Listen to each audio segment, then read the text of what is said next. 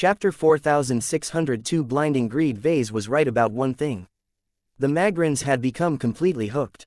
After getting a taste of the transcendence glow from a mysterious, alien, wreck, the Senatus prospecting fleet remained close to the mysterious site. A few starships spread out in order to find whether other valuable alien relics were floating around. More and more scientists and engineers had been transferred to the mysterious piece of ship debris. Each of them had been tasked with increasing their understanding of this separated ship section and figuring out how to get the latest alien artifact to reproduce the same effect that caused Saint Neville Magrin to spike his resonance strength. The science teams tried to be as careful as possible. They did not dare to engage in any destructive investigation methods for fear of breaking the circumstances needed to make the alien artifact activate its special power again. Though a number of scientists wanted to move the alien wreckage further away from its current orbit to the brown dwarf star, others objected to this proposal for fear of breaking anything important. This caused the important wreck to remain in its current place, which meant that Audiobooks Magrin became extremely reluctant to pull back his fleet to a safer and more comfortable distance from the brown dwarf star. As time passed by, Saint Neville Magrin began to look back on what he had just experienced. The more he revisited that fleeting moment of discovery and exposure, the more he began to think about the more dubious aspects of this situation. He was not a suspicious person by nature, but it was the job of ace pilots to watch out for possible threats. Saint Neville became increasingly more concerned as he reviewed his thoughts inside the cockpit of his active ace mech.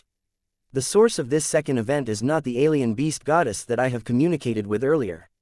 He stated with a frown. He not only feels like a man to me, but he is also a lot less alien as well. That doesn't seem to match with the alien artifact. What is going on? Why is a single missing and damaged alien ship involved with two different powerful gods, one of which may be human? The possibility that the second god may be human could explain why Neville felt so stimulated at the time. He wondered whether the native aliens of the Red Ocean had managed to capture a human deity, and that the ship that produced this debris was involved in this extremely important affair. However, he lacked a sense that hinted to him that he had stumbled upon a major development that was critical to humanity. This told him that he may have been led astray. The problem was that he didn't have proof that supported or rejected this conclusion. Saint Neville had far too little to go on, and that was concerning in itself. "Father," Neville spoke over the private communication channel, "have you ever thought that we are being plotted against?" Audiobooks Magrin was quick to reply. "I did. It was the first thing I thought. I won't deny that it is possible, but so what? The two pieces of alien ship wreckage are completely authentic as far as my men can determine. The alien artifacts are priceless treasures. I have never heard or obtained anything that could do anything comparable. Even if we get nothing else, we can most likely earn a fortune from selling them to the right buyers." That was one of his strengths. He knew how to reach a large crowd of ill-informed buyers who had too much money on their hands but not enough sense to know they were being scammed. Saint Neville was okay with this. His father desperately needed the money, and the buyers always thought they got what they wanted. Mostly, however, Neville's concerns extended beyond profit.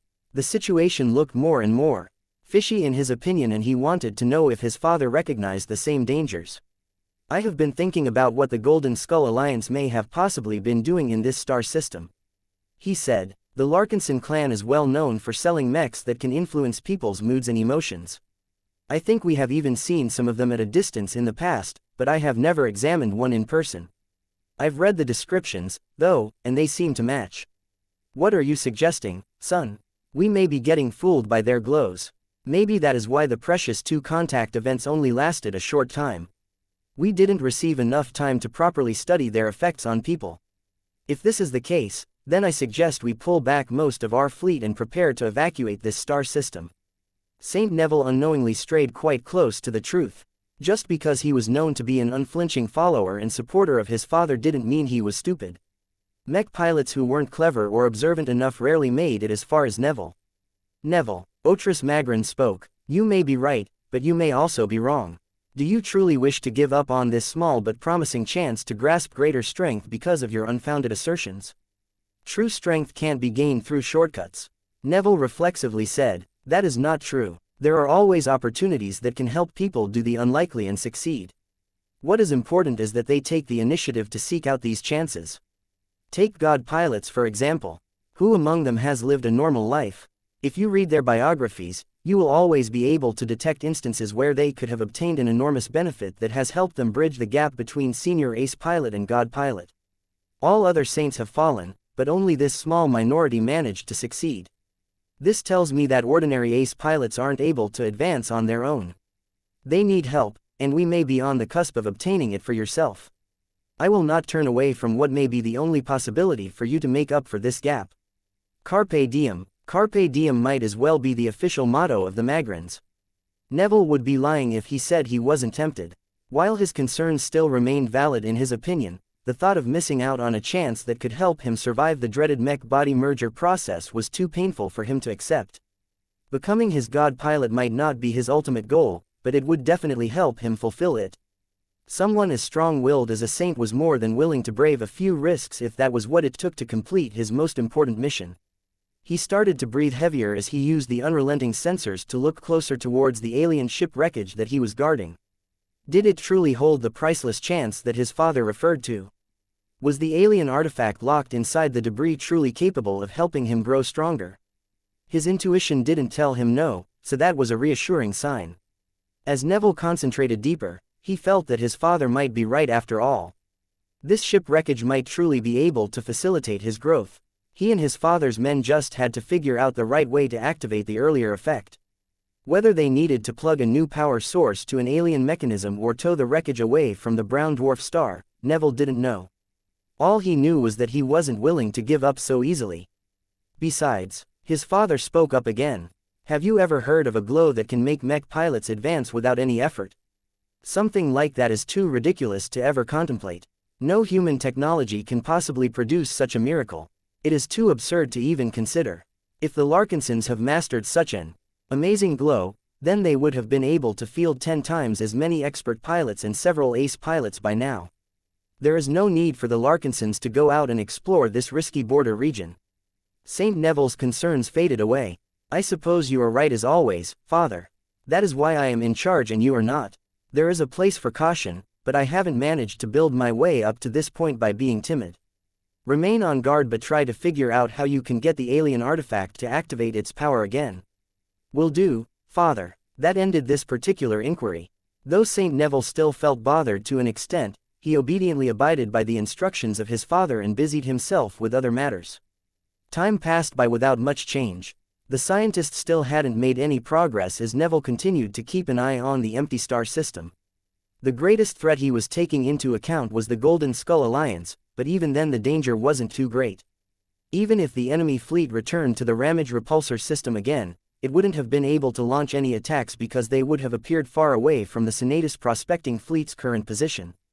As the Unrelenting went on another circuit around the fleet to make sure that there were no hidden threats sneaking up on the ships under the ace pilot's protection, his intuition suddenly began to sense something amiss. Neville, Otris Magran spoke in an excited tone. I don't know what our scientists have done, but they have briefly managed to activate the alien artifact once again. They did. What happened? If the Unrelenting hadn't gone on patrol, Saint Neville would have been able to remain close enough to the second alien ship wreckage to sense what had happened. The effect is different from before. Otris Magran became a bit less enthused. None of our people described that they felt closer to a breakthrough. Most of the scientists have told me that they felt a distinctly alien mind, while a few others also feels that this has something to do with phase water. That does not make any sense. Neville grew confused. It was at this time that another development took place. The ace mech stopped accelerating as the ace pilot frowned as he began to sense something dangerous approaching from afar. He had no idea what had triggered his danger sense, but it was growing stronger by the second. He hit an emergency button on his cockpit. This activated an emergency alarm throughout the entire Senatus prospecting fleet. What is wrong, Neville? His father asked. Unlike before, Otris Magran exhibited genuine concern and maybe even fear this time. He trusted that his son would never hit the alarm without good cause. I sense danger, and not the vague kind like I did before. Neville spoke in a tone that conveyed the gravity of the situation. It feels alien. It isn't coming from the wreck. It is approaching from a greater distance. Can you tell me where? Not yet, but it will show up soon enough. Otris Magran did not procrastinate. He instructed the mechs under his command to scramble en masse while ordering the rest to prepare for a battle or a hasty retreat. The science teams stationed in the alien shipwreck all exited in a hurry while a bunch of mechs slowly dragged the alien ship debris into the cargo bay of the flagship of the fleet, the Seeker of Wealth. As soon as the wreckage was concerned, the fleet proceeded to accelerate towards the nearest Lagrange point just in case it needed to run in a hurry. It wasn't until some of the fleet's sensors detected a large, high-energy object rising from the brown dwarf star itself that St. Neville finally figured out the reason why his sense of danger went haywire. That is, an alien warship. An alien warship has just emerged out of that failed star. Wait, the newly emerged warship is heading straight in our direction. We are detecting multiple heat spikes. That battleship is preparing to open fire with her main gun batteries. How could we have missed such a powerful alien vessel? Chapter 4603 Messages, What is going on? Lord Pyrion yelled as he was being unceremoniously carried back to the alien battleship's cell block. Now that the fractured house of the collapsing star woke up and readied for combat, a Nunzer guard unceremoniously grabbed a hold of his body and brought him out of the circular audience chamber. The most undignified part about all of this was that the Nunzer guard carried him by biting the side of his shirt and lifting him up. It made him feel as if he was a naughty kitten who had to be carried back to his nest by his overprotective mom cat. I am a human, I can walk on my own. There is no reason for you to hold me like this. It hurts. Unfortunately for the first-class scion, the armored guard remained completely unmoved by his pleas. Perhaps the Nunzer soldier's helmet didn't contain any translation modules that allowed him to interpret standard human language. Pyrion loosely pointed at the only other human he had met on this ship. Tell this blue cow that he should let me walk by myself. The robed and masked figure of Jugal Murren no longer assumed an extremely undignified cattle-like posture anymore. The proud cosmopolitan held his back upright as if he had nothing to be ashamed about. At least he became more human again. I do not command authority on this homeship. Mr. Murren replied in his synthesized voice. The Trampler of Stars has instructed his men to return you to your cell, so that is what will happen. I suggest you remain as still as possible to make your journey more comfortable. At least that overgrown four-legged tyrant kept him alive. Lord Pyrion might prefer to die like a human than persist as a slave to these filthy aliens, but that didn't mean he was eager to cut his life short. He didn't know what happened and why that strange alien relic prompted the Trampler of Stars to go berserk, but he was not stupid. He could make a few guesses. This was also one of the reasons why he was more willing to bide his time and see how this situation would unfold. Maybe rescue was on its way after all. It just took a lot longer than he thought for assistance to arrive. As his body continued to dangle below the powerful mouth of a Nunzer guard, he kept sending glances at Jugal Murren. Though the man's thick robes and solid mask pretty much made it impossible to read the man's body language, Pyrion tried to recall all of the lessons he learned about other people.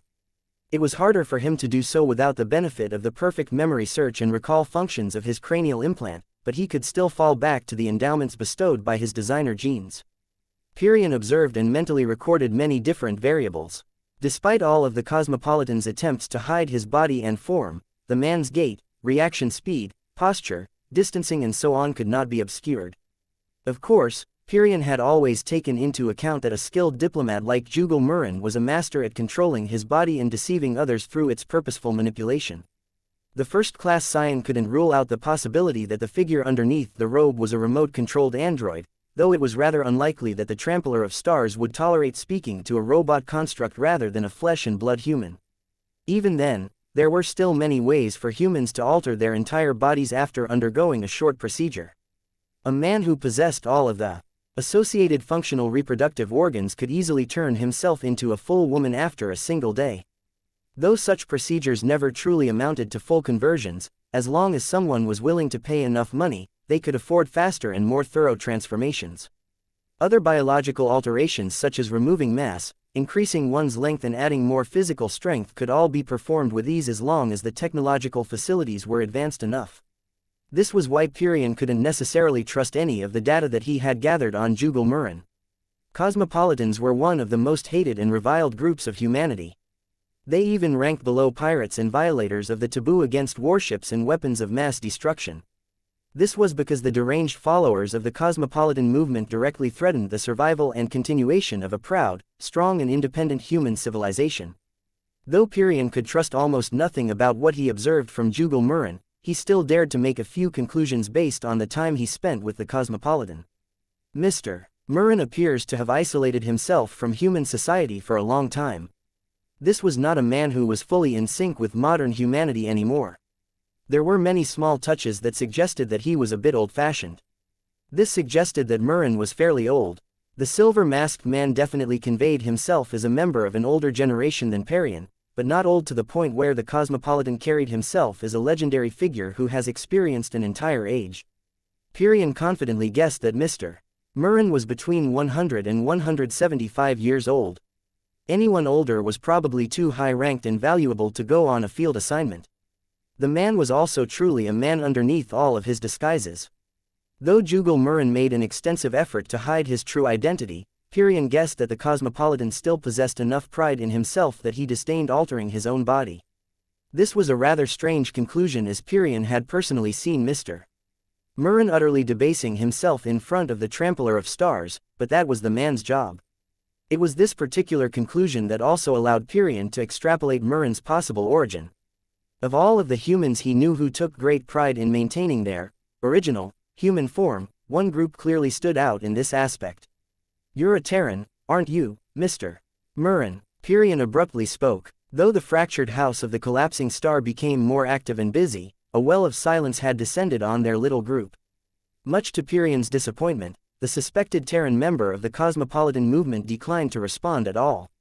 It was as if the accusation fell into the depths of space without producing any further ripple effects. The silence lasted until they finally reached the cell block. After the Nunzer guard unceremoniously dropped the captive in the same cell that was devoid of anything aside from a typical Nunzer watering pool, the cosmopolitan finally spoke again. "Sit tight and wait until this incident is taken care of. I cannot say when you will next have a chance to prove your worth to the Trampler of Stars, but he will only call you when he desires to see you. As you are not a particularly important captive in his mind, that may take weeks, months or even years." That sounded outrageous to Lord Parian. The Scion could tolerate being belittled, but he could not accept being forgotten. That was a fate worse than death in his opinion. The younger man quickly scrambled back onto his feet. "Then do something about it. You can talk to him, right?" The robed figure didn't respond. The diplomat's posture conveyed so much distance and lack of sympathy that it seemed as if he cared nothing about his fellow humans. Perhaps Jugal Murren didn't represent every cosmopolitan, but the fact that such an individual turned into such a monster to begin with caused Parian to develop an even greater contempt towards the cosmopolitan movement. Parian decided to switch to another strategy. People often like to boast about successes. He wondered whether Murren could resist the temptation. "Are your ploys to stop the Big Two from taking over the Red Ocean gaining any ground?" "They are," Murren freely replied. "No one can stop us from uplifting the local aliens. Even if many of them are not receptive to our appeals, there are still enlightened groups such as the Red Cabal that can look past our appearances and recognize our goodwill towards them. Under the lead of these cooperative alien groups, their entire societies are about to undergo an extensive metamorphosis which will allow them to unite and form a proper resistance against the Big Two's unjustified incursion into their territories. It can't possibly work. The MTA and CFA are too strong. As long as they transfer more warfleets through the Greater Beander Gate, no amount of uplifting will prevent the native aliens from getting crushed by superior numbers and firepower." The cosmopolitan remained stoic. "We have accounted for that and more. Of all of the species we have studied, we understand humankind the most. We know its strengths, its weaknesses, its beliefs and most importantly its fault lines. We are hardly alone in our mission to free the human race from the hegemony of the Big Two. The Mechers and Fleeters have made many enemies, more than you will ever know. Together, we can topple the two giants. We only need to provide the catalyst that can trigger this inevitable rebellion." Parian took a step back as he looked at the cosmopolitan in fear. "You're mad. You're utterly mad. In my viewpoint, you are the ones who are sick in your minds." Mr. Murren stated. "The Mechers, the Fleeters, the Terrans, the Rubarthans and almost every other member of human civilization has completely fallen into the trap of human supremacy. My fellow cosmopolitans and I are the only ones who are sane enough to recognize your collective insanity. Forgive us for our actions, but we recognize that only the most extreme shocks can wake you all up in the nightmare that you have embraced." With those final delusional words, Mr. Murren made a short bow before he exited the cell block. The silent Nunzer guard left as well, leaving Parian alone in his isolation once again. The Ural Tavik Scion let out a tired breath and sank onto the deck. He experienced too much in this brief period of time. From meeting a cosmopolitan for the first time to almost getting trampled by an overgrown quadruped alien warlord, Pyrion never imagined that his adventure would expose him to the darker side of reality. Just as Pyrion tried to revisit these moments to see whether he had missed anything, his left wrist began to sting. He idly scratched his wrist and tried to fall back into his thoughts. Ouch! His wrist stung harder. This was odd because there was no reason for him to feel this pain at this moment. Though Pyrion tried his best to remain nonchalant, he had actually become a lot more alert. As he tried to do his best to control his heartbeat and other physical indicators, his wrist started to sting multiple times. Though the pain was frustrating, he couldn't care about that at the moment. He paid close attention to the frequency and timing of these stings. It was old-fashioned Morse code. Pyrion had been forced to learn it when he was young in order to expand his means of transmitting and receiving covert messages. Though it was a primitive and not that sophisticated method of communication, there were times when simplicity was enough to do the job. This was exactly such a case. Pyrion guessed that whoever was communicating with him had slipped a tiny batch of nanomachines in the alien artifact that the aliens had retrieved and brought before the Trampler of Stars. That was the best moment for the nanomachines to depart from the recovered alien artifact and onto his body. The violent outburst from the Trampler of Stars even created the perfect opportunity for the nanomachines to move without tripping any alarms. Right now, Pyrion tried his best to contain his excitement and confusion as he translated the message. Lord Pyrion Yorul Tavik. Rescue effort underway but may take time. If you want to live long enough to embrace freedom again, you must cooperate. This is mandatory. Pray to Helena, the daughter of death. This is not a joke. If you do not pray to our death goddess, you will die. You will die. If you want to live, believe in Helena and receive her grace. If you are sincere enough, we can communicate further. You will not be alone. Signed, Golden Skull Alliance.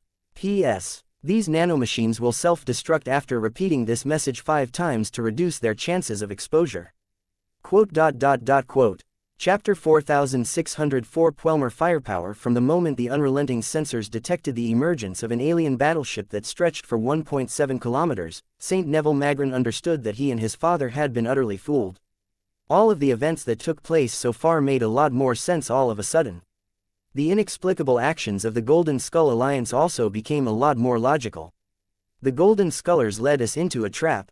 For some reason or another, the Golden Skullers knew that a powerful alien warship had been hiding in the gases of the brown dwarf star. Like blind and ignorant fools, his father had unknowingly brought his fleet close to the location of the alien battleship. This meant that when the latter emerged from the top layer of gases of the brown dwarf star, they were positioned almost right on top of each other. It was impossible for this to be a coincidence. The second alien ship wreckage had been a piece of bait all along. Its main purpose had been to lure Senatus prospecting into the perfect kill zone of the newly emerged alien battleship. As St. Neville Magrin made all of these realizations in an instant, his battle-oriented mindset understood how exposed his father's fleet had become. The distance between the fleet and the newly emerged alien battleship was far enough that it would take melee mechs a lot of time to close the distance. Ranged mechs would also find it difficult to hit a starship at such a large distance, especially if this alien vessel was capable of activating warp travel on an active battlefield. The chance that this advanced alien battleship could dictate the range of the engagement was high. In short, the thousands of mechs fielded by the Senatus prospecting fleet could hardly play a role in this fight. Their offensive power was practically irrelevant in the face of such a powerful enemy. The most they could do was force the warship to expend more shots to eliminate the opposition. Not even the expert mechs could make a meaningful difference. The disparity in combat power was simply too great. Although the analysts working for Senatus prospecting only had time to discern the basic details of the alien bogey, the preliminary data already showed that the specs of this warship had reached first-class standards. A single first-class multipurpose mech could already inflict a serious blow against the fleet. A battleship could inflict much more damage. The enemy ship is about to open fire again. Disperse and take evasive maneuvers. Make sure to cover the Seeker of Wealth and buy time for her to evacuate this kill zone. After taking the time to charge up and lock onto its targets, a single gun battery installed on the hull of the alien warship unleashed its might. The triple-barreled Pelmer kinetic cannon battery fired 3 different kinetic rounds at slightly different angles. Even though the range was rather long for kinetic weapons, the modern transphasic armaments of the alien battleship were able to speed up their projectiles to an impressive degree, causing them to close in much faster than normal. Each of these projectiles happened to strike 3 different combat carriers with amazing power. If space could transmit sound, the surrounding area would have been bombarded with simultaneous thunderous impact noises.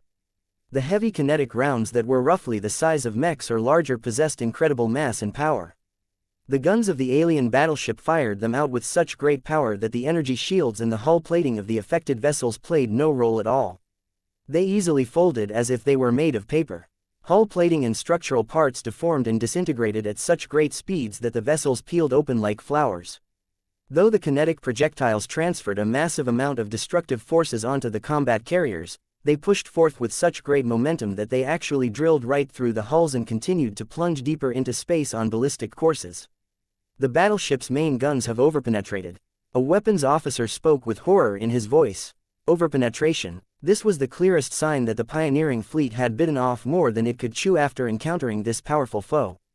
If the main guns of the alien battleship possessed enough power to not only demolish entire combat carriers with a single round, but also have plenty of power to spare, then that meant that their effectiveness against capital ships was definitely just as threatening.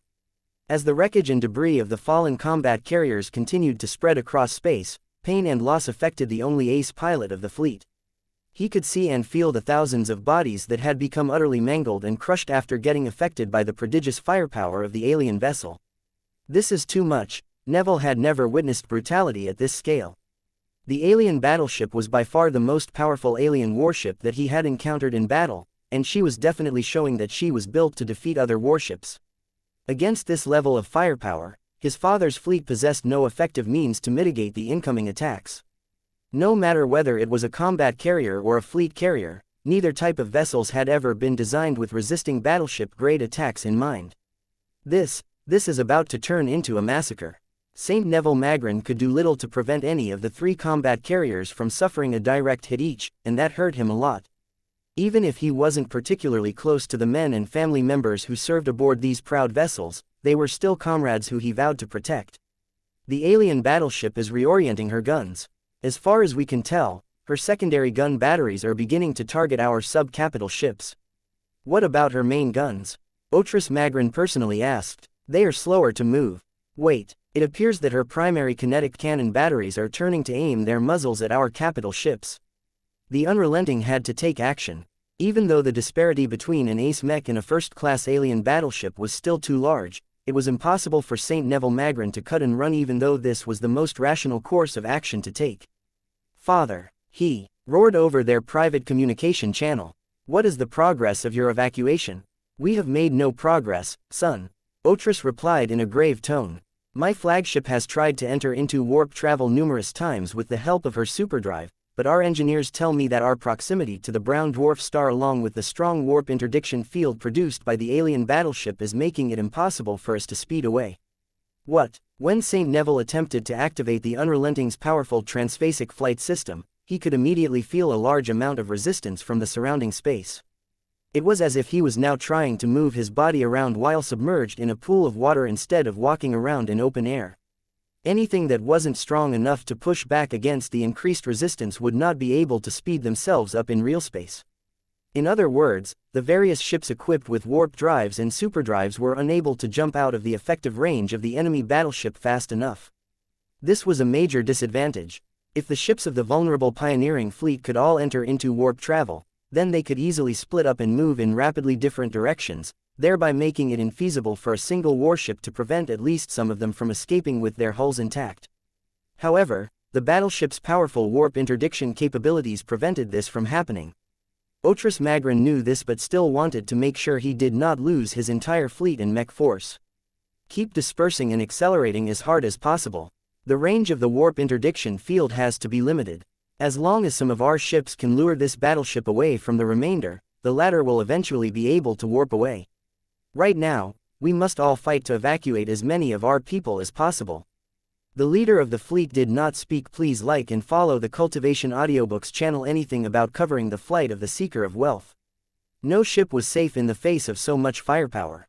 Otris Magrin was afraid that if he commanded all of the ships at his disposal to block the line of sight to his flagship, the alien ship would just fire a missile or something that circled around and smashed the vessel he was on in a single titanic blow.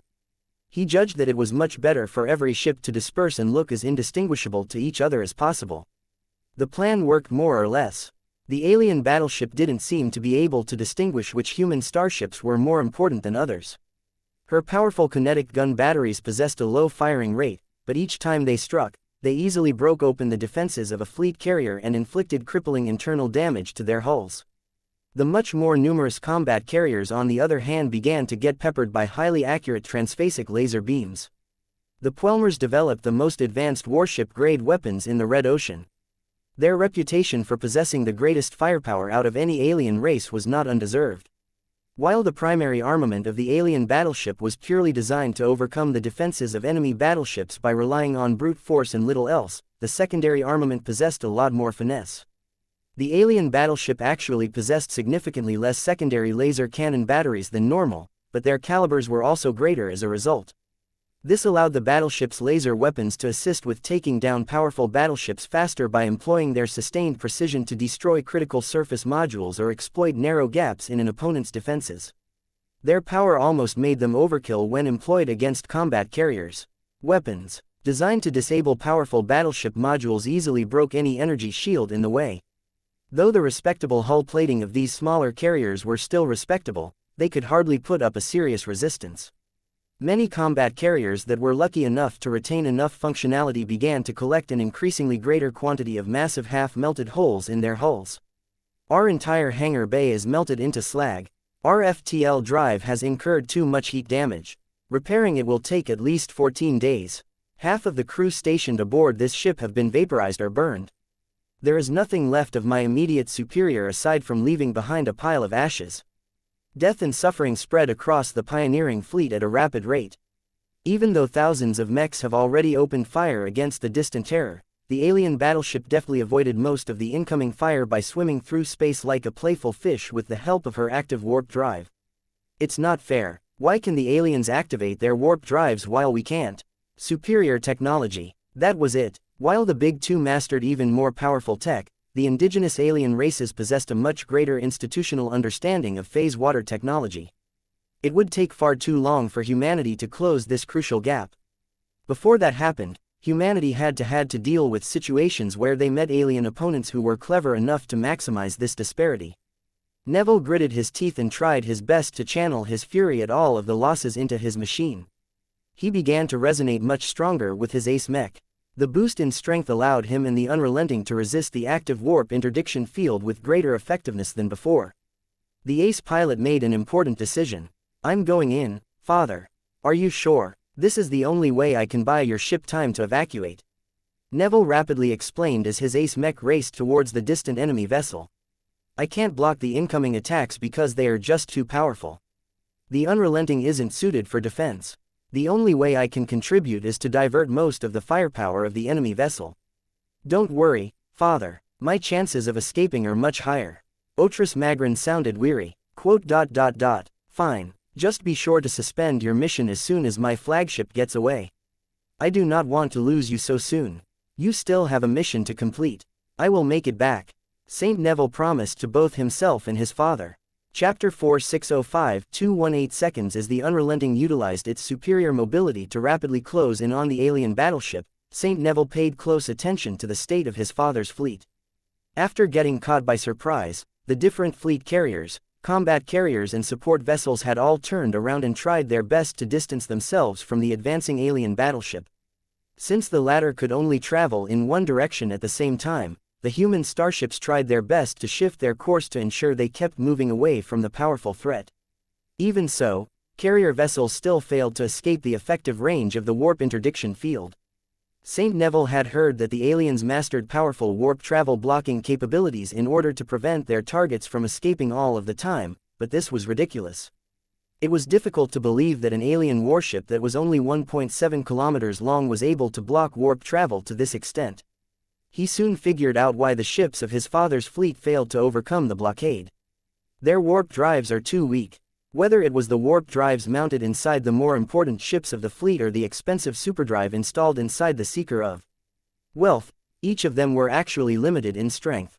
The strength of the warp bubbles they could produce around a starship was dependent on many factors, but energy, phase water and distance were definitely the key variables.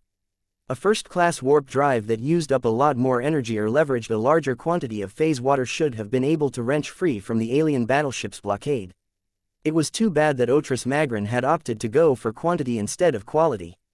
Most of his starships were only equipped with relatively basic warp drives that could provide respectable speed boosts but did not perform that well under these kinds of circumstances. The only possible exception was the Seeker of Wealth. Otris Magrin invested a lot more in the strength of his flagship, and her superdrive should be able to escape sooner under normal circumstances. This wasn't a normal circumstance, though. As the alien battleship kept advancing forward, it became clear that she was closing in on a specific human starship. The enemy battleship is on a direct intercept course to the Seeker of Wealth. The aliens have identified our flagship. How? It's not that difficult to determine. That was true. While Otris Magrin was content with equipping his starships with relatively ordinary parts and modules, he had concentrated a considerable amount of advanced technology onto the Seeker of Wealth. While that made the flagship a lot stronger and more adept at survival, it also turned it into an obvious priority target. "You will not have my father," Saint Neville roared as his eyes went red. The thought of his father getting hunted down and butchered like a dog sent him over the edge. The unrelenting Saint Kingdom glowed brighter in orange as Neville's desperation boosted his resonance strength to another record. The Ace hybrid mech's long-range weapon systems weren't particularly powerful, but they could still pack a punch. Neville concentrated on the unrelenting shoulder-mounted Gauss cannons and fired a powerful pair of rounds that soared across space and struck one of the segmented energy shields of the alien vessel with great force. The attack failed to inflict any real damage. The alien battleship's forward energy shield had only 20% or so of its integrity at most, but the Orvan shield generator responsible for producing it had rapidly shifted it to the side. This allowed another Orvan shield generator to plug the gap with another fully intact energy shield. As the Unrelenting fired multiple rounds that were powerful enough to strip open the defenses of the Seeker of Wealth, St. Neville noted to his dismay that repeated hits only struck segmented energy shields that shifted away as soon as they incurred damage. This meant that it would take forever to overcome this powerful barrier. The only way to defeat this persistent energy-based defensive measure was to attack with a single overwhelming attack.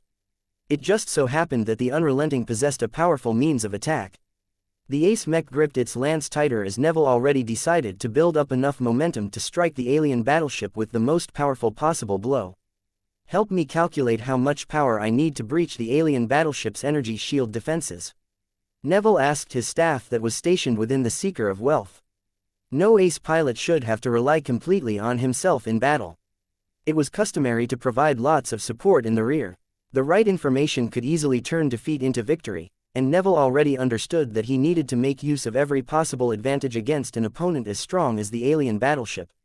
It only took a short moment for his staff to call up the information from a group of engineers and starship experts. "We have completed our calculations," a staff officer reported. "According to our estimates, the alien battleship can project 2 or possibly 3 layers of energy shields at most. We are certain about this conclusion because her hull is not large or broad enough to accommodate more capital ship-grade shield generators. If you want to punch through all 3 layers of energy shields in an instant, then you will need to accelerate at your maximum rate for at least 218 seconds in order to build up sufficient momentum. We recommend you add a few more seconds just to be sure. You should also mind that we have performed these calculations with the assumption that you will charge into the warship head-on. You will need to spend more time on building up your charge attack if you attack from the sides or rear." Understood. 218 seconds was a relatively short time as far as space battles went, but an Ace mech as fast as the Unrelenting could build up a horrible amount of momentum in that time. By the time the Ace mech finally reached the alien battleship, it could easily destroy itself or incur heavy damage if St. Neville wasn't careful enough. The Unrelenting actually had to circle around in order to make sure it did not approach the alien battleship too soon. Neville tried his best to distract and put more pressure on the powerful enemy vessel by launching Gauss round after Gauss round at the metal monstrosity, but his target did not show any sign of taking the Ace mech seriously. "Come on, you alien murderers!" The Ace pilot roared as his blood ran hotter than before. "Fire at me with your guns. My Gauss cannons are more powerful than that of any other mech. My Unrelenting will soon be ready to inflict a hammer blow on your defenses. If you don't attack me soon enough, it will be too late for you to stop my assault. Perhaps the aliens heard his cries, because some of the massive guns of the alien battleship started to shift their aim towards the approaching ace mech. Saint Neville easily sensed when a powerful primary kinetic gun battery was about to open fire. He jerked his unrelenting to the side with the help of her maneuvering thrusters and easily evaded the massive transphasic kinetic rounds that could overpenetrate combat carriers. Just because a warship cannon was enormous didn't mean it was the right tool for every job. The alien ship captain must have realized this as well, because the other kinetic gun batteries no longer bothered to track the fast and elusive unrelenting. Instead, the singular alien battleship no longer fired her comparatively weaker but more nimble secondary laser cannons at the combat carriers, but instead began to fire a withering barrage of laser beams at the ace mech. Saint Neville had a much harder time with blocking and mitigating incoming attacks. The targeting systems of the alien battleship were top-notch and were able to reach a 30% hit rate, which was quite respectable at this distance. The unrelenting Saint Kingdom had to expend a considerable amount of strength to weaken and soften the transphasic laser beams that threatened to strike the ace mech. Even then, whatever power the domain field hadn't been able to wear out eventually struck the round shield held by the ace mech's other arm. The shield was incurring a horrible amount of damage. Though it was somewhat tolerable by ace mech standards, Saint Neville knew that he couldn't keep this up forever. As the seconds went by, more and more human ships succumbed to the overwhelming firepower of a single battleship. The powerful vessel only needed a single cannon to destroy a ship in a short amount of time.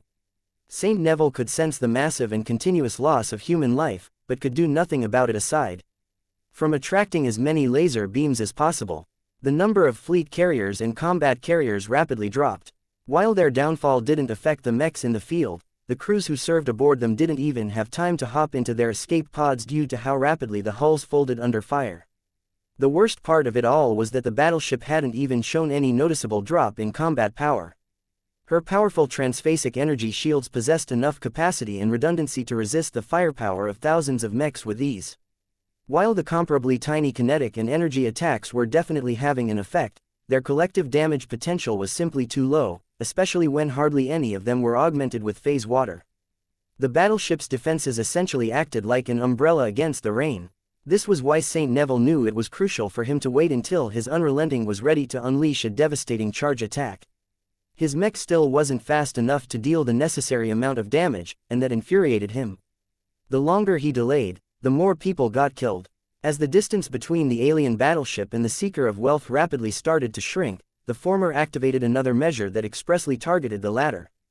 The Seeker of Wealth actually started to slow down despite the fact that her thrusters were burning hotter than ever. Otris Magrin released a frustrated noise. My people are telling me that my flagship is caught in some sort of spatial depression generated by the enemy ship. Why are the aliens so insistent on targeting my ship in particular? That suddenly caused Saint Neville to connect a few dots. Father, I think these aliens aren't targeting us, but rather the ship wreckage that we have retrieved. I suggest you order your men to dump them out into space as quickly as possible so that we can divert their attention. That might work, but it may also be the only reason that the aliens have scruples about blowing up my flagship. The Seeker of Wealth will get intercepted by the alien battleship if this situation persists. Neville quickly told his father. The spatial depression can even block shuttles and escape shuttles from moving away from your flagship. The only way to buy you a chance to make it out alive is if you give them what they seek. You're right. In a situation of life and death, Otris Magrin did not hesitate and immediately made the correct decision. It took less than 30 seconds later for one of the cargo bay hatches of the Seeker of Wealth to slide open. Two different pieces of alien ship wreckage were soon tossed into open space. For a moment, the battlefield entered into a brief lull. Many human soldiers hoped that the aliens would restrain their firepower now that their true goals became exposed. It seemed that even the alien ship wreckage agreed, as the latest one that the pioneering fleet picked up earlier started to produce a shadow of a phase whale. However, the phase whale barely showed up to greet the incoming alien battleship before it broke apart. The alien artifact locked inside the broken wreck seemed to have lost all of its strength and turned into a regular piece of alien artwork. Saint Neville widened his eyes as he realized how the aliens might interpret this sequence of events. No. Before he could put his unrelenting in the right path, one of the primary kinetic cannon batteries had shifted its aim towards the Seeker of Wealth and opened fire. The flagship bearing his father immediately suffered a massive blow. Chapter 4606 The Overachiever. Each of you are part of the future of our Magrin family. A vigorous and stern-faced man spoke in front of a lectern in front of a classroom. Dozens of young children obediently sat on their chairs as they had been taught and looked up to the speaker with varying degrees of love, respect and adoration in their expressions. Neville Magrin was one of those children. He was almost indistinguishable from his other brothers and sisters. Though each of them were born from different mothers, they all shared the same father. They hardly ever saw their father in reality. Their mothers told them that he shouldered great burdens and had to work hard every day in order to complete a grand mission. Even if the children had no idea what all of that meant, the importance of what his father was doing had already been drilled into their minds before they grew old enough to understand human speech. I have high expectations for all of you. Audiobooks Magrin continued his speech. The school that I have set up for you will teach you essential skills.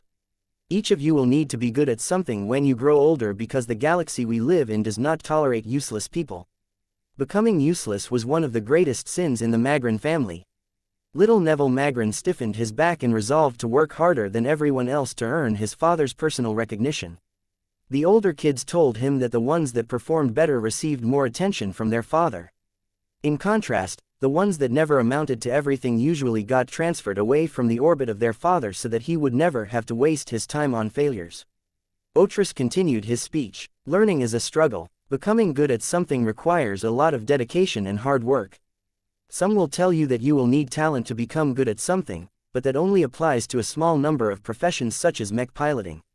I do not believe that talent is relevant in everything else. Therefore, if you don't succeed, you have no one to blame but yourself. This was a harsh message, but the children had all heard this message many times. Their father tolerated no excuses from them. If they failed, it was their fault. Though their father could be harsh, he was also fair. Their mothers repeatedly emphasized this point. Each of you are lucky to be my children. Audiobooks Magrin claimed. There are many children in this galaxy who have no parents, who don't have a roof over their heads, who have never felt the touch of love and aren't able to get into any decent schools. Compare that to yourselves. Here, you have everything you need. You have access to a good school that possesses all of the necessary learning facilities. You will receive a light set of augmentations that will help you keep up with your studies. I have even been generous enough to free plenty of hours in your weekly schedule. The Magrin children each knew they were enormously privileged. While they were a bit sheltered from society, they heard how many children grew up in poverty. Some literally had to live on the streets. Audiobooks Magrin swept all of the children with his piercing gaze. Kids such as Neville felt as if they were exposed to the great responsibility that their father had always shouldered. The man's voice grew softer and more gentle. You are all sons and daughters of mine. My love for you is boundless, so I have made sure to give you enough playtime to let you be children. However, do not forget that children cannot rule the galaxy. Only the strongest and smartest grown-ups have earned the right to reign over everyone else. If you want to join me at the top, then do the best you can. Only you have the power to make yourself succeed. Excellence is within your reach, but you will need to work harder than everyone else to succeed. Make me proud. For Magrin. All of the children raised their fists. For Magrin. Little Neville Magrin became completely entranced by their father's strong voice and wise words. Many kids worked hard for a time, but they eventually fell back to their youthful impulses. Spending so many hours of studying ahead or understanding the lesson materials more thoroughly was utterly boring compared to playing with all of the games in the playrooms. Neville used to play with his toys as well, but ever since he met his father, he locked them into a lockbox that he had requested from his mother and resolved to never open them again. The box constantly tempted him. He had placed it on the foot of his bed, so he was constantly aware that it was close. His toy mechs, his stuffed dolls and his cool starship models always called him back and play like in the old days. Many times, he came to stand in front of his lockbox and came close to opening the lid. It took more and more effort to turn himself back each day. Each time he did, he felt saddened and pained for rejecting so much fun, but he constantly reminded himself that his father would always approve of his choice. The desire to earn the recognition of his father ultimately drove Neville forward. The lockbox became easier for him to ignore. As he grew older, he became less obsessed over playing with his toys. Part of it was because he outgrew them, but another part of it was because he found enjoyment in other ways. The approval shown by his mother, the admiration he attracted from his fellow brothers and sisters and the accomplishment he felt for doing a good job all turned into his new sources of fun. Of course, Neville was hardly the only child in his class who worked harder than ever. There were numerous other children who constantly competed for first place. They all pressured each other into doing better, because they knew that if they slacked off even once, they would get further away from obtaining a chance to receive a compliment from their father. It wasn't until he became 10 years old that his life changed forever. From the moment the Magrin family learned of his genetic aptitude, his father summoned him and his mother. It was one of the most glorious moments of his long life. Even though Neville had attained much greater achievements since that time, he would never forget the pride and expectation his father directed to himself. A genetic aptitude of B is good, Otris said as he stroked his large and hard hand on Neville's head. Children with this aptitude can be considered talented in mech piloting, but don't let that go to your head. Even A-grade potentates ended up becoming worthless because they thought their excellent talent was enough to replace hard work. If you want to be first, then work for it. Make me proud. I will, father, Neville politely said, though his little heart was burning with the desire to get another pat on his head. In his 10 years of life, he never experienced as much love from his father as this day. Neville threw himself into his training. The Magrin family hadn't been large enough to set up its own mech academy back then, so Neville was forced to attend a public institution. It was hard at first. There were so many people around him who were so different from the Magrins he was familiar with. Their personalities diverged and hardly any of his fellow mech cadets trained as much as himself. Even so, he resisted the temptation to hang out with them or match their pace. He clung onto the motivation that allowed him to stop himself from opening his box of toys and pushed himself into both physical and mental training. With hard work came rewards. He earned higher grades and greater appreciation from his mech instructors. That allowed him to take extra classes where he could receive personal tutoring from retired veterans who could teach a lot of materials that weren't necessarily included in the curriculum. By the time he graduated from the Mech Academy with distinction, he entered a long but successful career as a mech pilot. It almost seemed natural for him to achieve successive breakthroughs, but only a few people understood how much he sacrificed in order to meet everyone's expectations. As more and more people in the Magrin family expected greatness from him, Neville always made sure to never slack off in his training. This was because despite all of the people looking up to him, the increasingly more accomplished mech pilot only truly cared about the opinion of a single individual. His father. Becoming an expert pilot and especially an ace pilot was enough to make a person feel fulfilled, but not Neville. This was because his father expected him to go much further. Whereas many other people thought that Neville would only amount to so much before he reached his limit, his father never believed that he had reached the end of his road. You are only halfway on your journey, Otris Magrin gently said as he patted Neville on the back with great affection. So don't celebrate before you have completed your marathon. You will need to work much harder from now on because the remainder of your route will be an uphill struggle. Do you believe in me, father? Otris's eyes stared hungrily at his grown son. I do. Do you know why? It is because you are my flesh and blood. Not only that, but you also took after my lessons better than anyone else. No one has matched my drive and urgency to excel as well as you. That is why I know for certain that you have what it takes to become a god pilot.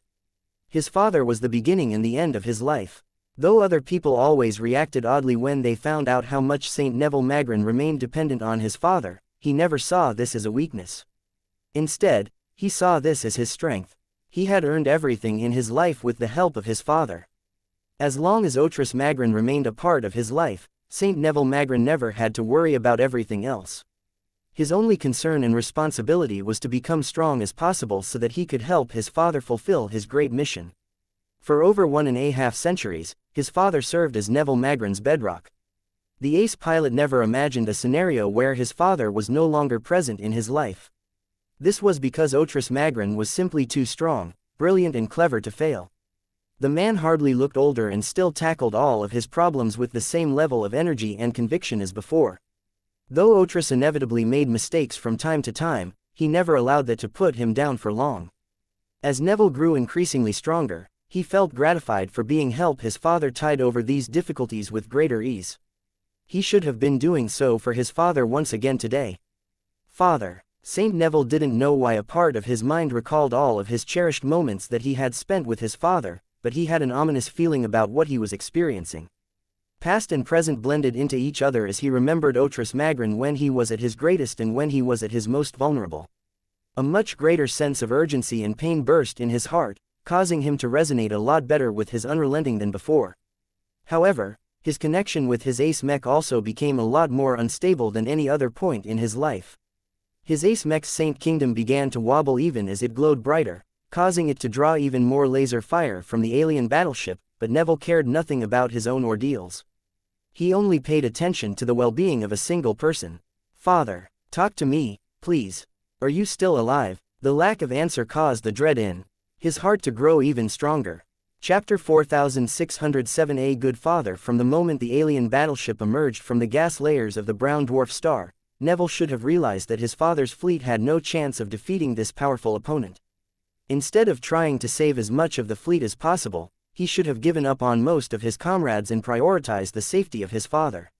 If his father was transferred to a smaller and less conspicuous starship and rapidly moved away under the escort of the Unrelenting, then the chances of saving his father were much greater. In fact, if Otris Magrin was willing to sacrifice everything, then he could have transferred to the cockpit of the Unrelenting and allow the Ace Mech to warp away from this star system. The journey to a safer destination would be long and uncomfortable, but at least his father would remain alive and protected by a powerful Ace Mech. Now, all of those possibilities became moot, because the Seeker of Wealth instantly crumbled when she was struck by the main guns of the alien battleship. Though his father's fleet carrier and flagship hadn't instantly blown up after getting struck by a kinetic hammer strike, pretty much every human on the ship sustained massive shocks. Thousands of bodies had already been pounded into mulch. Others screamed in pain as their bones broke despite the protection offered by their suits. "Father, what is your condition? Are you still alive?" It took 4 long seconds for Otris to speak. "Please like and follow the Cultivation Audiobooks channel over the private communication channel. I'm still alive, for now." The old man wheezed in obvious pain. "The command center is the most protected compartment on my flagship, and my shield generator has blunted much of the blow. Even then, all of the people around me are dead. You need to get out of there, father. Let me turn around and take you away." "No," Otris Magrin barked. "Do not turn away. You are the only hope my fleet has left. I will not allow you to give up on your charge. Let alone our men. You will not be able to escape the alien battleship's pursuit if she is still fully operational. The only way to give our people a chance to escape is to inflict so much damage onto the enemy battleship that it can no longer interdict the warp drives of our ships."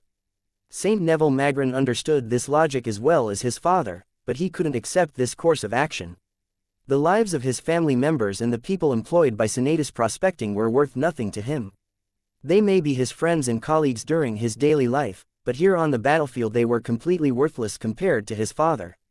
The forward acceleration of the Unrelenting already started to slow down as Neville started to think about how he could best pull his injured father from his flagship and bring him out of this accursed star system alive. Shut up. Otris spoke in his most authoritative voice possible. It was the voice he used when he demanded absolute obedience from his children and his subordinates. "You have obeyed my instructions for your entire life. Do not ruin that unbroken record by spoiling it in my final moments." Neville's alarm grew even greater when he heard the fatalism in his father's tone. "You're still alive. Even if I can't pull you out myself, you can still count on the rest of our forces. As long as you are still breathing, we can still make a comeback." Otris coughed over the command channel. "It's too late, for me. My flagship is ruined. The compartments and hallways around me are crushed and broken. Whatever spatial trap the alien battleship has applied to my crippled ship is not only preventing craft from launching out of the ruined hull, but is also preventing outside vehicles from getting inside. Even my personal teleporter is blocked. The Seeker of Wealth is isolated, my son. This vessel will be my coffin, but it doesn't have to be your funeral as well." "No," Saint Neville Magrin boomed as his emotions hit another peak. "I won't accept this. Your approval is everything I have ever wanted. I haven't made you happy yet. I still need you to tell me that I did a good job once I have become a god pilot. I don't know what I will do if you are gone." Otris coughed as blood leaked from his mouth. "Every child has to grow up and live a life outside of the protection of his parents. My negligence in preparing you for this is my mistake. If I am fated today, don't compound my regret by following me into death. You still have a chance. You're not dead yet, father. I can still beat the alien battleship. Let me block the attacks of the enemy vessel and buy enough time for you to get away. No, I forbid you from tanking the most powerful attacks launched by the alien craft. Your ace mech can't cope with so much damage. Do not follow me into death. The ace pilot was in tears by now. He had never really imagined a life without his father guiding his actions. He felt so apprehensive about becoming alone that his mind became paralyzed at the thought of living in such a dreadful future. Ace pilots rarely experienced any distress anymore, but when the subject they cared about the most was at stake, even the most hardened and transcendent warriors could break down and cry. Many kilometers away from the unrelenting, an old and broken man laid against the side of a torn bulkhead. The air in the command center had already been sucked away. The surrounding compartments were in a total mess. The only reason this space remained reasonably intact was because this crucial area had been reinforced thrice over. Even that had failed to stop the massive kinetic rounds fired by an actual battleship from transmitting so much shock that the officers and specialists had all been shattered or flattened to death. The sight of all of the broken bodies of his loyal descendants and workers had caused the infamous entrepreneurs to feel what it was like to be on the other side for once. It was so ironic. A winner like him who did everything he could to climb his way up had reached the bottom of his life. He had never failed as much as today. As his protective suit tried its best to prevent his injured and infirm body from deteriorating, his mind became a lot more sober than before. His grand ambition, his great mission, his ultimate goal, they were all out of his reach. Funnily enough, Otris Magrin no longer felt upset about that. He would have felt completely different back when he was in his prime, but now that he was facing the end of his life, he realized that his legacy was not as brilliant as he liked. If he was about to perish, then he did not wish to be remembered as a notorious vulture. He wanted human society to remember all of the good that he had done. The only gift to humanity that truly mattered was not his company, but the son that he had trained into an ace pilot. Neville, he said as his voice grew weaker. Don't stop improving, keep growing stronger. You are your father's son. The stronger you become, the more you will elevate my legacy. This is a way to keep my memory alive. So long as enough people remember me, that is enough. I will always be with you. Fight to your heart's content, but promise me that you will do your best to live on your own. Promise me, my son. What are you saying? You are my heir. You are my greatest accomplishment. You are the only relative that I love the most. Do not ruin this by disobeying my instructions for the first time. Neville openly cried by this time. Father, I can't. I don't know how to live on my own. I have never made my own decisions. Don't be ridiculous, Otris barked. You are an ace pilot. You're 170 years old now. Don't you think you are old enough to take charge for once? Besides, you do not have to do everything yourself. Most of my fleet will probably be ruined after today, but Senatus Prospecting still retains many more assets. From the moment the company confirms my death, ultimate ownership and authority will pass on to you. Almost everything I possess that is still intact will become your personal property. Saint Neville grew dizzy at the thought of leading the company of his father. He didn't know a single thing about running a business. I can't do this, father. I will ruin everything that you have built. Don't worry too much. Our other relatives shall follow your will and handle the work that you cannot do. Your strength is your most valuable asset. An ace pilot such as yourself will always be able to attract investment. I am not passing my remaining properties to you because I want you to build an empire. I am passing them on because you have a higher chance to get back on track and complete your advancement to God Pilot if you have a stronger foundation. Father, live, my son. Leave a doomed father like myself behind. Don't die in this backwater star system. Don't let these aliens wipe out all of our men. Don't let the Golden Skull Alliance have the last laugh. Promise me that you will carry on, live your life and evolve into a God Pilot. Promise me, my son. This is an order, son. I promise. Saint Neville cried out in grief. I promise, father. I will make you proud beyond your death. I will complete the mission that you have given me. I will build the empire that you have always wanted to build. I will avenge your death and bring total ruination to the culprits who were responsible for driving you to a dead end. Otris Magrin's reddened eyes widened when he heard these vows. You idiot boy, don't get consumed by vengeance. What happened is no one's fault but my own. I should have controlled my greed. If I didn't order my fleet to shadow the Golden Skull Alliance, if I didn't lose my caution after trying so hard to secure a shortcut for your advancement, I wouldn't have doomed myself. Before they could speak, please like and follow the Cultivation Audiobooks channel any further. The alien battleship decided to fire another powerful volley to finish off the pioneering fleet's flagship. Father, Neville cried out in alarm. Fight, my son, fight for yourself, not for me. You still have a chance to escape. Do not let our adversaries benefit from your downfall. Becoming the strongest mech pilot is the greatest way you can defy their expectations. You can do anything once you become a god. Maybe you can even bring me back to life. It was at this moment that one of the Puelmer primary kinetic cannon battery opened fire. The triangular arrangement of muzzles each fired massive transphasic projectiles that rapidly crossed from one end to the other end of the battlefield. Once they struck the broken and crippled flagship, the Seeker of Wealth burst entirely. There was no way her remaining defenses could keep the ship together. Countless broken and deformed parts sprayed in every direction, thereby ruling out any possibility for Otris Magrin or anyone else stationed on the ship to survive this devastating blow. Fa-Athir. From the moment the Seeker of Wealth burst apart, Saint Neville Magrin knew that the life of his father and greatest dependents had come to an end. Fathir RRRR. The Saint Kingdom surrounding the unrelenting turn from orange to red as dark and negative emotions completely overwhelmed his mood. Grief, rage, regret and other unsavory emotions completely overwhelmed his psyche to the point where there was nothing else in his mind. The unrelenting seemed to echo his emotional outburst. It too seemed to grieve the loss of the man who commissioned its creation. The ace pilot and ace mech became so overwhelmed by their loss that they harmonized and resonated with each other in a much more profound manner than in the past. The reddened Saint Kingdom centered around the unrelenting started to balloon in size. Not only that, but the power of true resonance became much greater and more focused. The Saint Kingdom was no longer shaped like a normal sphere. It lengthened and gained definition to the point where it had turned into a gigantic glowing figure. The extraordinary manifestation that had reached a titanic size had taken the shape of Otris Magrin. My father is still alive. Chapter 4608. The power of gods. Everyone who paid attention to this battle became shocked when they saw what happened to the unrelenting. The surviving members of Otris Magrin's pioneering fleet, the aliens who were serving aboard the alien battleship and the Golden Skull Alliance who were observing the unfolding massacre from a distance all became slack-jawed.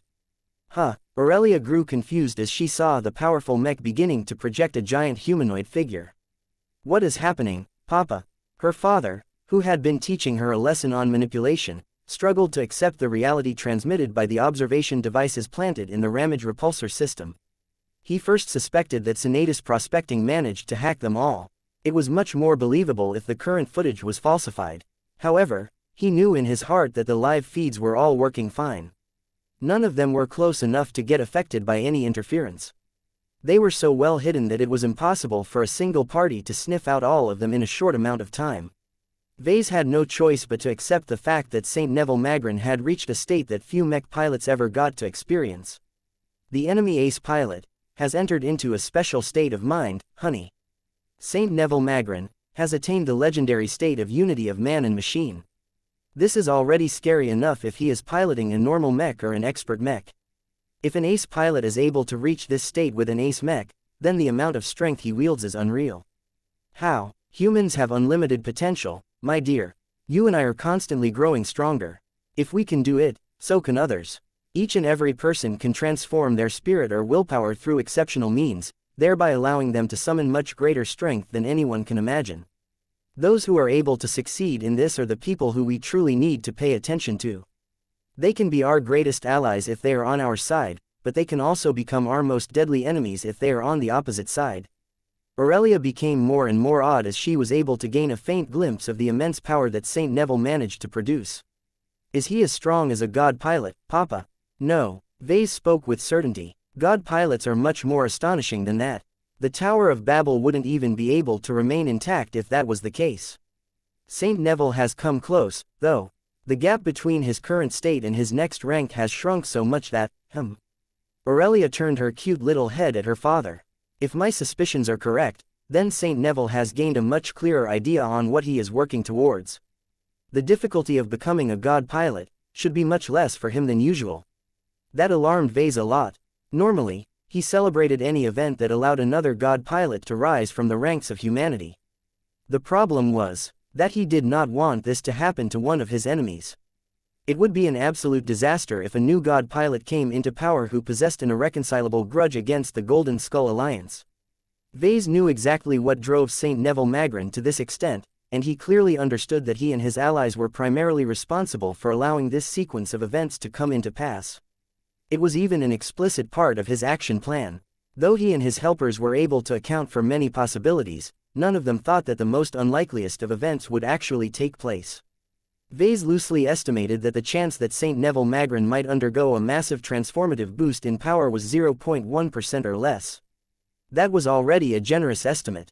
Reaching the state of unity of man and machine required the mech pilot to meet many strict criteria. Otherwise, it should have been a much more frequent occurrence on the battlefield.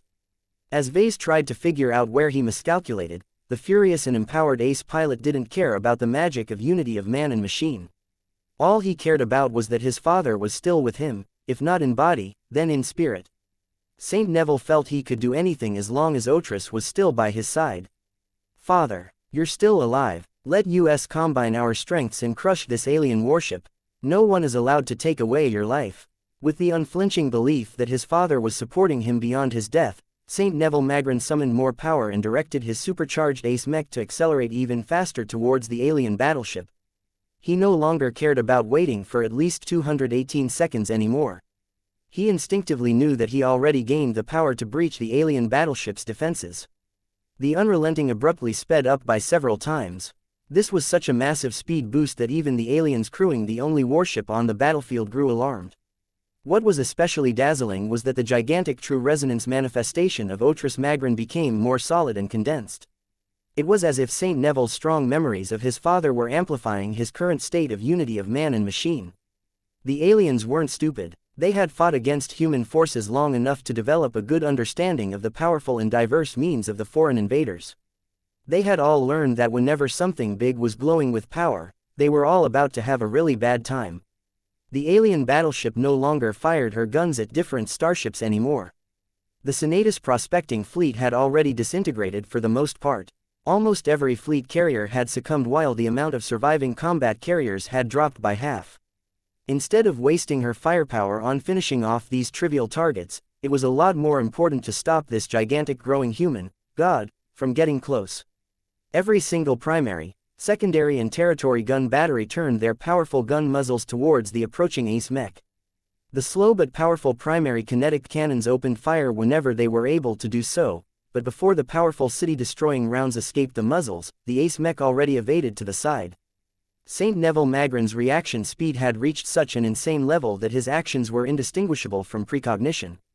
The Unrelenting even managed to evade many direct laser attack impacts. Even as dozens of secondary laser cannons tried their best to weave an inescapable net around the Unrelenting, the powerful ace mech zipped around as if it was a light skirmisher instead of a medium hybrid mech. Though the Unrelenting wasn't able to bend reality far enough to evade every incoming laser beam, the near-solid energy manifestation of Otris Magrin easily sapped their strength. The Unrelenting was unstoppable in this state.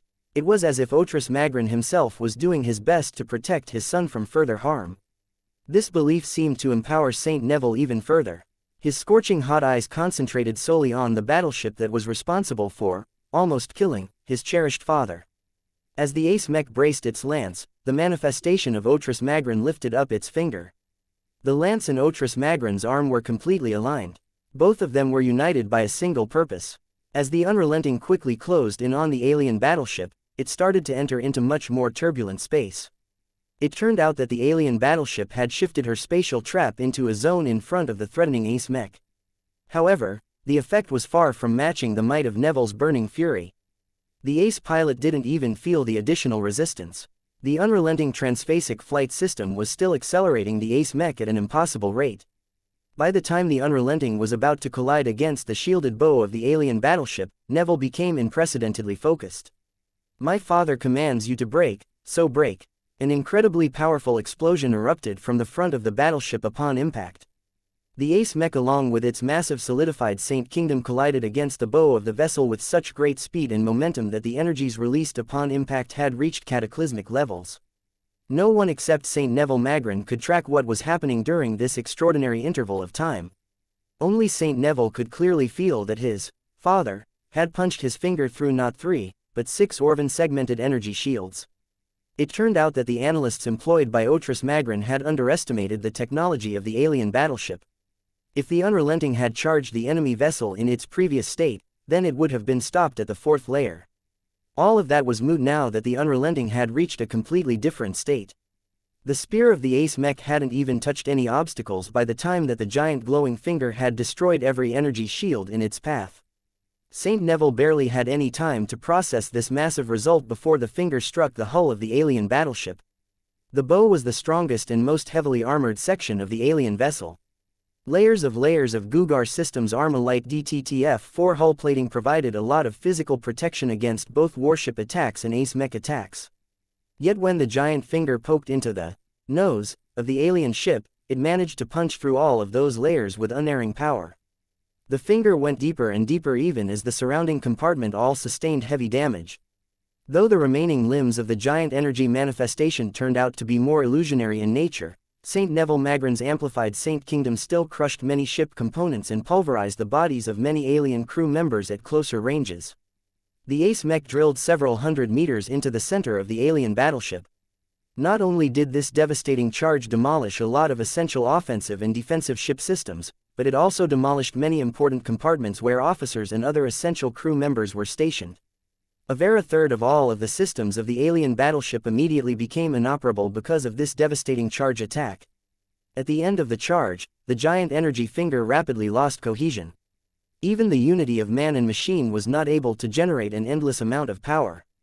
Eventually, the shaped Saint Kingdom lost so much substance that the physical lance of the Unrelenting was forced to punch through the remaining core compartments of the battleship.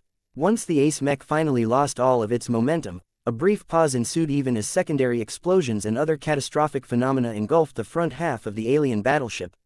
Even though her rear half still remained functional for the most part, there was no doubt that the Unrelenting had partially crippled her in just a single charge. Saint Neville wasn't done. He wanted to do more than cripple the alien battleship. He wanted to destroy her utterly, and there was no better way to do that than to rampage through her insides where none of her warship-grade gun batteries could target his ace mech directly. However, just as the powerful ace mech tossed away its ruined lance and lifted up its destructive warhammer, a powerful missile appeared out of nowhere and collided against the Unrelenting with such great force that the ace mech almost bounced out of the hole it had made. The strange missile hadn't exploded upon impact. After a brief pause, it burst forward once again and somehow kicked the ace mech out of the hull of the alien battleship with so much power that a shockwave rippled through the surrounding space and shattered a decent chunk of the surrounding hull sections.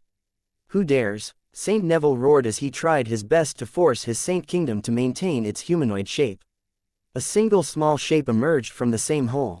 The missile turned out to be a surprisingly small armored alien individual. Somehow, the alien was powerful enough to resist the might of an ace mech. The Trampler of Stars could no longer command the battle from the seat of his power. The fabric of space rippled around the powerful Nunzer warlord as the Trampler of Stars channeled the power of phase water coursing through his veins. The humans weren't the only ones who were capable of deploying gods on the battlefield. The Trampler of Stars was determined to show these insolent foreign invaders how he came to be called this way his fellow aliens. Chapter 4609 Individual Power. When the Big Two completed their centuries-long preparation and openly invaded the Red Ocean with great momentum, the human warfleets largely encountered little resistance at first. Part of that had to do with the starting point of their invasion. The Mech Trade Association and the Common Fleet Alliance hadn't built the crucial gateway between the galaxies in the middle of the star system, but instead opted to place it in the periphery. The concentration of resources was much lower here, which meant that the major alien races of the Red Ocean did not have a high presence in this neighborhood. The warships they utilized in the surrounding regions were second-line assets at best and were far from matching the highest standards of their respective civilizations. It took a lot of time before the aliens recognized the full threat of these extragalactic invaders, but what could they do? Many of their most powerful warfleets were stationed much further inside the Red Ocean. The various alien races needed a lot of time to mobilize their best assets to the expanding frontlines. Therefore, the MTA and CFA warfleets largely encountered little threat when they pummeled the local resistance. It wasn't until they started to encounter strange anomalies that they began to experience more serious setbacks. The phase whales were the most troublesome opponents to fight against. Their sizable bodies along with their excellent mastery of phase water granted them much greater power and versatility than other combatants. The depth of their spatial abilities allowed them to come up with the right answers to many problems on the battlefield. Though humanity already knew what to expect from the phase whales more or less, the fact that special individuals from other alien races were able to imitate the horrible strength and powers of phase whales to a degree was an unpleasant surprise. Previously, the people assigned to study alien society never really took the native gods that seriously. They learned that these powerful superwarriors were obsessed with injecting phase water into their bodies in an attempt to imitate the most powerful phase whales, but they didn't understand how that allowed these delusional individuals to gain an unreasonable amount of power. These native gods sounded similar to high-ranking mech pilots who didn't need to borrow the power of mechs at first, but they rarely fought in any battles, which meant that information about their combat prowess was scarce and tainted with superstitious beliefs. The so-called gods among the Nunsers, Orvans and other prominent intelligent alien races all assumed important leadership positions in their respective societies. They occupied key positions such as heads of states, high council members, military generals, chief scientists and so on. They rarely condescended to serve as mere soldiers or champions who could be ordered around at will. It was because of the difference in how humanity and the native aliens treated their most combat-capable champions that led to a bias against the beings who paraded themselves around as if they were actual deities. Too many humans assumed that they were merely alien leaders who made use of special augmentations to puff themselves up. It made for a convenient excuse to build a cult around themselves, which was a cheap and easy way to entrench their popular support and secure their power base. A lot of mechers and fleeters became surprised once these supposed statesmen, members of parliament and chief scientists began to show up on the battlefield so that they could brawl against human mechs and warships with their own bodies. Of course, the soldiers and officers of the Big Two were only briefly caught off guard. Many of these gods fought by relying on whatever phase water augmentations they incorporated in their bodies. The cultural beliefs and customs surrounding their existence made it unacceptable for them to employ excessive technological gear such as mechs. After all, if these all-powerful gods needed to rely on mechs or even stronger technological weapons to defeat their opponents, how could they be any better from the mortals they professed to rule over? The awe and dignity of gods had to be maintained at all cost. Practically every indigenous alien civilization of the Red Ocean had come to a consensus on this issue. As such, these phase water addicts got so full of themselves that they overestimated their importance in battle against the humans. While many of these alien gods were able to exhibit absolute superiority in any infantry-level fight, they were mostly unable to maintain the upper hand when fighting against decent human mechs and warships. Humanity had developed a lot more solutions against small but powerful combat units. No matter whether it was first-class multi-purpose mechs or a delusional alien god who learned a few phase water tricks, they were all the same to humanity. It wasn't until the Big Two started to slaughter many of these arrogant alien gods in droves that the indigenous alien civilizations truly understood that they were facing collective extinction. Most alien gods didn't actually amount to much. The proportion of native powerhouses that could give human ace mechs and warships a run for their money were rare, mostly due to the escalating difficulty of integrating phase water into their bodies. The Trampler of Stars could be classified as a middle-tier native god. He was clearly stronger and more prestigious than the younger and more inexperienced members of his exclusive group. He wouldn't have gained such a domineering title and assumed leadership over prototype warships that incorporated a blend of powerful human and alien tech. However, he still fell short of the real powerhouses who often grasped the real reins of power of their respective civilizations. The owner of the fractured house of the collapsing star began to gain a new respect for human ace mechs after testing out the power of the machine in front of his body. The previous two collisions had given the Nunzer warlord a much better. The ace mechs fielded by the Mech Trade Association were so astonishingly strong that not even the Trampler of Stars dared to challenge them in single combat. The ace mechs fielded by second-class human pioneers were much worse in this regard, but that didn't mean they were trivial to defeat. "What is your name?" The Trampler of Stars transmitted his inquiry to the opposing machine. Though the alien had asked this question in his native language, he had opted to allow his translation suite to convert his words into human speech this time. The powerful human warrior who was piloting the ace mech deserved much more respect in his opinion. The Trampler of Stars could already feel that the enemy ace pilot was incomparably strong compared to that sniveling human brat that he interrogated some time earlier. It was unfortunate for the alien warlord that Saint Neville Magrin was not interested in a chat. The man was still bereft with grief and rage, and he was quite aware that his temporary explosion of power was already starting to fade. He needed to finish off the damaged battleship and complete his revenge against the aliens before he was unable to sustain the state of unity of man and machine any longer. "Get out of the way!" he roared as his ace mech began to attack the battleship yet again. The shoulder-mounted Gauss cannons fired a salvo of transphasic resonance-empowered Gauss rounds that inflicted a thunderous hammer blow against the heavily damaged bow sections of the alien battleship. Thousands of tons worth of hull structure shattered and broke apart from the enormous kinetic impacts produced by the seemingly casual attacks.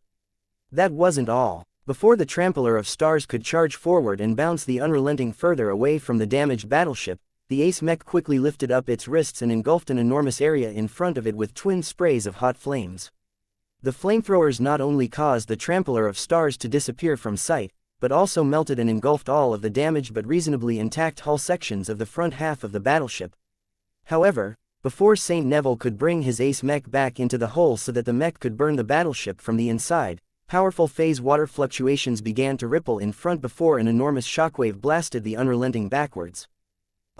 It was as if the fabric of space had wobbled and rippled in a way that whipped the ace mech backwards. Not only did the powerful spatial shockwaves repel the ace mech, they also shattered the cohesion of the resonance-enhanced flames, causing them to be unable to burn the battleship any further. The Trampler of Stars came into view again. His heavy armor barely looked scorched at all. Stronger and more obvious spatial barriers surrounded his body, granting him greater protection against external attacks. The alien warlord was angry now. He no longer attempted to communicate with Saint Neville any further but instead started his follow-up move. The alien god, floating in front of his home ship, reared up his body before crashing his forehoofs onto an invisible surface in empty space. The incomprehensible crash produced a massive spatial shockwave that radiated forward and struck the Unrelenting. Saint Neville immediately felt uncomfortable as his ace mech struggled to resist this spatial attack. The Unrelenting's humanoid-shaped Saint Kingdom managed to bleed away most of the damaging effects, but it had lost a lot more cohesion as a consequence. Seeing that it became a lot more difficult for Saint Neville to keep his father by his side, he grew more urgent than ever. "Fine, then, if you want to get physical, then so will I," Neville roared. The Unrelenting fired another salvo of powerful Gauss rounds at the battleship. Though the Trampler of Stars disrupted the trajectory of the projectiles by rippling the surrounding space, the attack still managed to inflict glancing blows on the partially crippled battleship. The more damage the fractured house of the collapsing star sustained, the longer it took to make her travel-worthy again. The Trampler of Stars shot forward while rearing up his body in an attempt to crash his powerful hoofs against the frame of the ace mech. The Unrelenting did not try to evade the incoming attack but instead tried to meet it by lifting up its warhammer in preparation for a thunderous blow. Just as the hoofs of the alien warlord soared down with the force of a crashing warship, the Unrelenting quickly lifted up its round shield at an angle while trying to bring its hammer down onto the head of the alien god. A huge explosion of power erupted from their positions as their attacks released a lot of different energies. Two smaller shapes bounced away from each other as if they were marbles. The Unrelenting sustained no obvious damage, but its Saint Kingdom had obviously become a lot more frazzled. The Trampler of Stars also didn't seem to suffer any obvious damage as he had been able to rely on his powerful spatial shields to mitigate or deflect much of the damage of the hammer blow. The two opponents only paused for a brief amount of time before they charged at each other once again. This time, the Unrelenting attempted to soften up its alien opponent by firing its Gauss cannons at its target. The Trampler of Stars performed a strange spatial technique that bent the space in front of him, causing the projectiles to curve away from his small form. At least, that was supposed to happen. What actually happened was that the reality-defying properties of true resonance allowed the Gauss rounds to resist the spatial warping effect just enough to strike the alien god's spatial shields. The hammer strike that followed after that struck the alien warlord considerably harder than before. Still, the Trampler of Stars also managed to bounce the Unrelenting backs by lowering its head and colliding it against the ace mech's chest area like a battering ram. The defenses of both combatants sustained a lot of damage, but neither of them were willing to back down. Whoever managed to exhaust the defenses of the other first would gain a massive advantage in this duel. Chapter 4610 Limits of Force. As the crew of the half-ruined alien battleship desperately conducted damage control activities in an attempt to stop her from collapsing any further, an important duel took place just in front. The Trampler of Stars used his own god blood-infused body to challenge the human ace mech that sought to finish the job. After a few exchanges of blows, it became clear that the two possessed distinct strengths and weaknesses. The Nunzer warlord showed unflinching courage and great endurance against his larger and more destructive opponent. His spatial barriers were uncommonly strong and he excelled at shaking and destabilizing wide swaths of space around his body. What was particularly admirable about the Nunzer warlord was that he fought as if he could fight all day. The Trampler of Stars was like an inexhaustible engine of destruction that could continually generate one shockwave after another without showing any signs of flagging. Unfortunately, the Trampler of Stars did not excel in launching concentrated attacks. This made it difficult for the Nunzer powerhouse to punch through the Ace Mech's Saint Kingdom and pierce through the powerful armor system of the enemy machine. The Unrelenting, on the other hand, was a much more focused war machine. Its shoulder-mounted Gauss cannons could exert a decent amount of pressure onto the alien god and inflict severe structural damage on the less armored portions of the alien battleship. Its hammer strikes were even more destructive. While St. Neville Magrin was still plumbing the depths of his potential by sustaining the state of unity of man and machine with his ace pilot, the Unrelenting's warhammer steadily broke down the strong spatial shields that safeguarded the alien warlord's life. However, the Unrelenting's unreasonable level of performance could not be sustained. This was most evident when its Saint Kingdom had started to shrink and lose more and more cohesion. Every time it was struck by a spatial shockwave attack, it lost more and more strength. This was highly concerning for the humans who depended on the protection of the heir of their great leader. Not only was St. Neville Magrin unable to sustain the state of unity of man and machine much longer, but he was unable to make any further progress in finishing off the alien battleship. The front half of the alien craft might be ruined to the point that much of it was crippled, but her rear half retained a remarkable degree of functionality. Her segmented energy shields easily resisted the damage inflicted by the surviving mechs of the human pioneering fleet. Her intact and relatively unaffected gun batteries continued to pound the remaining human carrier vessels with great power. The fact that the battleship was able to perform so well despite receiving such a heavy blow was a testament to the design and the construction quality of the hybrid alien vessel. Not all was well, though. Many intact sections of the ship lost a lot of power or control, causing many different functions to weaken or become inactive entirely. The systems responsible for generating a powerful and far-reaching warp interdiction field had weakened to an extent, allowing many human starships that had traveled far away enough to enter into warp travel again. Some of them fled immediately while others waited to pick up as many mechs and mech pilots as they could.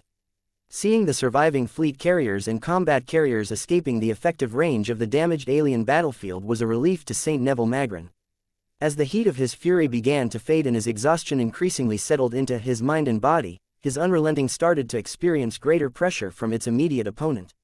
Even when St. Neville tried his best to keep his Unrelenting at an angle where the damaged alien battleship couldn't fire her gun batteries at his ace mech, the Trampler of Stars constantly tried to push his machine into kill zones. The more time passed by, the harder it became to prevent the Unrelenting from being shot at by the surviving secondary laser cannon batteries. St. Neville, a surviving mech officer of the remnant pioneering fleet, transmitted to the faltering ace mech. "You need to leave right away. You have done enough for us. We anticipate that the damage sustained by the alien battleship will prevent it from entering into warp travel and chasing after the few ships that we have left. There is no need for you to risk your life any further. Please fall back before it is too late. I am not done yet." St. Neville hissed as his hatred against the alien warlord and his damaged battleship exceeded his desire for self-preservation. "I am not leaving this job unfinished. This is my best chance to finish off this alien ship and take revenge for what they did to my father. Your father did not want you to throw away your life in vain. We need you, Saint. Our ranks are in a mess and none of us have anything close to the prestige of your father. You are his only recognized heir. You are the only son of his that can suppress the monkeys that are jumping around and keep our fleet and organization together. Think about it, Neville. Your father invested over 2 centuries of his life to build his empire. All of his hard work will collapse if you continue to risk your life and get buried in this inconsequential star system. Forgive me for saying so, sir, but protecting his legacy is more important than giving in to mindless rage."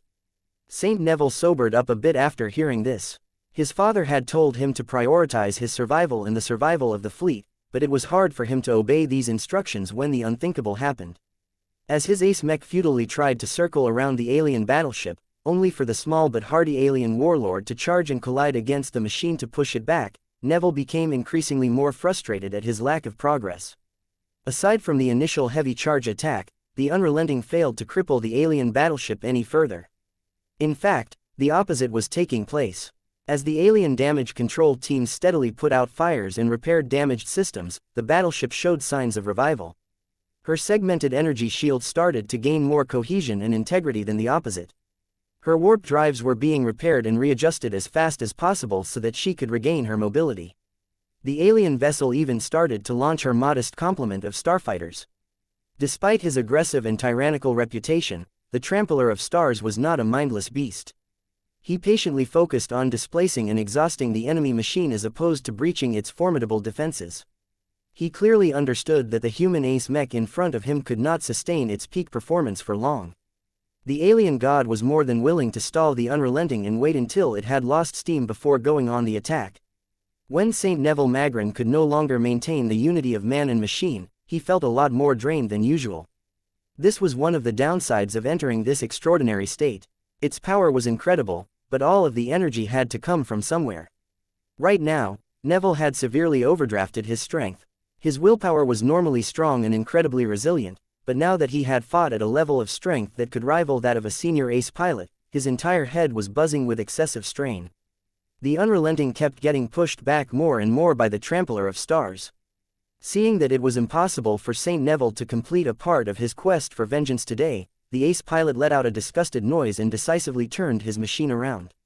The ace mech's transphasic resonance-empowered flight system easily allowed the powerful machine to distance itself from its immediate adversaries. The Trampler of Stars did not race after the retreating ace mech.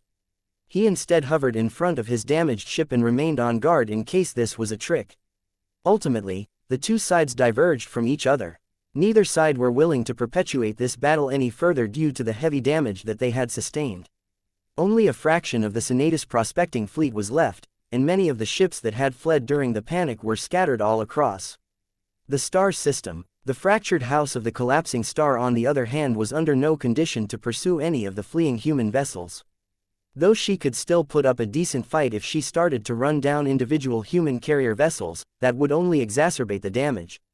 As the flames of battle started to fade, the masterminds who caused these two parties to collide in the first place were reasonably pleased at this outcome. Vase had many reasons to be happy.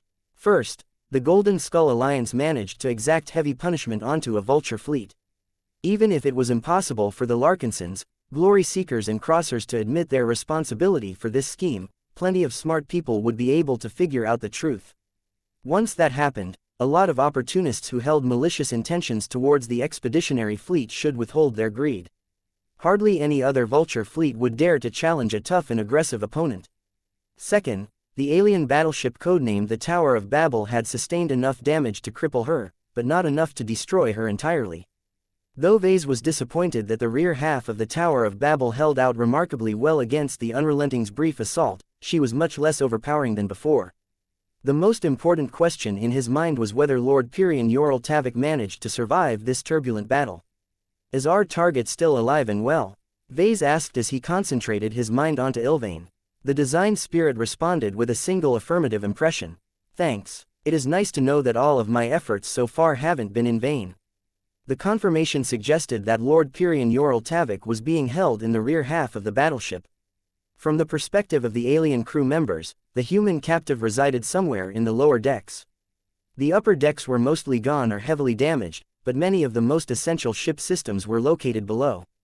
Vase became a lot more inclined to turn the expeditionary fleet around and jump straight back into the Ramage repulsor system to complete his objective. The alien battleship was probably at her most vulnerable condition at this time. He would be a fool if he failed to take advantage of this crucial window of opportunity.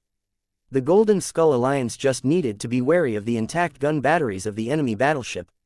The remaining primary kinetic cannons and the secondary laser cannons could destroy a lot of starships if they happened to get close enough. Vase quickly contacted General Verl. We need to finish off the Tower of Babel as quickly as possible. We are already on it, sir. We will need to employ all of our advantages as it will not be easy for us to minimize the damage. We also need to act as soon as possible as the greatest priority of the Tower of Babel is to leave human-occupied space before she is hunted down by a more powerful human force. I understand. Keep studying the condition of the Tower of Babel. If you don't have enough confidence to pull off a clean attack, then maybe we can reconsider. I do not want our fleet to suffer the same degree of damage as the Vulture fleet. The gains won't outweigh the losses if that happens. General Verl smiled. There is no reason to throw away the lives of a lot of good soldiers. We can still live without completing our mission. The following days were crucial. The Golden Skull Alliance needed to pounce as quickly as possible in order to take advantage of Senatus Prospecting's hard work. Chapter 4611 Information Asymmetry. Vase finally waved his arm and switched off the live feeds that showed the aftermath of the battle. There was no point in observing what was taking place in the Ramage repulsor system any further. Neither side was willing to launch any further attacks, and Vase had other people in his employ that could analyze the current condition of the damaged alien battleship. He needed to get ready to hold a number of emergency meetings to get ready for an upcoming warship assault. Before that happened, he wanted to make sure to hammer home a point in his daughter's mind.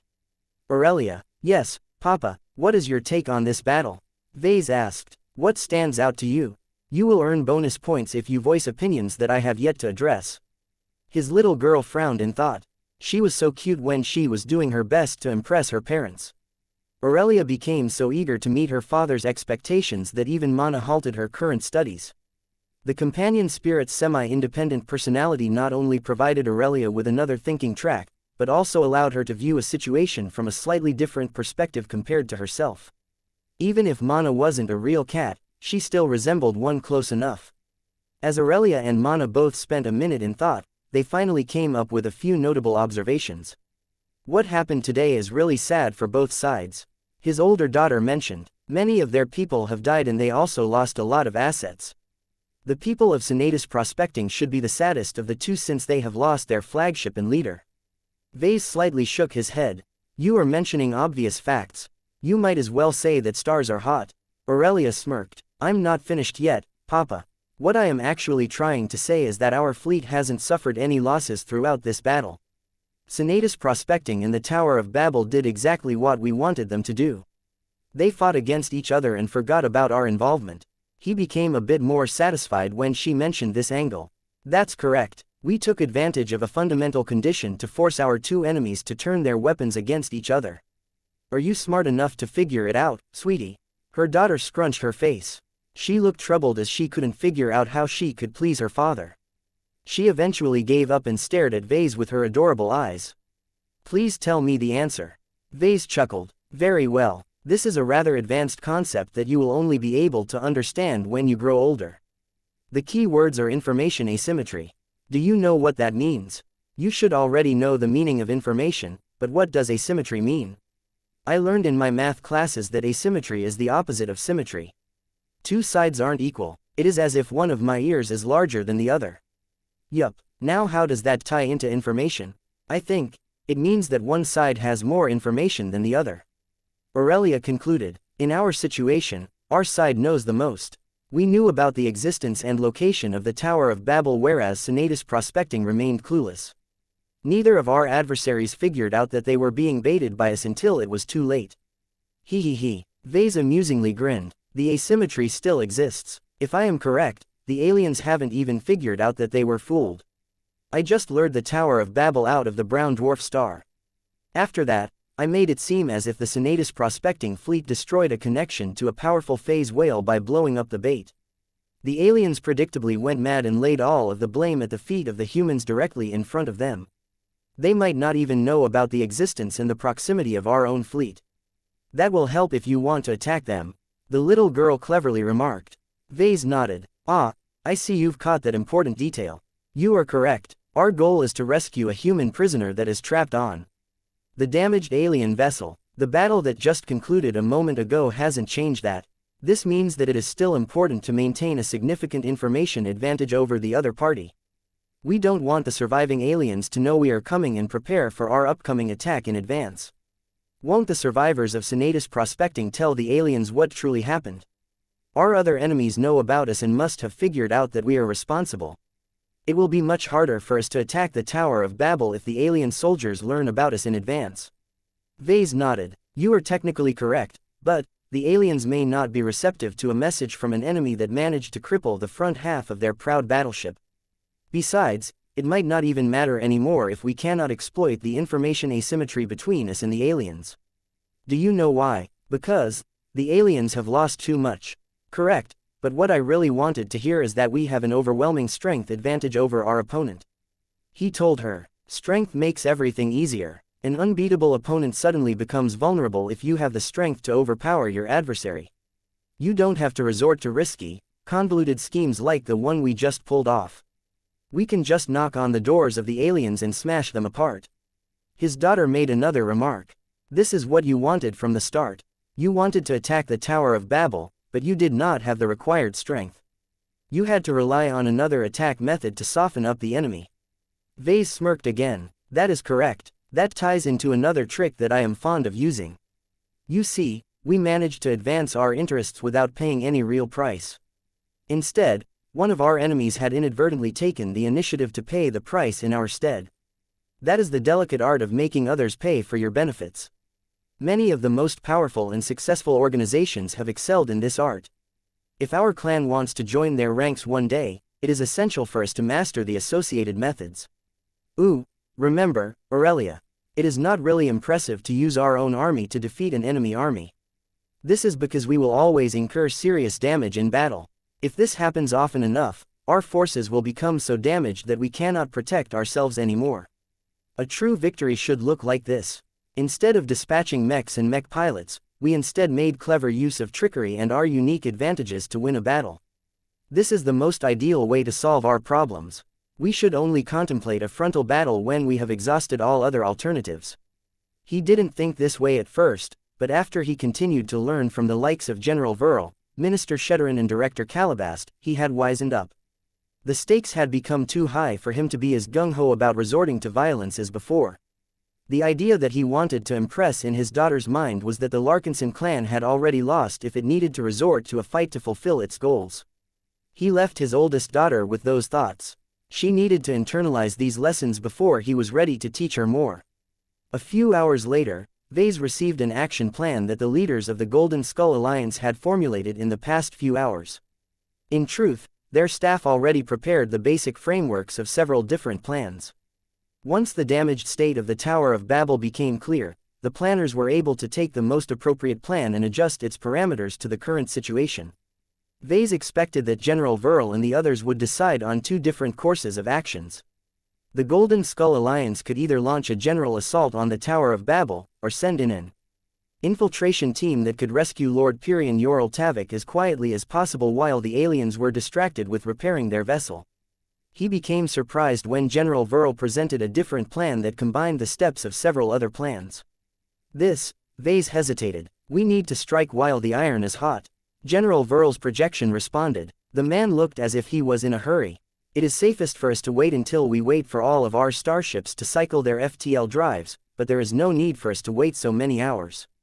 Even if we bring all of our mechs back to the Ramage repulsor system, they won't be able to play a meaningful role. All we will do is to expose them to the terrifying guns of a battleship that has retained at least half of her combat power. This had become abundantly clear in the previous battle. The ranged mechs of the Senatus prospecting fleet constantly fired their weapons against the Tower of Babel, only for the formidable alien battleship to shrug off the damage. The transphasic energy shields were simply too powerful. Even when the Unrelenting managed to break open the front half of the Tower of Babel, the combined firepower of thousands of distant mechs failed to inflict significantly more structural damage. This was because the exposed hull of the hybrid alien battleship was simply too tough and massive. She was as durable as a space fortress and could absorb a lot of damage before she lost all of her functionality. When Vase considered how many mechs would get shredded by the unreasonable firepower of the damaged battleship, he reluctantly agreed with the general. Okay, say you're correct about this. Is the alternative necessarily better, though? The decision to transfer a single ace mech, our expert mechs, our Valkyrie mechs and our Diva contingent on starships with redundant FTL drives is just as risky if not more. I can understand the need to rush them back to the Ramage repulsor system without any delay, but they will be on their own once they have arrived. Speed is crucial for this operation. General Verl emphasized. Numerous experts such as Chief Shipwright Vivian Tsai have warned us that the alien crews are performing emergency repairs at an alarming pace. They have access to advanced tech that is massively speeding up the pace in which they are able to restore many ship systems that can still be saved. The sooner we strike, the less guns and energy shields we have to face. We can also prevent the Tower of Babel from restoring enough mobility to avoid a confrontation. The man made a few good points. Vase found it difficult to refute the need for haste. He still felt incredibly worried about the fate of the troops assigned to this blitz attack. Are you sure that this is enough? Numbers are meaningless when challenging an opponent of this scale. Verl stated, we need quality, not quantity. To be more precise, we only need the Mars, the Amaranto and the Promethea to neutralize the enemy battleship. The other expert mechs can draw away more fire and provide us with a greater buffer in case an accident takes place. Why bring along the mechs of the Penitent Sisters and the Glory Seekers if that is the case? Vase critically asked. They will suffer enormous casualties before they can get close enough to launch their battle formation attacks. Distance never really mattered that much in the mech battles of the past. Most enemy mech forces weren't able to inflict effective damage onto the Valkyrie mechs at extreme ranges. Warships were different. They possessed an unparalleled ability to shred large quantities of small craft at range. There weren't any convenient asteroid belts or planets in the vicinity of the Tower of Babel's current location that could cover the approach of the Valkyrie mechs. We do not intend to rely on the Valkyrie mechs to finish off the alien battleship, sir. As I have mentioned before, the Mars and our expert mechs should be able to contain and degrade the Tower of Babel's offensive systems and propulsion systems by themselves. The reason why we want to have the option to launch a death battle formation attack is to prevent the desperate aliens from killing Lord Pyrion Yoral Tavik. By wiping out most of the surviving alien crew ahead of time, the chances are great that any survivors will be concerned with more acute problems. None of them should have any ideas about executing their only human prisoner. That made a lot of sense. Vase did not want to go through all of this effort, only to return empty-handed. Sure, it was already a massive accomplishment if the Golden Skull Alliance was able to capture a unique alien warship that incorporated a blend of advanced technologies from different races. He had no doubt that the MTA was willing to award a handsome sum of MTA merits to gain possession of the Tower of Babel. However, Vase was not short on MTA merits these days. What he truly needed at this stage was friends in high places. Lord Pyrion Yoral Tavik was his best ticket to forge a solid friendship with an influential first-class clan. Chapter 4612 Blitz Planning. Once the Golden Skull Alliance settled for launching a daring rapid assault on the alien battleship, the Alliance partners quickly prepared for the journey back to the Ramage repulsor system. Most of the ships of the expeditionary fleet weren't able to turn around and transition into FTL travel in an instant. They only possessed a single FTL drive which had to cool down and complete their mandatory cycling process before they were safe to activate again. Only a part of the vessels possessed redundant FTL drives. Fortunately, fleet carriers generally came with 2 FTL drives in their standard configurations as their military roles required them to move quickly if necessary. The more time they wasted in real space, the longer it took to reach their destinations. Since the plan called for bringing in at least 3,000 mechs, most of which consisted of the Valkyrie Redeemer Mark II and its many variants, the Golden Skull Alliance needed to dispatch at least several fleet carriers, which included Wild Torch, the Feminine Grace, the Antonio Cross.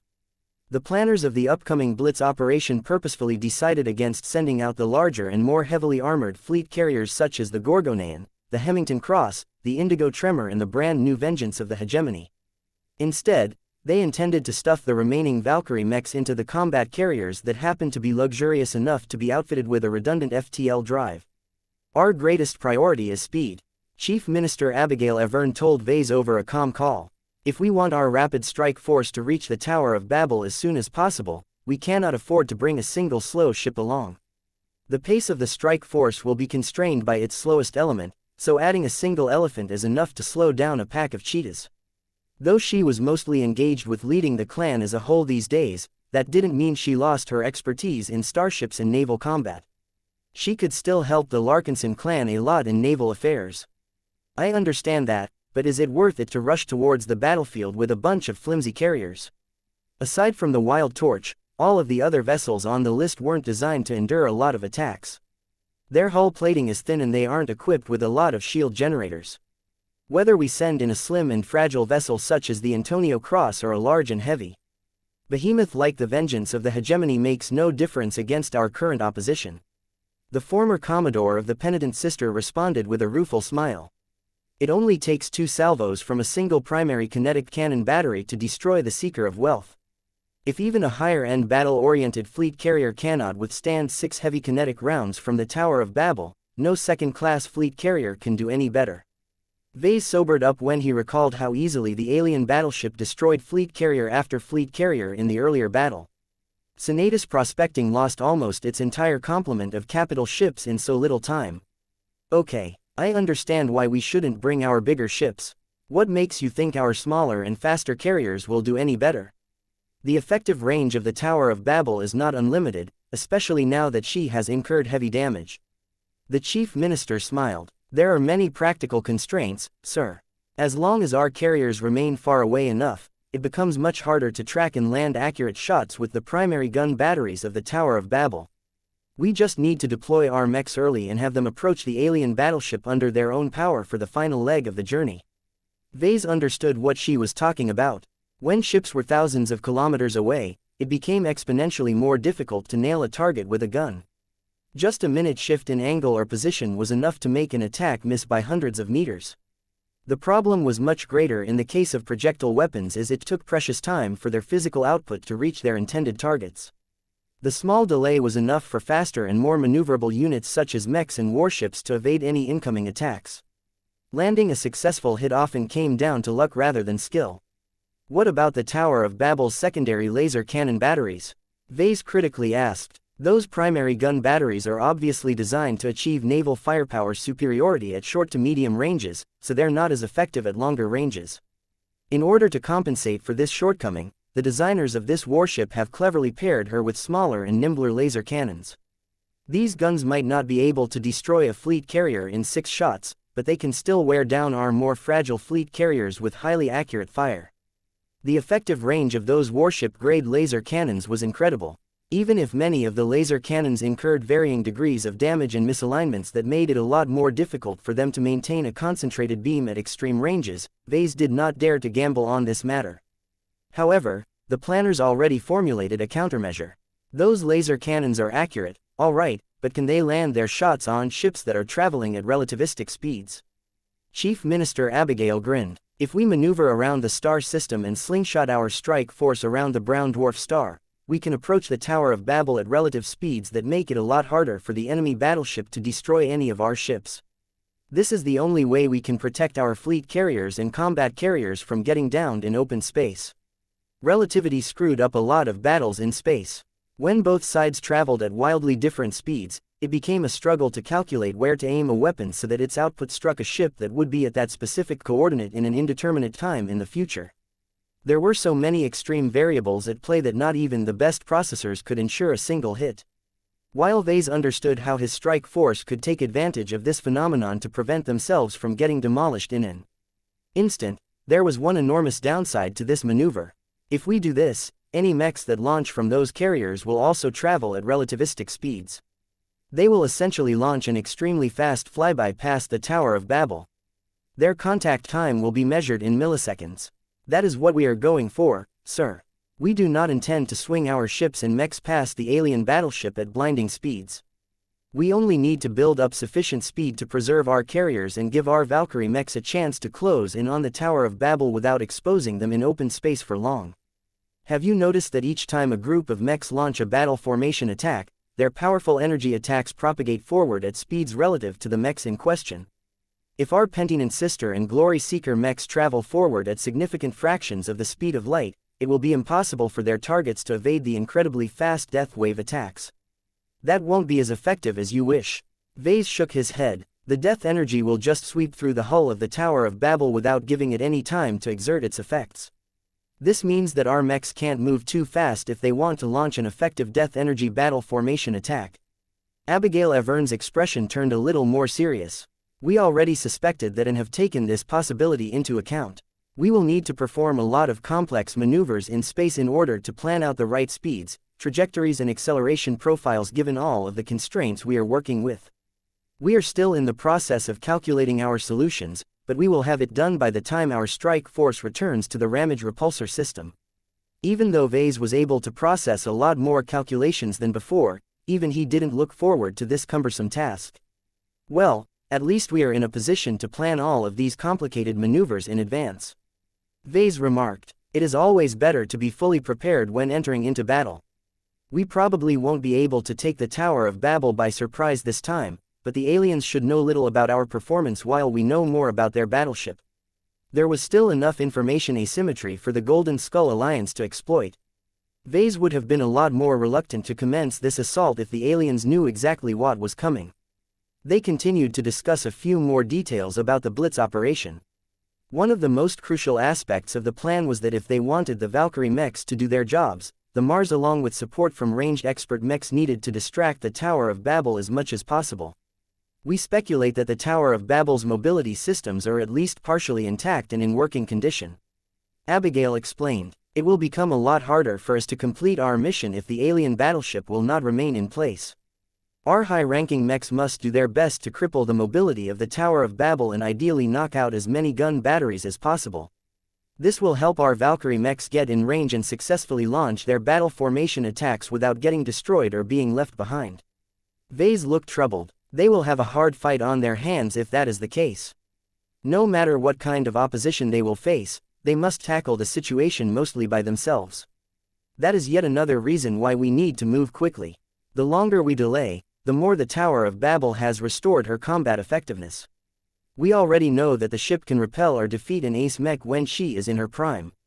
The addition of a powerful alien protector makes it even more difficult to inflict serious damage. All of this required a lot of planning and forethought. Fortunately, Saint Neville Magrin had already breached the Tower of Babel before, so the Golden Skull Alliance only had to take advantage of this vulnerability to deal material damage to the partially crippled vessel. Still, this was the best the Golden Skull Alliance could come up with on short notice. When Vase became satisfied with what he heard, he ended the call and talked to numerous other leaders and advisors. He had many different questions about the operation, and he wasn't fully reassured by the answers. "We highly advise against sending the Spirit of Bentheim with our elite strike force," General Verl told Vase. "A factory ship might be useful to have around in the aftermath of a successful battle, but she is not that useful in the upcoming engagement. Her value is too great for us to expose her to needless danger. I highly suggest you keep your flagship in our main fleet so that we do not have to worry about protecting her over every other priority." Fine. As the plan rapidly came into shape, the expeditionary fleet finally arrived in the neighboring star system. A huge amount of mechs, supplies and personnel needed to be shuffled in hurry in order to get everything in the right place. Thousands of mech technicians and other support personnel were already preparing to pack and move a lot of supplies at a record pace. It would probably take at least an hour to complete this incredibly complicated logistical nightmare. There was too little time to make optimal use of every available space, but time was of the essence. As soon as the expeditionary fleet transitioned back into real space, the hastily planned organizational frenzy commenced. "Move, move, move. Get those mechs out as quickly as possible. There is a shuttle congestion at the Antonio Cross." Chapter 4613. The Antonio Cross. Many people scrambled to transfer the right mechs and goods to the right carrier vessels. Long queues of mechs, shuttles and transports formed in front of the hangar bays of ships such as the Wild Torch and the Antonio Cross. The bots and personnel assigned to the relevant ships all had to work at punishing speeds in order to complete their tasks as quickly as possible. Haste became so crucial that people even started to resort to tossing out unnecessary goods into open space. The shuttles and transports could always pick them up later. As all of these exchanges took place, Vase became embroiled in another argument as he was about to transfer to one of the ships of the strike force. "Fa, don't go, Papa," Marvane cried as he clung onto the leg of the unending regalia. "I don't want you gone." Meanwhile, Andraste burst into tears as she clung onto the other leg. "You're so mean, Papa. You promised to take me with you. I don't want to be left behind. I want to see the aliens get killed up close." Vase looked down with an exasperated expression. It wasn't easy being a father, especially to a bunch of precocious children. At least Aurelia was well behaved enough to avoid joining her siblings. Her suited form stood neatly beside her mother. She showed no intention to join her father on a dangerous mission. "What are you doing, Vase?" Gloriana spoke with an irked expression. This is a military operation and your presence will not change anything. There is no need for you to accompany the strike force. You can easily preside over the battle and provide advice by remote. Why are you so eager to make the stupid decision and put your entire life on the edge of destruction? What if you have miscalculated the strength of the Tower of Babel? What if the battleship manages to land a lucky hit on the starship you are stationed on? Do you know how devastating it will be if our clan loses its patriarch and head designer? What about our children? Are you so eager to make them grow up without their father? She made a lot of good points. Though Vase did not agree with her assertion that he could not contribute to the battle in any way, he could see how the risks far outweighed the benefits. Vase was cognizant enough that he was acting like an adrenaline junkie again. He couldn't give in to his desire to get close to the action and gain lots of inspiration from witnessing the death and destruction that was about to ensue. Despite knowing that the Tower of Babel was still strong enough to destroy a large fleet with her intact gun batteries, Vase did not flinch in the face of danger. What nobody knew was that Vase recently acquired a backup option in case he died. He had made sure to hide his cyborg cat incarnation deep inside the spirit of Bentime. This meant that once his real body died, a part of him would still live on in his living divine artifact. Of course, this was hardly an ideal option as Vase would lose much of the elements that defined him. If his mother was any indication, he would have to spend a lot of time rebuilding and regaining what he had lost. Even so, it was better than nothing. It'll be fine, honey. Our fleet will maintain high relative speeds throughout the operation so that the damaged alien battleship won't be able to land any shots. You know as well as I do that you are relying on far too many assumptions. The two continued to argue a bit. As usual, Vase remained unmoved by Gloriana's arguments. His wife understood him well enough that further nagging wouldn't accomplish anything. Fine then, Gloriana threw up her arms. Go play with the big boys then. I will continue to stay behind and watch over our children that you are leaving behind. He sighed. Come on now, honey. I am not abandoning them. I am just going on a brief work trip. He eventually managed to placate his family. He kissed his wife on the lips only for her to cross her arms and turn her head away. He had better luck with his kids. He bent down his armored body and kissed Aurelia on the head. I hope you will continue your studies and absorb everything you need to know to catch up to your first-class peers. I won't be here for the following days, so try your best to watch over your younger sister and brother in my stead, okay? Aurelia nodded. I will, Papa. He kissed Andraste's head next. I wanna go with you and kill the aliens. His red-haired daughter petulantly demanded. Vase carefully raised her arm and patted his energetic daughter's back. I know you are eager to participate in a fight, but you're too young to get involved in all of this grown-up stuff. Only soldiers get to participate in our upcoming operation, and you are far from being one. Just wait until you have completed your studies at an academy before you make this request. His words bummed her out, but Gloriana pulled back the overeager girl before she could make any further outrageous remarks. Marvain. Vase spoke as he turned and planted a kiss on the head of his youngest child. I will only be gone for a short time. Listen to your mother and make sure you keep up with your studies, alright? If you want to have fun, you can play with Mechanos, your sisters or any of your other toys. Don't worry too much, okay, Papa. Once he bid farewell to his family, he called up Lucky and boarded his shuttle. It will be just you and me again, old buddy. Vase whispered to his gem cat as they both settled in for a short journey. Meow. Lucky yawned in boredom. The main reason why the cat agreed to come along was because the Tower of Babel consisted of a huge amount of valuable exotics. It would probably take many years for the gem cat to devour the entire vessel. Though Vase would never allow Lucky to gobble up the alien warship in her entirety, he didn't mind it if the cat took a few nibbles here and there. The ship possessed so much mass that hardly anyone would notice if a few parts went missing. The shuttle soon arrived at its destination. When Vase stepped out of the vehicle, he became enchanted by the sight of lots of activity. The hangar bays of the Antonio Cross were much smaller and more cramped than the ones of the flagship of the Cross clan. This reflected the extreme divergence in their roles. The Hemington Cross was originally designed to be a large and prestigious symbol of a clan that used to be a part of the Garland Empire. She was only ever meant to operate in the center of large and well-defended fleets. The Antonio Cross was the opposite in this regard. The mech capacity of this thin and relatively fragile fleet carrier only amounted to a paltry 240 mechs, but she was by far the fastest and most maneuverable capital ship in the expeditionary fleet. She was well suited for exploration missions and other expeditionary activities. Her formidable acceleration and her relatively abundant support suites ensured that she could not only travel quickly, but also remain self-sufficient for months if not years. Still, the Antonio Cross rarely had a good opportunity to make use of her advantages. As long as she remained shackled to the main fleet, she could never go too far and gallop across the stars. The Blitz operation changed much of that.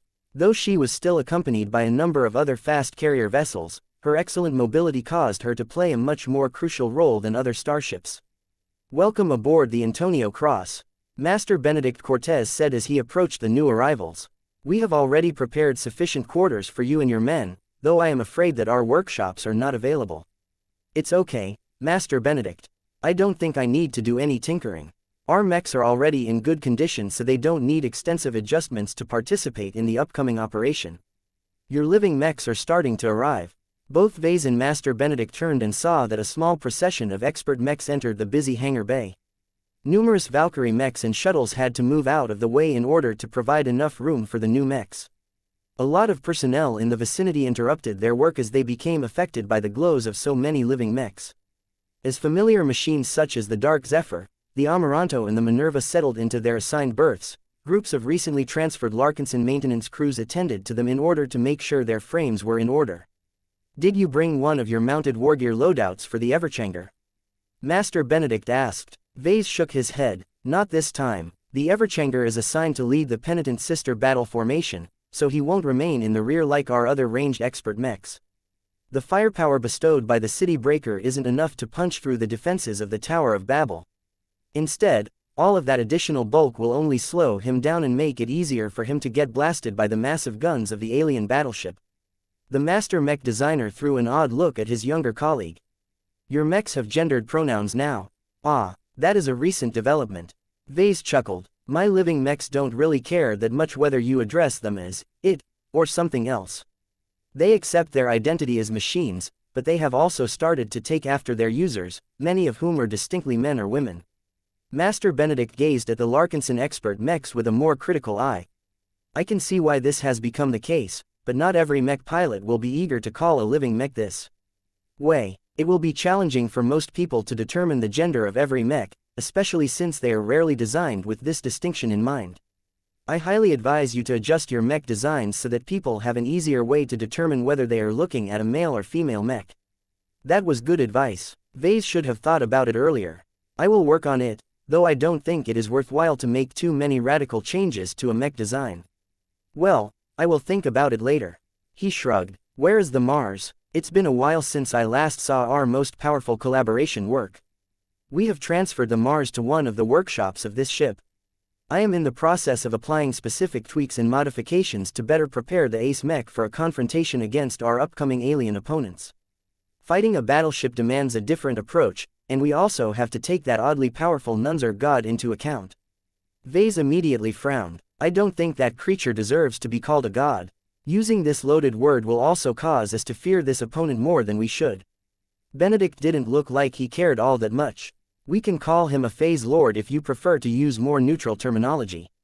Phase Lord is one of the most commonly used alternatives to the life forms that have transcended their physical limitations by integrating phase water into their bodies. That can work." Vase liked this term a lot more. It conveyed the proper amount of information and power without going overboard. It also didn't carry any unnecessary associations related to faith and belief. He supposed that he could be classified as a Phase Lord as well, but so far he was unable to replicate any of the impressive powers demonstrated by the powerful Nunzer that protected the Tower of Babel. Perhaps that might change if he managed to get a piece of the alien Phase Lord. Chapter 4614 Marginal Roles. Once the ships assigned to the Rapid Strike Force loaded up everything they needed, the fleet carriers and combat carriers quickly entered into FTL travel once again. Only little more than an hour had passed since they just exited from the higher dimensions. Even the fastest scout vessels of the Golden Skull Alliance needed around 3 hours to cycle their small-scale FTL drives. Though Vase and numerous other people felt slightly uncomfortable about skipping the opportunity to rest their bodies in real space, they were easily able to tough it out and keep going. Of course, Vase wouldn't be as confident if he and everyone continuously traveled around for several years. Certain people had been driven insane by this. FTL sickness was a very real phenomenon, and was the biggest reason why most people preferred to rest in real space for a period of time. As Vase and many other Larkinson guests settled into their new berths, they did not remain idle. The hastily organized blitz operation demanded a lot from the participants. The expert pilots incurred the greatest risks as they had to expose themselves to the fury of an enemy battleship while lacking the defenses to withstand a direct impact. Vase initially thought that the expert pilots of the clan would show more reluctance to this dubious operation, but it turned out that he was worrying about them in vain. From what I have learned, we only need to maintain our distance, stay on the move and keep our mechs in front of the battleship as much as possible. Venerable Rosa Orphan said, besides, our melee expert mechs won't be able to play much of a role aside from applying pressure with borrowed mech rifles.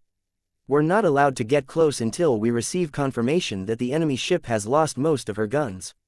That's correct, Vase confirmed. The only other instance where we are willing to send your expert mechs in is when we have completely disabled the ship system that is responsible for generating a wide area warp interdiction field. We haven't completely figured out where it is located, whether it has any backups and how much strength it has retained. The existence of this feature is one of the key reasons behind the enormous losses suffered by Senatus prospecting. Pretty much every Larkinson expert mech possessed warp travel capabilities. As long as they had enough time to get up to speed, the expert mechs could easily keep themselves out of the firing angles of the most threatening guns of the alien battleship. However, if the Tower of Babel ever solidified the surrounding space, no machine aside from an ace mech was able to break through the blockade. So we have to wait until Reginald, Stark and Isabel have dealt enough damage.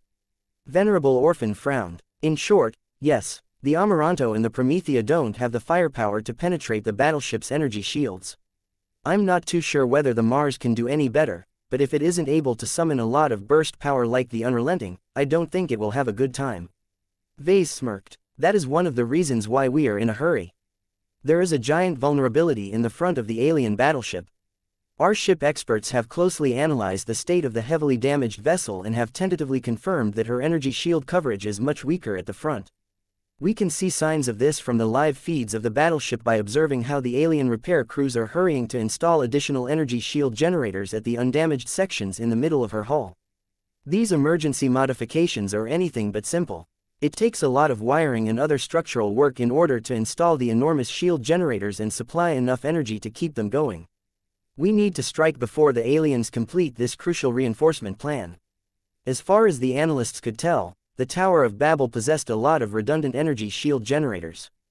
Though the ones installed at the front half of the hull were all trashed, it was easy enough to pull out a handful integrated in the rear and reposition them in a more forward position. All of this meant that until the aliens completed these essential repairs, the Tower of Babel was in her most vulnerable state yet. Her front side still represented a massive hole in her defenses while her rear was covered by significantly less transphasic segmented energy shields than before. However, that didn't mean that a large amount of regular mechs could take her down. The Mars had to play a leading role in this operation. Vase answered a few more questions and made sure that his expert pilots understood what he expected from his champions. Never underestimate the Tower of Babel. She might not be the largest battleship fielded by the aliens, but she is absolutely special. The fact that she has incorporated tech from multiple different races shows that she is most definitely a product of an elite organization. There is no harm in maintaining your distance and stick to taking potshots at her hull. The more you stress her defenses, the better. The melee expert pilots all looked upset, but what could they do? The only way they could put an actual dent in a functional first-class battleship was to pilot a first-class expert mech themselves. Venerable Davia Stark raised her hand. I have a question. Asked, will my instrument of doom be able to penetrate the enemy ship's energy shields? I've already made a few calculations based on both solid data and a few guesses. Vase replied in a professional tone. The instrument of doom has no hope of punching through a single layer. Its raw power is great when employed against mechs, but it is equivalent to the power of the main gun of a small warship. That is not enough to threaten a battleship that is expressly designed to fight against other battleship-grade opponents. What if I have the blessing of the Phase King? Venerable Stark asked. This was the key question and would directly determine how easily the strike force could take down the Tower of Babel. I think. Vase quickly recalled the numbers. I think it will be possible for the instrument of doom at its full power to punch through one of the alien battleship's segmented energy shields. A single layer, In other words, this is normally good news, but Orvan-style energy shields are often deployed in multiple layers. It won't really help if you invest a lot of effort to overcome one layer only to get stopped by the next layer. Venerable Stark frowned. Is there any way to increase the power of my expert mech and cannon any further? Not in the short term. Vase shook his head. The only way I can comprehensively improve the power of your expert mech is to incorporate first-class materials and technology in your mech. That is prohibitively expensive to say the least, and might also get us in trouble if I go too far. Everyone looked disappointed when they heard this. Though they could rely on the Mars to do the heavy lifting, none of them were the kind of warriors who were willing to be marginalized in a battle. I suppose I will need to coordinate with Patriarch Reginald Cross. Venerable Stark thoughtfully said, if the Mars can break a layer, my Amaranto will have a better chance at overcoming the defenses of our main target. What about my Promethea? Venerable Isabel Coden looked a bit lost and out of place. My expert mech lacks the penetration power of the Amaranto. My damage output is primarily effective when I am able to land my attacks onto the structure of a target. Energy shields are my nemesis. If not for my recently mastered explosion technique, I doubt I am able to deal any significant damage to an energy shield. Vase turned to the other ranged expert mech pilot. I am confident that the Tower of Babel will present a vulnerability sooner or later. You just need to be patient enough. As long as you have gained a window of opportunity, you will be able to play a huge role in weakening the battleship. I need you to concentrate your damage output on the turrets and gun batteries as much as possible. One of the advantages of your specialty is that you only need to strike a warship module a single time to burn down a significant chunk of mass. If the enemy vessel is able to rapidly restore or reposition her existing energy shields as we suspect, then the window of opportunity will last for an exceedingly short time. The material damage that you can deal on the enemy vessel will therefore exceed that of the Mars. The Promethea was essentially built for this job. Though it was possible to equip the Mars with advanced weapon modules that could produce a similar effect, it would detract from Ace Hybrid Mech's absolute firepower. After he settled down the two crucial ranged expert mech pilots, he turned to Venerable Imon Ingvar. I will be counting on you as well. The Grey Lotus is one of the few weapons in our arsenal that can mostly bypass energy shields. As long as the Tower of Babel isn't protected by too many layers, your little pistol should be able to kill a fair amount of alien crew members. Casella's brother blinked. About that, sir, shouldn't a weapon as important as the Grey Lotus be wielded by a more important expert mech? Don't get me wrong, I like the gun and what it can do, but my Blade Chaser Mark II is a melee expert mech. I always feel it is better to pass it on to the Everchanger or a real ranged expert mech. Vase could understand why Imon felt he didn't deserve to wield the weapon. I don't intend to assign this relic weapon to your expert mech forever, he told Imon. However, it is in the right place right now.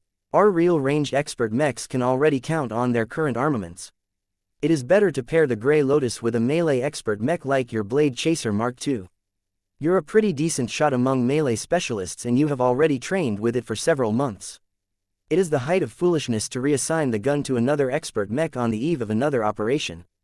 Can you at least make it bigger so that it can do more against a battleship? That's impossible. I am lacking a key material. For now, it is best if the Grey Lotus retains its current size. The expert pilots no longer had any questions. They all gained a decent idea on what they should do. While the operation itself was quite convoluted, there was no need for the pilots to understand the complicated maneuvers. They just needed to help the Mars take down the Tower of Babel. With everything that we are throwing at the alien battleship, will Lord Pyrion be able to make it out of the upcoming battle alive? Venerable Vincent Rickelin skeptically asked. Because it sounds to me that we are throwing so much firepower at the ship that nothing is able to come out unscathed. If the Mars doesn't demolish anything outright, the Amaranto will drill a hole into it. If the Amaranto hasn't destroyed anything, the Promethea will burn it all down. If there is anything left intact, then when the Penitent Sisters and the Glory Seekers unleash their deadly battle formation attacks, the entire hull will turn into a ghost ship. The other expert pilots also shared Vincent's doubts. The Tower of Babel was certainly strong, but the upcoming operation could easily inflict so much damage that nothing recognizable would be left by the time the attack was over. This is why everyone needs to obey the instructions of Central Command. Vase told them all. We have a large number of analysts and other smart people at our disposal that will constantly be studying every important aspect about the enemy vessel. Their highest responsibility is to identify the location of the cell where Lord Pyrion is held.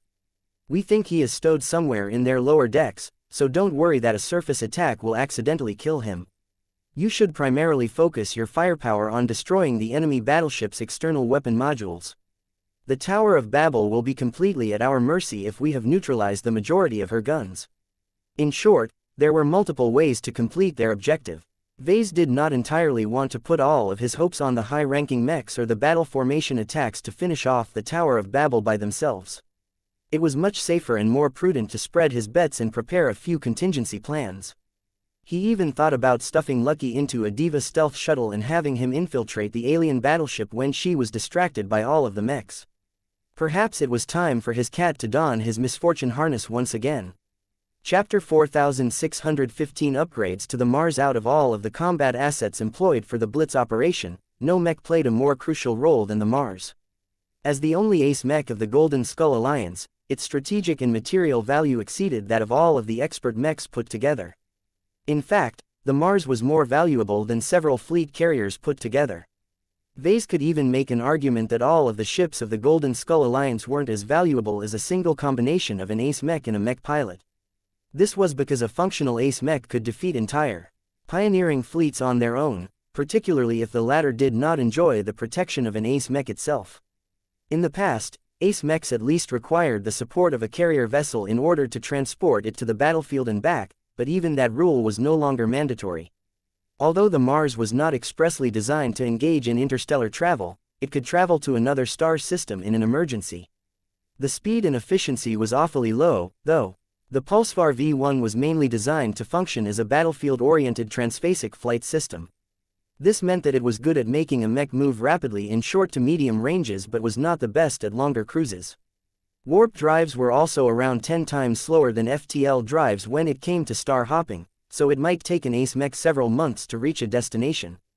We don't need the Mars to engage in superluminal travel, Master Benedict Cortez told Vase as both mech designers stood before the powerful ace mech in question. It only has to remain fast enough to outspeed the tracking of the Tower of Babel's primary and secondary gun batteries and the rotation of her hull. It also helps if the Mars can outrun the pursuit of the alien phase lord that previously protected the alien battleship against the unrelenting. Vase looked up at the Mars. He could just see the elements of the Pulsar V1 sticking out of the back of the masterwork ace mech. It looked different than before. It received additional elements that bulked up its construction and likely boosted its performance parameters. "What did you do to the flight system?" he asked. Benedict pressed his lips. "Reginald has requested us to find a way to make his ace mech faster. Personally, I am of the opinion that the configuration of the Mars is already optimal, but its pilot does not agree, so I had little choice but to take additional time off my schedule to make the requested changes. Perhaps an ordinary mech pilot might not be able to force a master mech designer to implement changes to a mech, but an ace pilot was a different story, especially when he also happened to be the leader of the clan that owned everything." "So the Pulsar V1 is stronger now, Master?" Vase guessed. "Correct. I worked together with the Godwin Institution to develop a more powerful version of its original product. Together, we came up with a variant called the Pulsar V1 He. The He stands for high energy, as the additional structures added to the base version significantly increases the forward acceleration of the flight system in exchange for consuming substantially more energy. The Pulsar V1HE is a hungry beast, and the main reason why I agreed to its inclusion is because I managed to improve my original energy bridge system to compensate for the increased energy consumption." Vase nodded in understanding. In short, the Mars became a lot faster, but also became a lot more energy inefficient in the process. Improving the original energy bridge system, which essentially exploited the skull of a dead expert pilot to extract more energy from somewhere, prevented the ace mech from running dry too soon. "I assume that's not the only upgrade, right?" the younger mech designer remarked as he sensed another significant change in the flight system. "Ah, you are sharp if you managed to deduce that little detail." The Godwin Institution also helped with designing a way to integrate more phase water into the flight system. The Pulsar V1 originally came with 400 grams of phase water, but the Pulsar V1HE now has 600 grams of phase water. That doesn't mean that the Mars can move 50% faster than before, but any incremental speed boost is helpful.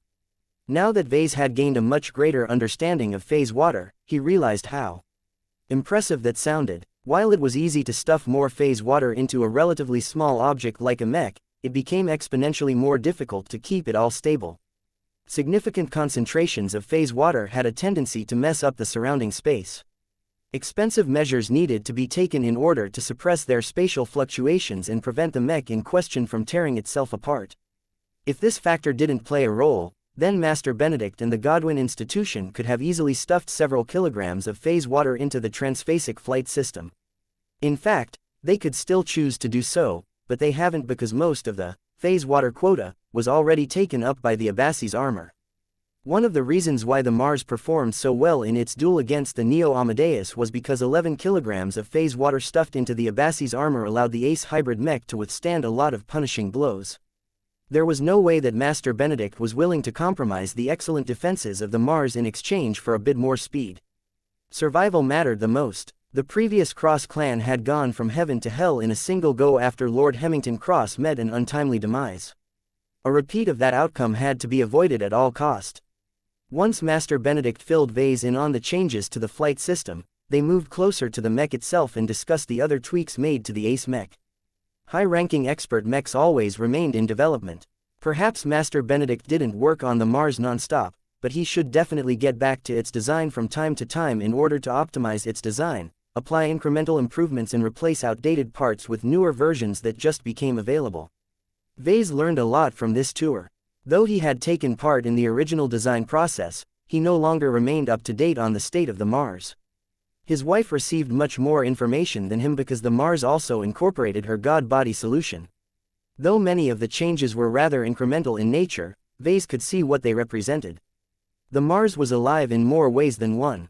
Not only had it turned into a spiritual incarnation of its Ace pilot, its physical configuration was constantly evolving by design. What was happening to the Mars was a mirror to what happened to a powerful human like himself. Vase gained part of his strength through advancing through the ranks, but he also derived a lot of help from purpose-built augmentations such as his cranial implant. Both kinds of improvements were essential to him. They complemented each other and allowed him to produce astonishing works that couldn't be made by baseline humans. After gaining a decent understanding of all of the improvements of the Mars, he estimated that its overall performance had roughly risen by at least 12%. Though the changes to its flight system had made it a lot faster, that was only valid when it was traveling in straight or gently curving lines. All of the additional parts added to the Mars had increased its mass. In addition, once it was moving at high relative speeds, it became a lot harder for the machine to make radical changes in direction. This compromised its dogfighting capabilities. Fortunately, the Mars was about to fight against a battleship. Raw speed was more important than greater agility. Vase and Master Benedict hovered closer to the shoulders of the Ace hybrid mech. The modular slots that allowed the shoulders to mount any compatible weapons systems were currently empty, but that was bound to change soon. "What weapons will you mount on the shoulders this time?" Vase curiously asked. "Will you put in a pair of Gauss cannons?" Master Benedict smirked. "Not this time. We have already seen from the unrelenting that Gauss cannons generally do not achieve great results when fighting against the transphasic energy shields employed by the native aliens. It is better to mount a different weapon system onto the shoulders so that the Mars has access to additional solutions that cannot be matched by its fixed loadout." That made Vase curious. "Are you going for a pair of flamethrowers?" I recall that the Unrelenting's own wrist-mounted flamethrowers managed to blind the alien phase lord to an extent. This can help with allowing the Mars to distance itself from this annoying opponent. "We thought about that, but we rejected this option. We have a much better and more appropriate option in mind. After a lot of thought, we have decided to mount it with a pair of missile launchers." Vase widened his eyes. There is little point in equipping the Mars with modular missile launchers unless their payload is significantly more useful than a pair of regular weapons. "Let me guess. Are you making use of special missiles this time?" "That is correct." "Good guess." Master Benedict smirked. "You see, we aren't the only humans who are struggling to defeat powerful alien warships that are protected by multiple layers of strong transphasic energy shields. Most pioneering fleets simply do not have the firepower to overcome such defenses. The demand for weapons that can effectively break or bypass all of these energy-based defenses have grown stronger, and the market has finally begun to give us answers. Let me show you what we have recently acquired." The master mech designer led Vase away from the Mars and towards one of the secure storerooms where a lot of powerful ordnance was being stored. After entering a new compartment, Master Benedict stopped before a highly secure and robust crate that was marked with lots of warnings as well as the logos of several companies and brand names. The master mech designer had to input a secure code before he could open the crate. A single dangerous missile rested inside. As soon as Vase studied it, he immediately sensed a lot of danger. His phase water affinity allowed him to detect the substance, and right now it told him that the warhead contained a significant concentration of the material. How much phase water is stuffed inside this missile? This is a Stormsurge missile, an experimental missile product developed by Imus Energy Armaments, the same company that made the Arceus system. Master Benedict explained as he gently caressed the surface of the high-end ordnance. It was solely developed to provide parties such as us an easy and relatively low-barrier means of overloading strong transphasic energy shields. It is already powerful on its own, but it will truly shine when it is empowered by resonance, hence it is mainly meant to be used by expert mechs and ace mechs. You didn't answer my question, Master. Oh, I apologize. I try my best not to think too much on what it costs to procure a batch of missiles. The warhead of a single Stormsurge missile is laced with 363 grams of phase water. However, due to a convention that I am sure you are familiar with, our clan had to pay 726 grams of phase water in order to commission a missile from Imus Energy Armaments. We also had to pay 15,000 MTA credits on top of that to cover the cost of the high-grade exotics needed to amplify the destructive power of the missile and make sure its volatile elements are contained until the time is right. Vase stared at Master Benedict with a shocked expression. A single Stormsurge missile was worth as much as a mech regiment if not more. In fact, Vase could have built enough mechs to double the numbers of his elite nullifier battalion with this much money and resources. Damn, how many will the Mars equip on its upcoming mission? Benedict sighed. Only 2, 1 for each launcher. I would love to add in more, but the Mars cannot carry so much phase water equipment. Imus Energy Armaments also haven't been able to supply us with anything. The product is still experimental in nature, so mass production is far away. I see. Well, it's better than nothing. I'm a lot more confident in our ability to breach the defenses of the Tower of Babel if we have access to this new trump card. Chapter 4616. It's free real estate. Although the new Stormsurge missile was an extravagant expenditure to the Cross clan, it could easily be worth its weight in phase water when employed in the right situations. This was why the Cross clan did not have the high cost of phase water and MTA credits. In any case, the clan had earned a lot of both as of late, so it could easily cover the high expenses. The same could not be said for many other pioneering organizations. Even if a pioneer was lucky enough to obtain a single kilogram of phase water, much of that would definitely be used to upgrade an expert mech with more enduring transphasic parts. Using so much phase water on a consumable product was out of the question to these parties. However, if the Cross clan was willing to invest in them, so could the Larkinson clan. Now that Vase thought about it, acquiring a batch of Stormsurge missiles was truly an excellent way to make up for the painful lack of shield-breaking capabilities. Though none of the Larkinson expert mechs currently made use of missile launchers, the modules were so easy to work with that he could mount them on pretty much any decent machine. The Everchanger was most readily able to accommodate them due to its stellar flexibility. Still, Vase knew that the full potential of a Stormsurge missile could only be attained when it was paired with an ace mech. The true resonance amplification at the ace mech level was much more substantial than at the expert mech level. If the Mars was able to break an entire segmented energy shield with a single Stormsurge missile, a typical expert mech might need several more to produce the same results. Though Vase and the Larkinson clan were willing to cover the cost of using them in a crucial life and death battle, it was unsustainable to employ them in every battle against an alien warship. Vase much preferred to spend his time, money and resources on developing more cost-efficient weapon solutions such as the Instrument of Doom. Even though that weapon also demanded a hefty amount of phase water to fabricate, once it was finished it no longer demanded any further resources unless it sustained heavy damage. This was why mech designers generally treated missile launchers as lazy weapons. They were relatively easy to design and easy to scale up their power, but they were also prohibitively more expensive to use in the long term. Anyone who wanted to obtain more powerful missiles just had to stuff more expensive materials into their construction. Their users just had to be ready to open up their wallets and pay a hefty sum each time they were used. As a mech designer, Vase vastly preferred to improve the rifles and cannons of the Larkinson army so that his troops could defeat alien warships by relying on their own intrinsic power. However, that was not a realistic option in the short term. It might be necessary to stock up on stormsurge missiles or similar products to tide over the clan in the next couple of years. Vase already thought about asking Imus Energy Armaments if they could make a grenade version of their new product. The Dark Zephyr could make excellent use of them to force his way through energy shields and get close enough to prevent a warship's gun batteries from repelling the expert mech. Time passed by. As Vase immersed himself by learning about the properties of the Stormsurge missile, the Rapid Strike Force did not take long before it re-entered the star system that it had just left. We're back again. The Golden Skull Alliance hastily departed the star system not too long ago, but a huge number of changes had occurred since that time.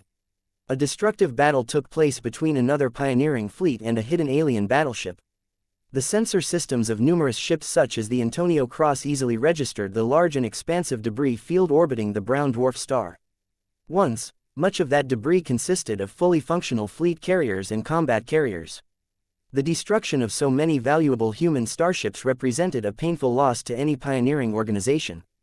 It was not easy to compensate for such a great loss, particularly when the demand of starships still exceeded supply. To think that we managed to destroy almost an entire pioneering fleet through subterfuge and trickery.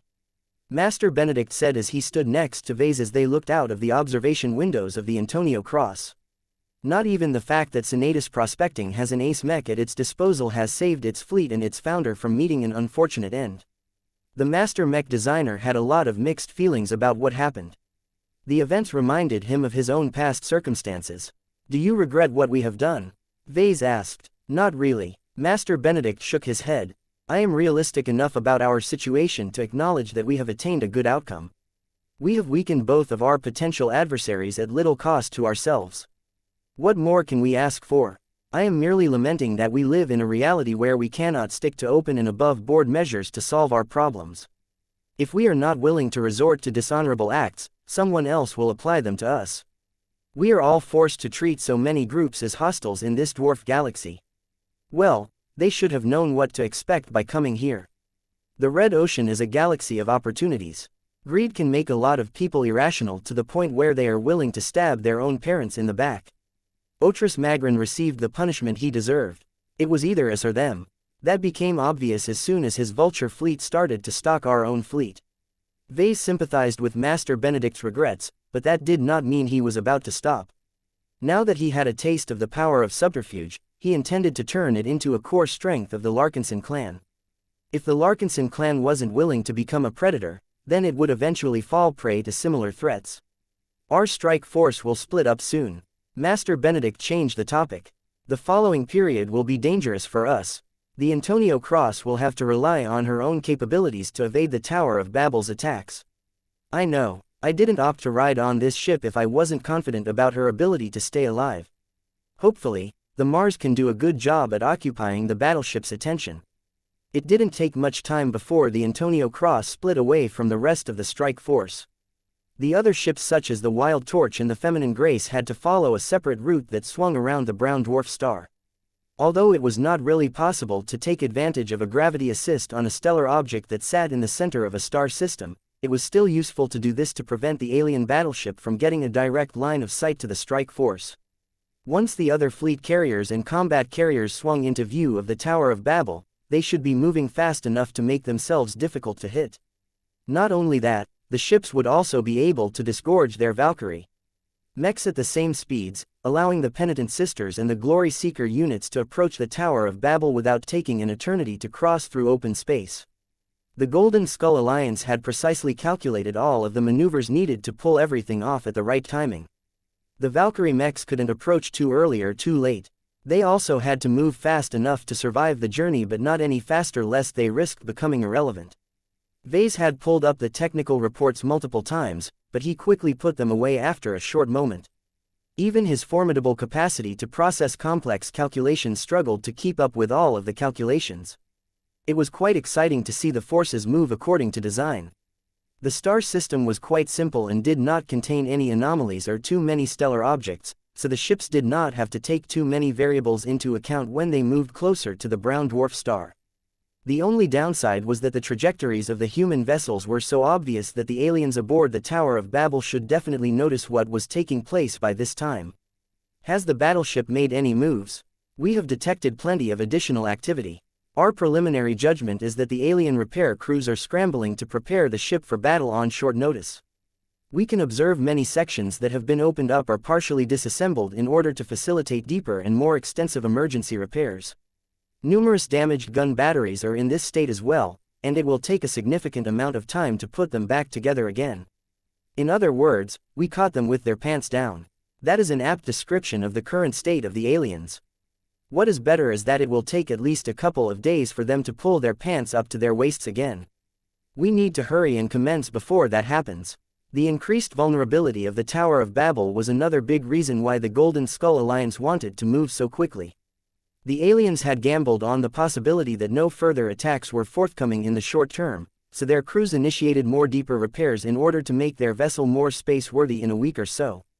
It would have worked out if the aliens could actually complete their jobs, but Vase and the others spoiled that plan. According to the plan, the Antonio Cross would get closer first so that she could deploy the Mars and all of the expert mechs first. All of the expert mechs stationed aboard the slender and fast fleet carrier briefly gathered together before they were about to deploy. They shared drinks, made shameless boasts and egged each other on. Though not everyone looked forward to this upcoming engagement, they tried to make the best of it as it was necessary for all of them to learn how to cope with warships. I'm tired of playing second fiddle every time we fight against warships. Venerable Vincent complained to Vase during this pre-launch party. Can't you upgrade our mechs so that we can fight them on our own terms for once? My Sea-Man isn't designed to cower in the rear. We need to fight at the front. Vase tried to give his pilots a reassuring smile. I am already thinking about that. Our clan won't have anything ready in the short term, but I predict our situation will be a lot better in a year. What will be different, then? Think about what we are about to face.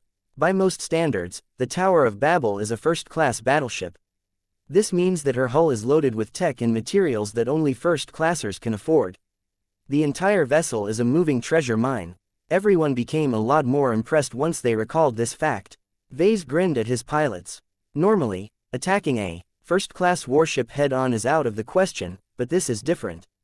Now that a vulture fleet has softened her up, the Tower of Babel is weaker than she has ever been. She can no longer exert the combat power that is commensurate to a ship of her value. This means that we don't have to put in as much effort to take her down. Once we do, I can promise you that our clan will quickly salvage enough strong and powerful first-class materials from her hull to develop an entire suit of upgraded mech equipment for your expert mechs.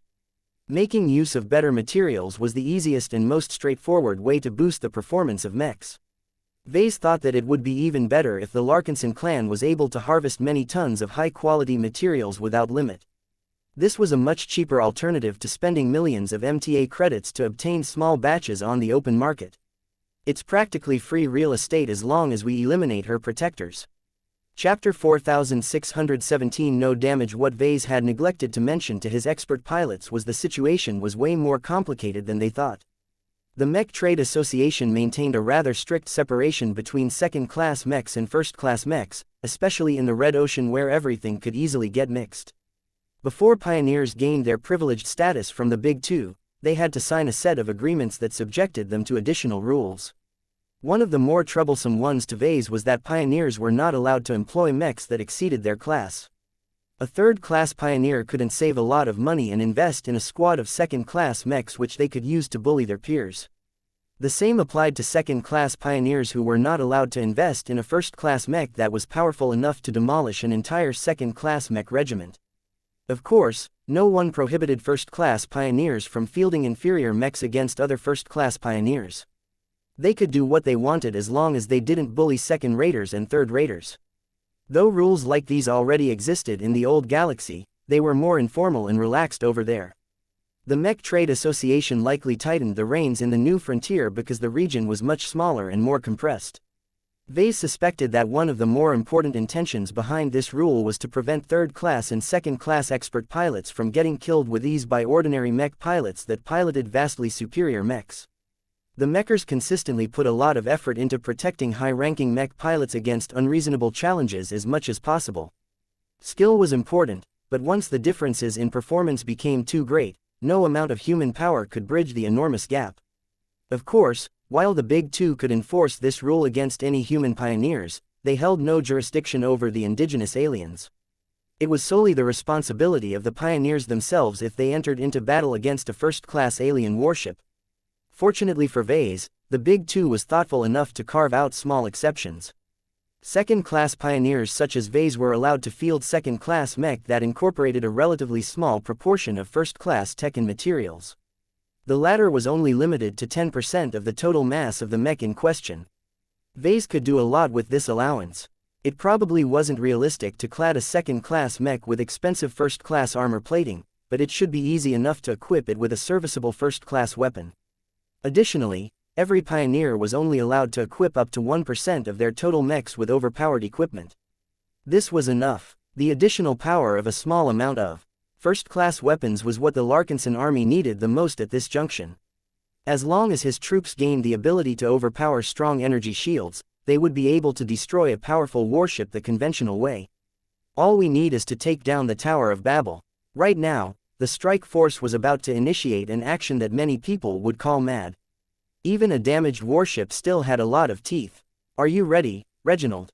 "I was ready hours ago, Benedict," the ace pilot replied in an impatient tone. "Is it finally time for me to launch? Let us check the connection to the external energy pack." "All right." The module is firmly attached to the rear of the Mars. Remember the plan. Once you deploy into space, don't hesitate to accelerate and enter into warp travel and initiate combat at full power. I suggest you use up the spare energy reserves as fast as possible so that you can detach the pack when you are done. You will need all of the mobility that you can get once you get close. You don't need to remind me. I'm not that stupid. Master Benedict knew that. Reginald's real problem was not that he was lacking in intelligence, but that he allowed his desires to override his good judgment far too many times. Once Reginald received the necessary reminders, he finally received permission to launch into space. The powerful dark red-coated ace mech entered into open space as if it was a champion about to perform in an arena. The ace mech made for a substantially more heroic sight than the unrelenting. Its circle-patterned armor plating, its segmented shoulder plating, its human masked face and the vertical crest on its head all made the machine look like an ancient warrior that had undergone an extreme round of modernization. If that wasn't enough, the ace mech also projected a cape that fluttered behind its back as if wind was blowing through space. Vase rolled his eyes. "Move already." Once Reginald satisfied his vanity by posing his ace mech in front of his men, the Mars finally blasted forward and proceeded to warp towards the Tower of Babel. There was still a lot of distance between the Antonio Cross and the alien battleship. The reason why the plan called for deploying the Mars early was because they needed the ace mech to test and verify the combat effectiveness of the Tower of Babel. The ace mech probably didn't possess the firepower to overcome the defenses of the alien vessel. Perhaps its new Stormsurge missiles might help, but it was better to save them until additional help arrived. What Vase and the others were confident in was that the Mars was likely capable of holding on for a long time. The ace mech's energy reserves were abundant despite its relatively high consumption, and its Saint Kingdom along with its Abbasis armor provided a generous buffer against mistakes. The only wildcard as far as the Golden Skull Alliance was concerned was the alien phase lord that repelled the Unrelenting a few days ago, but the analysts speculated that this potent combatant was not good at ranged combat. It took quite a bit of time for the Mars to get close enough to start pestering the Tower of Babel. The Pulsar V1HE flight system was putting its enhancements to good use by helping the ace mech reach its destination faster. As the Mars used up the additional energy provided by its detachable energy pack, the distant alien battleship had yet to take any offensive actions. That would change soon enough. Both sides were waiting until they got close enough to launch attacks that had a reasonable chance of actually hitting their intended targets. Vase joined Master Benedict in the command center of the Antonio Cross and sat behind a spare workstation. He pulled up the telemetry of the Mars and saw that it was running cooler than it should considering how much energy it was expending. He hadn't heard anything about upgrades to the ace mech's heat management system, so he chalked up this anomaly to Patriarch Reginald's willpower baptism. The Mars already bathed in his glory long enough to apply a fair amount of unreasonable and unexplainable upgrades to the machine. Vase had learned early on to accept these changes without kicking a fuss. Trying to find explanations how mechs performed a lot better was a gigantic waste of time. He was much more interested in the condition of the alien battleship at this moment. Once he pulled up the data on the damaged vessel, he could see that a number of powerful gun turrets had already swung in the direction of the incoming threat. "Has her hull moved in any way?" "Not yet, sir." We expect the aliens to alter her orientation so that most of her gun batteries can angle their muzzles towards the Mars. Will they? Vase looked curious. If the aliens do this, then they will be exposing the main thrusters to the Mars. It is only a vulnerability if our ace mech can overcome the energy shields protecting the rear half of the vessel. In other words, if the Tower of Babel turned around so that she presented her rear to the greatest threat, then that was an indication that her front still presented an enormous gap in her defenses. It did not take long before everyone had an answer. The enemy battleship is turning. This was good news. What Vase and everyone else was afraid of was that the Tower of Babel had restored enough of her defenses to make her almost impervious to damage in every direction. If any imbalance had occurred, then that suggested that a hole in the defenses truly existed. This was the greatest benefit that St. Neville Magrin and the Unrelenting had provided to the Golden Skull Alliance. Of course, Neville not only lost most of his starships and personnel, but also the father he looked up to and idolized the most, but what did that have to do with Vase? He was glad that Senatus Prospecting had put in enough effort to prevent the Golden Skull Alliance from returning to this star system in vain. Once a bit of time had passed, the Mars finally came close enough where it could begin to open fire on the enemy vessel. The same could not be said for the Tower of Babel. Most of her intact gun batteries were so large, slow and unwieldy that they were unlikely to strike a small and fast-moving target like an ace mech that was still in warp travel. Reginald was at least cognizant enough to begin to vary and angle the direction of the Mars. He studied his target carefully before he decided to pull the trigger. I am opening fire. The Arceus Systems integrated energy weapon modules launched the opening strike of this battle. Although it was considerably more difficult to land a shot with positron beams as opposed to laser beams, that rule didn't apply under the current circumstances because the Tower of Babel remained mostly stationary. As such, 9 potent resonance-empowered positron beams rapidly crossed the distance and struck the rear of the enemy battleship in a relatively tight grouping. None of the beams fired at an extreme range missed the mark, though Reginald hadn't been able to ensure that they concentrated their power onto the same segmented energy shield. Much to Reginald's disappointment, the opening strike of the Mars failed to bypass or break a single transphasic energy shield. The alien shielding technology is too annoying. Patriarch Reginald growled in frustration. That did not stop the Mars from launching repeated attacks. The ace mech had enough energy to spare, so it might as well begin with wearing down the Tower of Babel's first line of defense. As the Mars continued to propel forward, it began to circle around as if it wanted to strike the most vulnerable side of the alien battleship. The aliens weren't about to let that happen and continued to change the orientation of the hull so that the ship always presented her strongest side to the enemy. The battleship did not let herself get beat up for nothing. After a moderate delay, she finally opened fire with all of her formidable guns that she could bring to bear. The Mars rapidly evaded to the side moments before a large net of enormous kinetic projectiles and hot laser beams could strike its position. Though the aliens had been rather clever about weaving a net of attacks to reduce the effectiveness of evasive maneuvers, the distance was still far too great to make the net tight enough. How are you holding up, Reginald? Ha ha ha ha. The ace pilot laughed as he started to enjoy this fight.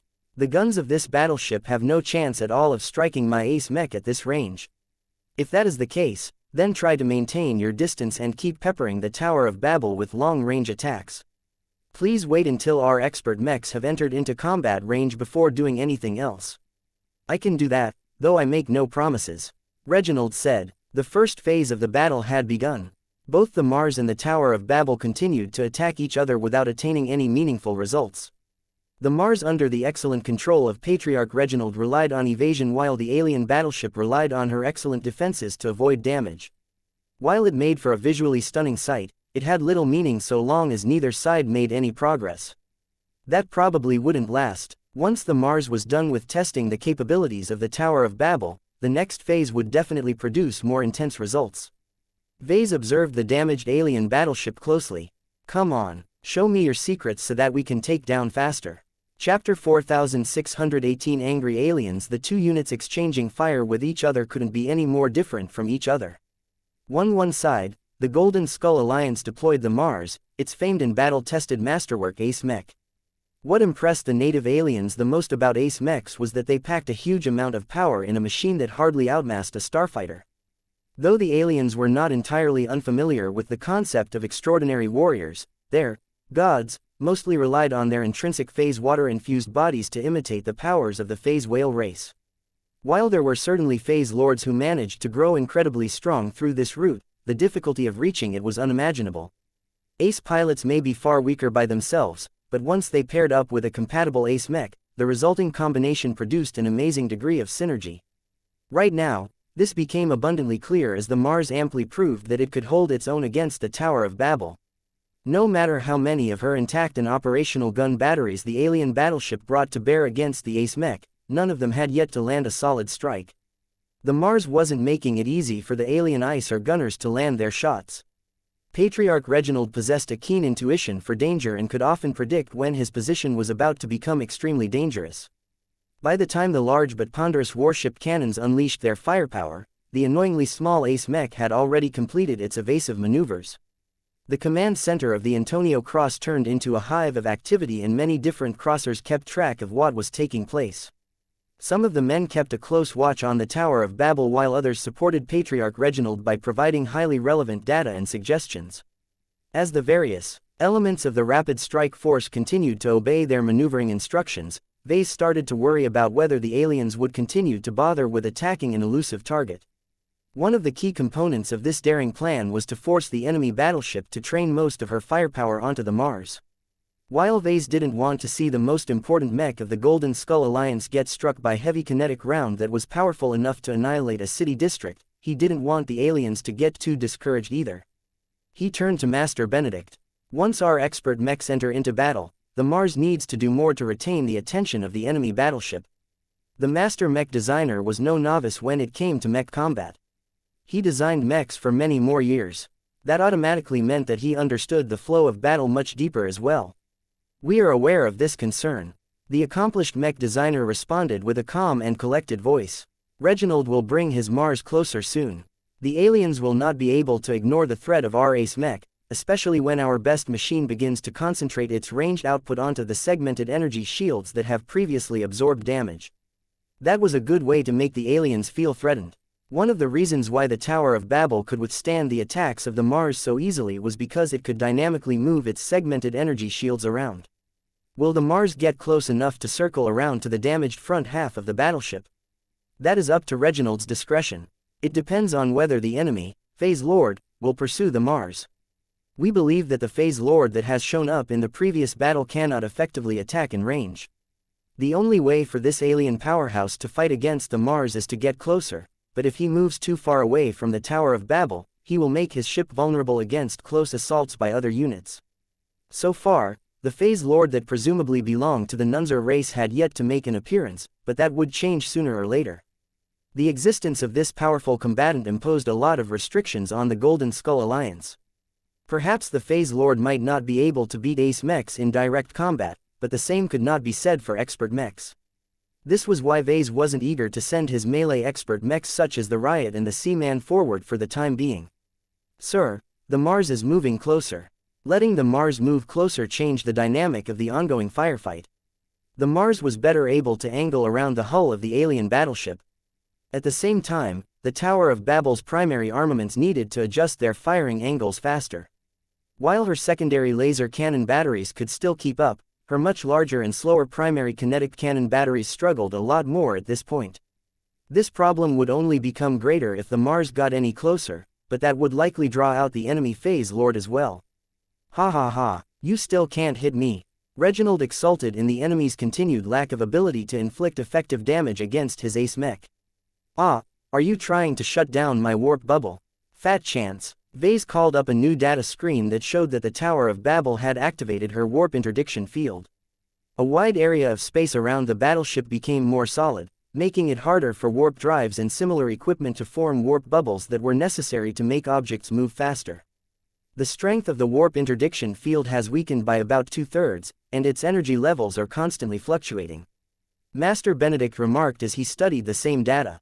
That is good news. We expected the enemy battleship to retain most of this capability, but the damage to the intact rear half of the hull is more extensive than we thought. The warp interdiction field was probably strong enough to block the warping capabilities of most mechs and starships, but ace mechs were different.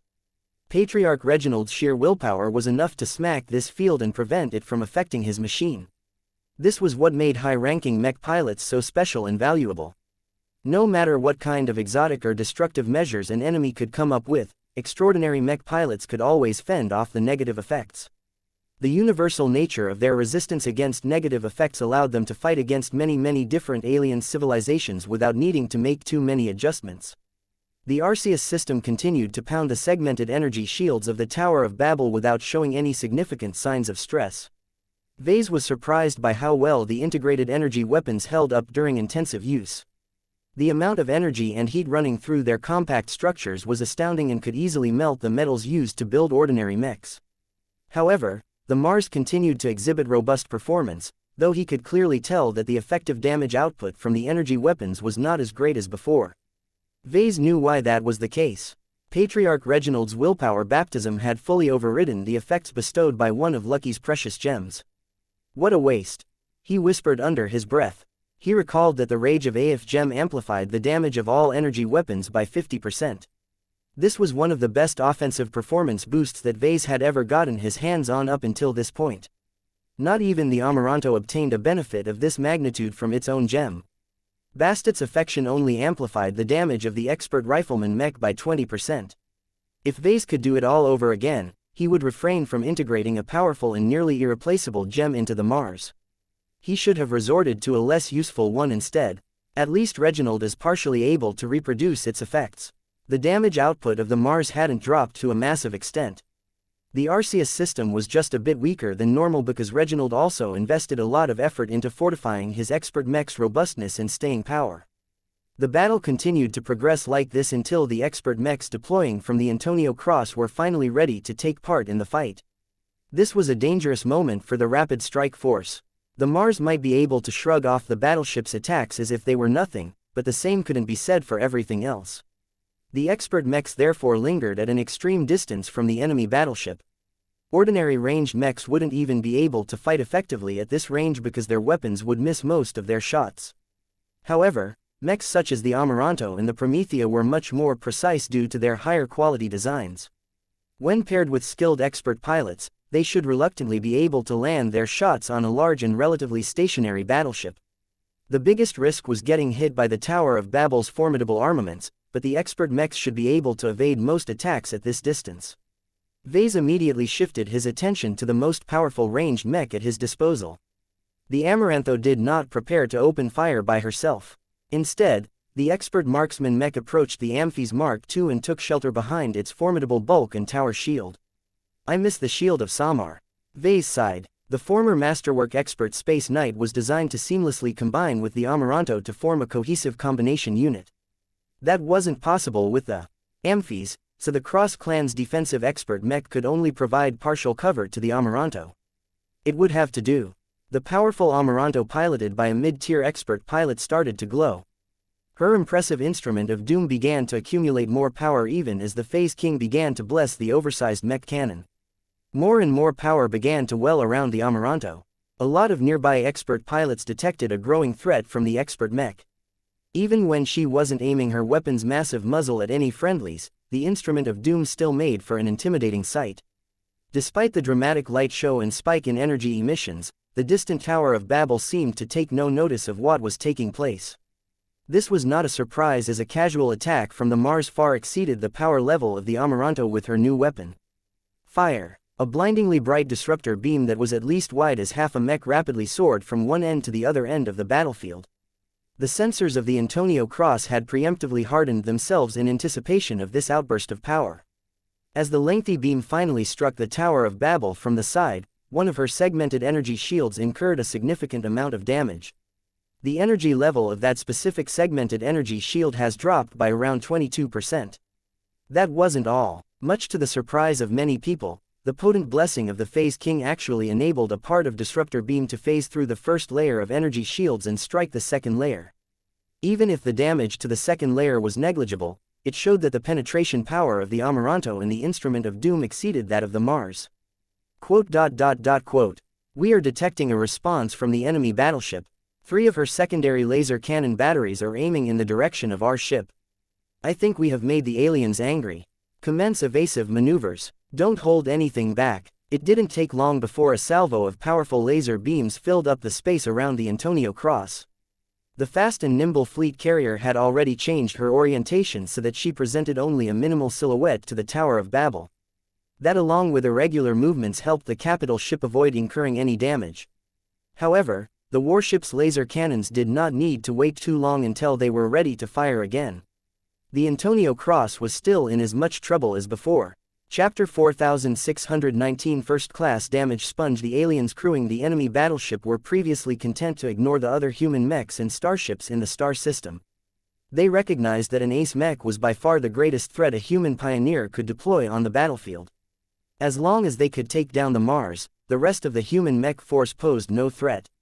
However, a part of that calculus changed once the other human units proved that they could pose a more substantial threat to the alien vessel. This was why the aliens showed a greater willingness to redirect a part of their formidable firepower towards the Antonio Cross and her complement of expert pilots. Incoming. This time, one of the powerful laser beams managed to get lucky enough to inflict a glancing blow on the Cross Clan's fleet carrier. One of her energy shields managed to block most of the blow, but it did not come without a cost.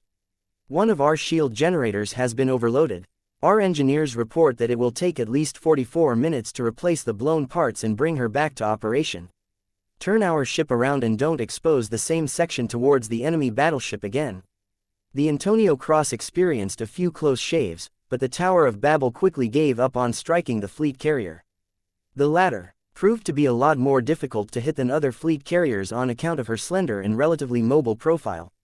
Perhaps the aliens didn't mind if they could strike down a human fleet carrier with ease, but that wasn't the case at this moment.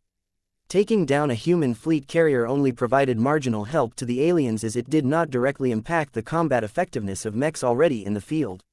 At most, taking down the Antonio Cross would damage the morale of the mech pilots and prevent the mechs in the field from replenishing their spent supplies. No one intended for this battle to drag on to this extent. Despite the amount of mechs that the Golden Skull Alliance had brought to bear, Vase and the others did not think that they would be able to win a battle of attrition. Even with only half of her hull left intact, the Tower of Babel was a typical battleship that could fight for several days if her crew managed everything well. We are not wearing the Tower of Babel down fast enough. Vase frowned. The Mars needs to circle around and attack the front half of the vessel. The enemy battleship is making that harder by continually turning her rear side to our ace mech. Then I guess we will have to rely on our expert mechs to put pressure on the enemy vessel's weak point. The alien commander wasn't stupid. The front sections of the damaged battleship represented a massive weak point. A mech as powerful as the Mars could easily finish what the Unrelenting started in a prior battle.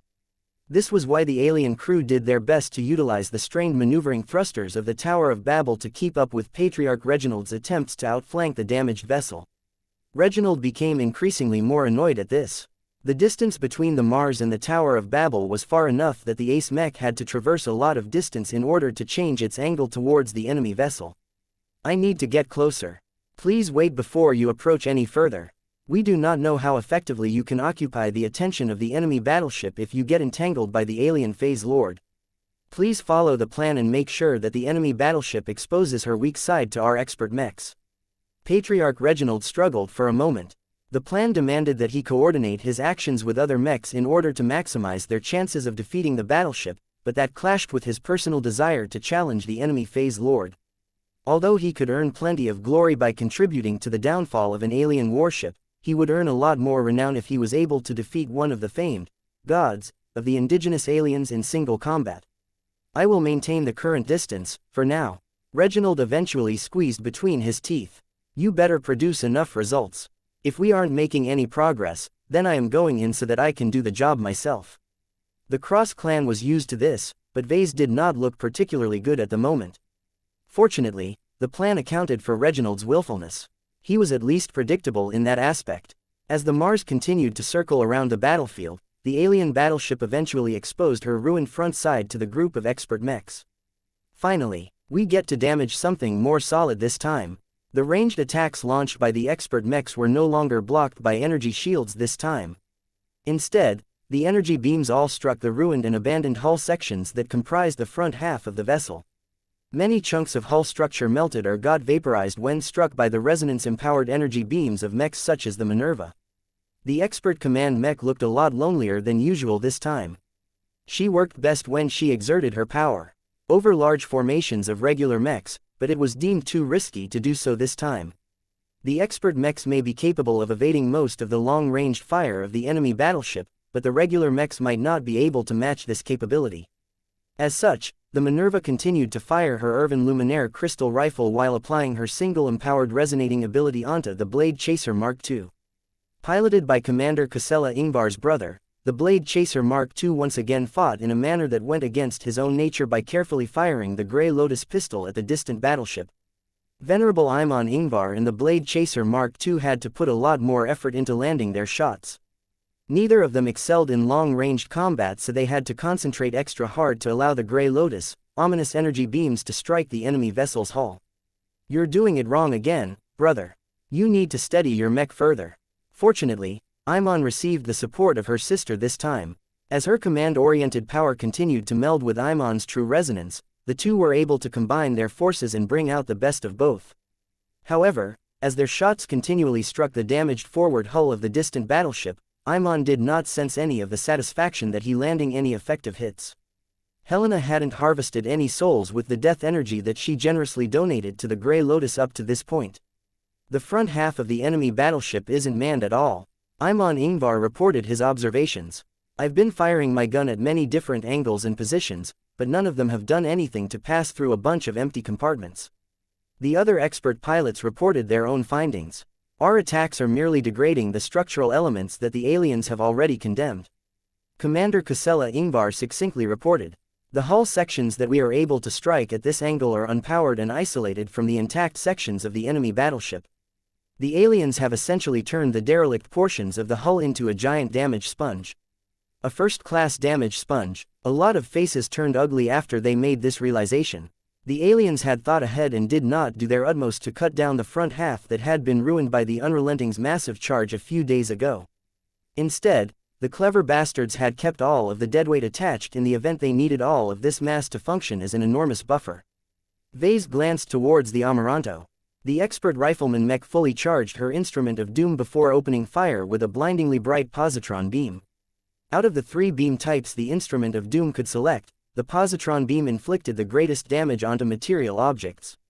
The annihilation of particles along with the immense heat released from the reactions never failed to destroy a lot of structural elements.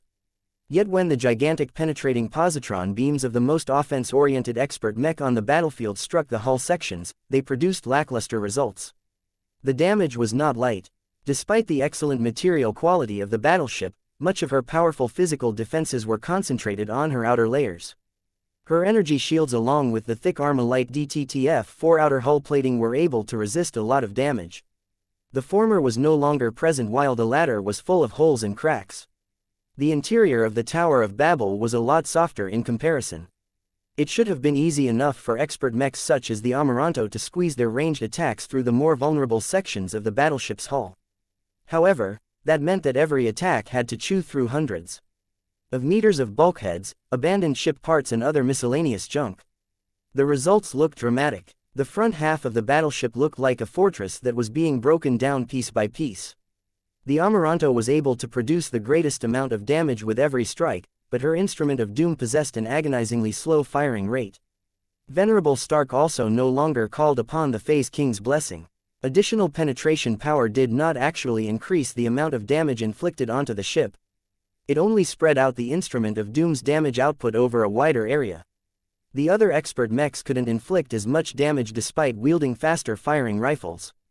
The damage output of these weapons was much lower, particularly if they happened to be spare equipment that weren't particularly attuned to any specific machine. Melee expert mechs such as the First Sword, the Riot and the Seaman looked exceptionally sad as they listlessly fired their loaned Luminaire crystal rifles at the exposed hull of the enemy battleship. The mechs and their pilots were at least good enough to hit the ship most of the time, but they weren't always able to land repeated shots in the same areas, which made it harder for them to concentrate their fire and penetrate any deeper. The only way for them to unleash their formidable close combat potential was to get close, but that was deemed too risky for the time being. The only other ranged expert mech that was doing well aside from the Amaranto was the Promethea. Compared to the bombastic upfront power exhibited by the Amaranto in her latest weapon, the Promethea did not attract that much attention at first. Every positron beam fired by her ignitron luminaire crystal rifle did not particularly damage a huge amount of hull structure. The damage upon impact was quite mediocre, to be honest, and the ignitron did not even possess any notable penetration properties. However, each and every monotonous strike from the Promethea left behind a strange purple flame. The oddly persistent fires mostly represented an extension of Venerable Isabel Coden's true resonance and willpower, so they did not exactly behave like normal flames. The strangest part about these purple flames was that they pretty much burned every piece of solid matter they came across. It did not matter how tough or fire-resistant the alloys were, as long as the flames caught on, it undoubtedly burned and produced heat. At first, the amount of flames was negligible, but as the minutes passed by, they started to become a little more serious. Before everyone knew it, dozens of exposed compartments and hull sections had become engulfed in a firestorm. Vase became ecstatic at the sight. "Can you spread your flames any further, Isabel?"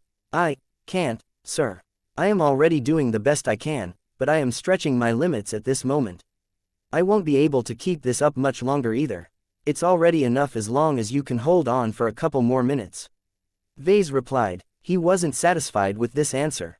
The Promethea was the only expert mech that was making this attempt worthwhile, but that would all stop once Venerable Isabel exhausted her willpower. Chapter 4620 Low Intimacy. The Amaranto and the Promethea were both expert rifleman mechs, but fought in completely different ways. The former was the classic marksman mech that sat back far in the rear and took down high-priority opponents by targeting their weak points. Normally, that worked out great because every mech or starship possessed a weak point. Whether that was a hole in the outer surface, a joint with much less armor cover, or the rear of a starship where the thrusters were dangerously exposed, there was often a way for the Amaranto to turn a battle around by crippling a powerful opponent with one dazzling precision strike. The expert rifleman mech was not omnipotent, though. If that was the case, then the Golden Skull Alliance would have defeated its previous opponents with much greater ease. The greatest hindrances that impeded the Amaranto were energy-based defenses and lots of junk in the way. Right now, Venerable Stark found herself in a less than enviable position, as much of the potent firepower of the Instrument of Doom kept destroying abandoned hull structures as opposed to more useful ship elements. Venerable Isabel Coden and the Promethea actually faced the same problem, but there was a crucial difference. Vase had expressly conceived the Promethea as a ranged expert mech that could take down an entire warship by herself. Though Vase hadn't actually expected the Promethea to confront an armed capital ship of this caliber so soon, that did not detract from the fact that she was in her element at this time. More hull structure did not necessarily represent more hindrances that prevented Venerable Isabel from completing her objectives. Instead, when affected by her fire-oriented true resonance, the enormous structure began to get engulfed by increasingly more expansive flames. The Promethea's damage output produced a much more impressive visual spectacle than that of other high-end mechs. This was especially the case when the expert mech had a sufficiently large enough canvas for Venerable Isabel to express her power. The ship is actually on fire. This is impossible. How can a single expert mech produce so much damage? The hull is constantly heating up and melting as we speak. Solid alloys that have incredibly melting points are turning into molten slag with each passing second. Not only were the flames spread by the Promethea softening up the hull on a large scale, but they also made it easier for the other expert mechs to inflict greater damage to the formerly solid structure. When Vase looked at the data related to the effects produced by the flames, he saw that they were not that exaggerated. Venerable Isabel Coden still possessed limits, and her flames found it particularly difficult to burn through more solid first-class materials. Oh, they were burning all right, but the speed in which they did so was incredibly slow. However, that did not matter that much, as the inner hull incorporated lots of softer metals and materials that burned a lot easier. The result of all of this was that the purple flames began to reach deeper and deeper towards the middle of the alien battleship. This was an alarming outcome, and one that most definitely spooked the alien crew. The alien battleship is redirecting some of her gun batteries. They are about to fire on the Promethea. Careful, Isabel. Vase didn't need to worry. Venerable Isabel had took into account that her Promethea would become a priority target after she single-handedly began to torch the Tower of Babel. The expert mech was far enough from the alien battleship to exacerbate any minor mistakes in aim. It did not escape the attention of the Golden Scullers that the Tower of Babel's formidable warship-grade cannons exhibited much poorer accuracy than before. Even if the Antonio Cross and her complement of expert mechs stayed much further away than the doomed starships of Senatus prospecting, it was rather strange that the warship had not produced any better results than a few rare glancing blows. The laser cannons have become misaligned.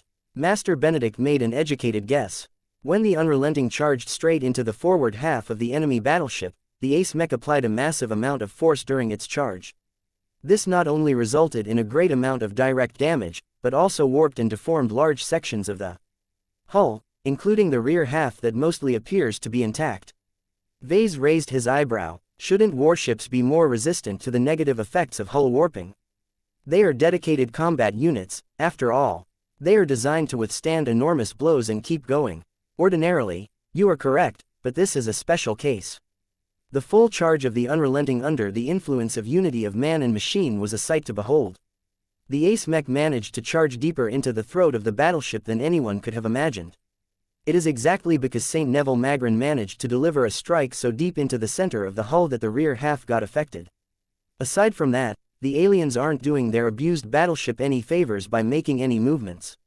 There is so much dead weight attached to the vessel that it will only make the hull warp even more.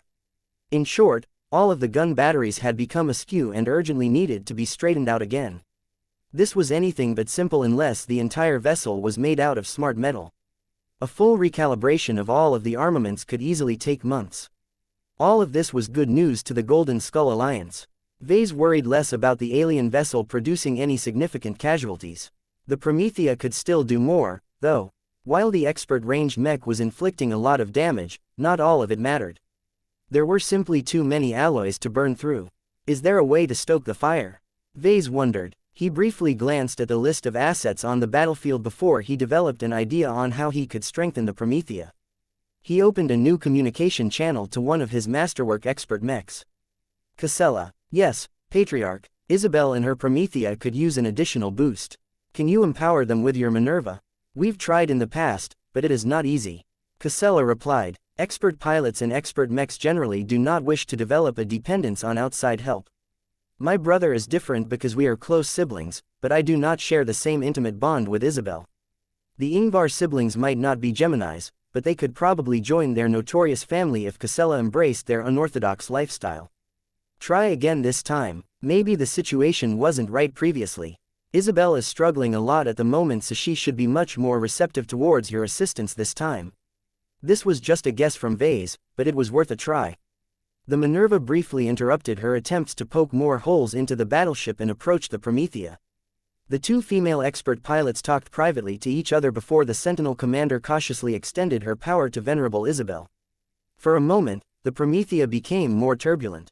The expert mech instinctively interpreted the extension of Commander Casella's true resonance as an invasion of her territory. The two expert mechs weren't harmonizing.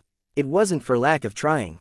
Venerable Isabel Coden and Commander Casella Ingvar both agreed with this measure, and their living expert mechs were more than willing to cooperate. Yet why weren't they making any progress?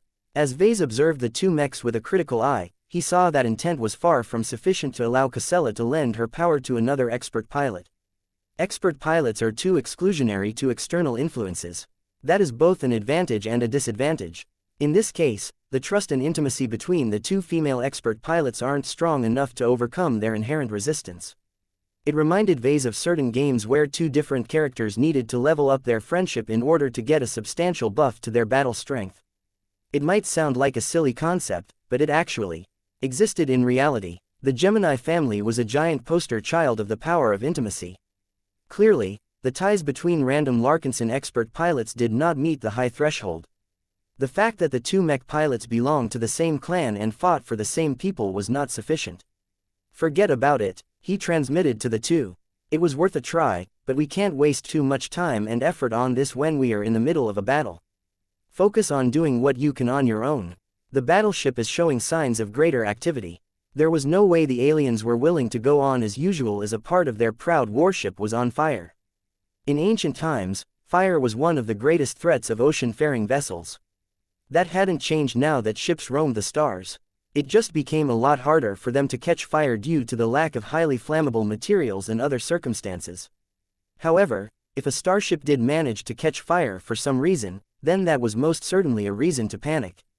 We're detecting powerful spatial fluctuations. A sensor officer reported. What is the ship doing now? The readings match the patterns produced by the enemy phase lord. The god in charge of the alien battleship had finally decided to make an appearance. If the powerful vessel had no more readily available means left to repel the enemies at hand, then the phase lord had to make an appearance before the flames reached the intact portions of the ship. Vase zoomed in on the live feed that showed the phase lord emerging from a hatch on the side of the alien vessel. Nuncers were generally larger and more massive than humans, but the phase lord looked even greater than that, especially when he was wearing a thick suit of armor. Not everyone was aware that phase lords were actually much bigger than they appeared. As long as a significant proportion of their blood was replaced by phase water, their physical bodies actually became a lot bigger. They just looked the same because a lot of weird spatial manipulation took place that shrunk the insides of their bodies. Vase wasn't able to guess the true size and mass of the alien phase lord. He could only vaguely guess that the phase lord was substantially more powerful than himself and his cyborg cat. This was a true powerhouse. Whereas Vase had to resort to cheap tricks, the Nunzer phase lord likely had to get to this point through hard work and taking risks. Who is the phase lord going to fight? That was the important question. Would the alien god choose to entangle the Mars and prevent it from exerting any further pressure on the battleship's defenses? The alien phase lord is moving away from the Mars. He is heading in our direction. He has already formed a warp bubble and will reach our position in a few minutes. Vase and a lot of crew members aboard the Antonio Cross started to get a lot more concerned. They couldn't imagine how much destruction the phase lord could wreak if he got close to their vulnerable fleet carrier. Should we request Patriarch Reginald to intercept the enemy phase lord? No, the Mars must continue to keep the Tower of Babel occupied. Trust in our expert mechs. We have more than a dozen of them at our disposal. A powerful champion was on the way. No one truly knew how well the expert mechs deployed from the Antonio Cross would fare against an unusual alien menace. What complicated the situation was that no one had a clear idea on how to gauge the strength and combat effectiveness of alien gods. Direct comparisons were extremely difficult to make due to a lack of data. The only way to know for certain whether the expert mechs could hold their own was to see them in action. At least our melee expert pilots are useful now, Vase remarked. Chapter 4621 Confronting a phase lord. The enemy phase lord finally made an appearance. Of all of the possible enemy combatants that the Rapid Strike Force could face, the mysterious entity that most certainly enjoyed a high status on the enemy battleship represented a wildcard. Humanity had yet to gain a good understanding of the abilities and combat power of these indigenous gods. They rarely displayed their prowess on the battlefield, and if they did, they mostly fought against the well-prepared and overpowering units of the Big Two. From what Vase and other people could tell from the archival footage that the MTA had seen fit to release, many of these alien powerhouses mastered specific and unusual tricks. Just like mechs, a lot of phase lords spent their time, effort and resources to excel in one specific application of phase water manipulation rather than spread themselves thin and become mediocre in the end. After studying the prior footage of the Nunzer phase lord in action, the Golden Skull Alliance learned that the alien that was rapidly advancing towards the Antonio Cross excelled in generating area of effect attacks. In addition to that, the phase lord also appeared to be extremely tough as he was able to generate powerful spatial barriers around his body. If the phase lord was tough enough to repel the attacks from an ace mechs, then the expert mechs of the Larkinson clan had little chance to inflict real damage onto his actual body. This presented numerous difficulties to the Rapid Strike Force. The phase lord had made an excellent tactical choice by opting to chase after the distant expert mechs. The aliens had yet to make any significant progress in taking down their latest human adversaries and urgently needed to produce any win in order to keep up their morale. This bastard is trying to kill off the small fry first, Vase called. If the phase lord hadn't been able to overcome the defenses of the Unrelenting in a short amount of time, he wouldn't have been able to overrun the Mars either. This was why he was most likely looking forward to engulfing the human expert mechs and accompanying fleet carrier with his devastating shockwaves. We can't allow the phase lord to get close to the Antonio Cross. Our expert mechs must block him from producing spacequakes that can shatter the hull of our fleet carrier. Should we recall the Mars?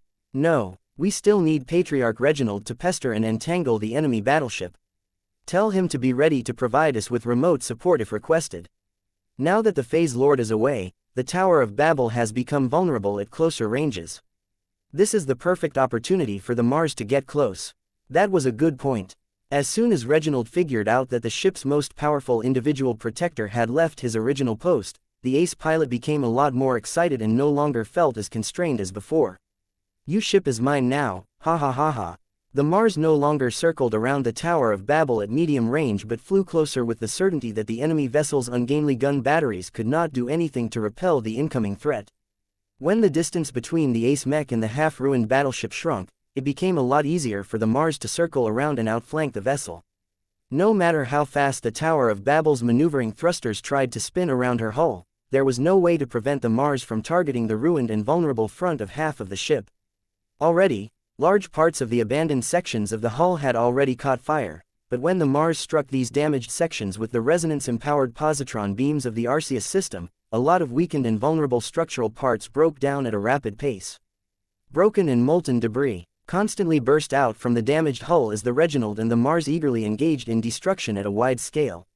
However, before the Mars could rampage even further, the alien vessel made a desperate move. The enemy battleship has activated her main thrusters. Her maneuvering thrusters are stabilizing her orientation. The enemy vessel has just set a course that leads straight back to the brown dwarf star. What? The condition of the alien battleship was not great to say the least. Even if Vase ignored the ruined and derelict front half of the hull, the rear half was not in a good condition either. There were clear cracks, deformations and other marks of damage. Not only that, her segmented energy shield coverage had mostly become a lot less effective. This was crucial because those very same transphasic energy shields were responsible for protecting the hull against the dangerous environmental effects of entering the outer atmosphere of the brown dwarf star. Vase could understand the decision made by the aliens.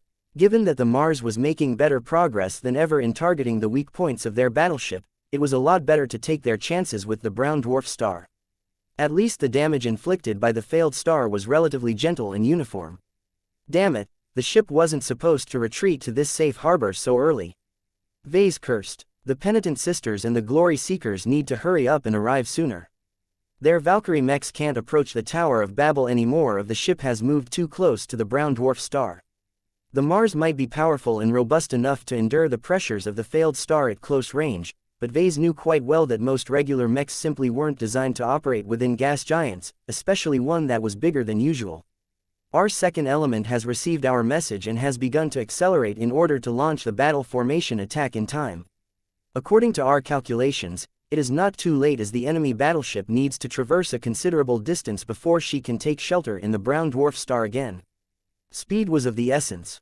It would be even better if the expert mech contingent could lend a hand as well, but they needed to address the more immediate threat first. By now, the expert mechs had all reorganized themselves to prepare for their upcoming fight against the powerful alien menace. Vase deeply hoped that this battle would not turn into a repeat of the Golden Skull Alliance's past encounter against Saint Yulamerika and the Olympus Mons. Back then, the disparity in absolute power was so great that no expert mech stood a chance of defeating a single, isolated ace mech. Everyone knew that it wouldn't be easy to defeat the enemy Phase Lord. Vase personally thought that their side might have to resort to special measures in order to gain an edge. What made the Phase Lord exceptionally difficult to deal with was his penchant for producing large shockwaves in space. This directly made it a lot more troublesome for the melee expert mechs to gang up on the Phase Lord. After a brief argument, the expert pilots eventually decided that it was best to confront the Phase Lord up close with 2 melee expert mechs at a time. The rest had to maintain their distance and do their best to contribute to the fight by firing their spare rifles at the Phase Lord. The most durable melee expert mechs stepped up first. Venerable Linda Cross, Venerable Rosa Orphan, Vase transmitted to the 2 expert pilots who shouldered the greatest burden. "We are not asking much from you. Just hold on as long as possible while doing your best to drag the Phase Lord's heels. We will constantly monitor the condition of your expert mechs and warn you to pull back before it is too late. It is crucially important that you do not linger for too long. Hey, my riot is not a baby. Stop treating it like one. No stinking alien will get through my defenses. We will see." The Phase Lord advanced quite quickly. If there was one thing the indigenous aliens were good at, it was exploiting the potential of phase water. Their efficiency and mastery over the use of this crucial exotic was still leagues ahead of any human applications. As such, the expert pilots did not have too much time to prepare before the enemy powerhouse finally came close enough to initiate a confrontation. The first ones to attack were the ranged expert mechs. The Amaranto struck first by launching a resonance-empowered laser beam from her instrument of doom. Just as expected, the probing attack struck a powerful spatial shield and failed to make the Phase Lord flinch. The other ranged expert mechs attacked shortly afterwards as their expert pilots grew more confident in their ability to hit a small but fast-moving target. The Minerva's Irvin Luminaire crystal rifle induced much less strain on the Phase Lord's powerful spatial barrier. The Promethea's Ignitron Luminaire crystal rifle was just as ineffective with its initial shots. Venerable Isabel Coden's true resonance was only capable of burning solid matter. Energy shields weren't substantial enough for her flames to catch on, so her expert mech was not able to leverage its specialty in the slightest. It wasn't until Venerable Isabel applied a special technique based on the Alferi core detonation code that the Promethea finally started to discomfort the Phase Lord a bit more. Each energy beam that struck the Phase Lord's spatial barrier produced a powerful localized explosion. Though the damage of these explosive strikes still didn't come close enough to matching the firepower of an ace mech, they always produced bright, blinding blasts that briefly impaired the vision of the Phase Lord. Though the powerful alien champion most certainly possessed other means of observation, it was still useful to impair his eyes. Keep it up, Isabel. Try to time your attacks so that you can deprive the Phase Lord of his sight during a crucial move or attack. Understood, sir. Whether this would help depended on how well the Phase Lord was able to sense his surroundings with other senses.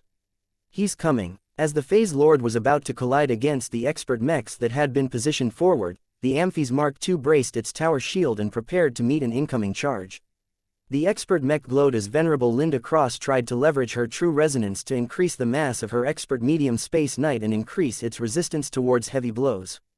Careful! A powerful spatial shockwave expanded from the former coordinates of the Amphi's Mark II as the defensive machine had become the first to endure the brunt of the Phase Lord's power. Venerable Linda did not dare to meet the charging Phase Lord head-on, and had instead opted to angle her tower shield at the last moment. While this decreased the blocking efficiency of the Amphi's Mark II, it prevented the Space Knight from getting crumpled by the overwhelming momentum of the enemy powerhouse. As it was, the Amphi's Mark II endured a heavy blow that deformed its tower shield and damaged the rest of its frame before causing it to bounce away while remaining reasonably intact. The Phase Lord on the other hand not only lost a lot of forward momentum, but has also deflected off the angled tower shield so that his trajectory no longer led straight to the Antonio Cross. Instead, the Phase Lord's abrupt course change caused the alien to soar right in the direction of the Riot, which had been waiting to launch a piercing blow with his spear. Come on, old pal. Venerable Rosa Orphan encouraged her expert mech. Let's show this nunzer how we party. Though the Phase Lord attempted to launch an attack against the Riot, numerous ranged attacks including the blinding explosion produced by the Promethea interrupted his rhythm. This gave the Riot enough room to avoid getting struck by the Phase Lord's body while thrusting his spear forward to launch a piercing resonance-empowered strike. Pierce. The glowing speared IP struck the same spatial barrier that had blocked the previous attacks and proceeded no further. The Riot's attack had been foiled. Ah, damn it. What does it take to peel off your shell? Chapter 4622 The need for transphasic armor. After the enemy Phase Lord tried and failed to get rid of the entanglement of the expert mechs, the Nunzer eventually figured out that his human adversaries would not allow him to wreck the Antonio Cross straightaway. If the alien champion wanted to destroy the crucial human fleet carrier, he first needed to deal with the expert mechs that were doing their best to inhibit his actions. The alien stared hatefully at the Antonio Cross that was continuing to boost away from the immediate danger zone. No matter what, the relatively mobile but fragile fleet carrier could not afford to get affected by the Phase Lord's spatial shockwaves. Keep firing at the alien. There has to be a limit to his spatial barriers. Fighting against a Phase Lord is just like fighting a Phase Whale, but our adversary is smaller this time. Fortunately, the Golden Skull Alliance already possessed valuable experiences in fighting a Phase Whale beforehand. Though the unclean whale found at the Palace of Shame was hardly a representative example of his kind, he was still similar enough to give every participant of the Battle of the Borean Belt a good idea on the characteristics of this enemy type. Phase Whales and Phase Lords generally fought by relying on their strong biological bodies and their strong phase water manipulation abilities. Their ability to attack at range was generally poor, but their combat effectiveness was incredible as the range became smaller. Their staying power was also considerable as long as their phase water concentration surpassed an important threshold. At that time, Their actual bodies had become so large that they could accommodate a lot of powerful and productive organs. The compression of space produced by their inherent abilities helped to prevent all of this bulk from transforming the phase lords into giant astral beasts. This is like hitting a wall. How much does it take to push this alien back? Venerable Orphan complained as her riot continually struck the spatial barrier of the phase lord. Even if this fellow's spatial barrier is unreasonably strong, his own tiny body should have bounced away from now.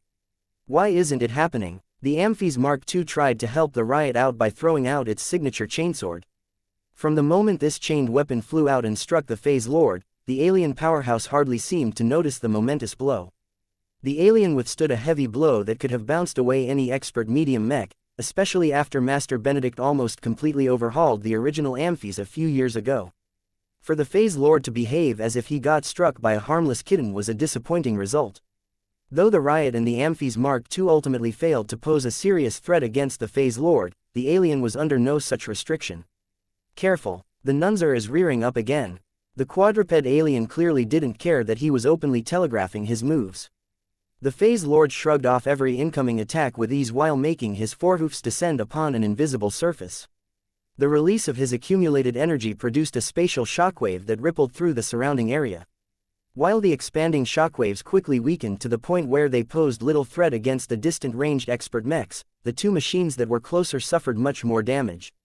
The riot and the Amphis Mark II both reinforced their resonance shields, which helped a lot with absorbing the damage. However, the nature of the spacequake meant that it affected space instead of the objects occupying it. This meant that the expert pilots found it extremely difficult to block the harmful ripple effects as they eventually tried to attack the machines from within. The qualities of true resonance managed to block the harm produced by the insidious attacks, but not completely. Compared to ace pilots whose resonance strengths allowed them to project full-sized Saint Kingdoms, the resonance shields of expert pilots were much poorer in terms of defense. Vase almost jumped when he saw how much internal damage the riot had incurred. Though the expert spearman mech had at least managed to retreat far away enough to prevent greater damage, repairing all of the damaged and misaligned parts was bound to be a hellish job. Not only had the mechs incurred a bit of internal damage, but the bodies of the pilots themselves became affected to a degree. "Ah, I am beginning to feel sick." Venerable Orphan spoke as she did her best to prevent the contents of her stomach from spilling out of her mouth. "I'm also starting to get a headache. Be more careful about tanking those spatial shockwaves up close."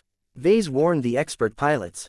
"They can pass through all of the defenses of your machines and affect your bodies to an extent. Make sure to pay attention to the condition of your heads. Your brains are the most crucial parts of your body. If anything goes wrong, the man-machine connection that is crucial to controlling your expert mechs may become impaired." That news caused a lot of distress among the expert pilots. There was no worse way to retire from mech pilot than suffering too much brain damage. Even though expert pilots developed much more resilient brains as a result of their evolution, they still weren't as strong and remarkable as the brains of ace pilots. As such, each time these expert pilots become affected by a powerful spatial shockwave, they essentially risk getting crippled in a personal capacity. It's similar to a death energy battle formation attack. Vase uttered with concern. It's an attack method that is incredibly good at bypassing conventional defensive measures. Our expert pilots are able to hang on for the time being, but if that space quake hits our ship up close, most of the crew probably won't be able to survive. In other words, this was an unblockable attack that could devastate entire fleets under the right circumstances. As Vase became engrossed with all kinds of doom scenarios, Master Benedict began to gather more data. He pulled up a few charts and studied the data before he provided his own insights. The alien phase lord's area attacks can be blocked, but we need the right resources to do so. The older mech designer stated, "I have looked up the damage incurred by the two closest expert pilots, and it turns out that Venerable Linda Cross did not receive as much damage as Venerable Rosa Orphan. That's because Linda is piloting a defensive mech. That is true, but that is not enough of an explanation. Both the Riot and the Amphis Mark II are medium mechs, and the latter is not that much more massive or tougher than the former." Benedict retorted, "I have studied the data and performed a few calculations. According to my preliminary conclusions, the key reason why Venerable Linda was not as affected was because her expert mech is clad with much thicker transphasic armor plating." Vase went still for a moment. The explanation made a lot of sense. He felt fortunate that he had sent the riot first as opposed to a more vulnerable expert mech such as the Dark Zephyr or the First Sword. Although the defenses of the two machines were not weak, their greatest shortcoming in the new frontier was that their armor systems were based on unending alloy instead of increasingly more common transphasic materials. Unending alloy offered a unique combination of benefits, but they did not offer the strong protection against spatial attacks like other alloys that had been infused with phase water. Vase already intended to replace the armor systems of his more outdated mechs with quality transphasic alternatives. This incident caused this initiative to shoot up in priority. Be careful, Orphan, I don't think it is permissible for you to get struck by a spatial shockwave again. The X-Trans armor system might be able to provide partial protection to your mech and body, but the layer is too thin. I know, Venerable Orphan grumbled, I will make sure to run back faster as soon as this alien begins to rear his body again. The recent realizations messed up the battle plan, forcing the human combatants to make adjustments. The ranged expert mechs were fine for the most part, but the melee expert mechs had to pay a lot more attention. As soon as the Phase Lord tired of trying to bash his armored head against the resonance shields of the expert mechs in front of him, he began to make a familiar move while accumulating a lot of energy.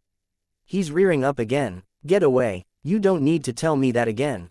I'm outta here. The Amphies and the riot quickly aborted their attempted attacks and flew away as fast as they could. Ultimately, the Phase Lord managed to produce another thunderous spatial shockwave. The space quake is larger and more powerful than the last one. The Phase Lord's attacks weren't static. He apparently exerted significantly more power than before and caused the resulting space quake to channel significantly more damage at longer ranges. Fortunately, the two closest expert mechs had run away sooner, thereby causing them to become less exposed. The Amphies was slower but managed to endure the shockwave attacks a lot better. Her defensive configuration and stronger resonance shield adequately resisted the effects of the space quake and only produced minor internal damage. The riot managed to get a bit further, but mobility was not his strong suit. The expert mech's relatively thin X-Trans armor systems tried to mitigate as much of the incoming shockwave, but ultimately came up short. The expert mech jerked and momentarily interrupted his flight as the internal damage produced by the second spatial shockwave compounded the internal damage he had incurred just a moment earlier. The riot seemed to scream in pain as many components and subcomponents glitched or malfunctioned. Not only that, but Venerable Rosa Orphan incurred such a shockwave that she momentarily lost control of her body as well. Her helmet automatically opened up a gap to allow her to vomit out the contents of her unsettled stomach without hindrance. Fortunately for the expert pilot, the housekeeping systems of the sophisticated cockpit of the riot still remained in working conditions. A special gravitic field came to life that easily captured the foul biological matter and gently siphoned it all away, thereby keeping the cockpit clean and hygienic. I don't think I can stay in the fight any longer. Venerable Orphan wearily said as she coughed a few times. Don't worry, Vase immediately responded. Don't worry about anything else and keep retreating. The Antonio Cross is ready to receive your expert mech. The riot is not in a good shape at the moment. You'll fix him, right? He's my best battle buddy. Vase seriously nodded. I will promise that I will work on upgrading the defenses of your riot so that you can fight against your future opponents with greater confidence. Perhaps the materials that we can salvage from the Tower of Babel will help with that. Let's hope we can win this battle. You have contributed enough. We know what the Phase Lord is capable of thanks to your help. As the riot and the Amphies Mark II pulled back, the next batch of melee expert mechs flew forward. It's my turn now, Venerable Vincent excitedly said as he showed little fear of getting brain scrambled by the Phase Lord's confounding phase water manipulation abilities. It's been too long since I last punched an alien with my fists. Vase had much better hopes for the Sea-Man. His armor system was mainly made up of TESMAS, which stood for Transphasic Energized Smart Metal Armor System. With 5 kilograms dispersed throughout the Sea-Man's transformable exterior, Venerable Vincent should be able to withstand a few more space quakes than Venerable Orphan. The Blade Chaser Mark II surged forward while wielding both a sword and a pistol. Unlike the Sea-Man, the Blade Chaser Mark II glowed a lot brighter, signifying that Commander Casella already channeled her power into her brother's expert mech. Let's hope these two fellows are able to do a better job. Vase crossed his arms in expectation. Chapter 4623 One Against Many, come on. Break already. From the moment the Sea-Man's turn came up, Venerable Vincent drove his expert mech straight at the deceptively small phase lord and started to unleash a flurry of punches at his target. None of the punches seemed to bother the phase lord that much. The armored Nuncer's spatial barrier resisted every impact from the oversized fists of the Sea-Man with as much ease as with any attack. Kicking made no difference either. What about this, then? The advantage of a brawler mech was that they were more flexible and versatile in their movements than other mech types. Venerable Vincent took advantage of that by commanding his machine to embrace the phase lord with his arms in an attempt to hold or wrestle the alien powerhouse into submission. What actually happened was that the Sea-Man could only hold onto the spherical spatial barrier at best. The move did nothing to prevent the phase lord from rearing up his body in another attempt to shake the surrounding fabric of space with a powerful shockwave. Get back, Vincent. Don't resist this shockwave when you are as close as you can be. Retreat before it is too late. You don't have to tell me.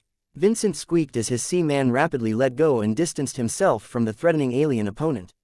However, when the Sea-Man already put several kilometers between himself and the phase lord, the latter did not go through with his power move and instead pointed a single hoof at the fleeing Sea-Man as if to mock Vincent's panicked response. Vincent's face grew red with shame. Don't mess with me, you bastard. The Sea-Man immediately turned around and went back to wailing the phase lord's spatial barrier with repeated punches again. Though the previous incident did not seem like a big deal, many other people grew concerned at the implications. The alien is not a simple brute, Vase remarked. He is a high-ranking individual in his own society, and I think his combat acumen is not low. This is not a nerd who happens to possess great personal power. This is a fighter who is at home on the battlefield. According to the sources, all kinds of alien individuals could become phase lords. From military leaders to pacifist statesmen, each of them pursued the same path to godhood, making it difficult to distinguish whether they could make good use of their capabilities.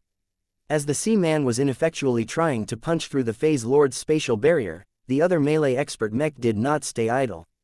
The Blade Chaser Mark II weaved between the ranged attacks of the other expert mechs and flew close enough to charge at the phase lord's rear with the tip of his sword. Since the expert mech had managed to build up a bit of speed, the piercing power of this thrust attack was considerable. Yet despite putting the entire weight of the charging behind it, the sword utterly failed to make a single dent in the spatial barrier. This was a sword that Kedis had specifically developed for Venerable Imon Ingvar, and was considerably sharper than most bladed weapons. Not only that, but the Blade Chaser Mark II not only relied on the true resonance generated with Venerable Imon Ingvar to power up his charge attack, but also borrowed a considerable amount of juice from Commander Casella Ingvar as well. Unfortunately for the two Ingvars, their combined strength failed to meet the exceedingly high threshold of overcoming exceedingly resilient defenses of the phase lord. The only damage produced by this failed attempt to break open the phase lord was the destruction of the sword wielded by the Blade Chaser Mark II. Imon's expert mech originally wielded two swords, so he was not out of the fight yet. The Blade Chaser Mark II already drew out his second sword but did not circle around to commence another attack right away. Instead, Imon and Casella decided to fire the Grey Lotus at the resilient phase lord. As the heirloom weapon became charged with Helena's death energy, it started to spit out gray beams empowered by resonance at the brave and powerful alien adversary. Different from many other attacks, the gray energy beam did not get blocked in its entirety. Though much of the power behind the energy beam did end up getting stopped, a small part of it successfully phased through the thin but absurdly powerful spatial barrier. Once the remnant energy beam managed to overcome the most difficult obstacle, it proceeded to sink straight through the phase lord's oversized suit of armor and strike his naked body. Though several people like Vase initially had high hopes of this surgical death energy attack, the beam appeared to have entered into a dark and bottomless hole. The phase lord did not even twitch his body when struck by this exotic attack type. Master Benedict shook his head at the sight. The conventional components of the energy beam will get blocked. Only the more esoteric component can pass through, but its power is rather lackluster by itself. It may be possible to kill a dozen people in a row, but a phase lord is an entirely different sort of organism. Their actual body mass is enormous and they are strong in other ways as well. The Blade Chaser Mark II needs to fire that special gun at least several hundred times in order to seriously threaten the phase lord's life. That took way too much time and energy. Though Venerable Imon Ingvar did not get discouraged and continued to fire the Grey Lotus whenever possible, the phase lord was not about to sit still and allow himself to get poked by these death energy needles all day. Careful, The Phase Lord is rearing up his body again. The Seaman and the Blade Chaser Mark II did not delay in turning around and moved as far away as possible, but it turned out that the Phase Lord pranked them all again. Wait, Vase called as he looked at the graphs showing the spatial fluctuations generated by the enemy powerhouse. The Phase Lord is performing a different technique. 2 different coordinates of space are beginning to fluctuate. Wait, he's gone. The Phase Lord teleported. In one moment, he was fairly far away from everyone else. In the next moment, the Phase Lord had teleported to a location that was close to the Minerva. The Nunzer identified our command unit and is attempting to take down the Minerva. The Minerva had been boosting the Blade Chaser Mark II all of this time, so the command-oriented expert mech had put down its guard to an extent. Not only that, but the Minerva also maintained its distance from other friendly expert mechs in an attempt to prevent any area attack from affecting multiple of them at once. While that meant that the Phase Lord could not easily attack multiple vulnerable expert mechs at once, it did allow him to confront Commander Casella Ingvar's expert mech by himself. Sister, I'm on called as his Blade Chaser Mark II gained a desperate boost in speed. Hang on, I'm coming. The Minerva was caught off guard and Casella's reaction became delayed by the need to pull her power back from the Blade Chaser Mark II. In the meantime, the Phase Lord had already closed the remaining distance and attempted to gore through the Minerva's fragile torso with his armored head. A dark gold resonance shield prevented the Phase Lord from succeeding in this action, but the power of the attack combined with the lower defensive capabilities of the Minerva meant that it broke soon afterwards. The Minerva is exposed. Don't let her get hit again. Commander Casella Ingvar did not engage in any heroics. The Minerva did not pull out a backup knife so that she could dance with the Phase Lord. Instead, the expert command mech wisely tried to back off while making sure to exert a little pressure by firing her luminaire crystal weapon at the advancing opponent. The Minerva quickly detached the long gun barrel from the Irvin in order to transform her into a lighter and more manageable submachine gun. Soon enough, the shortened Irvin spit out a staccato of rapid-fire laser beams at the Phase Lord. Though the Nunzer powerhouse experienced a bit of hindrance from all of the light flashing straight into his helmet's optical sensors, the Phase Lord continued to close the distance with the help of the more powerful warp bubble that he was able to generate around his body. Sister, Imon roared as he felt that his sister was much closer to death than before. There had never been any time where he wished that his expert mech possessed more speed than now, but no matter how fast his Blade Chaser Mark II moved, he couldn't beat a member of a race who had been playing around with phase water long before the human race became civilized. Though the Blade Chaser Mark II and the Seamen weren't fast or close enough to make it in time, there were 2 expert mechs that did manage to make it to the Phase Lord in time to inhibit his actions. The Canavis Mer Mark II piloted by Venerable Amari's Cross happened to arrive first. However, the expert light skirmisher might as well resemble a fly because it utterly lacked the power to affect the Phase Lord in any way. Its daggers bounced off the spatial barrier in complete disregard of the threat and the power of the weapons empowered by the true resonance generated by a seasoned veteran. I can't do anything, Venerable Amari's Cross complained. Then get out of the way. A second light mech closed in shortly afterwards even as the Canavis Mer Mark II retreated from the unstoppable enemy.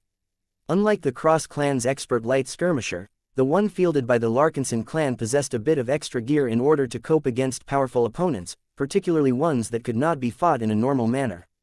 The Dark Zephyr did not bother to draw out his unending alloy knives. Venerable Tusa Billingsley Larkinson knew that they would be utterly useless when employed against a spatial barrier of this magnitude. Instead, the expert mech drew out a pair of grenades from a couple of his bandoliers and tossed them towards the Phase Lord right away. For good measure, the Dark Zephyr drew out another pair of grenades and tossed them right afterwards. The Phase Lord actually slowed down and took the initiative to reinforce his spatial barrier as the first 2 grenades came close. This appeared to be a prudent decision as the transphasic grenades exploded a short distance away, engulfing the Phase Lord's position with phase water-enriched blasts. Though the Phase Lord seemed to take these blows in stride, his advance had slowed, granting the Minerva a significantly greater reprieve. The second pair of transphasic grenades arrived soon afterwards and peppered the disoriented alien, God, with identical blasts. The grenades produced a greater effect on the Phase Lord than any other measure employed so far. I wish those had stormsurge payloads. Vase lamented. He had been too much of a cheapskate when he equipped the Dark Zephyr with a set of decent but ultimately inadequate transphasic grenades. Our current measures are not enough. Master Benedict warned. We need to employ our trump cards in order to neutralize this threat. The enemy Phase Lord cannot be allowed to threaten our units any further. Vase firmly nodded. Agreed. In response to this, the Amaranto began to fully charge her instrument of doom while calling upon the blessing of the Phase King. This was an exhausting process for both the expert Mech and her pilot. They had already drawn upon the power of the Phase King many times before when they bombarded the enemy battleship, but they could still squeeze more shots if they put more effort. However, as the Phase King began to infuse the instrument of doom with his unique presence, the Phase Lord abruptly stopped his pursuit. The powerful alien completely forgot about the Minerva and turned his main optical sensors towards the increasingly brighter Amaranto. For a moment, the area seemed to stagnate. Then, a spontaneous spatial shockwave erupted from the Phase Lord. Much to the surprise of every human, an alien sound transmitted over many different communication channels. Uaeua. I think we made the cow angry. Watch out, Stark. The Phase Lord is charging straight in your direction. The Phase Lord advanced at a considerably faster pace than before. He posed such an acute threat towards the Amaranto that Stark did not delay any further and pulled the trigger. A blindingly bright resonance-empowered energy beam struck the Phase Lord head-on. Chapter 4624 Cultural Misunderstandings. During the initial test of the Instrument of Doom, its full-powered blast managed to pierce through 16 or so asteroids before it could penetrate no further. Though the test was anything but rigorous due to the considerable variations between asteroids, it was still a clear sign that the penetration power of this weapon was unreal. However, nothing came for free. The Phase King had to cooperate with Venerable Stark and the Amaranto to channel a considerable part of his energy to the attack. Doing it once or twice was not a big deal, but the more the design spirit had to exert his power, the more strain everyone incurred. Design spirits existed in a different realm and were not meant to affect the material realm to such an exaggerated degree. Though the Instrument of Doom had become an interface that allowed the Phase King to exert his powers in different ways, it did not change the fact that he was operating out of the confines of his own reality. The Amaranto meanwhile had to struggle to control and withstand the additional power provided by the Phase King. The expert Mech had not been designed to wield the enormous power of the Instrument of Doom and already incurred a small amount of internal damage as a consequence. As for Venerable Stark, she constantly had to exercise her mind and will to control and direct all of the forces at her disposal. Each time she called upon the Phase King, she had to leverage her force of will in true resonance to give the design spirit greater room to operate in the material realm. When Vase studied the operation of blessed weapons such as the Instrument of Doom and the Grey Lotus, he concluded that they weren't actually that powerful when utilized by mundane mech pilots. The two guns were first-generation products that possessed significant flaws and shortcomings. The greatest deficiency was that they lacked a fully functional channel that bridged the gap between the imaginary realm and the material realm. The design spirits that resided in the former could not channel their energies freely to the latter. For now, true resonance generated between expert pilots and expert mechs provided a barely functional bridge between the two realms, but this was not an optimal solution. Vase needed to invent a more permanent channel in a similar vein to Master Benedict's signature index system. This was the only way to allow his blessed weapons to operate without requiring the cheating power of a high-ranking mech pilot. This was an avenue of future research that Vase was more than willing to embark upon if time permitted. However, that was a matter for the future. At this time, Venerable Stark had no choice but to help the Phase King bridge the gap between the imaginary realm and the material realm by leveraging her formidable willpower. She did so with considerable effectiveness. When Vase glanced at the resonance meter for the Amaranto, he could see that the expert rifleman mech's true resonance peaked at 39.1 lavares. That was deep in the territory of a mid-tier expert pilot. Venerable Stark's growth had always been stellar due to her strong conviction and her incredible fortune for being paired with a masterwork expert mech. As long as Davia Stark's resonance strength reached 40 lavares, then the Larkinson clan would gain its first official high-tier expert pilot.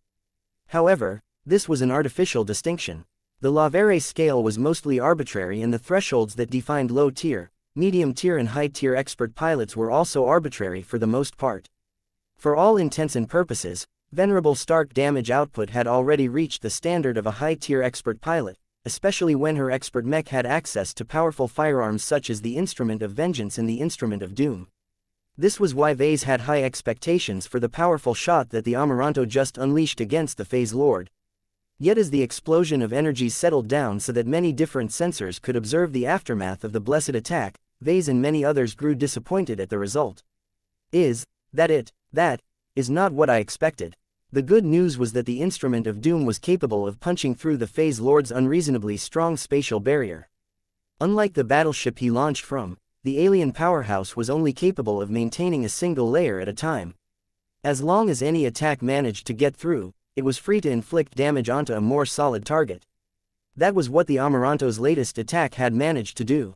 The assistance of the Phase King played a crucial role in helping the powerful energy beam attack drill through the powerful spatial barrier through a combination of skill and power. Yet despite all of this effort, the exceptional suit of armor worn by the Phase Lord managed to fend off what little managed to squeeze through.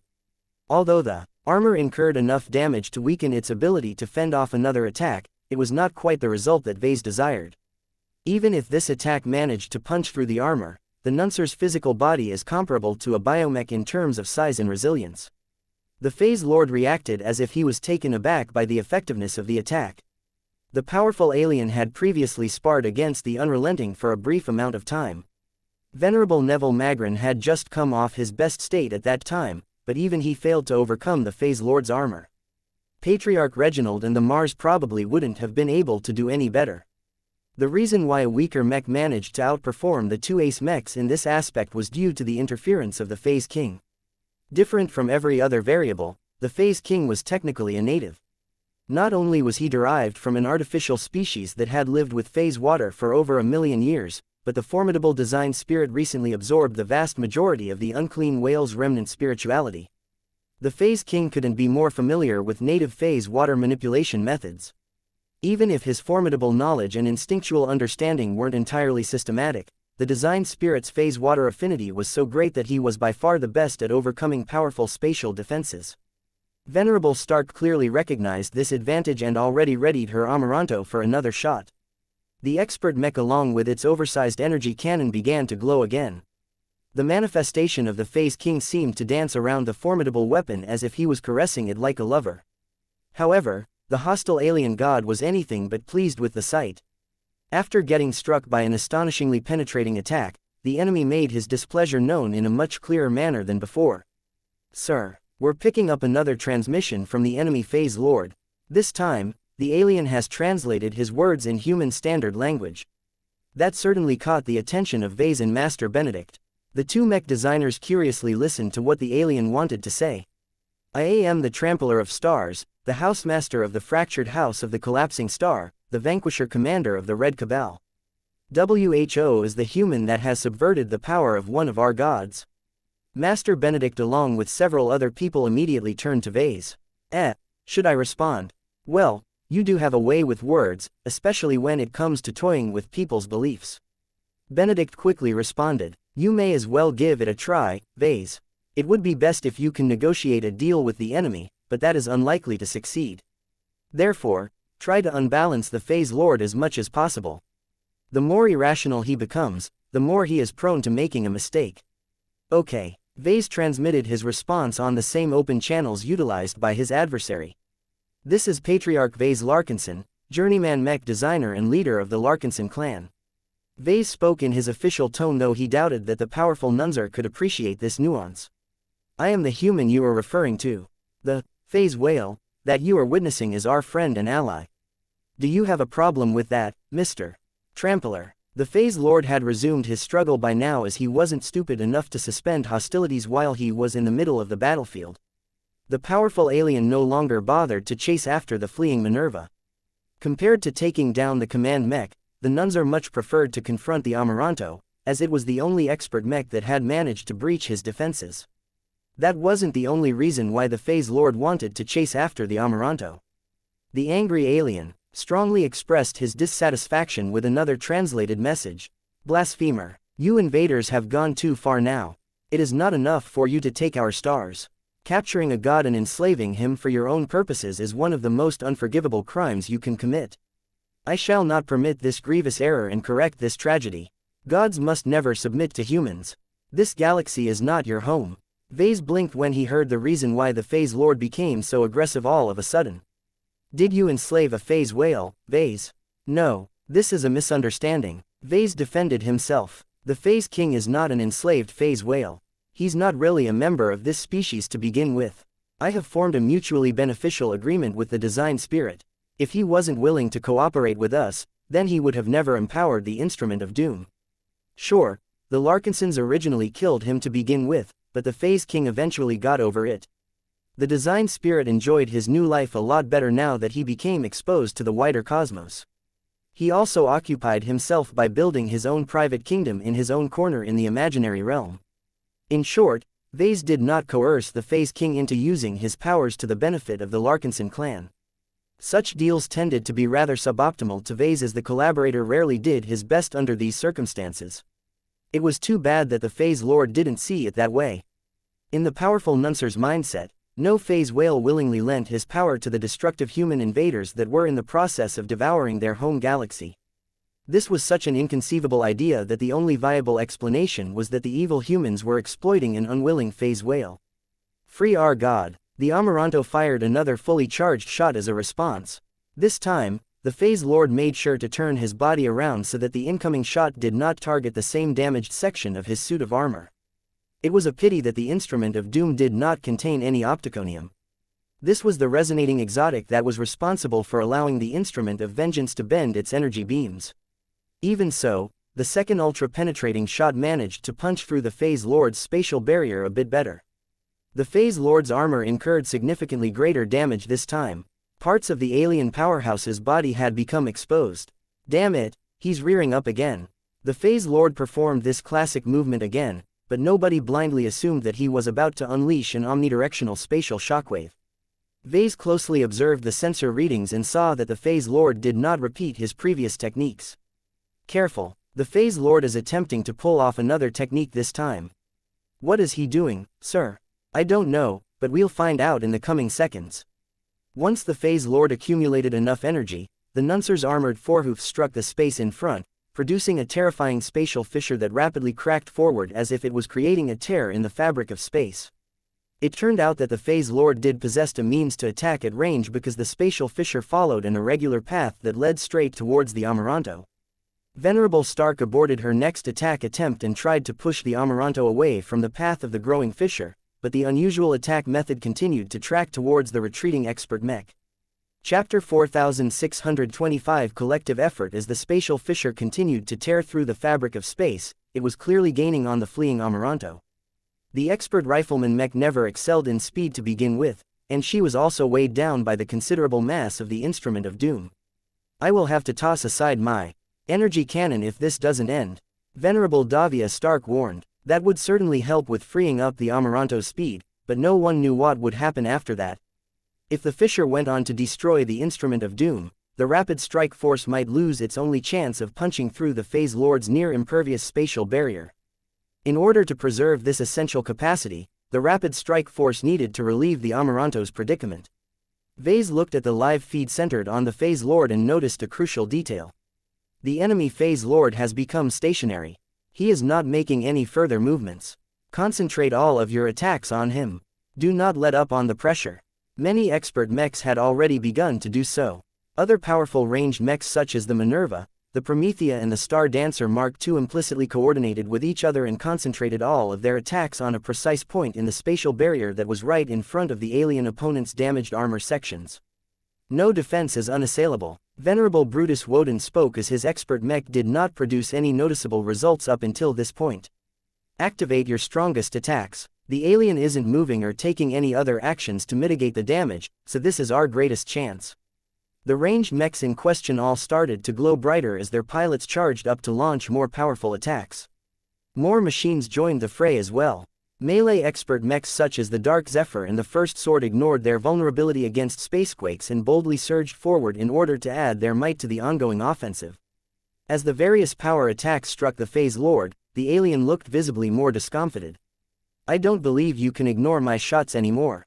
Venerable Imon Ingvar spoke as the Blade Chaser Mark II continuously fired his Grey Lotus at the same spot from the same angle.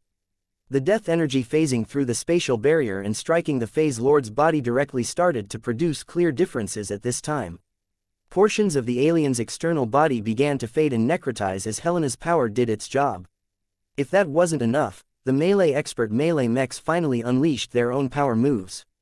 The first one to arrive came from the Sea Man. The expert mech charged forward with as much momentum as he could build while rearing up his increasingly brighter first. Vincent punch. The resulting impact produced a significantly greater result than Vincent's last one. The stressed spatial barrier destabilized a bit further, but still managed to hold up to this point. The Dark Zephyr followed up next. Though the light skirmisher did not look as if he could exert anything close to the raw power of a brawler mech like the Sea-Man, it possessed a lot more finesse and precision. The Larkinson clan's iconic expert light skirmisher advanced in a different manner than before. Previously, the machine prioritized speed over anything else. This time, Venerable Tusa entered his shadow dance mode, causing his expert mech to become a lot more deadlier and graceful than before. Once the Dark Zephyr danced his way to the unmoving Phase Lord, the expert light skirmisher stabbed out both of his shadow-empowered knives at once as he completed his mysterious sequence. The finale. This time, the spatial barrier briefly showed a few cracks after getting struck by the Dark Zephyr's oddly lethal attack, but they quickly disappeared as the Phase Lord's formidable strength proved to be superior in the end. The alien is showing weakness. We can do it. We need one more blow to break the spatial barrier. The continuous succession of heavy, concentrated attacks not only weakened the integrity of this powerful defensive measure, but also slowed down its recovery rate. The latter was the most crucial part. The attacking side just needed to launch one more powerful strike to prevent all of the prior strikes from going to waste. Venerable Dice waited for this moment. She and her first sword both shared a lot of frustration about their continued inability to fight against the more powerful indigenous threats of the Red Ocean. In one battle after another, the expert swordsman mech either had to play second fiddle or be forced to take up a paltry ranged support role. The first sword was never designed to cheer on other mechs. She was designed to be the ultimate swordsman mech and one that could leverage the skill of her expert pilot to defeat all opponents, no matter how strong or confounding they may be. This was the ethos of the Sword Maidens, and it was one that Venerable Dice and her battle partner were determined to pursue. Unlike other expert pilots, Venerable Dice had no desire to wait until the Larkinson clan's mech designers upgraded her expert mech again. The first sword was hardly the strongest or the most cutting-edge expert mech of the Larkinsony army anymore, but Venerable Dice deeply understood her expert mech and how to control the machine to an extremely fine degree. Not only that, but she had also put a lot more effort into training and improving her fighting style than any of the other expert pilots. That was not to say that her colleagues and peers were weak. They all possessed their own strengths, but it was undeniable that many of them had developed a high dependence on the tech at their disposal. Venerable Dice was the only active expert pilot who fully embraced traditional swordsmanship. She embraced its somewhat archaic and cumbersome customs and regularly exchanged insights with other powerful swordmasters. One of the problems that they became increasingly more concerned about was the challenge of breaking through the powerful defenses often employed by the native aliens. The Heavensward Association had already sent out multiple batches of pioneers to the Red Ocean, and some of them found that their vaunted swordsman mechs attained less than desirable results in confrontations against alien forces. Whether it was the spatial barriers projected by organic powerhouses or the more ubiquitous transphasic energy shields produced by highly advanced generators, many sword styles that had proven to be effective in the past no longer became as reliable as before. Many sword styles in use today had been adapted to mech combat. Their creators and contributors never paid much attention to the need to employ them against phase water-based defenses. All of that changed in recent years. The various swordmasters working on these collective projects freely pooled their efforts together in order to work for the common benefit of the Heavensward Association and all traditional swordsmen. It was an impressive development and one that started to produce several useful results due to the involvement of so many powerful warriors. Venerable Dice might not have been able to contribute much to this great endeavor, but she and Kedis were able to absorb all of the new insights. Armed with lots of new theories, the two powerful sword maidens collaborated on supplementing their sword styles so that they would have a way to breach through the energy shields of a powerful warship in the future. Although the Phase Lord was not exactly the opponent that Venerable Dice had in mind when she created her latest sword technique, she had little doubt that her upcoming attack would be just as effective. As the first sword surged closer, the expert swordsman Mech lifted up her decapitator and began to infuse it with true resonance. The long, sharp and heavy greatsword did not glow as brilliantly as other weapons, but it radiated a degree of lethality that was much more contained than usual. Venerable Dice and the first sword did not try to empower the decapitator's next strike by themselves, though.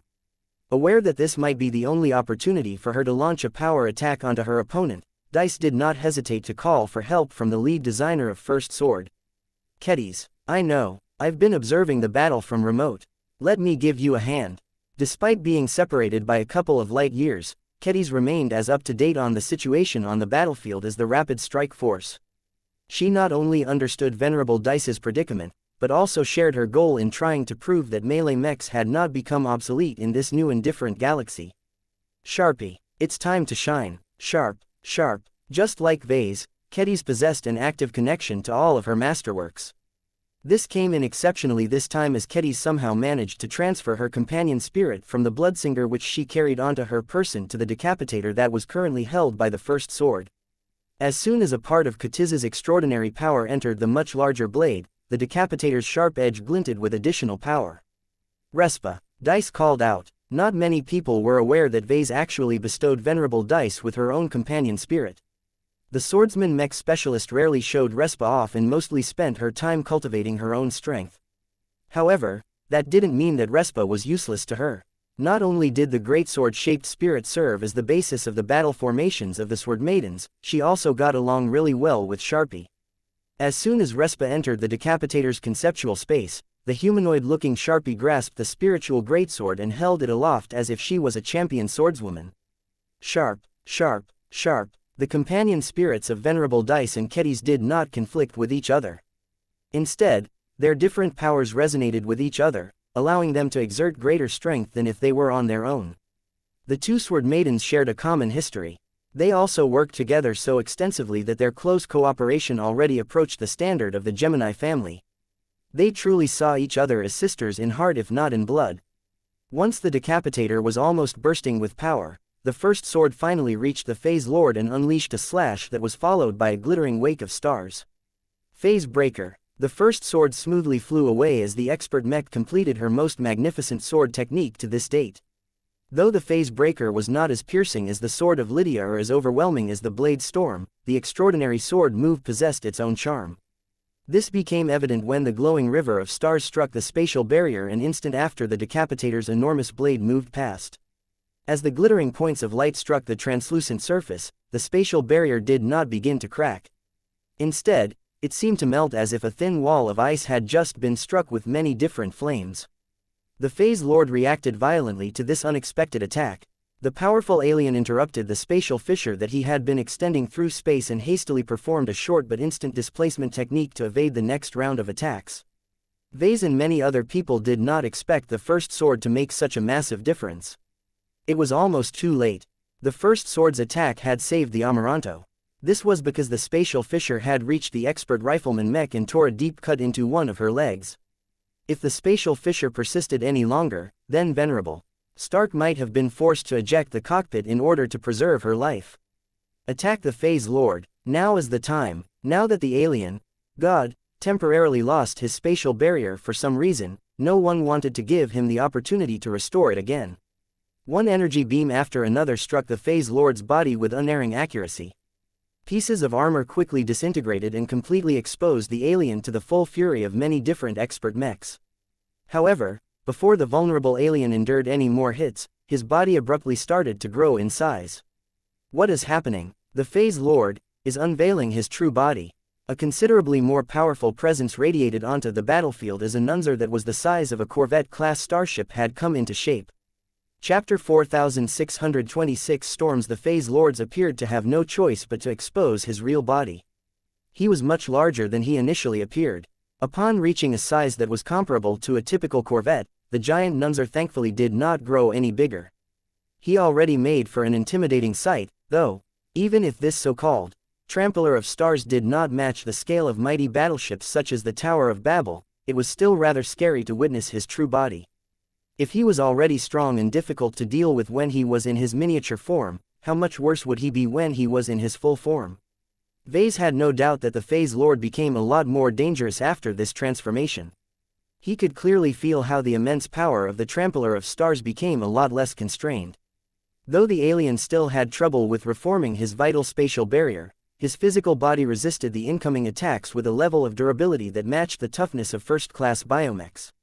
Every single part of the Phase Lord's body was naturally reinforced with phase water, some parts more than others. Though the giant Nunzer was most certainly accumulating a steady amount of damage, all of that seemed a bit pale compared to the immense bulk and inherent resilience of his body. The Phase Lord looked incredibly furious. He had been tormented by these expert mechs far too long. The powerful alien had lost the ability to transmit a message with the disintegration of his suit of armor, but the Phase Lord needed no words to convey the absolute animosity he held towards the human machines, particularly the Amaranto and the First Sword. However, just as the Trampler of Stars was about to initiate the second round of combat, the alien sensed something amiss and turned around. While the Phase Lord had been fighting against the expert mechs launched from the Antonio Cross, the Mars and the alien battleship concentrated on their own dance. The Mars initially held an advantage and managed to inflict a lot of damage onto the ruined front half of the Tower of Stars. Already weakened by prior attacks as well as the flames spread by the Promethea, the Mars came like a wrecking ball and not only opened fire with its Arceus system, but also came even close so that it could shred more materials with its shotgun. Each blast from the shotgun poked a lot of new holes in a wider expanse of the hull. When the Mars flew even closer and began to chop at the hull with its transphasic axe, it started to make brisk progress towards the more intact parts of the alien battleship. However, everything changed once the Mars neared the crucial threshold. Just as Patriarch Reginald was ready to destroy more meaningful ship compartments, he sensed an acute threat and quickly pulled his Mars back out before a powerful series of explosions engulfed a part of the Tower of Stars. It turned out that the aliens had already planted explosives that allowed them to detach the derelict half of their battleship. The violent explosions destroyed so many structural parts at once that the battleship essentially snapped in half. No one cared about the burning and utterly ruined half of the hybrid alien vessel. What mattered was the intact rear half, which had lost a lot of deadweight all of a sudden.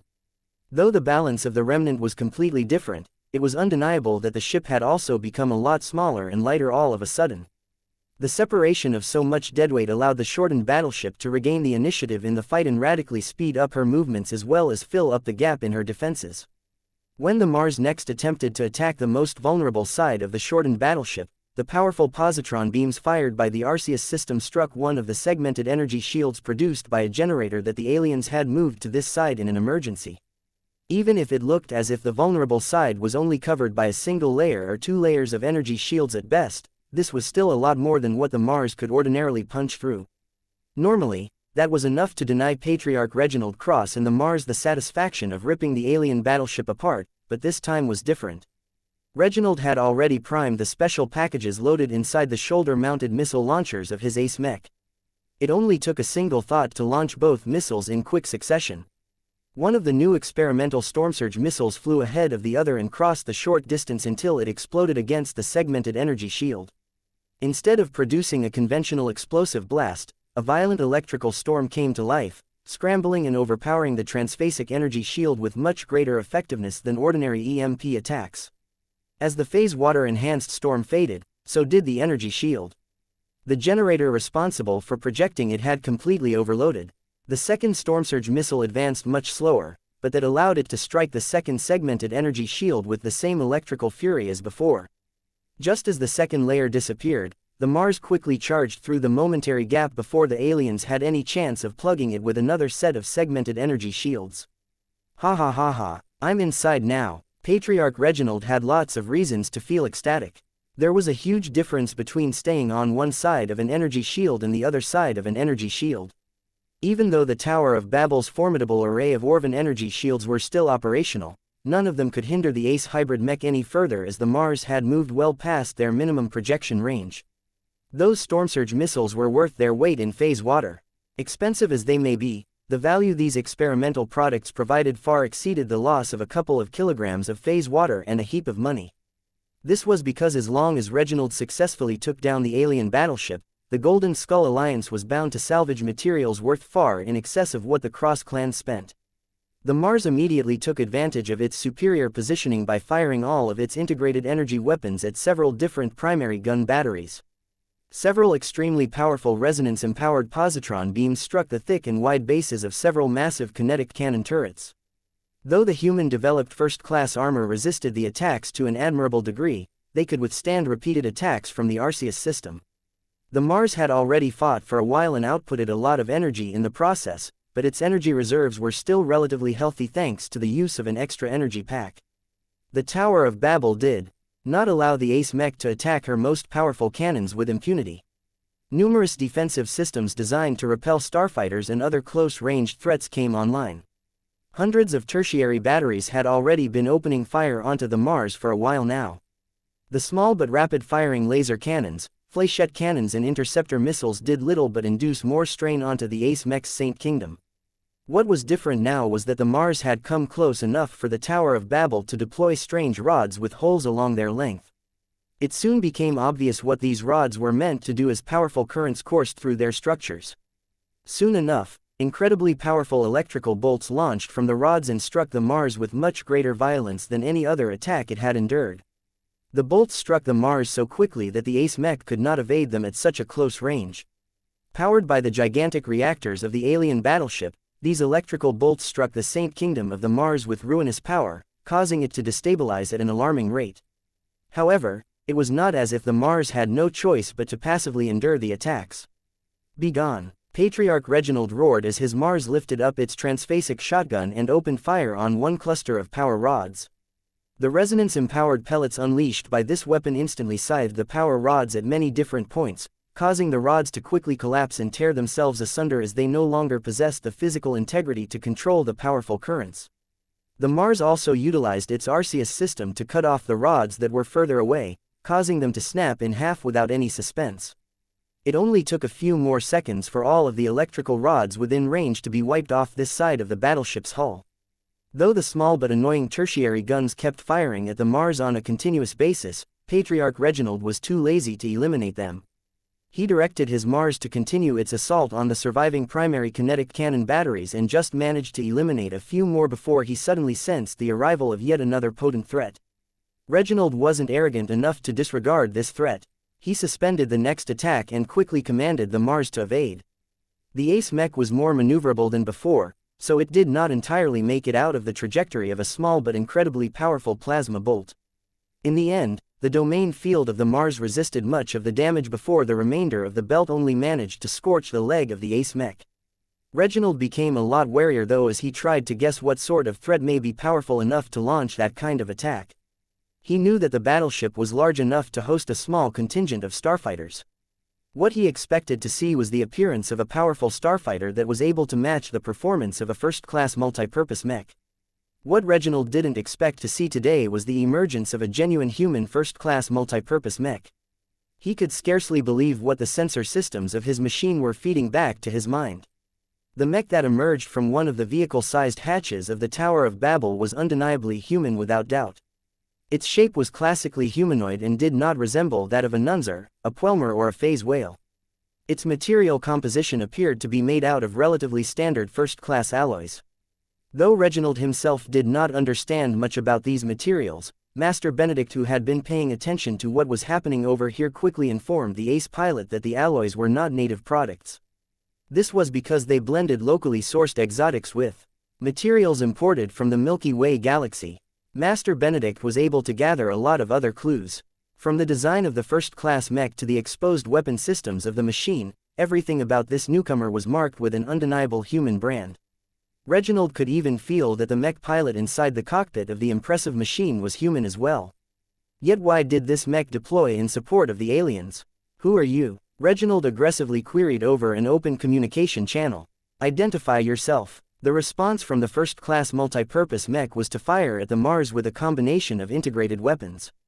A powerful plasma bolt as well as a more exotic attack method that came in the form of strange gravitic balls struck the Saint Kingdom of the Mars, weakening it further to a substantial degree. Reginald shook in his cockpit. What he saw today broke his faith in humanity.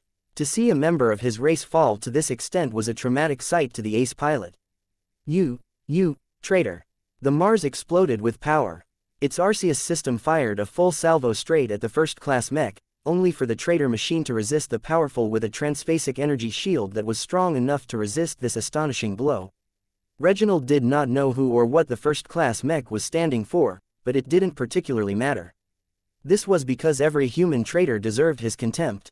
Die, traitor. Chapter 4627. Two powerful mechs dueled against each other above the hull of a half-ruined alien battleship. One side was the Mars, an ace hybrid mech that not only pushed the limits of second-class tech and materials, but also amplified the extraordinary qualities of its powerful mech pilot. The union between ace pilot and ace mech was high, allowing the latter to exert considerably more combat power than normal. On the other side was an unnamed first-class multipurpose mech. Though the machine was unquestionably human in origin, neither its design nor markings gave the Golden Skull Alliance any clue where it came from. Its mech pilot was also skilled enough to control a machine of this caliber but did not possess any notable skills that could help with deciphering his origin. The two mechs came from two different worlds as far as everyone was concerned. They had little in common and were never seriously designed to clash against each other. However, the circumstances did not permit any other outcome. So long that the Golden Skull Alliance wanted to rescue Lord Pyrion Yoral Tavik, the Mars needed to gain the upper hand in this battle. As for the humans who sided with the aliens, they must have their own reasons for saving the alien ship from defeat. As the two machines danced around each other while exchanging blows with their ranged weapons, Patriarch Reginald became surprised at how well the other machine held up against the assault. It was unacceptable for a human traitor to be piloting a mech this good. Die already. Each time the Mars opened fire with its Arceus system, the first-class multipurpose easily resisted the attacks with its uncommonly compact and powerful transphasic energy shield. Each time the enemy machine employed a variety of integrated plasma weapons, gravitic weapons and more, the Saint Kingdom of the Mars suffered significant blows and reduced its capacity to absorb further damage. This bastard is still alive. Patriarch Reginald angrily roared. Why is everyone prancing around with unbreakable energy shields these days? What does it take to beat this machine? There is a broad spectrum of first-class multipurpose mechs. Master Benedict quickly replied over a private communication channel. Your Mars can definitely crush the weaker ones with ease, but your current adversary is several tiers above that. This first-class mech is on par with the best Terran or Rubarthan standard mechs. It still falls short of matching the performance of an MTA mech, but the gap is not that great. The mech pilot also appears to be on par with a mech pilot from a first-rate superstate. His genetic aptitude should at least be A, and he has a full set of augmentations that significantly boosts his cognitive facilities. What does that mean? It means that the enemy machine can keep up with your Mars despite not being an ace mech itself. It also means that the enemy mech pilot may not be as good as you, but his reaction speed and other basic performance parameters are barely good enough to keep up with your maneuvers. You are fighting against an opponent that is close to the pinnacle of what standard mechs can offer in this mech generation. So it's like fighting against a Terran or a Rubarthan mech, that's it. Reginald questioned as he continually tried to figure out the weaknesses of his current adversary. You can say that, Benedict replied. First-class multipurpose mechs generally hold an advantage in ranged combat. Battles of this nature tend to depend more on the hard performance of your mechs rather than the skills and abilities of the mech pilots. My suggestion is to get up close and overwhelm the pilot and mech with your ferocity. If the mech isn't specifically designed to fight against high-ranking mechs, then it shouldn't be able to prevent your Saint Kingdom from affecting the enemy mech pilot. That may be the key to defeating your opponent in the most efficient possible manner. That was a good suggestion. The greatest advantage that ace pilots possessed over everyone else was the powerful domain fields that they could project around themselves. Saint Kingdoms were one of the few phenomena that could bypass almost every conventional barrier. The Mars immediately moved into action. Its projected cape left a bright red tail behind its passage as the machine flew straight towards the first-class multipurpose mech while opening fire with its transphasic shotgun.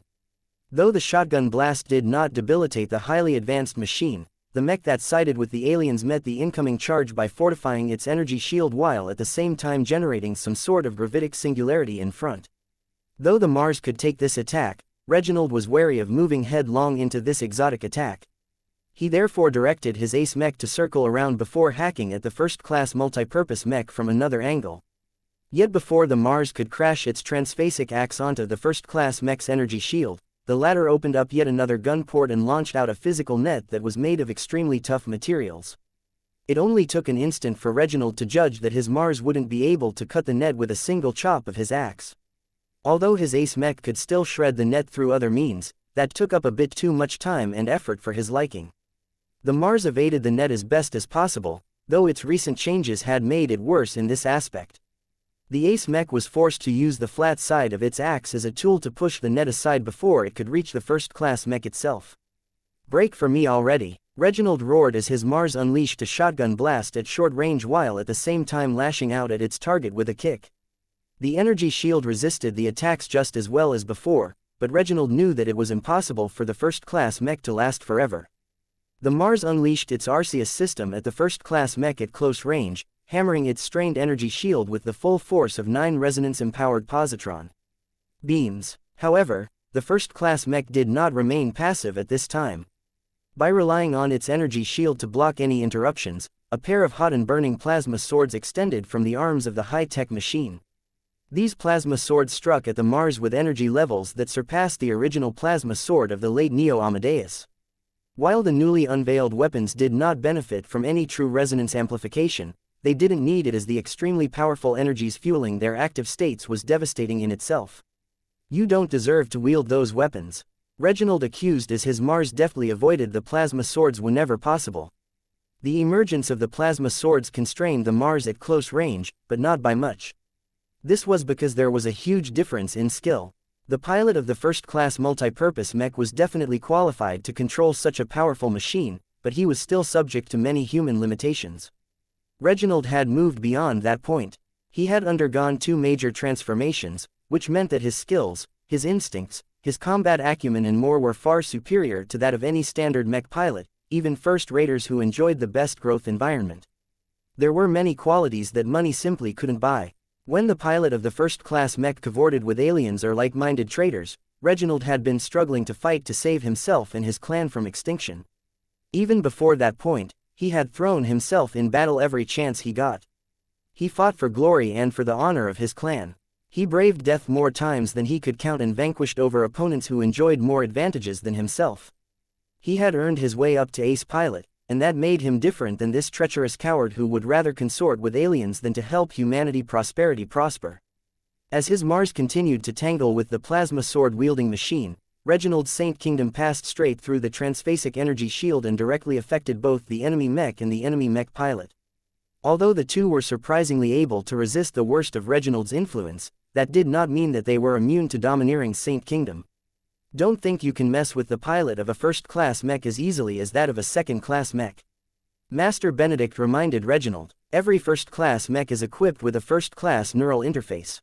There are many reasons why first-class neural interfaces are better than its lesser versions. Chief among them is offering greater safety and security.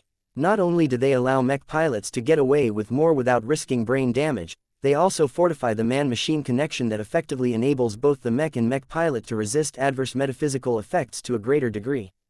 Can you translate that to normal people's words, mech designer? Your Saint Kingdom is less effective against a first-class mech.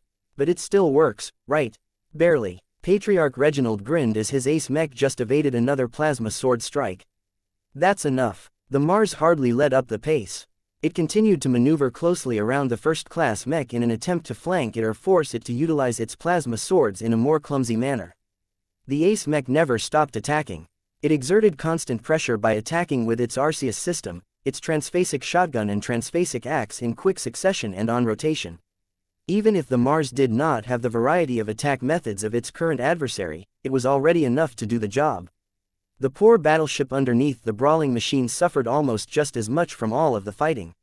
Each time the Mars or the first-class mech evade an attack, the chances were great that the hull would bear the brunt of damage. Patriarch Reginald deliberately took advantage of his by attacking at higher angles, thereby making sure that every missed shot would land on the hull of the Tower of Babel.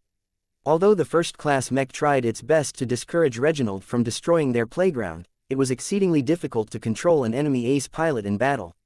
Traitor, nothing will stop me from tearing apart your precious alien ship.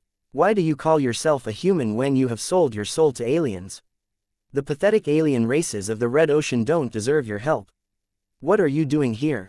Since when must humanity consort with the weak? Are your parents proud of you? Is this what you truly wanted to do with your life? Tell me, pilot. It didn't matter whether the first-class multipurpose mech had shut down all communications. The mech pilot sitting in the cockpit couldn't not escape Reginald's questioning as his Saint Kingdom directly allowed him to shout into his enemy ears. Over and over, Reginald pressed upon the mind of the mech pilot. Even if the unknown traitor enjoyed a lot of protection from his active connection with a powerful first-class multipurpose mech, there was no changing the fact that the metal pressure was taking a toll. First-class multipurpose mechs were extremely difficult to control by nature. They incorporated so many different functions and demanded so much more attention that their pilots needed to perform to a much higher standard all of the time. This became a lot harder now that Reginald purposely utilized his Saint Kingdom to attack the mentality of his adversary. The first-class mech began to make mistakes. It only took a single moment of inattention for the Mars to take brutal advantage of the hole and launch extra devastating attacks onto the energy shield of the machine. Still, despite all of this progress, the Saint Kingdom of the Mars was growing increasingly more feeble after trying to mitigate a lot of plasma attacks and other forms of attack. Neither side could keep this up for long. Eventually, a change had to occur in order to break this unwelcome stalemate. Reginald just received a notification of what was about to happen. The Penitent Sisters and the Glory Seekers are just swinging around the corner of the brown dwarf star. Keep holding back the first-class mech and make sure you destroy as many primary and secondary gun batteries as possible. Chapter 4628. Mine. Now in the command center of the Antonio Cross, many people started to get impressed by the duel between the Mars and the mysterious first-class multipurpose mech. Vase and several other people had already sent a message to the MTA in order to warn them about the appearance of human traitors.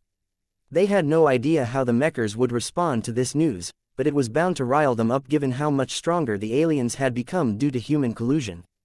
As Vase began to pay more attention to how well the first-class multipurpose mech was keeping up with the Mars, he began to imagine how powerful the MTA must be. Their numbers were incredible and they were able to field an incredible amount of mechs that performed just as well as the mystery mech that fought to protect the alien battleship. Mechs like these are quite numerous, but they aren't as common as you think. Master Benedict told him after the older man noticed his fellow colleague's fascination. Think about what it takes to equip a mech with a highly miniaturized shield generator that is able to project a transphasic energy shield of this magnitude. It must cost hundreds of millions of MTA credits. Its performance is just too incredible considering that it is resisting as much damage as a fully fledged warship. Benedict scoffed. I wouldn't be surprised if its actual cost is over 1 billion MTA credits, especially if it is an experimental piece of cutting-edge high technology. The greatest limitation of high technology like this is materials. It takes extremely potent high-grade exotics to produce this extremely difficult technical feat. Do you think that the supply of these exceedingly high-performing materials is abundant? I am guessing not, Vase replied. To be fair, many exotics can be found in many different locations. They are not exactly scarce per se. The real issue is that the demand far exceeds the available supply. Take a key material such as phase water for instance. I estimate that the transphasic energy shield of that first-class mech can only be produced by a shield generator that has incorporated at least 3 kilograms of phase water. I see what you mean. Vase replied. It is easy enough for a typical first-rate state to equip one elite mech with this shield generator model. The state can even scrounge up enough available phase water to equip a squad of mechs with this extravagance. Any further than that and the state will have to sacrifice other projects that also have an urgent need for phase water. Master Benedict nodded. That is correct. Phase water is an exotic that has wide applications in many different fields and sectors. That makes it so that the available supply of phase water can run out extremely quickly. Do you see why the MTA has implemented many measures to collect as much of this substance as possible? The mechers have the ability to harvest it themselves, but if they want to build more mechs of this high standard, they will quickly run out of their reserves, and that just applies to phase water. I see. Vase was not completely ignorant of the state of first-class mechs. Though he did not spend too much time on studying them in order to avoid getting afflicted by tech envy, he already understood that the amount of mechs relative to the population was much less. The cost of building mechs and raising mech pilots had become so much more expensive that most states tended to focus on quality rather than quantity. Material constraints probably played a role in limiting the absolute numbers of first-class mechs as well. With hard limits on how much phase water and other rare materials could be obtained, it was better to concentrate them on a smaller group of top-performing mechs rather than a larger group of middling machines. This caused Vase to develop interesting questions about the origin of the mystery mech and its pilot. Where does this mech hail from? Vase wondered. We might never know. Master Benedict shrugged. I have been studying the design of the mech for several minutes, but I have yet to find any identifying features that can pin down where it was built and who worked on it. The mech was deliberately designed with deniability in mind. Its design is so devoid of eccentricities that many possible first-class mech designers could have designed such a mech. I believe that even the shield generator is based on more generic principles despite performing so well. It relies more on the raw power of phase water and other high-value materials than on any exquisite tech or methods that can be traced to a specific developer. Anyone who was good enough to design such a strong first-class mech most definitely possessed the skill to prevent it from getting traced. Vase could speak. Please like and follow the Cultivation Audiobooks channel from personal experience in this regard. While it may be a lot harder to avoid leaving any identifying markers with a more powerful mech design, a master mech designer should easily be able to cope with this challenge. As the Mars in the first class multi-purpose mech continued to wear down each other's defenses, another development took place that finally pushed the battle into another phase. The fleet carriers and combat carriers that had previously split ways with the Antonio Cross finally managed to turn around the brown dwarf star. The flotilla of carriers came at an excellent time. While the enemy battleship had not yet lost all of its formidable cannons, the Mars successfully wrecked the most threatening primary kinetic cannon batteries as well as a decent amount of secondary laser cannon batteries. Even if the Mars no longer destroyed any additional guns, the high relative velocities of the flotilla relative to the Tower of Babel meant that it became exceedingly difficult to shoot down the fast-moving ships on approach. This was a much better scenario than what the Golden Skull Alliance originally planned for. Vase and the others originally assumed that the alien battleship would be able to retain her full complement of warship-grade armaments. However, now that the Mars had slipped inside the main defensive perimeter of the Tower of Babel, this huge threat no longer became such a big deal. That was not to say that the enemy did not try to prepare to meet the incoming wave of threats. Several high-quality starfighters deployed from the same hangar bay the first-class multipurpose mechs had emerged, but before they could go anywhere, a salvo of resonance-empowered positron beams easily shot them down before they could begin their defensive mission. Though the Mars had to endure a few more attacks from the first-class multipurpose mech in order to intercept the alien starfighters in time, Reginald found it was well worth the price. Ha ha ha ha. No one is going anywhere when I am around. Don't think about running away. The approach of the penitent sisters and the glory seekers boosted his confidence and depressed the morale of his opponents. He already found that the enemy mech pilot's efficiency had dropped. Are you scared now? Reginald asked as he utilized his Saint Kingdom to gain a better read on his opponent. Our mechs might not mean much to you, but we have beaten alien warships before. This half-ruined ship that you are trying to defend is already marked for death. You would stand a better chance of accomplishing something meaningful by running away while you still have the chance. I might be persuaded to let you go if you turn your mech around and get the hell out of this star system. Patriarch Reginald grew disappointed when the traitor pilot did not take the bait. It would have been so nice if the pilot gave in to the pressure and lost the courage to persist against the Mars. Reginald was confident that he would be able to contain the fleeing first-class mech somehow. The first-class multipurpose mech started to show off more nasty tricks. For example, the mech launched a small spread of missiles that actually contained highly illegal fusion warheads. The sudden launch of these potent missiles at short range might have caused many mechs to suffer, but the Mars and its pilot were different. As soon as the missiles escaped from their hidden launchers, Patriarch Reginald's Saint Kingdom acted on them with no restraint. Unlike the frame of the first-class mech, the missiles weren't directly connected to the mech pilot. They had wholly detached themselves from the machine they came from and operated through self-contained ISIN algorithms. Normally, that wasn't really important, but that just happened to give Reginald an opportunity to exert his unique strength. Every ace pilot possessed a strong ability or specialty. It was what defined them at this stage and also paved their way to their possible ascension to God Pilot. Saint Yil America was able to bludgeon her targets with much greater physical force than her mech could produce. Saint Jeremiah Gage was far more powerful when he fought with swords.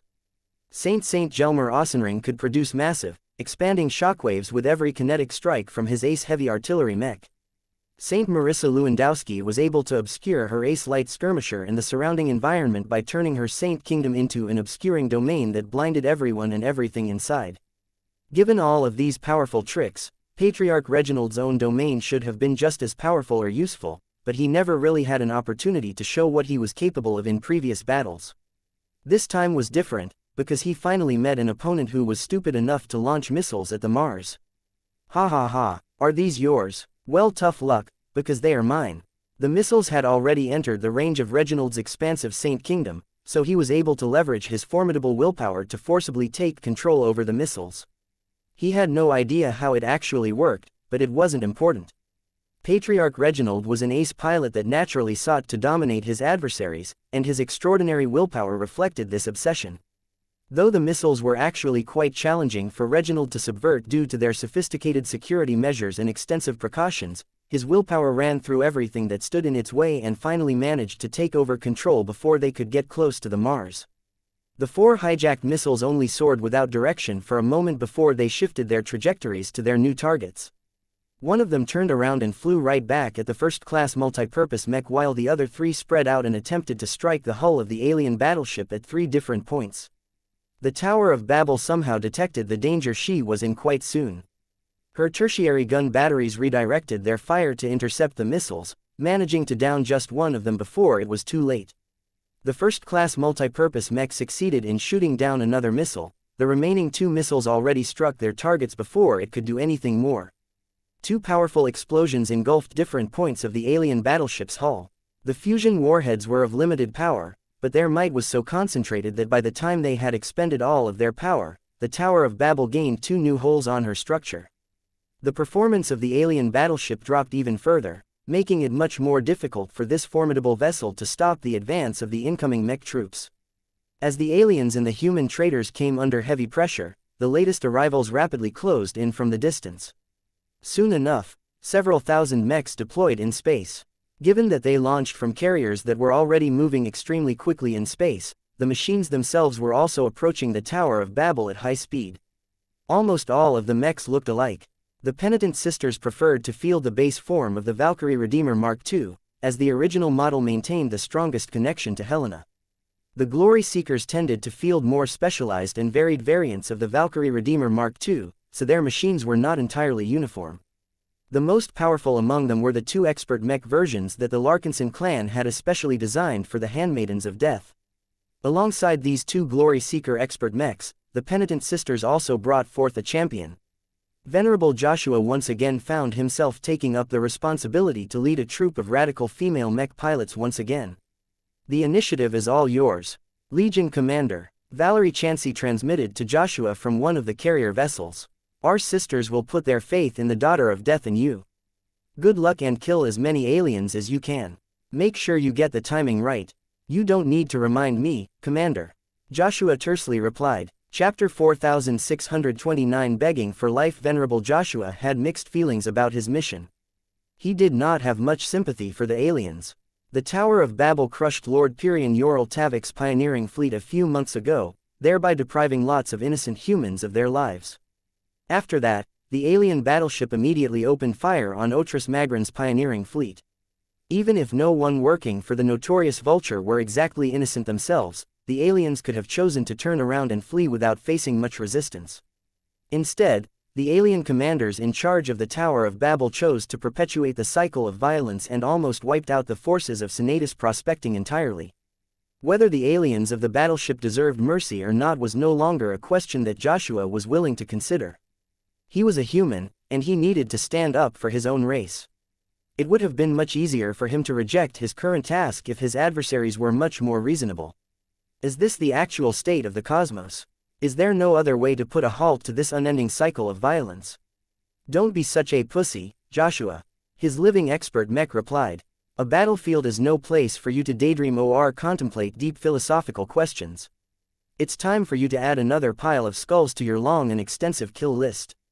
Hey, don't attribute all of the enemies killed by the battle formation attacks to my name. I am only helping Helena do her job. That is all. It isn't as if I have killed all of those people myself." Regardless of what Joshua thought about his matter, his expert mech was right. He needed to set aside his confusion and lead the Penitent Sister battle formation once again. He truly wanted to be doing something else, such as fighting against the enemy Phase Lord alongside the rest of his colleagues. Still, until the Penitent Sisters produced an expert pilot of their own who was able to pilot an expert mech variant of the Valkyrie line, the Larkinson clan had no one else to turn to but Joshua and his Everchanger. The young father found this responsibility to be increasingly more distasteful. The killing was far too industrialized for his liking. It did not match the romance of mechs that drew many children to this profession in the first place. Look on the bright side, Joshua. Killing these aliens will earn us a lot of credit from the MTA. Stopping these human traitors from spreading more secrets is an even greater contribution to humanity. This will help us advance our political goals. You're right, I guess. The Everchanger was no longer, just, a third-order living mech. He had recently become the first Grand Master of the Anima Order. Though the newly established order did not have much time to get anything done, the Everchanger already formulated several long-term plans. Trying to get on the good side of the mechers would be helpful if they ever found out that living mechs had started to organize underneath everyone's noses. The expert hero Mech was even more eager to kill all of the occupants of the alien battleship than Joshua for that reason. Just like a true hero, the Everchanger needed to step up and set an example for his fellow living mechs. As the Valkyrie mechs of the Penitent Sisters and the Glory Seekers started to enter into formation without encountering any significant opposition from the aliens, possibly the only innocent individual on the enemy ship was wondering what was going on outside. "Hello, is there anyone there?" The human captive called out from his empty and isolated cell. "At least come and give me food. It's been days since I last saw a nutrient pack." Lord Pyrion looked a lot more lethargic than before. His body laid limp next to the Nunzer watering pool because he would just waste a lot of energy if he made any unnecessary movements. Though he periodically called out for food only to remind his captors that he still existed, no one had come in the past few days. It all started when the hull of the fractured house of the collapsing star shook so badly that Pyrion thought that the ship was about to fall apart. Though that hadn't happened, Pyrion quickly deduced that the alien ship must have suffered a heavy blow because his captives no longer bothered to patrol this cell complex. For a time, Lord Pyrion thought that Helena had taken action and that he needed to pray to this Daughter of Death in order to save his life. He felt ashamed at how eagerly he fell to knees and clasped his hands in order to beg for mercy and protection. Hardly anything had happened. The ship still remained operational more or less and Pyrion was still stuck in the same damn cell. The only change was that the usual Nunzer guards had disappeared. He first celebrated the departure of these intimidating guards, but that quickly changed a half-day later when none of them returned to toss a nutrient pack in his cell. By the time another half-day passed, Pyrion was willing to devour the nutrient pack without removing its slime-covered wrapping. At this time, the scion of the Yoral Tavik clan had suffered so much neglect in captivity that he was practically traumatized by this experience. Never in his entire life had he experienced a time where more than 8 hours had passed since he last filled his stomach. Whether it was breakfast, lunch, dinner or snacks, he always possessed the confidence that his attendants and servants would provide him with an opportunity to fill his stomach and enjoy a varied gastronomic experience in the process. Nowadays, Lord Pyrion had become so hungry that he was even willing to eat the grass or whatever alien food the Nuncers consumed. What is going on out there? It wasn't until the starship started to shake once again that Lord Pyrion felt a lot more hopeful. Any change was good in his eyes. At least, that was what he thought before a major explosion shook the hull and rattled the cell block to the point where Pyrion thought that the ceiling would collapse on his head. Is it time now? Lord Pyrion had a feeling that this second attack was more serious. Even though he felt humiliated for praying to Helena, without anything serious happening, he did not dare to neglect the warning he received almost a week ago. The mistake of getting it wrong was too great. He reluctantly moved his body out of its energy-saving mode and pulled up his body just enough for him to enter his praying position once again. Helena, if you exist, please spare me. I have already gone through enough suffering to last me a lifetime. Please spare this humble soul from your impending wrath. If you save me from dying in this awful cell on this awful alien ship, I will promise you that I will convert to your faith. No, I will do even better than that. I will build an enormous temple in your honor and make sure that other people in this dwarf galaxy will learn of your splendor. Please, O merciful Daughter of Death, save me from this torment and deprivation so that I can go back to civilization and never have to face a stinking alien again in my lifetime. He was never going to go back to this stupid and ill-thought venture again. The frontier was too dangerous for the likes of himself. As Lord Pyrion prayed to Helena as sincerely as possible, another human on the ship was feeling a lot less secure. Jugal Murin experienced a turbulent time in the last few days. Whereas Lord Pyrion had been completely forgotten by everyone, the aliens did not forget about their human collaborator at all. They even accused him of enabling the attack that crippled the fractured house of the collapsing star to occur. I am not in the same group as the humans that attacked your fine and magnificent home ship. The representative of the cosmopolitan movement had to plea in native Nunzer language while utterly prostrating himself before the trampler of stars. As we have explained many times in the past, the human race is divided into many factions and groups. I am completely opposed to the pioneers that this fleet belonged to. I will arrange a greater transfer of technology and resources if you wish to obtain proof of my sincerity. It took a lot of begging and convincing to maintain their current cooperation.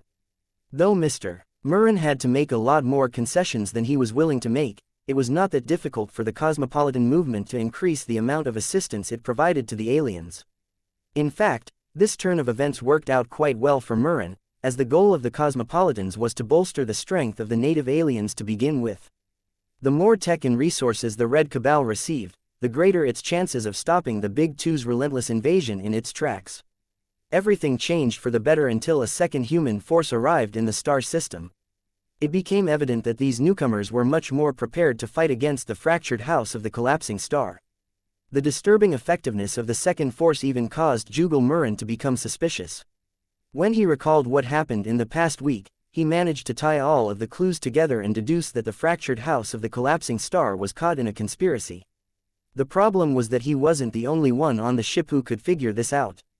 The smartest and more thoughtful aliens made the same connections.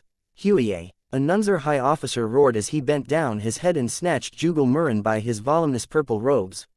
The alien officer lifted up the human's body and flung it towards the bulkhead of the alien bridge. The cosmopolitans are not at fault, he repeated in native Nunzer language once again. This is not the time to indulge in your unfounded suspicions. I have just accessed my archive stored in my implant and identified the human threat that we are fighting against. We are in great danger. Do not underestimate these adversaries. Those second-class mechs that are rapidly advancing towards our ship are far more dangerous than you can imagine. You need to warp away from this star system as best you can before it is too late. The furious Nunzer officer did not listen to him. Instead, the quadruped alien stomped over to Murren's fallen position and picked him up by his robe yet again so that he could fling the puny human against another bulkhead. Ah, I am being serious. Contact your housemaster. Allow me to speak. Please like and follow the Cultivation Audiobooks channel to him and impress the importance of evading the attack that I know is coming. Hawaii. There is no time for that. Look, those mechs have come a lot closer while we have been wasting our time. Activate whatever warp drives if any of them are still functional. If not, command everyone to abandon your home ship so that we still have a chance to survive the impending slaughter. The aliens didn't believe him. For all of his notable communication skills, the Nuncers and the other species crewing the starship had completely lost all of their trust of humans. No, you fools, it is too late. The mechs are right on top of us. Look, one of humanity's gods has already appeared. The aliens on the bridge initially dismissed the threat of the weak standard mechs, thinking that the starfighter-like machines were no different from the ones fielded by Senatus prospecting. That quickly changed when not just one, but several manifestations of a young woman in gray appeared over the rapidly approaching formations of mechs. As the three near-identical manifestations came closer, the alien officers just started to panic and issue emergency orders to the crew, but by that time the infamous battle formations of the Golden Skull Alliance had already sent out 3 different waves of death at rapid speed. Though the aliens didn't know it, Jugal Murren knew without a doubt that there was no time to respond. The only action he could do was fall to his knees and prostrate in front of the rapidly advancing waves of death. The cosmopolitan did what he was always good at. He pleaded and begged the incoming threat to spare his life. Human goddess, forgive this humble human soul, spare my life, and I shall become your eternal slave and devotee. Before he could continue his prayer, 3 waves of death successively coursed through the length of the crippled alien battleship. Chapter 4630 Meanings of Death. When the Penitent Sister and Glory Seeker mechs advanced towards the alien battleship at blazing fast speeds, their pilots all became of one mind. Each female mech pilot earnestly wished to call down the wrath of Helena and snuff out the lives of the alien crew members who stood in the way of the Golden Skull Alliance. This was not the first time the Penitent Sisters and the Glory Seekers called upon the power of one of their gods. Each time they took part in a battle formation attack, they felt incredibly honored and privileged to become connected to one of the greatest women alive. Their faith became more invigorated as their small and limited minds touched upon a much greater and vaster consciousness. No matter the differences and distances between the two, whenever a battle formation took effect, both god and human became connected by a bond that became a life-changing experience for the latter. The power disparity between the two was so great that the mech pilots who came into touch with the daughter of death retained a tiny fraction of the vast death energy that Helena brought to bear. No one was more in tune with the female design spirit than the handmaidens of death.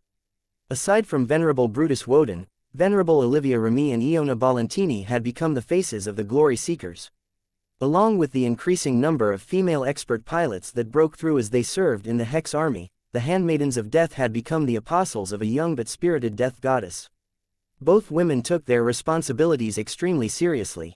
They were utterly unlike Venerable Joshua, who only led the penitent sister battle formation on a part-time basis. What displeased Venerable Remy and Venerable Bolentini the most was that their previous efforts always paled in comparison to that of the young Larkinson hero.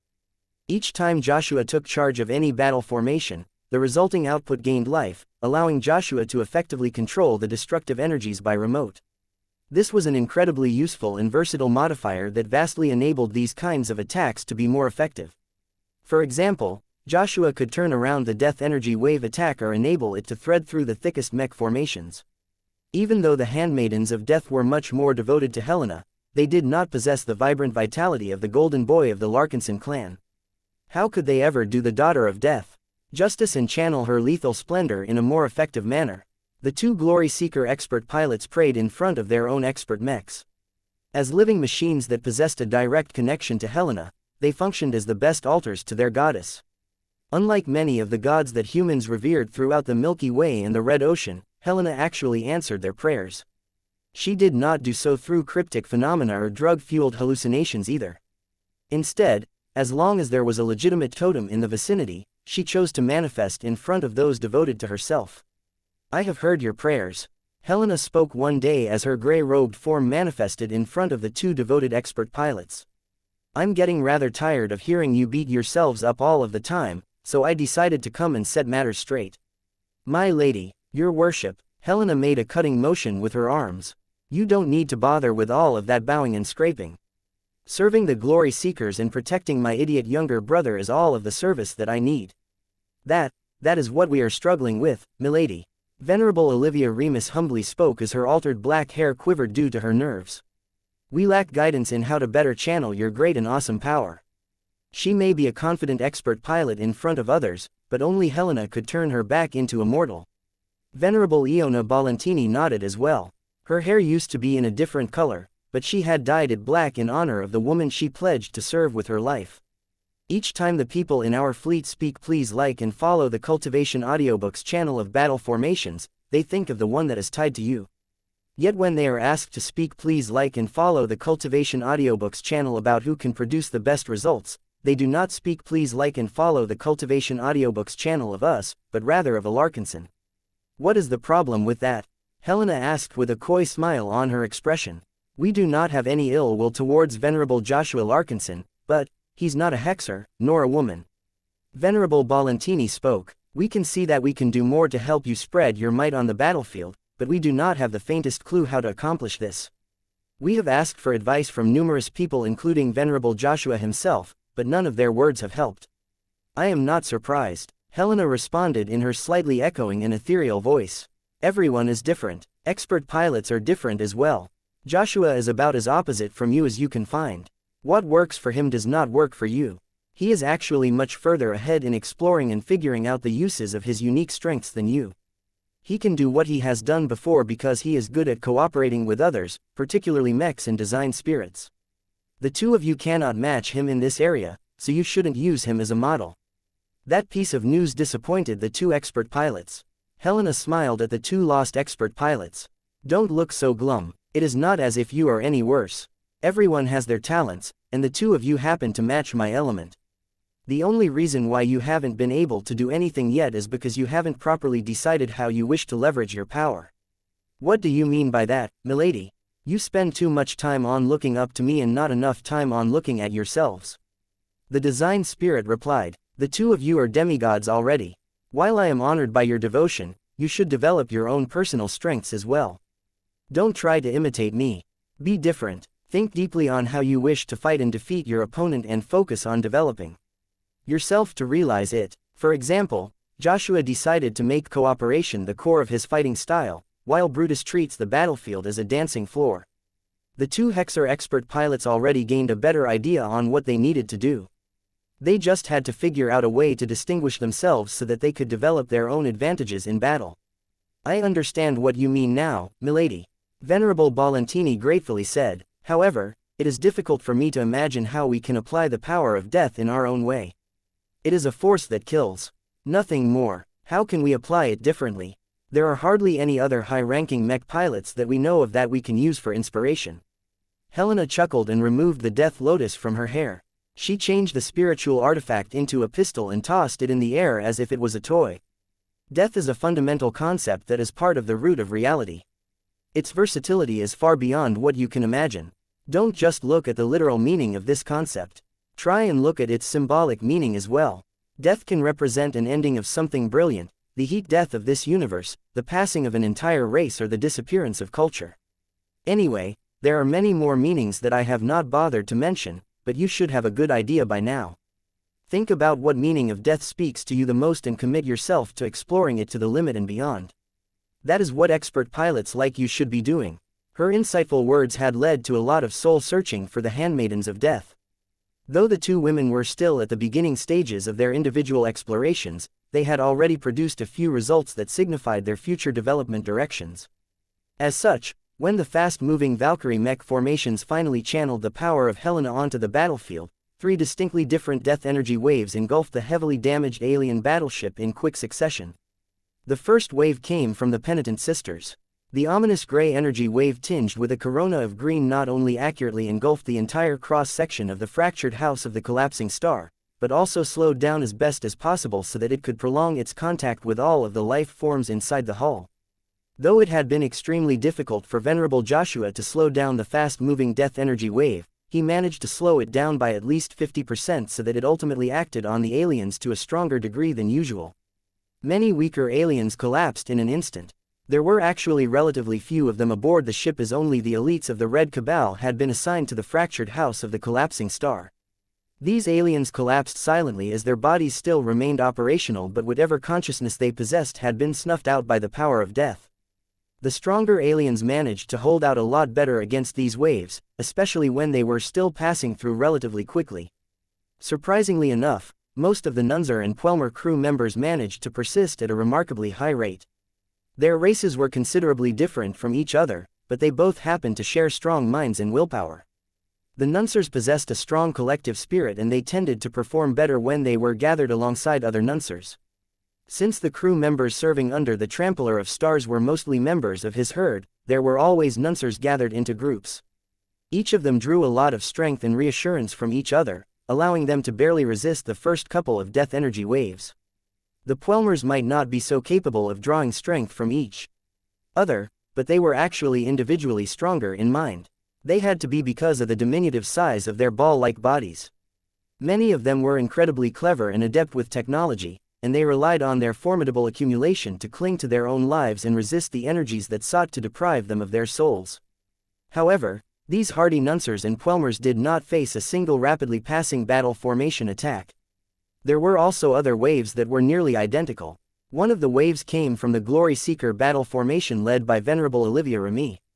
During her own exploration of death, she decided to branch out and explore how the power of death could affect machines as well as life.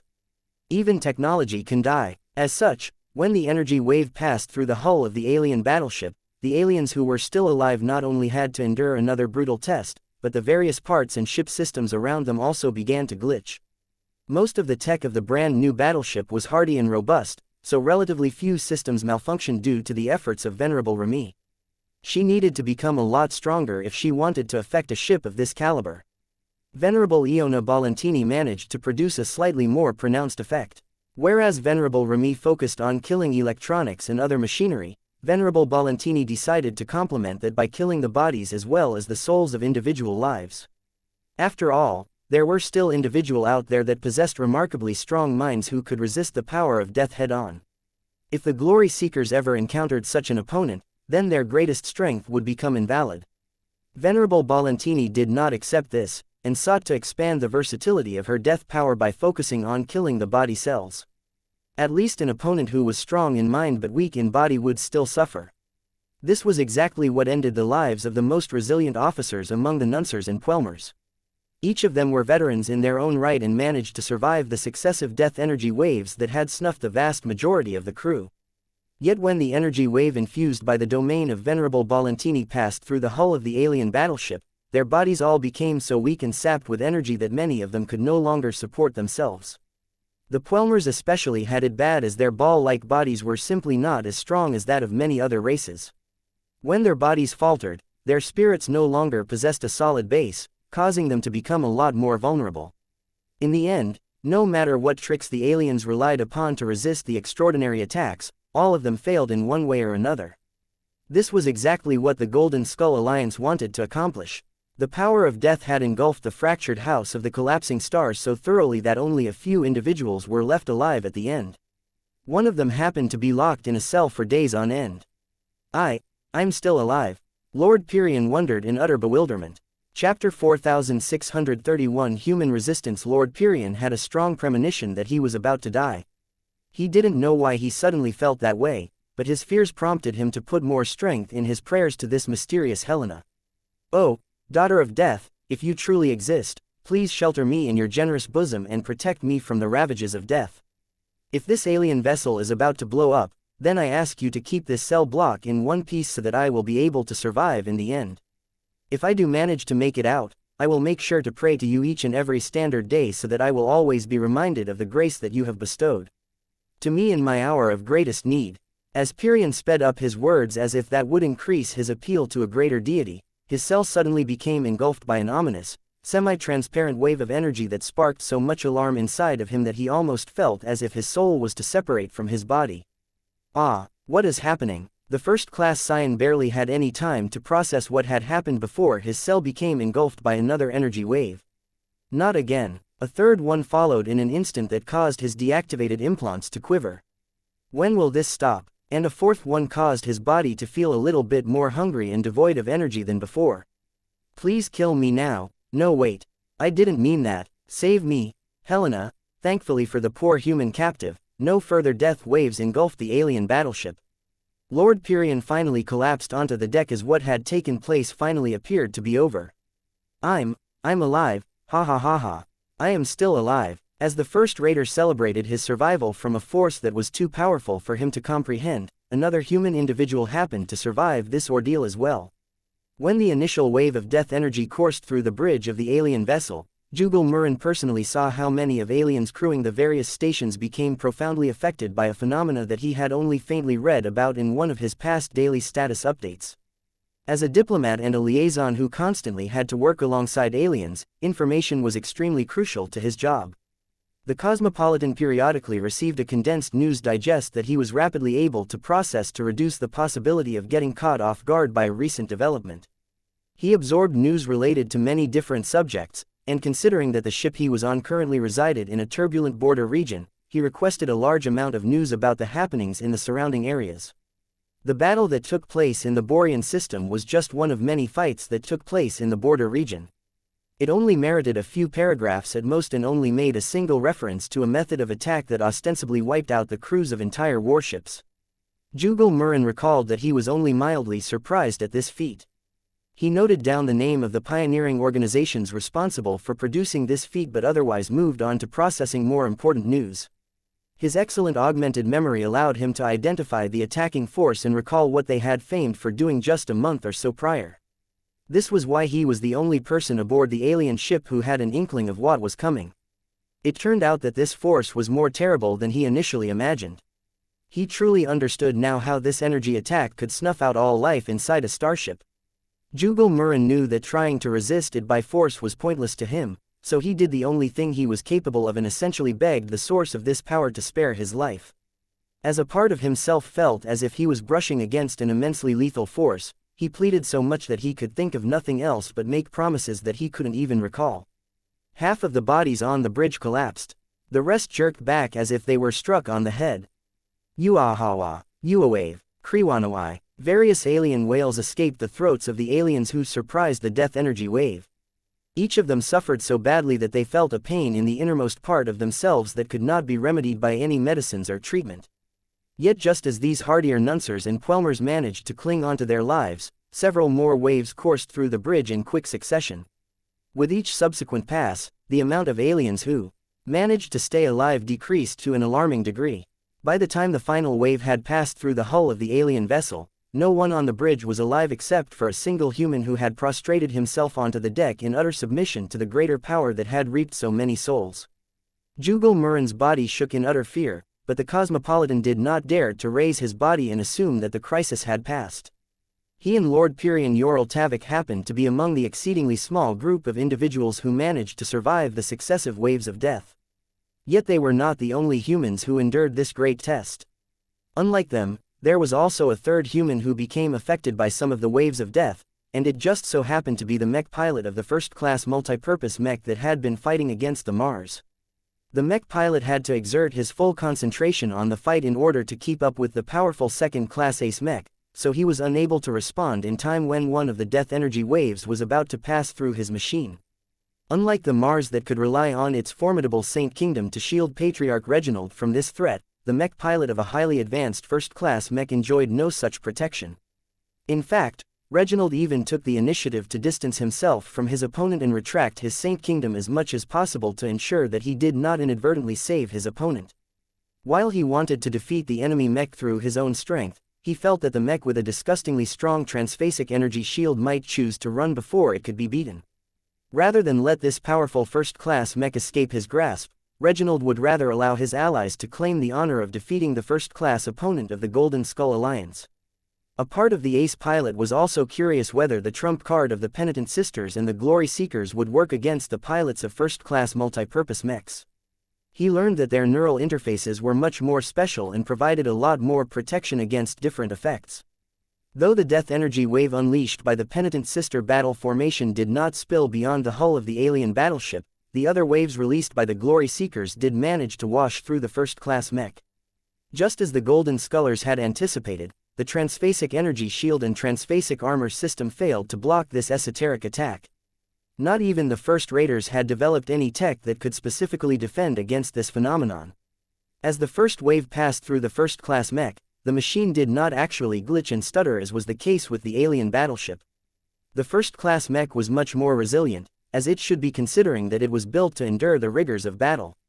The second wave produced a stronger effect. Though it did not affect the frame of the expensive, it nonetheless targeted both weaknesses of the human mech pilot at once. On one hand, the pilot's battered spirit received another serious blow. On the other hand, his physical body grew weaker and less energetic. Amazingly enough, this double whammy did not kill the first-class mech pilot outright, but the incredibly skilled and talented soldier had to rely on the utmost of his top-class augmentations and training to keep his body and soul together. Not only that, but he had to draw on whatever support his first-class multipurpose mech could give him in order to give him the resilience to hang on to his life. However, he managed to survive in the end. Though the first-class pilot felt utterly drained in the end, he still managed to survive an attack that was lethal to the vast majority of humans. Don't get distracted. The first-class mech suffered an astonishingly heavy series of blows when the Mars charged up and attacked with all of its available weapons in quick succession. The weakened first-class pilot came under greater suppression as soon as the Saint Kingdom of the Mars pressed on him again. First, the ace mech struck the first-class mech with all of the integrated energy weapons of the Arceus system. The transphasic energy shield, which had resisted many attacks, already began to show more serious flaws. Second, the Mars fired its transphasic shotgun at the first-class mech. Instead of firing out a spray of pellets, the weapon instead launched a solid, heavy slug that thundered against the unstable energy shield with the force of a hammer. Third, the Mars swung its transphasic axe straight at the area of the energy shield that had already endured a lot of stress. When the weapon finally struck the energy barrier, the latter exploded as it finally couldn't withstand the fury of an ace mech any longer.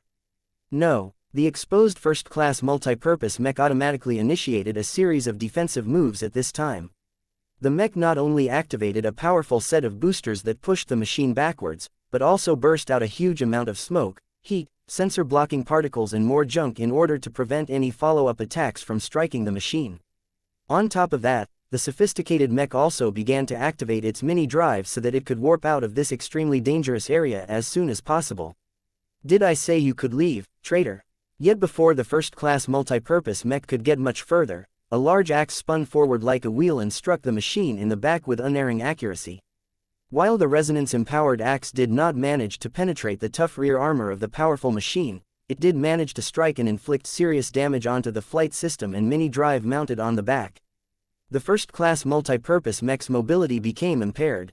The Mars flew past the obscuring cloud and engaged its Arceus system once again, striking several weak points on the exposed and damaged rear.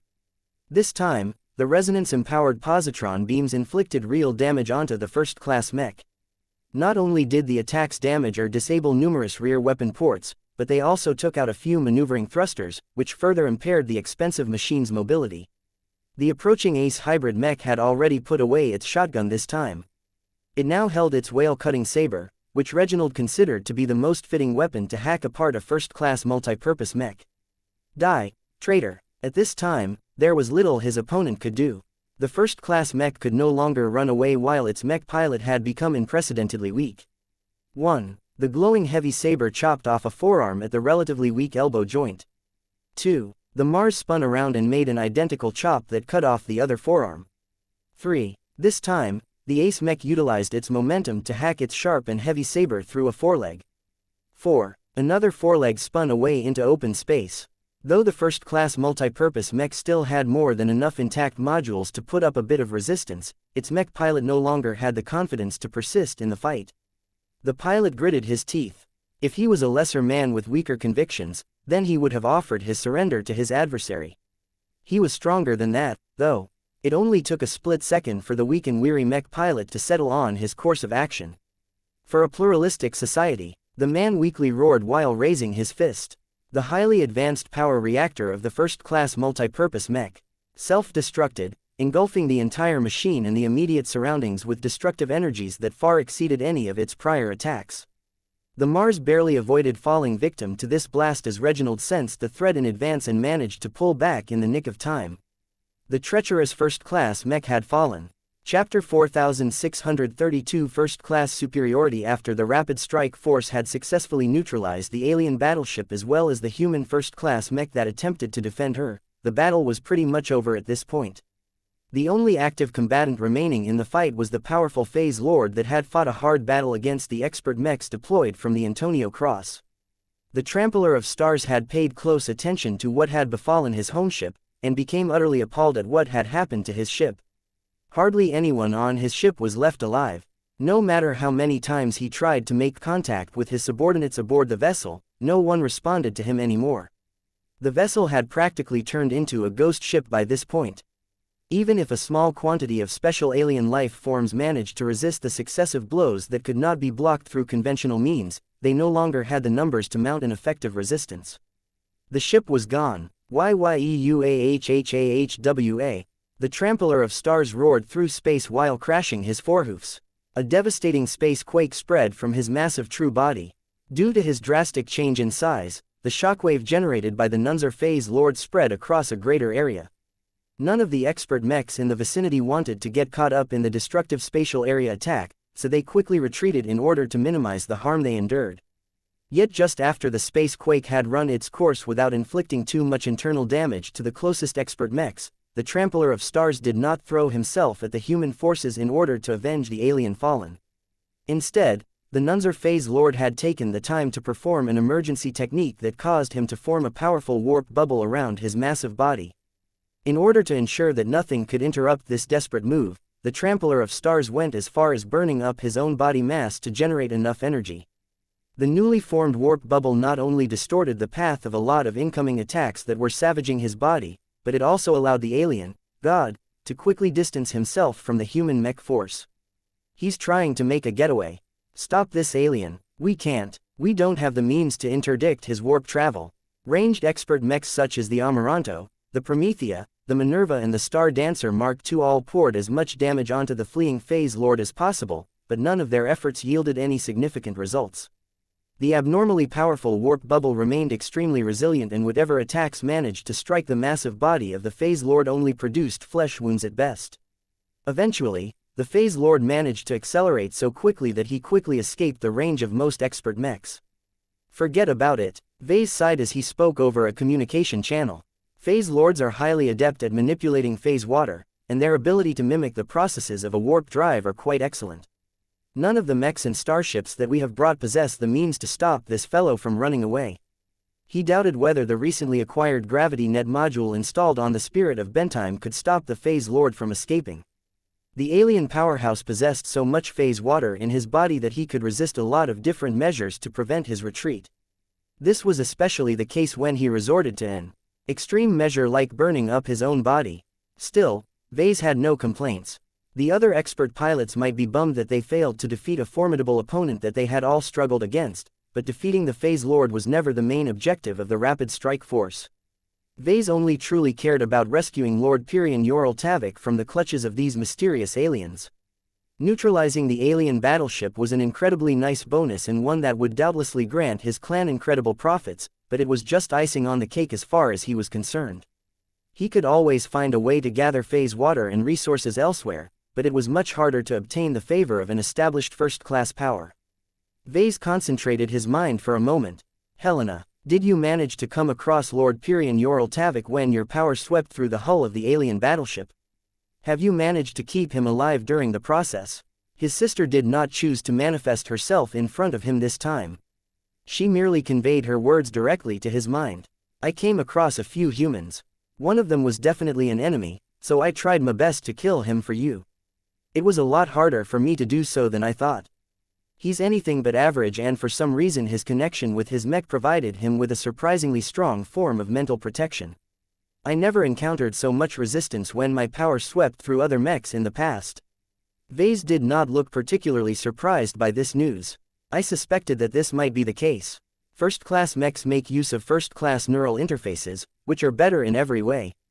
I always wondered how the MTA alongside the CFA managed to defeat a certain powerful cult a few hundred years ago. The mechers must have been able to muster an extremely effective countermeasure in order to render the most effective means of the cult invalid. Your inability to kill the pilot of a first-class mech explains it. Spiritual entities such as yourself aren't all powerful after all. At a certain point, mechs become so strong that they can truly challenge all kinds of powerful opponents. There were good reasons why the Five Scrolls Compact hated mechs so much. Supposedly, god mechs were so overwhelmingly powerful in battle that they could resist everything that dark gods and spiritual sorcerers could throw at the apex machines. However, Vase seriously doubted that there were many god mechs and god pilots 4 centuries ago. How was the MTA able to spank the Five Scrolls Compact so hard that it became an equal partner to the CFA? If first-class mechs were able to help their mech pilots resist the harmful effects of metaphysical attacks such as death energy battle formations, then that made a lot of sense. This is not a fair matchup, Helena petulantly retorted in his mind. If a first-class mech showed up in the Nixian Gap, then I have 100 different ways to make the mech pilot miserable. I'm too far from my home ground over here. Do you know how difficult it is to channel my power and energies through the minds of those weak mech pilots? They can pray to me all they want, but that doesn't change the fact that pushing my power through them is like pushing my body through several thousand tiny straws. That was certainly a colorful analogy. Vase understood what she was saying. It was just too difficult for design spirits to affect the material realm. I will find a way to improve battle formations in the future so that design spirits such as yourself can more effectively intervene on the battlefield. Vase mentally replied. Back to my question, have you managed to find and spare Lord Pyrion? He's kind of the reason why I bothered to take so many risks. About that, Vase became wary. What is it, Helena? Don't tell me you failed to preserve his life. No, it's not that, little brother. She replied. I actually came across 2 different humans that were both pleading with me to spare their lives. I found their pleas to be rather cute, actually, but I did not manage to remain in contact long enough to figure out which of the 2 I am supposed to spare. What did you do? I decided to spare them both. Oh, do you know whether one of them was a captive or a collaborator on the alien ship? I don't know. They were located in 2 different parts of the ship. One of them was surrounded by aliens while the other was on his own. I think the former may be another person, but I couldn't say for sure. Who knows whether the alien officers invited Lord Pyrion to them in order to squeeze information out of him. Both of them are fine as far as I know, but you should better hurry up and find out the truth yourself. Ah, you're right, thank you for your help, Helena. I will repay this favor later. You better not forget your promise. After Helena planted a mental kiss onto Vessa's mind, her presence faded away. By this time, the rest of the elite strike force had already taken the next steps. Expert mechs, fall back to the Antonio Cross and stand by to resupply in batches. Remain on guard in case the enemy phase lord returns or hostile reinforcements arrive. Penitent sisters, glory seekers, turn around and converge on the alien battleship. Help the Mars secure the exterior of the vessel and make sure that no surviving alien or automated defense program can pose a threat to our assets. Also make sure to secure a route for Diva. The Hexer commandos will be leading the effort to extract our primary mission objective from the enemy vessel. All of these moves would take a fair amount of time to execute. The mechs and ships that had just flown past the Tower of Babel were still moving away at a rapid speed and needed to spend a lot of time to gradually reverse their travel direction.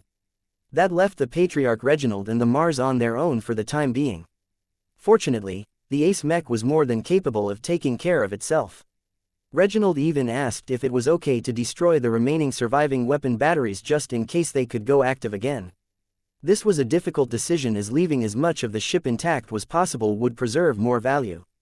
Vase and Master Benedict briefly exchanged glances before the latter issued a response. You should proceed to destroy the gun batteries that I am in the process of pointing out. You do not need to strike them with your most powerful attacks.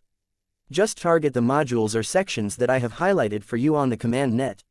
You can keep the remainder intact as they cannot target anything that is situated outside of their firing angles. Will do. Patriarch Reginald no longer felt excited anymore, so he mechanically completed this essential chore. The Tower of Babel was slowly rendered harmless. Even if a batch of surviving crew members could take over control of all of her intact ship systems, they no longer possessed the ability to fend off the rapid strike force. The only way the aliens could ruin this outcome was if they killed Lord Pyrian Yoral Tavik or initiated a self-destruct sequence. Hurry up, please. We need to put boots on this ship as soon as possible. The longer she remains outside of our control, the greater the chance that uncontrollable factors will come into play. Though the delay was agonizingly long for Vase, he eventually sighed in relief as the first Diva vehicles managed to dock alongside the damaged and diminished alien battleship. Diva commandos wearing a variety of different armor and equipment rapidly made their way inside. The alien vessel through one of her many gaps. More troops were on their way to speed up the takeover process. When Vase patched into one of the feeds of the helmets of the Diva commandos, he and many other people fell silent as they observed the actual situation of the ship. So many bodies. Only a short time had passed, but already the Diva squad moved past hundreds of inert alien bodies. The ship had turned eerily silent now that so much of the crew had entered into a permanent state of sleep. Chapter 4633 Serious Enemy. The second battle of Ramage Repulsor had come to a conclusion. Unlike the first battle, which was fought between Otris Magran's Vulture fleet and the hybrid alien battleship, the second battle ended in a decisive victory for the human side. By exploiting the advantages accrued during the first battle as well as favorable information asymmetry, the masterminds who engineered the Tower of Babel's downfall succeeded in attaining their desired outcome. Certainly, not everything was optimal. A few unanticipated surprises such as the appearance of a powerful phase lord and the emergence of a human first-class multi-purpose mech tested the fault tolerance of the rapid strike force. Nonetheless, the Golden Scullers managed to prevail against these difficulties. Not only did they come under the possession of a crippled but surprisingly intact rear half of a modern alien battleship, they also managed to preserve the bodies of tens of thousands of alien crew members. While it was a pity that none of them possessed any consciousness anymore, the fact that their bodies remained in excellent condition despite losing all resistance was incredibly valuable in itself. Vase had already contacted the MTA on what the Golden Skull Alliance managed to do and what it had managed to obtain. Master Viro Goldstein of the Survivalist faction initially did not display any exaggerated reactions. The MTA's formidable warfleets already possessed the capability to capture any alien warship as long as the organization was willing to pay a price. We are familiar with the unusual ship that you have captured. The bald and caped MTA master spoke over a reasonably secure channel. Our forces have fought against the alien faction known as the Red Cabal multiple times. This multi-species gathering has accrued a great amount of influence among the native alien communities. There are strong indications that it will soon become the leading force of resistance against our invasion. Any ship that is built by them is therefore a valuable source of intelligence. We are especially interested to know if her data banks are still intact. Vase smiled back. We only managed to retain the rear half of the alien battleship, so I cannot say if we have managed to preserve all of her data storage facilities. I do have good news, though. The engineers that we have sent to secure the vessel from within have encountered several compartments that appear to hold a lot of data. Our data specialists have examined the devices but have refrained from touching anything for fear of triggering a self-destruct command. Master Goldstein grew a little bit more enthused. We would like you to connect your specialists to one of our alien technology acquisition teams that I will be referring to you. Our own experts are much more familiar with alien technology and can help your troops maintain the stability and integrity of the captured ship to the greatest extent possible. We believe it is unlikely for the aliens to implement strict checks against capture that will lead to self-destruction in the near term, but it is best to verify the actual condition of the vessel. Okay, there is more. When Vase spoke about the presence of human traitors, Master Goldstein's mood and expression completely changed. Previously, Vase always thought that the MTA master was rather plain but direct. The man clearly wanted to deal with his business in a clean and efficient manner. Yet when he heard that a first-class multipurpose mech showed up and displayed enough strength to fend off a second-class ace mech like the Mars, the mecher became completely affronted. This is unacceptable, the man snarled as his eyes burned with hatred. The traitors among our people have hindered us far too much. Not only have they slowed our advance, but they have also reduced the technology disparity between us and the aliens, thereby contributing to greater losses than we should otherwise incur. We have a standing bounty for all proven traitors that anyone has managed to kill or capture. Can you confirm that you have encountered at least 2 possible human traitors? Vase expected the MTA to show more interest in the traitors, but not to this extent. It appeared that this was a greater deal than he initially expected. Not much time has passed since the battle has ended. We have brought plenty of infantry along, but the intact portions of the alien ship are so expansive that it will take a lot of time to search through every nook and cranny. It doesn't help that our men don't understand how to operate anything on the alien ship. We only recently managed to figure out how to open the hatches without needing to breach the hatches. That is not an issue. We will send you an information packet that will help your boarding parties operate elementary functions of the Red Cabal vessel. Master Goldstein said, please elaborate on what you found about the human traitors. Well, one of them is a traitor without any doubt. The pilot of the first-class multipurpose mech is the most skilled normal mech pilot that our ace pilot has ever fought against. It is too bad that the traitor has opted to die for his cause rather than surrender himself to custody. He self-destructed his expensive mech, so nothing of him is left intact. We only have burnt and scattered shards of his machine. That wasn't entirely true. The salvage teams had also managed to pick up the relatively intact forearms and forelegs of the first-class multipurpose mech that the Mars managed to amputate. The limbs apparently hadn't been rigged to blow, so they were still safe and sound for the time being. Whether Master Goldstein knew about this little detail was not certain. Vase hoped that the mechers became so preoccupied with major issues that they would overlook certain indiscretions. Those first-class mech limbs weren't the only loot that Vase wanted abscond with. The entire ship was filled with treasures, and it would be an enormous pity if the Golden Skull Alliance transferred all of this booty over to the Greedy Association. Fortunately, Goldstein didn't call Vase out on his little trick. Very well, I would like your forces to gather as many of these remains as possible. We can track down where the materials are sourced and may even be able to deduce where the mech has been fabricated. If we are lucky enough biological traces of the traitor may be left to narrow down his identity and background. Our salvage parties are still picking up the shards as we speak. What is the state of the other traitor? Vase turned a little more hesitant. That is, a little bit more complicated. We have found 2 living humans on the ship. One of them is a missing first-class pioneer that we sought to rescue. We are still in the process of verifying his identity, but all of the inspections performed so far have yielded a positive result. It is the other man that we are not entirely certain about. Describe the situation of this second individual. Our advanced troops managed to find him alive on the bridge or command center of the alien vessel. He does not appear to be restrained, but it is uncertain whether he is an alien collaborator or merely another captive that has been granted parole. Our interrogators in the field have attempted to figure out who he is, but he is extremely resistant to such measures.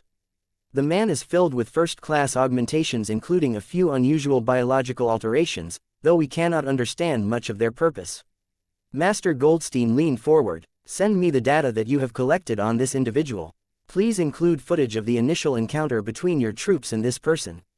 Vase did so and waited for the MTA master to process the new information. It did not take long before Master Goldstein became outraged again. I recognize his garb. The man spoke in an acrid tone. The scans that you have collected on his augmentations also align with what we know of one of our greatest enemies. No ordinary human is willing to modify his body so that he can contort his body to imitate a quadruped alien, and neither is he willing to alter his vocal cords so that he can fluently speak. Please like and follow the Cultivation Audiobooks channel, at least 73 different alien languages.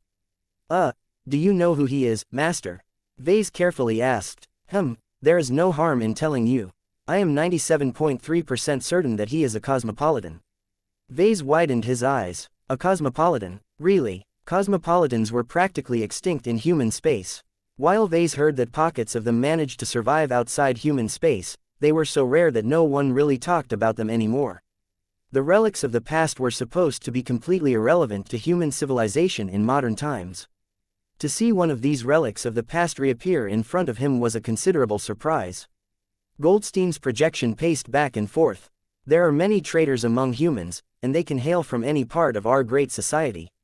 We have caught Terrans and Rubarthans trading human high technology for containers filled with phase water.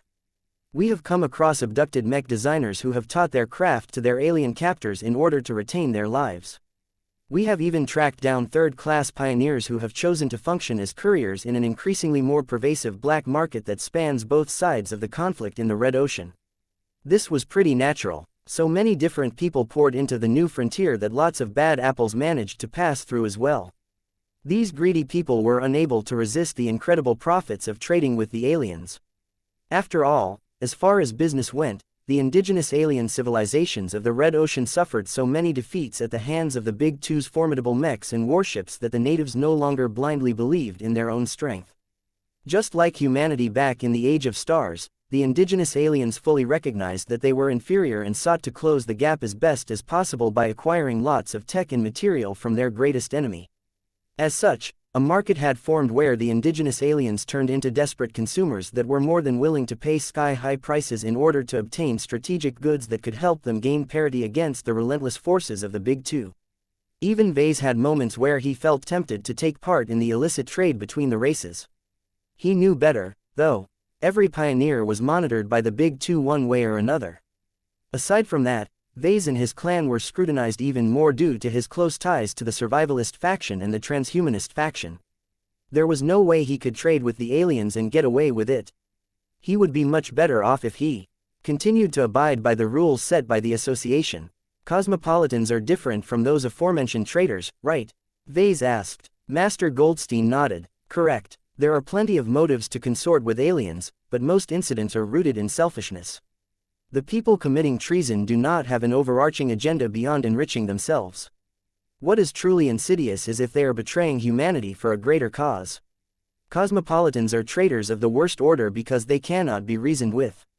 They cling to their xenophilic ideology so strongly that they cannot accept a reality where humanity reigns supreme by itself rather than share space with a number of allied alien races.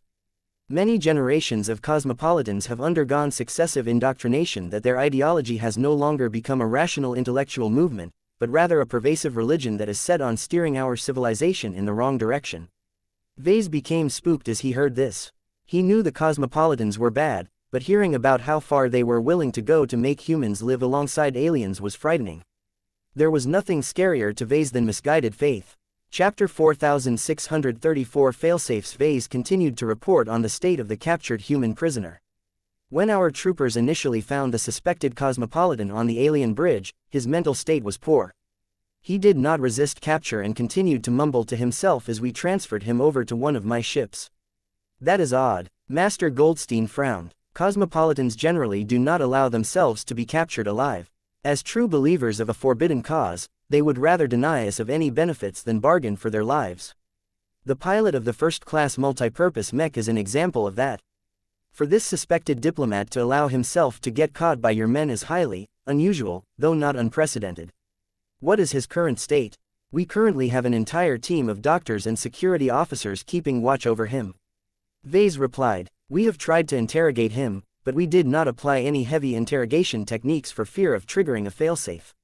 We also decided not to tamper with his implants or force him to undergo an artificial sleep cycle. Master Goldstein nodded in approval. Your precautions are adequate and wise. Every cosmopolitan is known to carry multiple fail-safes. The higher their rank and the more vital their responsibilities, the greater their precautions. You should connect your team that is watching over him with one of our counterintelligence agents right away. If too much time has passed without the cosmopolitan making small actions, his cranial implant may decide that he is compromised and will detonate an explosive. This is only one of several possibilities that I have deduced based on the scans that you have transmitted. Prominent and important first-raters had to carry these kinds of fail-safes by necessity. Not doing so would make it far too attractive to kidnap them and force them to cough up lots of sensitive information. However, few went as far as planting a small explosive inside their own heads. If any glitch occurred or if anyone hacked the self-destruct function, the unlucky victim had no way of salvaging his life. Vase would never allow himself to make himself vulnerable to this nightmare scenario. Okay, please send me the details. It took a bit of time to make the arrangements. Once Master Goldstein became assured that the Golden Scullers received proper guidance on how to preserve their gains as much as possible, the man made an announcement. I originally planned to divert one of our nearby ships to your current star systems, but the importance of your findings merit a more significant response. I will personally make my way to SDDD 4343X Air 232666410 so that I can inspect your gains and determine your compensation by myself. That was a surprise to Vase. He knew that the capture of such a significant alien battleship would have attracted the Mechers to him, but for one of the confidants of the polymath to make his way over in person was a clear signal that this was a big deal. We will await your arrival.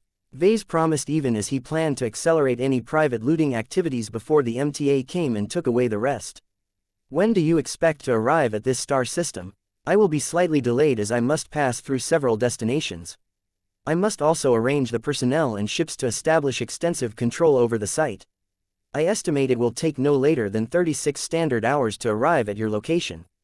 I see. Fret not, young mech designer. Master Goldstein smiled. We have not disregarded your recent contributions. Your actions, though fueled by selfish motives, nonetheless align with our goals. That makes you far better than the rats who can only scurry in the dark due to their continual failings. The Mech Trade Association is always fair and you and your allies shall receive the compensation you deserve. This is also a convenient opportunity to settle the rewards of defeating an alien pirate base and neutralizing an aberrant member of the phase whale species. The Golden Skull Alliance had been waiting for that. Vase figured that he would only get to settle all of that when his fleet left the turbulent border region, but now that Master Goldstein was coming, he could easily handle this matter himself given the authority that he possessed. That was good. The chance that Vase would receive a better reward was much higher now that he had made successive contributions. As much as a part of Vase felt annoyed that he was being trained to become a dog of the association, he didn't mind it too much as long as he received sufficient compensation. Both sides took what they needed from each other. Vase couldn't ask for more since his bargaining power was still poor compared to the vast MTA. After concluding the call, Vase returned to the command center and immediately issued a series of orders. He wanted his men to speed up the search and salvaging process. The main expeditionary fleet was already on its way back to the Ramage repulsor system as well. Once Spirit of Bentime along with hundreds of other ships arrived, Vase would not lack for manpower to investigate and extract as much value as he could reasonably get away with in a span of 36 hours. This is going to be tough.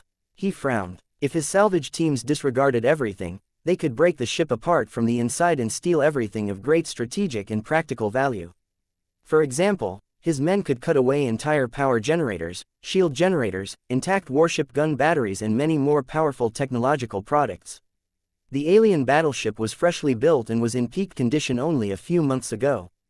Though the successive battles she had been a part of had taken a toll on her systems, many of her intact tech were still good enough that the Larkinsons could install on their own ships. When Vase thought about mounting a set of Orvan segmented shield generators on his flagship, he already began to salivate at the thought. No, he vigorously shook his head. The chances that he could get away with this was low. Master Goldstein already made it clear that the MTA wanted the ship to be as whole as possible to maximize the amount of intelligence that could be derived from her hull. Besides, using stolen alien products was an excellent way to introduce vulnerabilities on his own ships. Without reverse engineering all of the tech, the chances that they could be disabled through a hidden backdoor was too great. As such, Vase had to resist the urge to order his men to treat the captured alien battleship as a free and unrestricted junkyard. It should still be okay if we skim off a bit of phase water and other spare materials. There is also a lot of debris floating in space that the MTA won't care too much about. The salvage teams needed to be clever in deciding what to salvage. They had to gather loot that was worthwhile enough to take but not important enough to make the Mechers jealous. It was difficult. The decision to leave most of the phase water reserves found inside the Tower of Babel was especially painful to Vase, but what could he do? He was at least confident that the MTA would award him with more MTA merits for giving up such a substantial phase water bounty. Once he handled all of the necessary affairs, Vase was free to tour his latest acquisitions. There was much that he wanted to examine in person before the MTA arrived to lay claim to most of the loot, so Vase became eager to make the most of his time. He already gave Lucky permission to move to the alien battleship so that he could fill up his belly with valuable and yummy first-class exotics. Vase wanted to step aboard the ship himself so that he could get a better feel and understanding of this odd, multiracial battleship, but he first needed to check up on a couple of guests. He took a trip down to the infirmary of the Antonio Cross. A single patient laid quietly on a bed while a bunch of advanced machines worked on his body. A group of doctors monitored the proceedings and issued various commands to the machines. "How is our latest guest doing?" "He is alive and in decent condition," the head doctor replied. "The aliens did not deliberately mistreat Lord Pyrion while he was in captivity.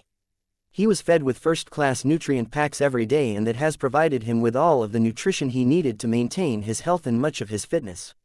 His implants are disabled and we do not dare to reactivate them for fear of creating health complications. The Ural Tavik clan can deal with this problem once we hand him over. His condition will not worsen while those implants remain dormant." Vase smiled and lightened up. "That is a relief. We don't want this fellow to die while he is in our custody. That is a worse outcome than not rescuing him at all. Can I have a chat with a fellow? Our guest is currently resting but not asleep. Please allow us to complete this round of examinations first. You can talk to him afterwards, though we recommend that you keep your discussion short. The aliens have neglected to feed him for the past few days and that has made him more lethargic than normal. He has also experienced a succession of mental shocks, so he is not entirely in his right mind." "I understand. I will be gentle." It took a few more minutes for the machines to complete their work. The doctors gently transferred Lord Pyrion's body to a recovery room where laid on a bed. When Vase entered the room, he stepped closer and looked down on a man who matched appearance of Lord Pyrion Ural Tavik to a near-perfect degree. It seemed that captivity had hardly left a mark on the first-class scion. The only noticeable difference was that Pyrion looked a lot more weary and jaded. His shoulder-length dark hair was naturally smooth and self-combing, and he apparently had all of his facial hair follicles removed, so he didn't look scruffy in the slightest. Even so, the radical differences to his mental state caused his handsome face to look a lot older than before. No one survived the ordeal that he had been through without going through a lot of growth and maturation. Vase even had the illusion that he was looking at a younger mirror image of himself. He too experienced similar crises that opened him up to adapt to a crueler and messier galaxy. "Hey," Vase spoke in a casual and disarming tone. The man laying on the bed cracked open his eyes. "Are you the young patriarch that everyone is talking about?" "I am Vase Larkinson, a journeyman mech designer and the founder and leader of the Larkinson clan, which is part of the Golden Skull Alliance. A lot of pioneers have been scouring this border region to find you and rescue you from the clutches of the aliens. We happen to be the ones to succeed. It was quite difficult to track down your location, seeing as the alien vessel you were on had been hiding inside the atmosphere of a brown dwarf star all this time." Lord Pyrion looked impressed. Though Vase had condensed a lot of information in his words, a first-rater was more than competent enough to digest it all. The rescued man may be tired, but that did not make him stupid. "How did you manage to track and rescue me where all others have failed?" he asked in an uncomprehending tone. "From what I have heard and witnessed so far, you people are second-raters. You shouldn't have the strength or technology to discover my whereabouts, track down the ship that was doing a good job of hiding herself and defeating her in battle. That is a long story. Vase smirked. Would you like to hear how much effort and ingenuity we put into engineering your retrieval? I believe I have all of the time in this galaxy now that I am freed of that accursed alien ship. Chapter 4635 Shaping a Narrative. Vase put on a minor performance in front of Lord Pyrion Yoral Tavik. He weaved a tale that mixed truth with exaggerations and distortions that not only gripped the first raider, but made him feel more admiration towards the Golden Skull Alliance. After all, how could a second-class pioneering fleet that was only above average in terms of strength and technological capabilities defeat a first-class alien battleship, one that also happened to host a mighty phase lord? The Larkinsons, glory seekers and crossers took a lot of risks and put a lot of effort into rescuing Pyrion, and Vase wanted to make sure that the first-class Scion understood how extraordinary it was for them to succeed. The excitement, uncertainty and improbable successes embedded in the tale completely captured Lord Pyrion's imagination. The former captive once dreamed of becoming a pioneer himself so that he could go on thrilling adventures. How could he not become mesmerized by the description of a real sequence of events? Of course, Lord Pyrion also asked plenty of questions throughout the retelling. There were many areas that Vase had glossed over for one reason or another. From what you have described, there are literally thousands of pioneers in this border region who are doing their utmost to track me down. How did you come across the information that allowed you to discern my location? Before we came and pulled you out of that ship, we attacked a hidden alien stronghold. We managed to capture a lot of alien warships and pieces of a former asteroid base that were still reasonably intact. We discovered that the most powerful alien group that was operating from that hidden base was tied to the Red Cabal, which is the same group that built and crewed the alien battleship where you were residing. We managed to collect enough intelligence to point us in the right direction. It was impossible for the Golden Skull Alliance to reveal to the MTA or the public that they happened to stumble upon the missing first-class Scion by getting directions from a prophet who died centuries ago. He would have to answer way too many sensitive questions. As such, Vase and Calabast had already cooked up a plausible cover story to explain this unlikely success. Most of the elements of this excuse happened to be authentic. The Unspoken who originally founded the Palace of Shame were proven vassals to the Red Cabal, and that imprisoned unclean whale also had ties to that same mysterious alien organization. Hopefully, the MTA would buy this story and refrain from asking too many questions. Lord Pyrion still had more doubts, though. It did not take long for him to make his next inquiry. You said you managed to confirm the existence and location of the alien battleship. Why did you not decide to retreat and contact my clan directly? There was no need for you to do all of the hard and dangerous work of defeating the powerful warship. The Yoral Taviks will most certainly muster up a strong fleet to neutralize the alien vessel and rescue me from captivity. Even if the attempt has failed, the clan will not blame you. Instead, you would have received a gracious reward for your services. Vase shook his head. What you have said makes a lot of sense, but I am a pioneer. I do not understand. Lord Pyrion, a pioneer is a human from the old galaxy that is dissatisfied with his or her lot in life and seeks to reach a higher station. The Red Ocean is the best possible environment for us to ascend the societal ladder and achieve success in a region that still offers many opportunities to us all. Sure, everything is also a lot more dangerous in the new frontier, but that comes with the territory. We all signed for this. We would not be enterprising pioneers if we did not dare to take a crack at this ourselves. It doesn't make any sense. The alien battleship is too powerful for you to defeat. You are mad for thinking about challenging one given how your second-class mech army cannot even overcome the vessel's defenses. Normally, you are correct, but that is why we manipulated the hell out of the parties involved. When Vase spoke about luring a vulture fleet to the alien battleship and forcing the two into a highly destructive confrontation, Lord Pyrion looked both horrified and impressed. As a half-baked pioneer and leader, he fully realized how difficult it was to steer two enemies into an unwanted confrontation. How? That touches upon a couple secrets that we would like to keep for ourselves. Vase coyly smiled and replied, we don't want to expose all of the strengths that we rely upon to get ahead of our rivals. A bit of mystique could go a long way into painting the Golden Skull Alliance in a better light. What Vase sought to accomplish here was to paint an image of power, ingenuity and most importantly success. As the first point of contact with the Yoral Taviks, the impression that Lord Pyrion developed of his rescuers would play a major role in how his powerful and influential clan would treat the Larkinson clan. As such, Vase had to do everything he could to amaze and dazzle the man. He needed to persuade Pyrion that it was worthwhile for the Ural Tavik clan to build ties with the Larkinson clan despite the fact that it was only a second-class organization. As Vase went on to describe the tragic battle fought between the Vulture fleet and the alien battleship, the former captive looked sympathetic. These Magrins deserve a reward for contributing to the downfall of the alien battleship and helping me get freed. The first raider spoke. They don't. Vase immediately retorted. Senatus prospecting deserves no sympathy or acknowledgement. If you read up on its history and the record of its founder, you will quickly change your mind. Otris Magrin has caused the downfall of many people. It is only just for him to meet his end at the hand of one of our ploys. Who told him to stalk our fleet? He and his forces merely bit off more than they could chew this time. The human survivors of the first battle of Ramage Repulsor were a problem for the Golden Skull Alliance.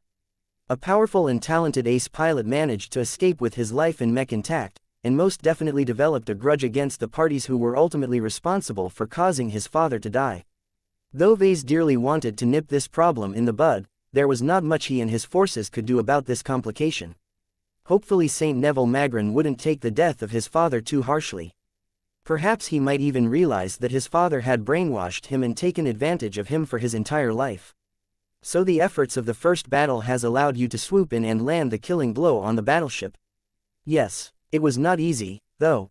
We needed to act quickly and could only bring a limited amount of forces along. The battle that Vase described was glorious. The descriptions of the Phase King and how many different expert mechs struggled against this alien powerhouse sounded like an epic from an ancient tale. The braveness of Patriarch Reginald for challenging both an alien battleship, if damaged, as well as a fully functional first-class multi-purpose mech also caused Lord Pyrion to react with amazement. The man became oddly fixated on the first-class mech. Your ace mech succeeded in defeating the traitor mech, correct? That is right, Pyrion. Patriarch Reginald Cross managed to oppress the first-class mech and mech pilot so badly that the latter decided to blow up his own machine. The former captive scowled. Typical. It is too cheap for these cosmopolitans to take refuge in death. Did your forces manage to capture or kill another human by the way?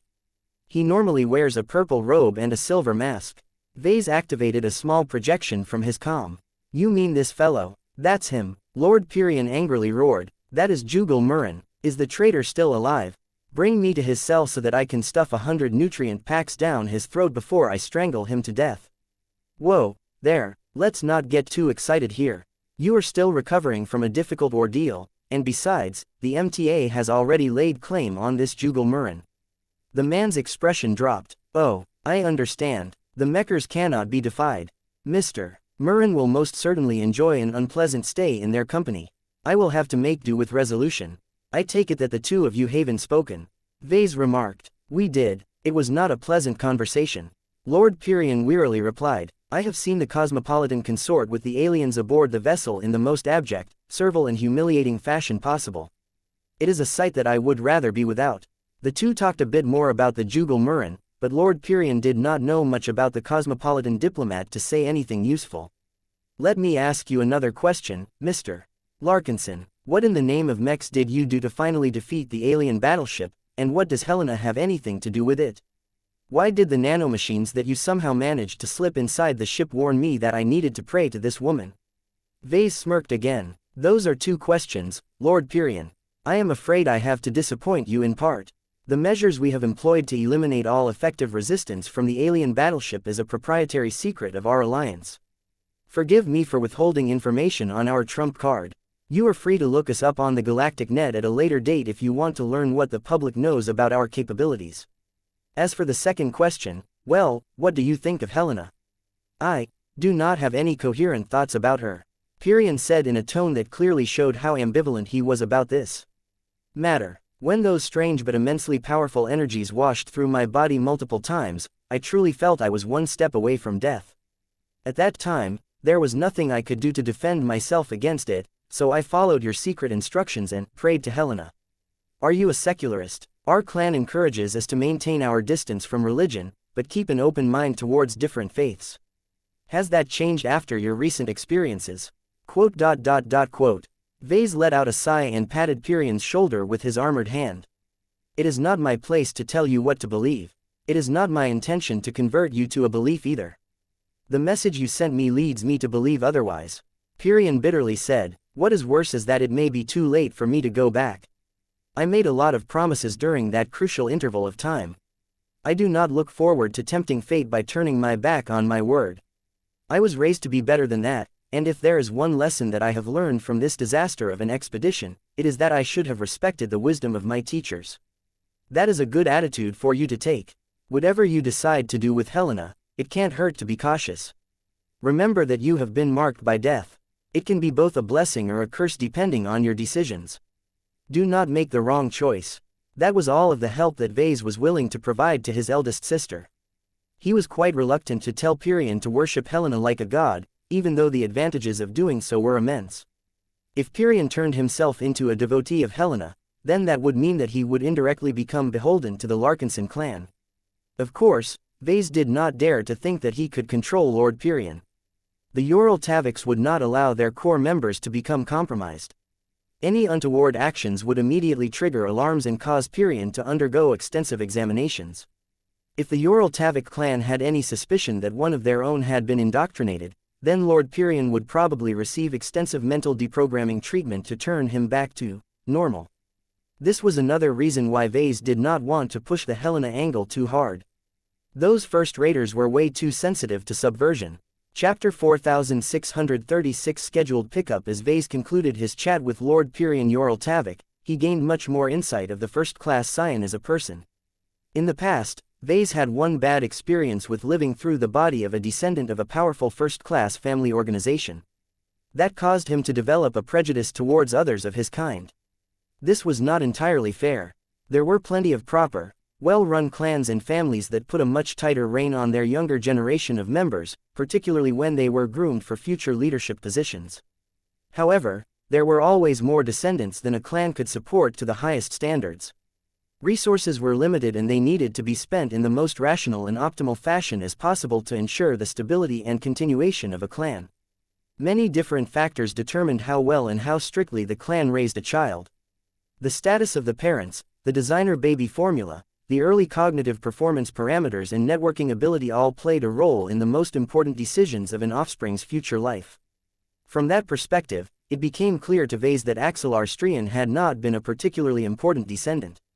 His initial position in the Strian clan was rather marginal, which meant that neither his parents nor the clan administration as a whole demanded much of him. It would be nice if he became accomplished in his life, but it was fine if he amounted to nothing. Now that Vase was able to talk to Pirian and study his spirituality up close, he understood that Pirian was not as decadent, clueless and devoid of intelligence as Axelar back in the day. Pirian likely held a slightly more important status among the Ural Taviks. Otherwise, the clan wouldn't have issued such a high-profile request for his return. The 30-ish-year-old man was not a core descendant, however. He wouldn't have been allowed to become a pioneer and start a foolhardy plan to gallivate across the new frontier if that was the case. His actual status sat somewhere in between. He was important enough to provide him with better and more attentive education, but he lacked the qualification to become a part of the core hierarchy of his clan. It made more sense now why Pirian was so eager to make such a radical change in his life. His position in his clan wasn't bad per se, but it must be suffocating for him to know that unless he delivered such an excellent performance that he could beat almost all of his peers, he would never be able to gain the appreciation of the bigwigs. At least a pioneer was able to build a little empire of his own that was only tragically connected to the Ural Tavik clan. Whatever intentions Lord Pirian originally possessed, all of those hopes and dreams had come crashing down after losing pretty much his entire pioneering fleet and all of the resources invested into its formation. The amount of MTA credits, MTA merits, first-class resources, first-class manpower, first-class starships, first-class mechs and other incredibly expensive items that had gone down the drain was unimaginable. Perhaps the Ural Tavik clan was large and wealthy enough to absorb this loss, but that didn't mean that its leaders and elders would be happy at getting zero returns on their investment. If he was in their position, he would have decided to leave Pirian for dead and never bother to issue a reward for his return. However, that did not happen. The clan exhibited unusually merciful and forgiving behavior towards a numbskull that had already proven his ability to screw up in a catastrophic manner. Who would ever want to put him in an important position in his clan again? Vase was likely missing an important piece of the puzzle. Though he had read the intelligence that the Black Cats gathered on Lord Pyrion Yoral Tavik multiple times, none of it mentioned anything remarkable. He was neither the illegitimate lovechild of the clan patriarch nor possessed golden genes that granted him the ability to infer future events based on sporadic data.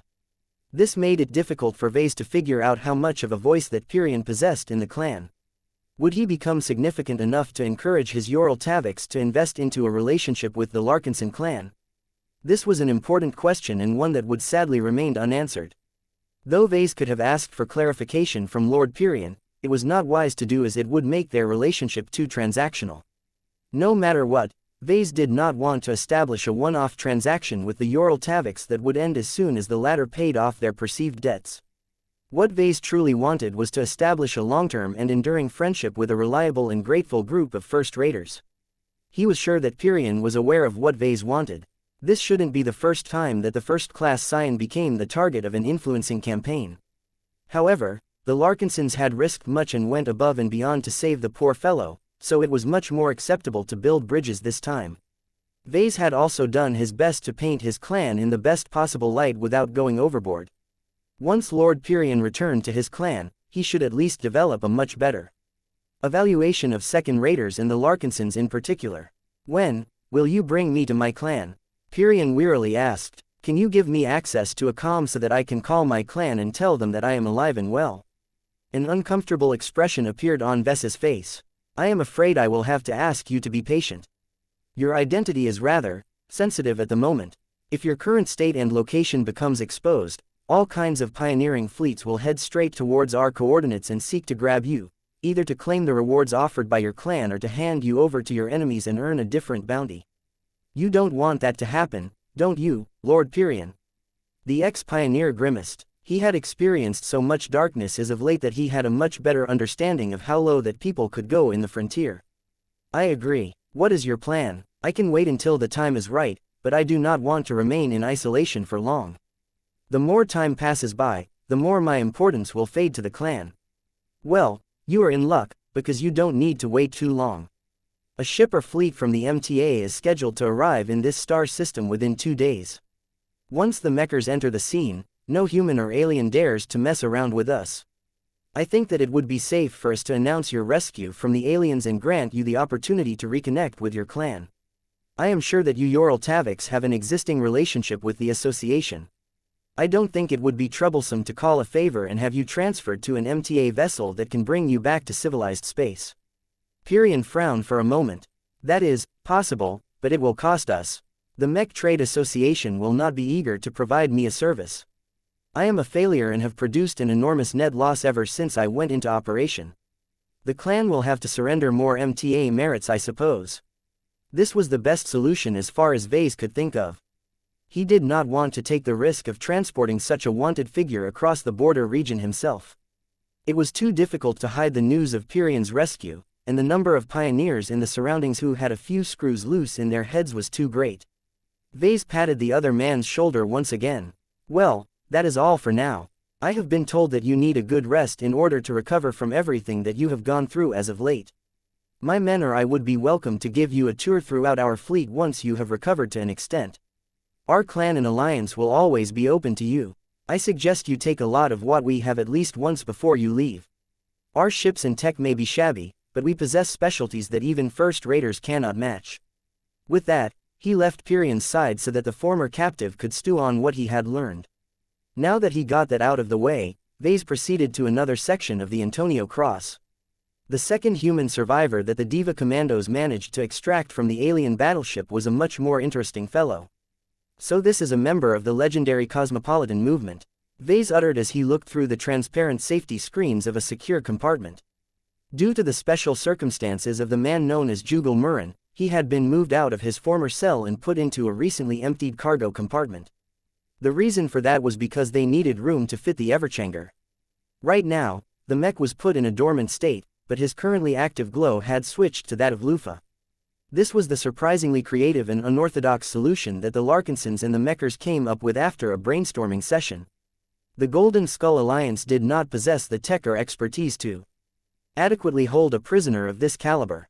Though Mr. Murrin appeared to be lost when he was first discovered, once he sobered and got over his mental shock, he might decide to commit suicide, and there was nothing the Larkinsons could do to stop this action. Knocking him out would just cause him to miss specifically timed requirements that prevent his body from self-destructing itself. Letting him stay awake and conscious would only allow him to trigger his own suicide whenever he wished. This was where the Everchanger could play a useful role. The tranquility glow he radiated from his frame put the alleged human traitor under a state of forced calm. The living Mech and the Larkinsons carefully controlled the distance and the strength of the glow to hit a good sweet spot. They wanted to blank out Mr. Murren just enough to sap his initiative, but not enough to the point where he became completely numb. Theoretically, the middle state he was in right now should cause him to reflexively hit the timed checks to prevent his body from blowing up, but not much more. A team of doctors and specialists were constantly monitoring the Cosmopolitan's physiological state to ensure that it worked out. If Jugal Murren showed any elevated brain activity, the floating bed he was strapped upon would quickly move closer to the Everchanger. Is he in a condition to talk? Vase curiously asked the security captain in charge of this delicate but important operation. I am afraid not, sir. The crosser replied. You can look, but the Mechers will howl if we want to do anything else with him. They want him to remain as pristine and unspoiled as possible so that they can work their own interrogation methods against him. From what I have been able to gather from my talks with their liaison, it is rare for the Mech Trade Association to capture a Cosmopolitan alive, especially one that ranks higher than cannon fodder. The only reliable way the Mechers could ever catch them was by putting them in stasis. Makes sense. Well, can I get a little closer so I can take a better look?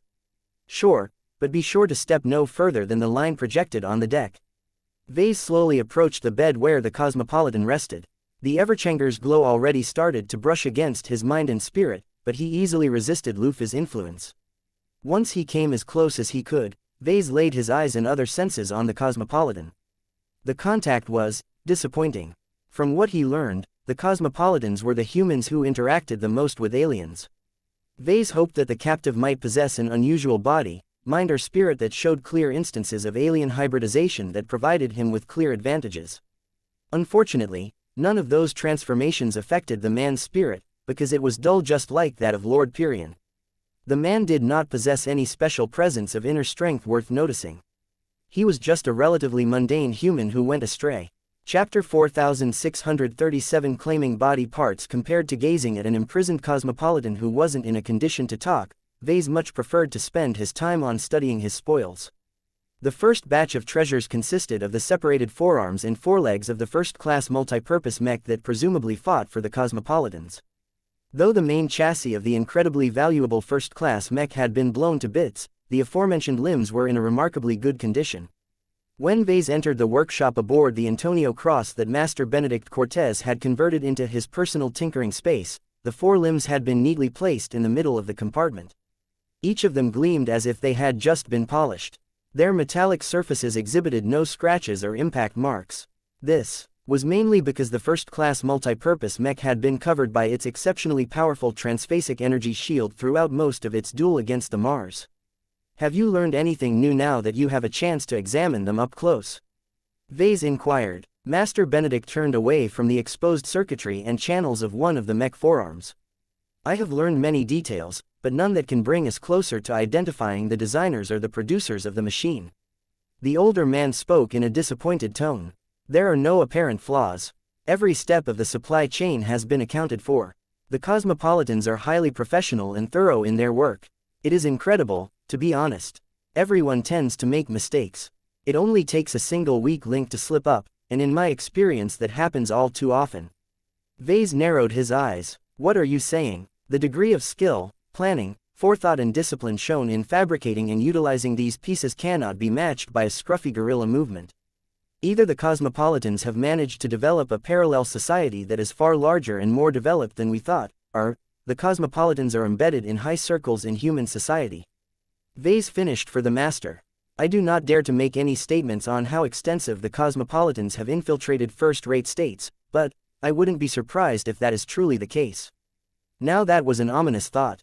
If traitors to the human race had truly managed to root in states such as the Greater Terran United Confederation and the New Rubarth Empire, then the Cosmopolitans would have the access, funding, resources and most importantly connections to commit a lot of dastardly deeds. However, what did this have to do with Vase? He was not a self-appointed guardian of human civilization. There was nothing he could do to affect the power balance between the cosmopolitan movement and the Mech Trade Association. He was still a small and trivial journeyman mech designer. Master Benedict didn't care too much about cosmopolitans either. After he discovered that figuring out the origin of the mech parts was not easy, he decisively gave up on this investigation and turned his attention to the potential applications of all of this gear. The alloys, circuits, modules and so on are all powerful, he told Vase. In fact, they are close to the top of the line pieces that you can expect from a modern first-class multipurpose mech. It's a terrible shame that the rest of the frame has shattered into damaged and partially salvaged pieces. We would have been able to construct a lesser performing but still functional first-class mech if the pilot hadn't decided to self-destruct his machine. Vase shrugged. Let's not get ahead of ourselves. We are still second-class pioneers, remember. The moment we field a complete first-class mech, we automatically turn into first-raters, which will force us to play in a much more dangerous playground. Correct. The only way to make good use of this equipment was to break them all up and use individual modules and materials to selectively upgrade their most valuable mechs. Master Benedict grinned like a shark. Compared to the salvage that we can obtain from the Tower of Babel, the specifications of these mech parts are all superior. That is not to say the alien battleship is an inferior product, but she is mainly strong due to her scale, not her material quality.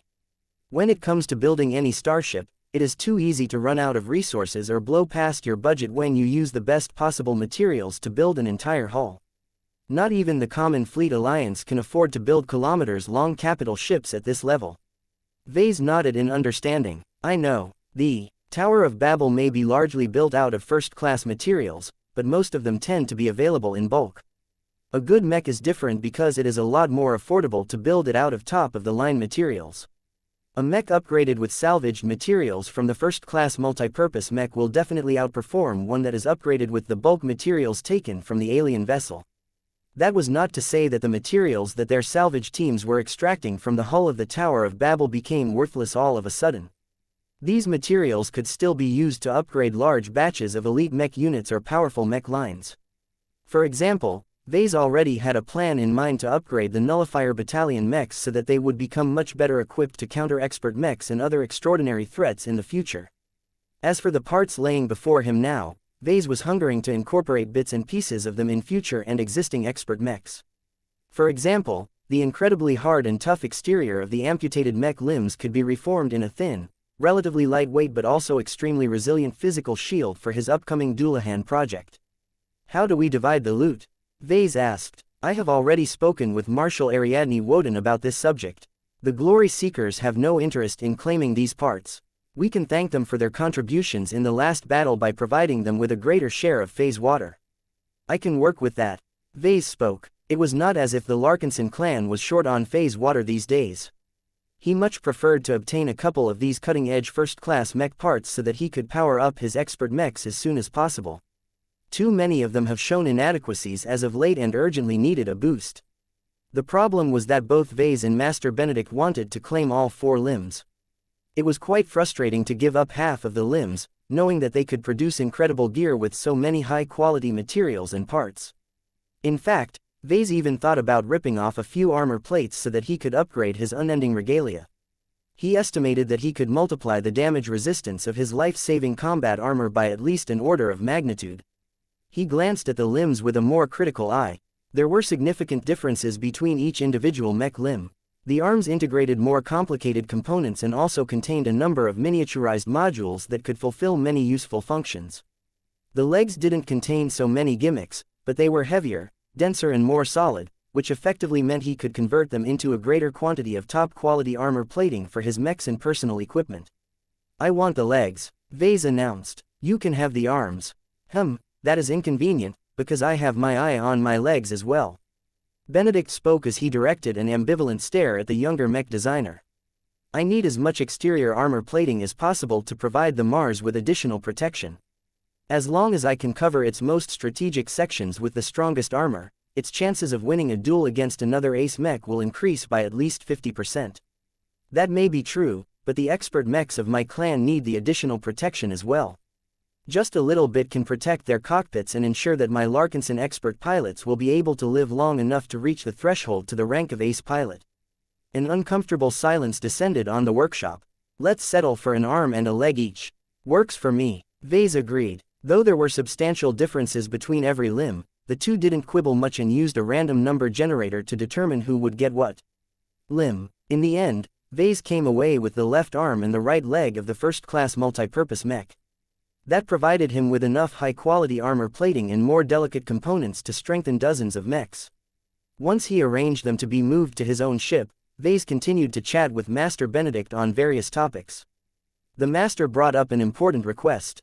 We have gone through too much as of late. Though our efforts have granted us great rewards, I do not think it is wise to continue our expedition as it is.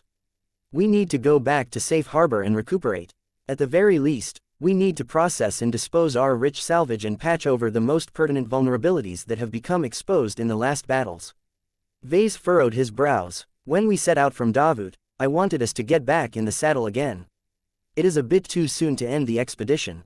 Still, I agree with you that we could use another pit stop. We have obtained a lot of material rewards, but never had the time to do anything useful with them. Consider the parts we just haggled over. How soon can you convert them all into meaningful upgrades to your products? It will probably take at least 3 months, maybe more depending on their complexity and ease of adaptability. Exactly. There are also many other bulk materials that can only be used to upgrade the performance of our starships. It is not possible to overhaul our capital ships while we are on the move. We should at least return to Davut and spend enough months to equip our most important starships with enhanced hull plating that are strong enough to directly resist the damage output of warships, at least on a single side. This was an incredibly useful upgrade and one that Vase wanted to implement now that the idea entered his mind. It would be much more reassuring for him to resume his expedition while traveling on a ship that could resist the powerful attacks from warships such as the Tower of Babel. Otherwise, who knew whether his expeditionary fleet would suffer the same tragic fate as the Senatus prospecting fleet? One of the biggest reasons why the latter folded so quickly was because none of their starships possessed any meaningful defenses against attacks of this level. Vase sighed. I suppose you are right. It would be stupid to continue our expedition when we still have an enormous backlog of upgrades. We still have multiple expert pilots who are unable to do anything but sit on their thumbs while their expert mech designs aren't even close to completion. We could really use the additional help in serious battles. The Golden Skull Alliance had only commenced the Trailblazer expedition for a short amount of time, but already the gains exceeded his expectations. This was why he did not feel so bad about suspending the expedition and taking a well-deserved break. I have another suggestion. Master Benedict spoke. Once we are ready to resume our expedition with our upgraded ships and mechs, I suggest we adjust our risk profile for the following years.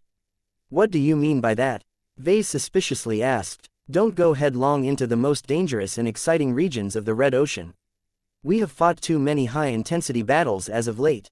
This not only produces excessive stress among our people, but also distorts their growth and expectations of the future. We cannot let our men live in constant fear that they will have to be ready to fight for their lives. What is your proposed alternative? Let us explore the quieter and less risky corners of the Red Ocean. We do not necessarily have to explore areas that have already been emptied by other pioneers, but we should not stray too close to the active front lines to minimize the chances of encountering another alien.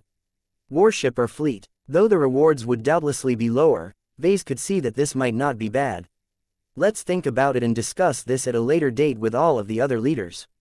If the majority agrees, then I don't mind going on a calmer tour. Vase had learned so much that he was more interested in designing lots of mechs. His personal goal for this expedition was to gather as much inspiration and ideas related to mech design, and it was clear that the events of the last few months abundantly satisfied this demand. Chapter 4638 Next Generation Opportunities. So this is the alien battleship that you spent so much effort into defeating. Gloriana spoke as she stepped out of the shuttle. Woo, everything is so big. Andraste looked odd as her tiny, suited form bounced out of the vehicle that brought them to one of the more intact hangar bays of the half-ruined battleship. Where are the aliens? We've collected and set aside the bodies of most of the aliens we have on the ship. Vase calmly spoke as he looked around the hangar bay himself. It is inconvenient for our men to move around the ship while trying to avoid the occasional bodies in the way. The Nuncers are all rather big and some of the other species that inhabited this vessel are even greater in size. They can pose quite the hazard. Andraste ran up to Ves's armored form and grasped his leg as if it was a stuffed animal. Her transparent helmet did nothing to hide her big and pleading eyes. You will show me them, right? I want to touch them. I want to touch a real live nunzer. They are so big and fluffy. Don't worry, my cute little pumpkin. I will bring you to them soon enough. We will have to go much further into the ship, though. We stuffed most of them into the cells of the ship for safekeeping. After all, even if we are pretty sure that they are all brain dead, we can never tell for certain that a species is able to come back due to a quirk of their alien biologies. There are also a bunch of particularly hardy aliens who have managed to survive all of the battle formation attacks. Visiting them and examining their remarkable conditions was one of his key objectives for this tour through the intact remains of the alien battleship. Though it was not entirely wise to tour through a completely alien vessel that had only recently been captured, Vase and the rest did not have much choice. Master Goldstein and a large group of mechers were already on their way to the Ramage repulsor system to take possession of the alien vessel. Vase would have no opportunity to experience the exotic alien ambiance of this potent ship by that time. Vase, Gloriana along with their 3 children proceeded to exit the hangar bay and move into a wide and broad hallway. An abundant number of honor guards surrounded them at all times in case a hidden alien defense mechanism came online. It's much bigger here than on our own ship, Marvane said as he strode forward while holding his mother's hand. Why is it so big? That is because this homeship is built to accommodate the largest alien species that are expected to serve on her. Gloriana answered, the nuncers are already large by our standards, but there are many other creatures that can easily grow bigger and heavier than them. The phase whales are a good example, but those are beasts who do not bother to work with warships to begin with. They are practically their own warships. The little boy was completely enthralled by what he heard. Ooh, that is so cool. Won't all of this space make the ship less powerful? Gloriana smiled lovingly at her son. That is an excellent observation. To some degree, you are correct. Manned starships are made up of lots of compartments stacked together. They are like boxes that can be as large as you desire. A more expansive box is convenient because it holds more items and can accommodate more organisms, but it can also take up precious space for parts that can do useful work, such as shield generators. This alien vessel is therefore less efficient as a whole when compared to an equivalent human warship. So being big has its downsides. Aurelia spoke as she held Clixie in her arms. Meow Tilda, the Rubarthan sentinel cat agreed while flipping her suited tail. It does. Vase acknowledged. Take a look at a Puelmer homeship. Their vessels are much smaller than those built by the nuncers.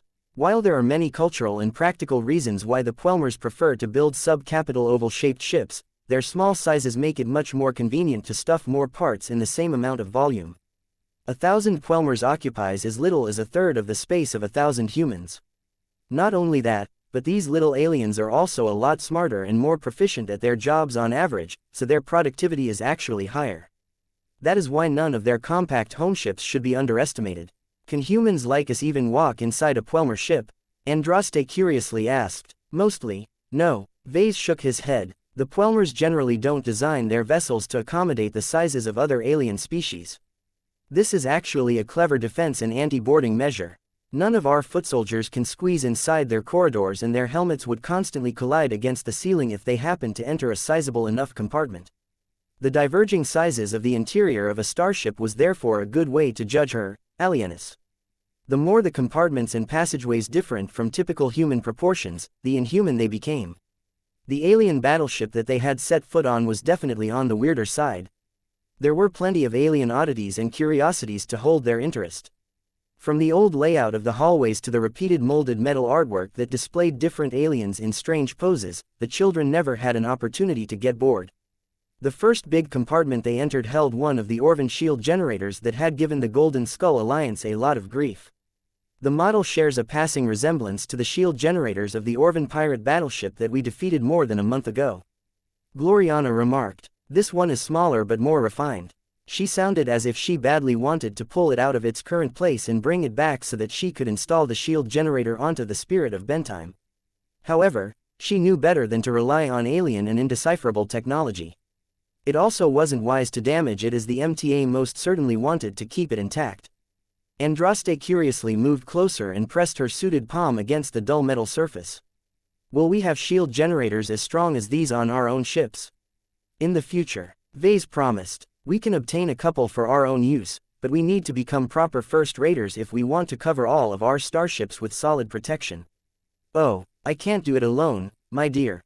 He spoke. Our clan needs to rely on you and your fellow siblings to get us there. Both your mother and father are counting on you to do well in the coming years. Do you recall what we talked about some time ago? You need to do well in the schools that you will attend in the future. Now that we have rescued Lord Pyrian Yorl-Tavik, we can expect to gain a lot of gratitude from the Yorl-Tavik clan. That means that we can cash in a lot of favors. It will be easy to enroll you into excellent first-class virtual schools. The Yorl-Taviks might even be generous to take care of the high tuition fees and the cost of the extremely expensive school materials that you will all require. Long-standing organizations that rely heavily on trade to make their living valued their credibility like nothing else. It was much harder for them to stay in business for multiple centuries if they had a history of reneging on their debts or screwing over their business partners. The only way to break the game was to possess enough strength to disregard the consequences of doing so, but it was clear that no power from the relatively small and insignificant Omter Republic qualified. As such, Minister Sheddarin Pernus told Vase that the Yorl-Tavik clan would be particularly eager to repay its debts to the Golden Skull Alliance.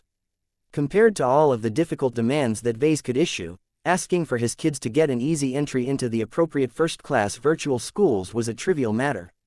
Of course, the children in question would not be able to get a free ride once they got in. If they failed to keep up with their demanding studies, then not even the Yorl-Tavik clan could prevent them from getting booted.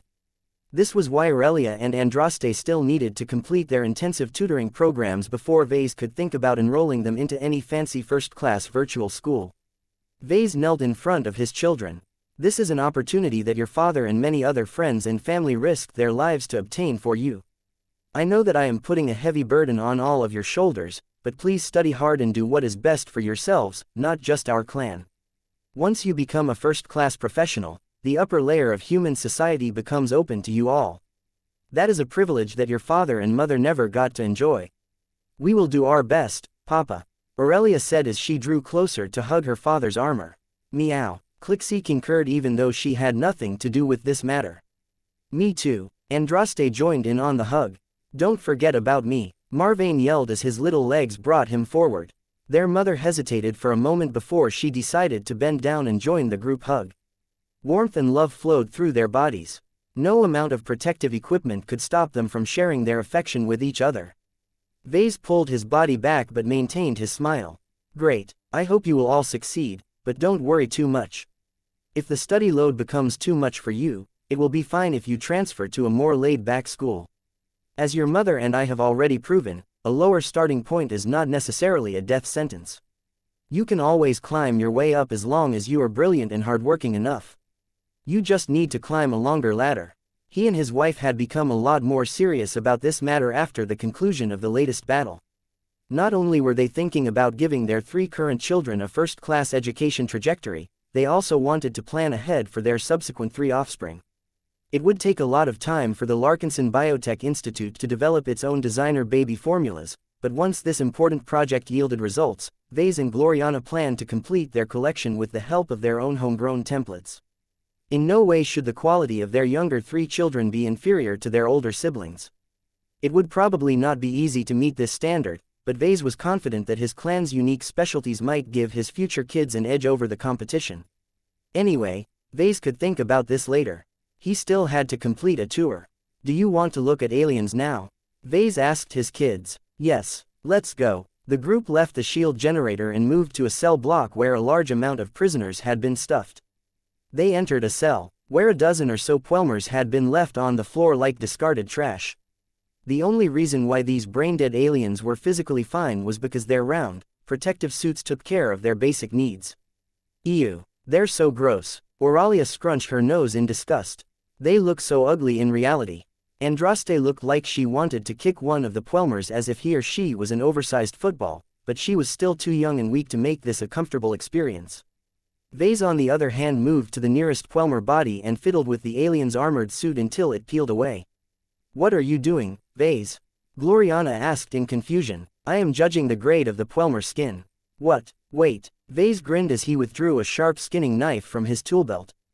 Don't you remember? A good piece of grade Puelmer hide can sell for as much as hundreds of MTA credits.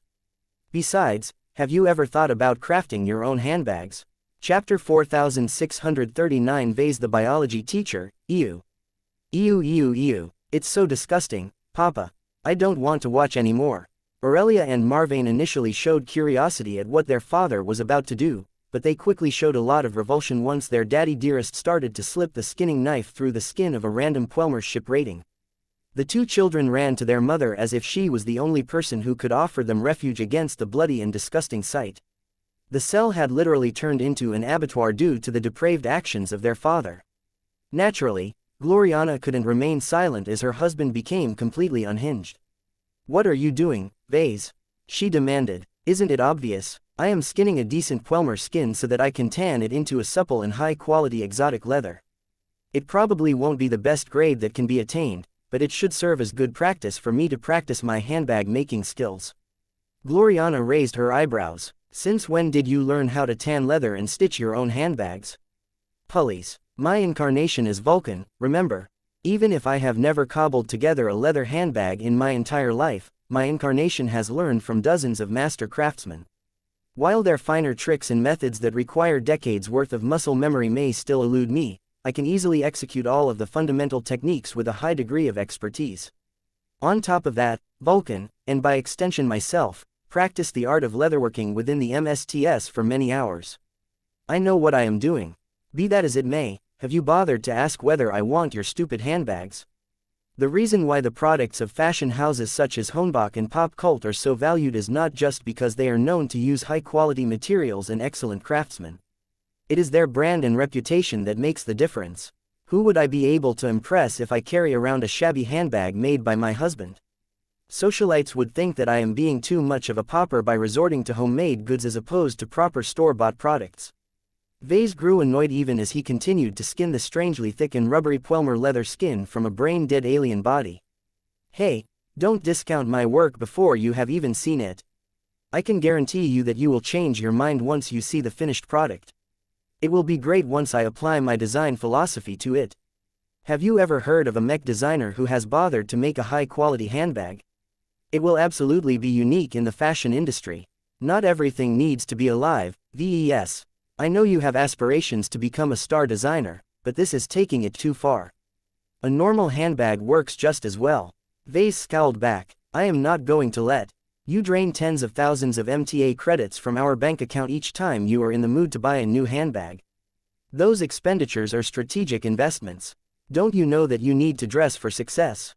You don't see me complaining when you waste valuable unending alloy and other precious tech and materials to upgrade your combat armor. That is because my armor keeps me alive. It serves a very real functional purpose. On the other hand, those handbags of yours can't even stop a single laser beam. You are being disingenuous. My precious handbags are designed to help me out in the social arena, not an actual battlefield." As the two parents argued with each other like usual, the children slowly became accustomed to the bloody sight.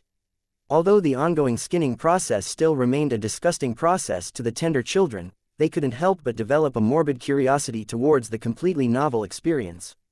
They had never experienced something so bloody in their lives. Aurelia and Marvane cautiously peeked out of the legs of their mother. The ongoing spectacle became a lot more tolerable to watch now that they were watching from a distance. The only child that dared to move closer was Andraste. Unlike her older sister and younger brother, the middle child no longer exhibited any revulsion once she overcame her initial disgust. Whether she gained her courage from her genetic predisposition or her active personality, Andraste became so curious that she even wanted to touch the skin. As Vase and Gloriana got tired of arguing, the little girl tapped her father's armor. "Papa." "Yes, Pumpkin, why do Puelmers look so weird?" "Ah, I was just about to explain that to you all. Let me give you an early biology lesson. Since you are all living in the Red Ocean, you should know the ins and outs of each major alien race. Of all of the ones that are prominent today, the Puelmers rank at the top due to one significant reason. Do you know what makes them so feared and notorious?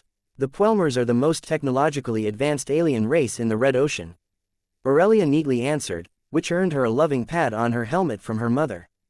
"That's right." Vase nodded as he was just about to detach the last pieces of skin from the bloody meatball. "However, have you ever wondered why these small, funny-looking aliens are so darn smart? What makes them more capable of learning lots of complicated knowledge and developing such a high mastery of technology? That was a topic that obviously went beyond the scope of what they learned up to this point. The answer lies in evolution. Vase revealed. Now what is evolution, you say? You can think of it as the growth process of an entire species. Instead of people like you and me undergoing successive transformations as we grow smarter and more powerful, there are races that continue to make small changes with every generation of offspring that they produce. Now what determines the direction of the evolution of a species? Oh, I know this. Aurelia's eyes lit up. It's survival. That is essentially true, but it is not the complete answer. What else plays a role? Competition. Andraste replied with a gleaming expression. The stronger aliens get to be alive because they beat the weaker ones. That is also true, but the answer is still not complete. What are you still missing? Seeing that his children had run out of ideas, Vase supplied them with the words that he wanted to hear. It is an adaptation. Well, I would have been satisfied if you mentioned the word environment instead. The point is that ball-shaped aliens with lots of creepy little arms poking out of their bodies like this one doesn't appear for no reason. Unless the Puelmer race is an artificial creation that a bored phase whale brought to life in order to prank nature, it is environmental pressures that has caused them to evolve in this manner. Once Vase completed the skinning process, he lifted up the bloody skin and looked at it with an appraising eye. The crew members of this alien ship are more elite and well-groomed than normal. There aren't as many scars or signs of wear and tear as I expected. This hide should be able to produce grade B Puelmer leather once it is tanned. Grade B was far more common and abundant than grade A. The small visual imperfections made it unsuitable to be used by the top fashion houses. Only lesser brands and other types of companies were willing to use these lesser hides. You were giving our children a biology lesson, Vase. Gloriana reminded her absent-minded husband. Oh, you're right, where was I? Well, let me tell you about the Puelmer home planet where they originally evolved from. Its name is not important. What is more interesting is that it is a harsh and unfriendly globe that is largely barren and windswept. It features heavier gravity than our standard norm and also has a harsh sun in the sky. If ancient humans were dropped onto the planet, they wouldn't be able to survive longer than a day. However, these smaller and weaker-looking aliens are able to thrive on the same planet. Do you know why? Marvane cautiously raised his hand. Is it because they don't need to eat as much food because their bodies are so small? Good answer. Vase grinned back at his son. He approached another brain-dead alien body and more skillfully removed the space suit. Look at this body shape. I know it looks ugly and abhorrent in our eyes, but evolution doesn't care about that. It is okay as long as it works. Now, think about what made these aliens evolve into balls instead of a more common body shape. What is the overarching advantage of having this body? You can roll forward without much effort. Marvane insightfully answered. I already noticed when I made my mechanos. It takes a lot of leg strength to make heavy mechs move. It's much easier to do so if the mechs have wheels. That is another excellent answer. You are thinking in the right direction, Marvane. Evolution is a process that is similar to designing mechs. Nature or whatever else constantly tinkers with the designs of different species. Whatever works will be kept while everything else that has earned a failing grade will go extinct. In this case, the harsh, arid, dusty and food-scarce environment of the Puelmer home planet demanded a species that can move great distances to scavenge for food. It has to do so while moving under hefty gravity as well. At the same time, a lot of the terrain is rather flat and gentle. This made it so that legs aren't really needed to move around. All of these factors and more have led to the evolution of the Puelmer race. Different planets produced different forms of life. Nature could be quite creative sometimes and produce life forms that completely defied everything that human biologists had theorized. If these Puelmers originally started off as hungry scavengers, how come they have become so strong now? Aurelia critically asked. That is another important question. Let me show you, Vase said as he thumped the second body of a brain-dead Puelmer. Without any further ado, he stabbed his skinning knife into the flesh of the alien and cut into its flesh. Ew, ew, ew. Blood spilled out in copious amounts as Vase essentially hacked the outer layers of flesh and other disgusting biomatter. Vase only stopped once he exposed the brain of the Puelmer.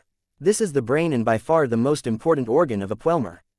Due to their unusual method of locomotion, Puelmer brains not only get spun around a lot, but they are also subjected to more knocks and concussions. Over many generations, the hardier Puelmers have developed flexible, more resistant and more naturally regenerating brains. That has many implications, but the most important one is that their ability to absorb new knowledge and accept new paradigms is actually really impressive. He then used his skinning knife to lift a relatively long but thin alien arm. Aside from that, there is a second major reason why Puelmers are so damn smart. Look at this noodly limb. Do you think that the Puelmers can beat any creature with arms like these? Even I can win an arm wrestle match against a Puelmer. Marvane quipped. Vase chuckled. You may very well be right. Puelmers never developed any strong or thick arms because it requires too much energy to grow and fuel. The aliens were never meant to support their own bodies with their limbs. Their round shapes allow them to roll wherever they want as long as the elevation isn't too steep. The arms that poke out of the body are only there to push the body in the right direction and make sure that it keeps rolling. While that works out well enough if the Puelmers want to move, these arms are really awful in everything else. These silly-looking aliens can't hunt their own prey nor wage war against each other. Yet they still have the desire to do both. How can they overcome their inherent defects? That's easy, Andraste said. They build really powerful weapons. That's correct. Just like humans, the Puelmers have come to rely on technology to enhance their combat power. The difference between us and the Puelmers is that we can at least punch, kick and wrestle our enemies if we have to. The Puelmers can't even do that. This has caused them to develop a much greater dependence and appreciation of technology. You cannot imagine how much the Puelmers worship and cling to technology. This is how they have emerged to become the most advanced technological race in the Red Ocean. The phase whales may have them beat in terms of biotechnology and phase water applications, but the Puelmers excel in almost everything else. The three children became completely impressed by the Puelmer race. They no longer took the ball-shaped aliens as lightly as before. Remember, kids, every form of life can be dangerous. Even smaller ones such as Puelmers may one day exceed humans if we aren't careful enough. Chapter 4640 Faulty Logic. By the time that Vase completed his short but visually visceral biology lesson, his children all learned far more about the Puelmer race than they ever asked for. Their excellent memories became a burden rather than a boon under these circumstances. No matter how hard they tried to scrub the memories of dismembered, flayed and butcher Puelmer bodies out of their tender little minds, they could not wash them away. As Vase set aside multiple Puelmer hides that he had just skinned, his wife remained disgusted throughout the entire ordeal. Even so, she hadn't done much to stop her husband from traumatizing their three lovely kids. That was surprising because Vase expected more opposition from her. What he was doing did not exactly fit in the highly refined and sophisticated lesson plans she had drafted for her offspring. As much as I want our daughters and sons to grow up in a comfortable and luxurious environment, I would be doing a disservice to them if I shelter them too much. Gloriana quietly said to Vase as she crossed her arms. Now that we are about to enroll them all into first-class virtual schools, they need an edge in order to compete against their future classmates. In a dangerous and turbulent environment like the Red Ocean, all of our children will need to be stronger, more ruthless and more desensitized towards violence. While I do not want to raise them into savages, I am realistic enough to know that it is better to prepare them for future challenges ahead of time. Vase nodded. That was exactly one of the reasons why he butchered several Puelmer bodies in front of his children. Ordinarily, he would never expose the three of them to such a horrible spectacle, but they weren't ordinary children to begin with. Their cognitive development significantly surpassed that of their peers, and even little Marvane had become too clever for their own good. This was normally good news, but their overdevelopment had already caused them to notice how much better they were than every other kid their age. Aurelia and Andraste already exhibited arrogant and stuck-up tendencies, and that triggered lots of alarms in their father's mind. He needed to shake them out of their comfort zone and teach them that there were still better people and aliens beyond the bubble of the Larkinson clan. Once they were finally ready to attend their respective first-class virtual schools and interact with peers from all kinds of amazing backgrounds, they only had a single chance to start off at the right foot. Vase would rather have his children maintain a humble and respectful demeanor than an arrogant and dismissive attitude. His wife wasn't stupid. She recognized the necessity of adjusting their children as well. She just didn't have it in her to resort to shock treatment. Come now, my little babies. You probably have enough of looking at ugly Puelmers. Why don't we go and move over to the adjacent cell? There are plenty of fluffy nunsers piled up over there. I promise that they are a lot more fun to explore. The family moved over to the aforementioned cell. The moods of the children quickly recovered now that there were no more Pelmers in sight. Wow! So big. They're so heavy. Look, look, is this really fur? Though the Nunsers possessed a strong and ferocious reputation in the Red Ocean, they looked a lot more PR-friendly compared to the Pelmers. This was because if someone squinted really hard, they could mistake Nunsers for cows that just happened to be dyed in blue or green. In fact, this resemblance sparked the first question asked by the children. Why do they look like cows, Papa? Marvane asked. That is due to a phenomenon known as convergent evolution. Vase replied in his biology teacher guide. In short, when two different species are subjected to similar environmental pressures, they tend to evolve in the same direction. The reason for that should be clear. Nature often follows the path of least resistance. The more efficient and lower-cost solutions are more likely to be chosen by nature. All three of his children stared at their father with blank expressions. Nunsers are basically colorful space cows. Are you happy now? None of his children were in the mood to listen to another elaborate biology lesson. They would much rather approach the cute space cows and poke at their bodies. Due to their oddly colored fur, the Nunsers unintentionally looked like giant toys. That made them remarkably more attractive to children so long as the brain-dead aliens did not exhibit their original behavior. Vase peeled off the space suit from a low-ranking Nunser. This allowed his children to poke, prod and pull at the dull green fur as many times as they wished. Andraste playfully tugged at a floppy ear. Can we put these Nunsers into farms and milk them like real cows? What would it be like if we ate Nunser steak? Nunsers are sentient alien beings. Gloriana responded in a heated tone. They are not cows. There is a difference between the two. We are humans. We are a civilized race. One of the common norms that both humans and many aliens collectively abide by is to never treat another sentient alien race as cattle. Not all alien races are willing to abide by this common rule, but the rest have good reasons to abide by the restrictions. Other species such as Nunsers and Pelmers are our competitors. Even if we are able to overpower them, we should still respect their intelligence, their accomplishments and their history. There is no reason to inflict needless suffering on them. This will only corrupt our civilization and turn humans into degenerates. Aurelia looked confused. If it is not okay to eat them, why is it acceptable to turn their skins into handbags? Isn't that the same? You're wrong. That is completely different. It took a while for Gloriana to convince her children that it was completely acceptable to skin intelligent alien beings, while still insisting that partaking in their flesh was wrong. Vase found that to be a difficult but not an impossible stance to defend. What determines whether it is okay or not is how useful it is for us.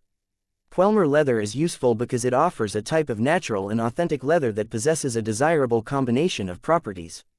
Compared to the alternatives, Pelmer leather is flexible, bouncy, soft, resistant to scratches and so on.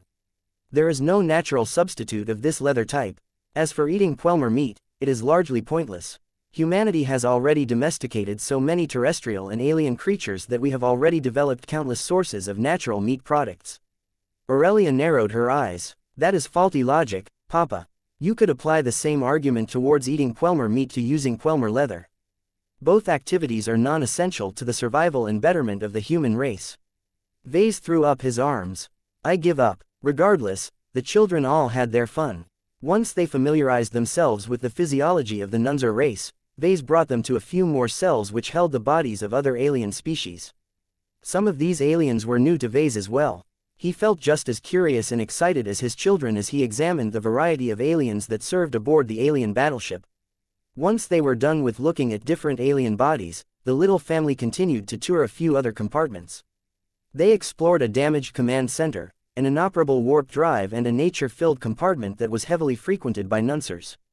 Each of them expanded their horizons as they became exposed and enchanted by alien architecture, alien artwork, alien design principles and alien ideologies. Hardly any humans received the opportunity to tour an actual alien battleship. This was a rare opportunity for each of them. The experience was rewarding to all of them as they came away with lots of different gains, even if much of them were not very tangible. Vase and Gloriana eventually accompanied their tired but satisfied children back to the Spirit of Bentheim. After enjoying a hearty dinner before putting their kids to bed, the two mech designers sat together in the living area like usual. Meow Tilda, Clixie purred as Blinky had come out of Vess's head to give the other cat a bath.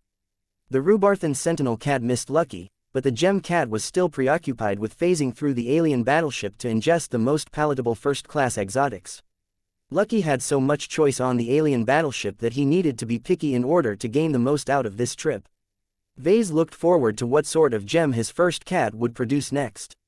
The quality of the materials that Lucky was able to partake in this time was so much better that he had to produce another batch of powerful gems in the near future. "What are you thinking about this time, Vase?"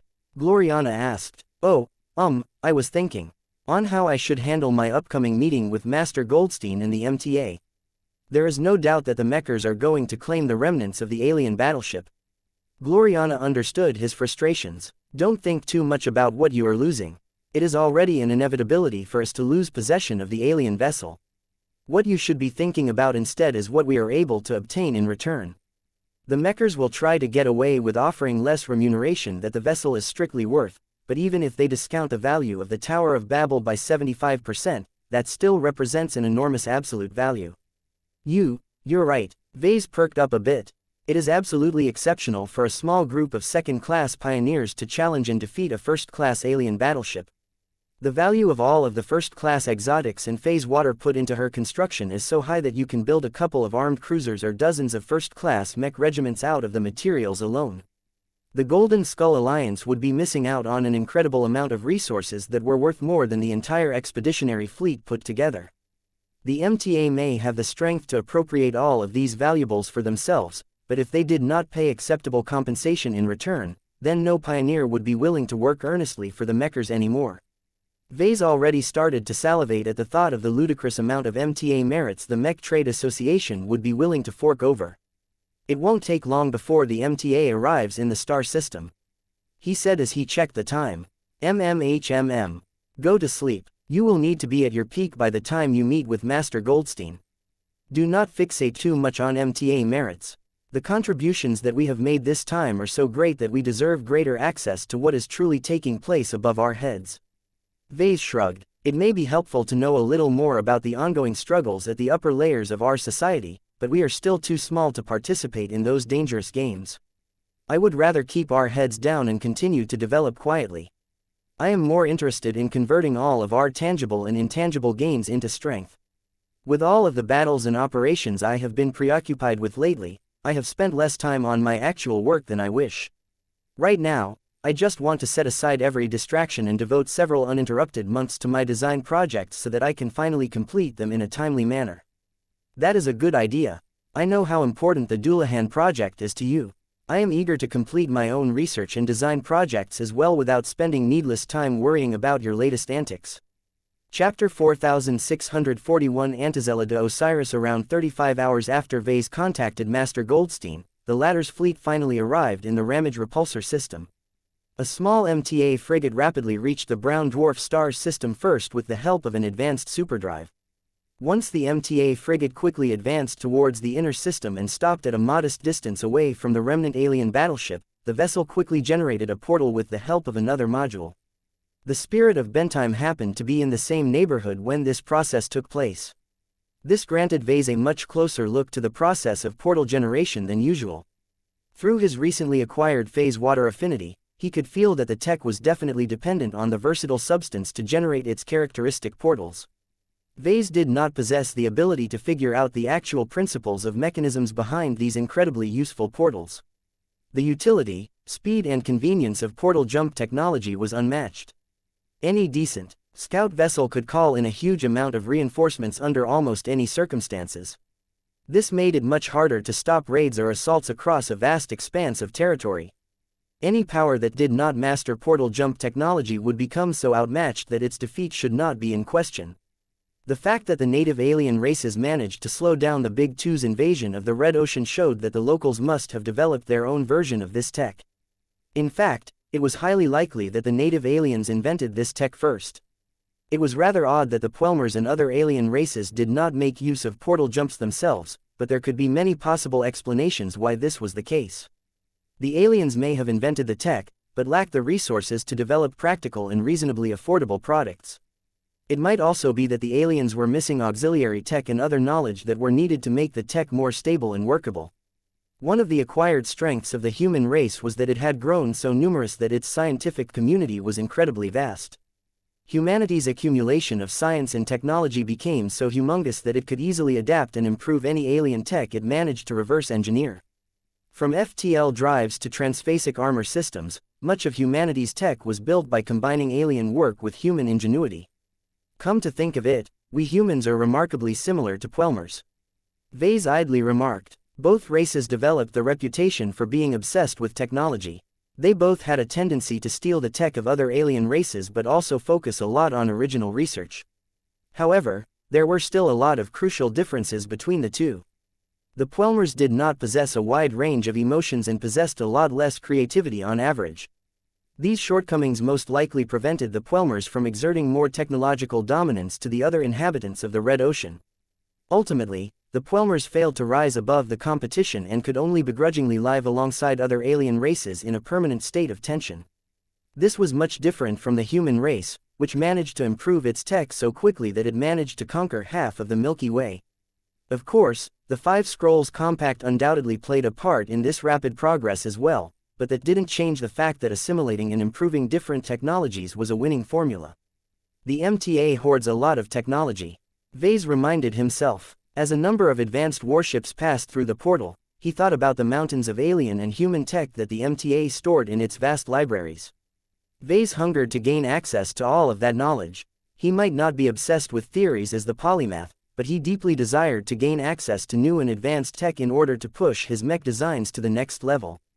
By the time the largest and most formidable MTA warship emerged from the portal, Vase already created a small wish list in his mind. Perhaps he might have an opportunity to ask Master Goldstein for access to specific research in his upcoming conversation. Sir, the Antizellida Osiris, the flagship of the 1006th Dominion Fleet of the MTA, has just hailed us. The MTA is requesting us to back off from the alien battleship by at least 500 kilometers. You will also be brought to the research battle carrier in 3 minutes in order to fulfill your appointment with Master Viro Goldstein. Understood. Vase nodded. Tell the Mechers that I am ready and fully prepared. He had moved out of his unending regalia and donned an understated but high-quality uniform instead. It was not appropriate to meet with an important Mecher while being armed for combat. Besides, there was no way the Antizellida Osiris would ever pose a hazard to his life while he visited the ship. Vase spent the remaining time on studying the vessels that Master Goldstein brought over. Most of them consisted of frigates and destroyers that were already in the process of setting up special deployable space structures that would soon turn the area into a temporary science facility. The Antizellida Osiris was a so-called research battle carrier. Just like the Paracelsus Optimus, the Antizella was a combination between a battleship, a fleet carrier and a research vessel. The biggest differences between the two ships was that the Antizella was only 5.3 kilometers long and possessed a copper-colored hull that was embellished with red markings. As Vase continued to pick out more details about the design of the Antizellida Osiris, he suddenly experienced the familiar sensations of teleportation acting on his body. Surprisingly enough, the process became a lot slower and more cumbersome this time. It was as if the Antizella's teleportation module needed to put a lot more effort into teleporting his body. Vase knew exactly why this was the case. His recent physiological transformation had caused him to diverge so much from baseline humans that he was more like an alien who just happened to wear a human disguise. Oh well, after a few more tortuous seconds, the teleporter finally plucked him out of the spirit of Bentime and deposited him inside the recently arrived MTA research battle carrier. Welcome aboard the Antizellida Osiris, Mr. Larkinson. An MTA officer greeted him. We apologize for the technical difficulties that you may have experienced. Our teleportation device has not accounted for the increased mass and exotic substances that you carry in your body. I suggest you notify us of any major alterations to your body in the future so that we can prevent accidents from occurring. Vase politely nodded back. I will be sure to take that into account. Another Mecher soon led him out of the teleportation chamber and led him through numerous corridors and an elevator before arriving before a mech workshop. After undergoing a brief and completely unnecessary security check, Vase was finally allowed to head inside. He briefly paused in order to admire the incomplete first-class multi-purpose mech that was being worked upon. Vase could immediately tell that it was not a new mech, but rather an existing one that showed signs of regular use for at least 2 years. Interestingly enough, the first-class mech's rest form did not resemble that of a humanoid, but rather looked like a flower. This was a classic shape of an advanced support mech. Numerous visible modules such as shield generators, energy transmitters, ECM modules and more all reinforced this impression.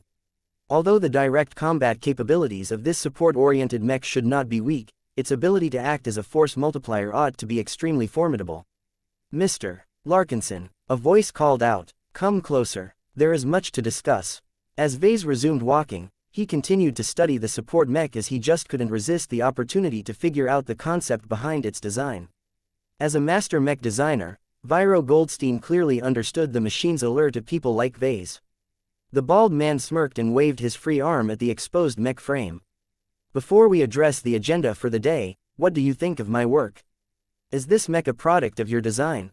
Vase looked mildly surprised. He thought that it was just a standard issue MTA mech. "I do not dare to say that I understood how all of it works, but from what I can see, just a single one of these machines should be able to enhance the performance of an entire mech company to a significant degree. Even a 5% boost makes it worthwhile to replace another generic combat mech with this support machine. It would be even better if it can amplify the performance of surrounding mechs even more." Master Goldstein put down the part he was holding and chuckled at Vase. "This mech is not as strong as you think. Its support capabilities are most definitely potent by your standards, but at our level, it can only add more icing on the cake. Are you still impressed, Mr. Larkinson?" Vase furrowed his brows and looked up at the flower-shaped mech again. He could see why Goldstein spoke modestly. The various modules responsible for assisting other first-class multipurpose mech did not appear to be all that strong. That didn't mean he was convinced that it was weak, though. No MTA mech was weak, especially when they were designed by an MTA master. People like Master Goldstein had more pride than most of their peers due to having access to the best tech and resources. Vase tried to peer beyond the surface and studied the spiritual foundation of the machine. Though the spiritual foundation of the flower mech was not alive, it was remarkably uniform and coherent, which was a clear sign that it was a solo project. Without any other mech designers contaminating its design, the support mech encapsulated Master Goldstein's specialty to the strongest and purest degree. It became very clear what the support mech was designed to do now that Vase had taken a look at the heart of the machine. This first-class multipurpose mech is designed to offer support at extreme distances on the battlefield. Vase ultimately answered, "It takes existing support functions and amplifies their effective ranges so that they can provide beleaguered mechs with an emergency energy shield or top off the energy reserves of another machine.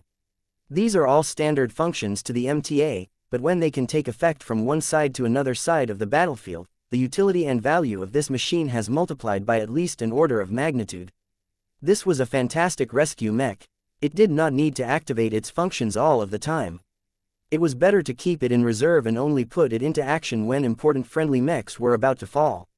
It could also assist in the protection and safe retrieval of ejected cockpits. Vase was feeling incredibly inspired by now. Though he likely wasn't able to design a reasonable imitation of this support mech, he might be able to cook up a mech design that supported friendly units in his own unique ways. "My design philosophy is centered around providing wide area support," Master Goldstein clarified. "I am most known for designing support mechs that can assist hundreds if not thousands of mechs at a time. This particular design is a deviation from my typical work, but that makes it more worthwhile to explore. As mech designers, we should never stop experimenting and innovating.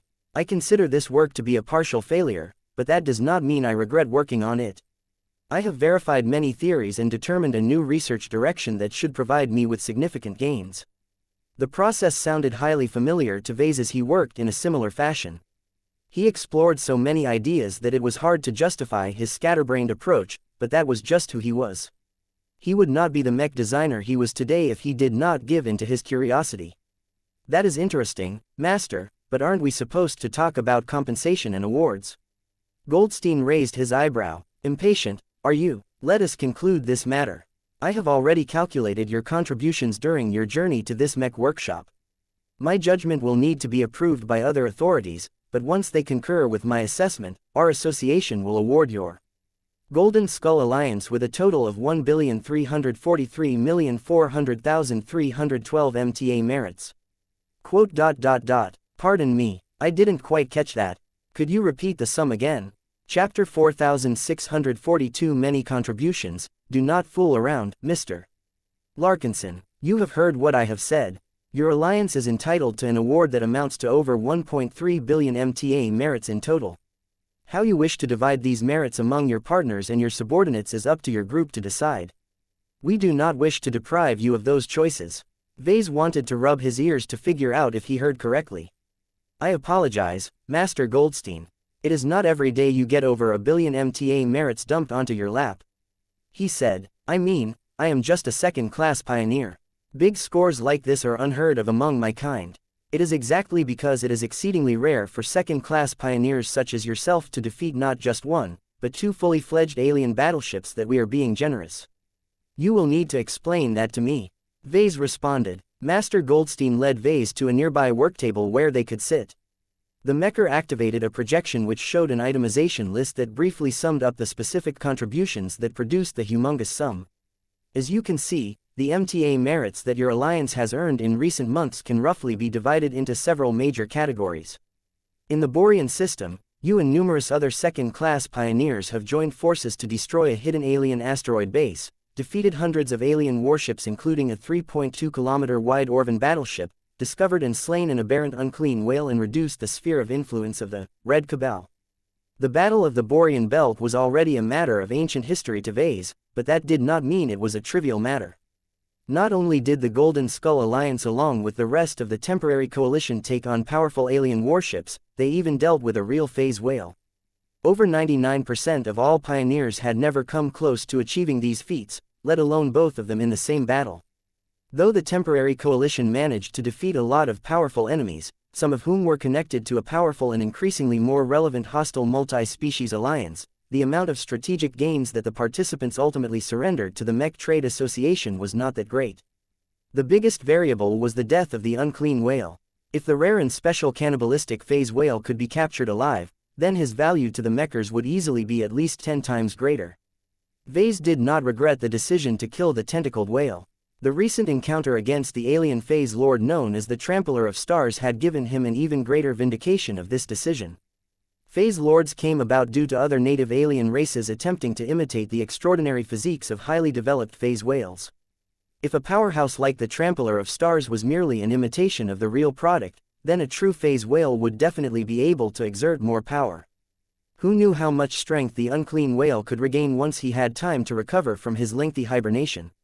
Though Vase still winced when he thought of how many MTA merits he let go due to this difficult decision, he did not regret this action. It was a pity that the amount of MTA merits awarded by the association ultimately became limited. What was worse was that the MTA merits also had to be split 6 ways as other parties such as the Gemini family and the Lehrer Foundation also earned their rightful shares. In the end, the Golden Skull Alliance ultimately earned only a bit more than 100 million MTA merits out of this adventure, which was quite respectable but not commensurate to the incredible risks and dangers of this operation. As you can see, your alliance's contributions in SDDD 4343X Air 232,666,410, or Ramage Repulsor, are substantially greater. There are several reasons why we have awarded you over 1 billion MTA merits for your actions in this star system. The Master projected a small image of both the Orvan battleship found in the Borean system and the hybrid alien battleship found in the Ramage Repulsor system. The Orvan-built battleship called the Vigant Zizine may be larger and more massive, but her research value is limited. Her hull is old and much of her tech is at least several generations behind current native alien standards. We have already captured many ships that feature similar outdated tech, so one more ship does not add much value, especially when many important sections have been destroyed or cut away. The Master gestured at the intact rear half of the latest battleship defeated by the Golden Skull Alliance. Although the battleship the aliens call the Fractured House of the Collapsing Star is only partially intact, the internal state and condition of her rear half is in excellent condition. The lack of internal sabotage is particularly notable, as is the preservation of almost all of her surviving crew members.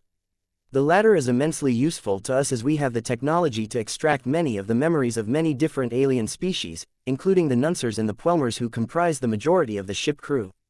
The Death Energy battle formation served as a near-perfect ship-killing solution.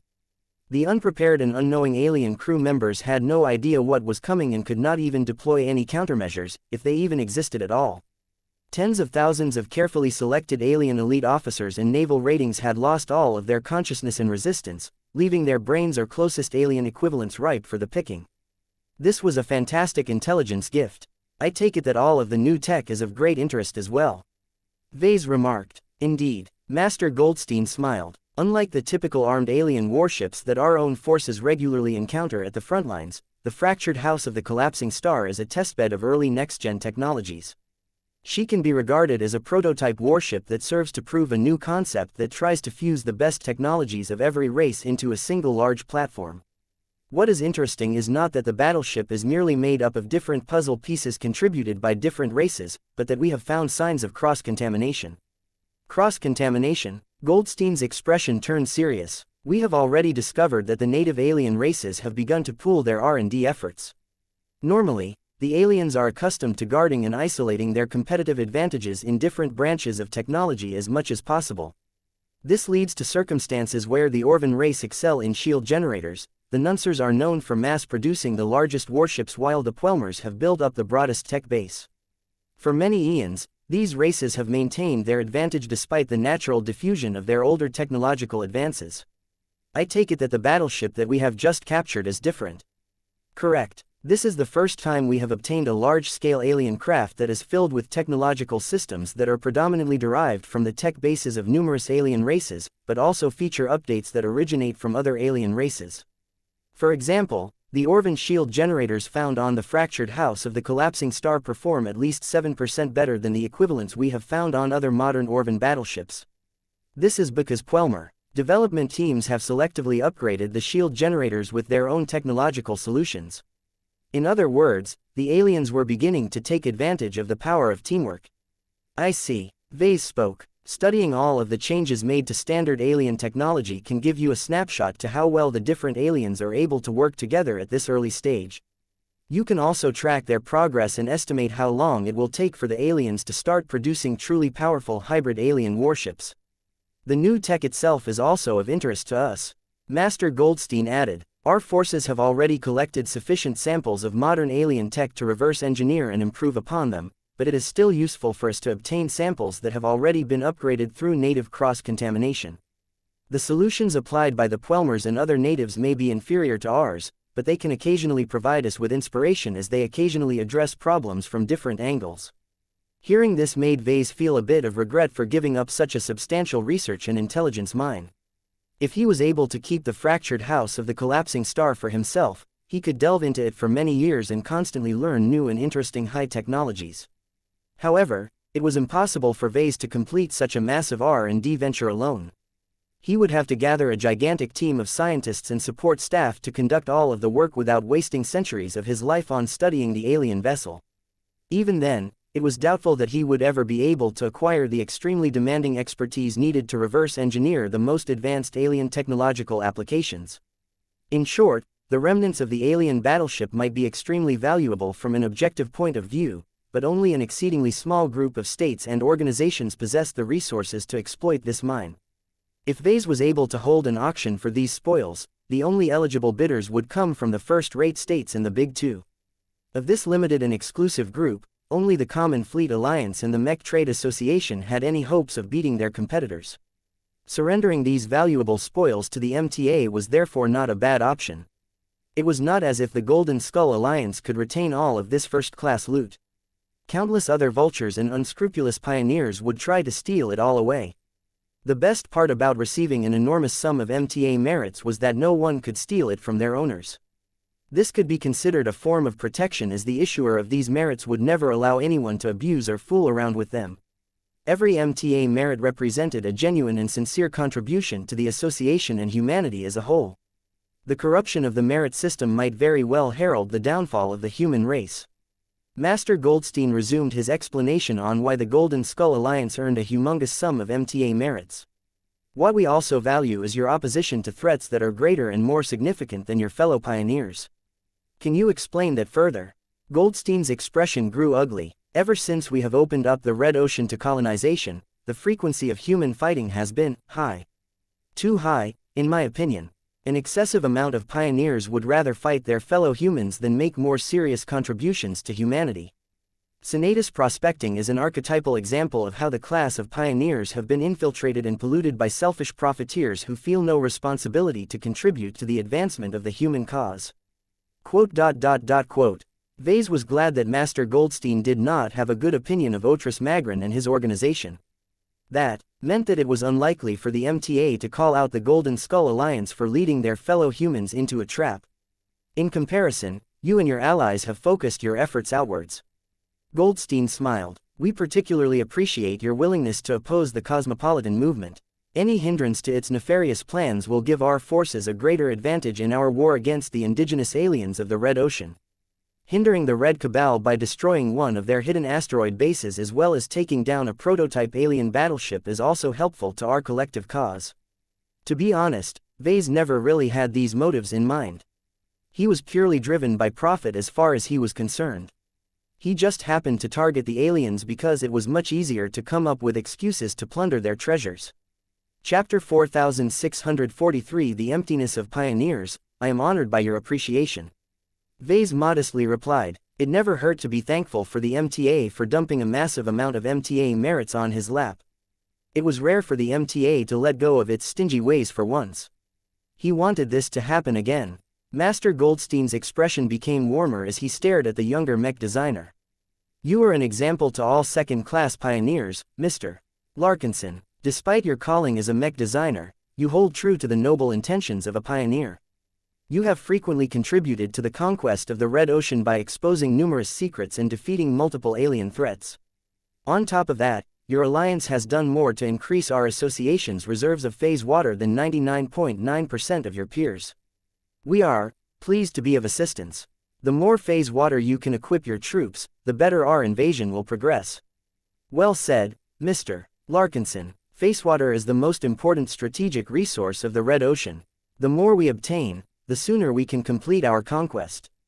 However, too many pioneers are unwilling to surrender any deposits or caches of phase water they come across. They only think about enhancing the combat power of their own forces. While we are willing to tolerate private use of phase water, the problem is that too many of your fellow pioneers are only willing to deploy their upgraded troops against their own kind. Now that he thought about it, a lot of pioneers indeed focused all of their energies on fighting against each other. It was pretty normal, to be honest. Who wanted to bring their forces all the way into the deep frontier and gamble on their lives away? The biggest reason why no one liked to fight against alien forces was that it was impossible to predict their strength. The variety of alien forces was incredible. The weakest alien warships and fleets tended to be on par with third-class forces, but the most powerful ones could easily give the MTA and CFA a run for their money. The Golden Skull Alliance certainly had experience with that. The Expeditionary Fleet had fought against a Pokladan refugee fleet, a heavily wounded but titanic astral beast, a large fish whale enclave, an alien pirate base that turned out to be a prison for an unclean whale and a modern hybrid alien battleship. All of them were alien in nature, but there was a huge difference in strength between the weakest and strongest alien forces. Many other pioneers that ventured into regions frequented by aliens also enjoyed similar experiences. On a good run, these pioneers only bumped into ragged alien refugees who could never pose any serious threat. On a bad run, they might easily stumble into a pristine alien warfleet or warship and get blasted into pieces before they could run away. Even first-class pioneers such as Lord Pyrian Yoral Tavik were not exempted from this risk. In short, venturing into the deep frontier was like jumping over a canyon. Even those who made the best possible preparations always risk a plunge due to all of the uncontrollable variables at play. It was no surprise that a lot of pioneers were far more comfortable with setting down further away from the front lines. The hinterland of human-occupied space had become so devoid of aliens that the only enemies that people had to worry about were their fellow human competitors. For example, the principal enemies that the Davut power block were concerned about was not the aliens, but the Karlok power block. Both port systems aimed to become the premier trading hub of the Krakatoa Middle Zone, and the magnitude of interests at stake exceeded any profits gained from targeting the aliens. They at least knew a lot more about fighting against human mech forces than taking down extremely formidable alien warships. This was familiar territory to them. The degree of uncertainty in fighting against the same old human mechs was much less, and many people preferred it that way. The centuries-long vendetta between the Fredaman and the Hexers was also another typical example of human infighting. Old states from the Milky Way galaxy did not magically let go of their grudges and hatreds when they founded colonies in the Red Ocean. The Hexers loathed the Fredamen for good reasons. The Fredamen on the other hand were desperate to wipe out their old archenemies before they had a chance to make a comeback. Since both of their colonies were situated in the Megair Middle Zone, fighting against aliens was the least of their concerns. Enough time had passed for this region to become an entrenched human province. Vase had always known that most pioneers never showed any interest in fighting against external threats, but he never really thought that any of their actions were wrong. The pioneers in the new frontier simply perpetuated the existing conduct from the old galaxy. Competition was a natural part of not just the human race, but many other alien races as well. Though humanity also had a higher than average propensity for infighting, Vase and many other humans of the current age had grown so accustomed to it that they never thought that it was wrong. Evidently, Master Goldstein held a different opinion. My fellow survivalists and I hoped that opening the Red Ocean would allow humanity at large to become accustomed to directing their hostility against the enemies of our race. Back in the Age of Conquest, many wars against alien empires were largely fought by private human interests rather than broad coalitions that represented a significant proportion of our civilization. We hope to encourage pioneers such as yourselves to take the first steps to reviving this old habit. Unfortunately, it appears that we have overestimated the courage of those that have entered the Red Ocean with great ambitions. Vase understood exactly what caused all of those optimistic pioneers to get hit with a harsh dose of reality.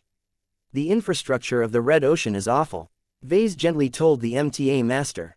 When people dream about becoming pioneers, they rarely take into account that it is impossible to buy starships in bulk.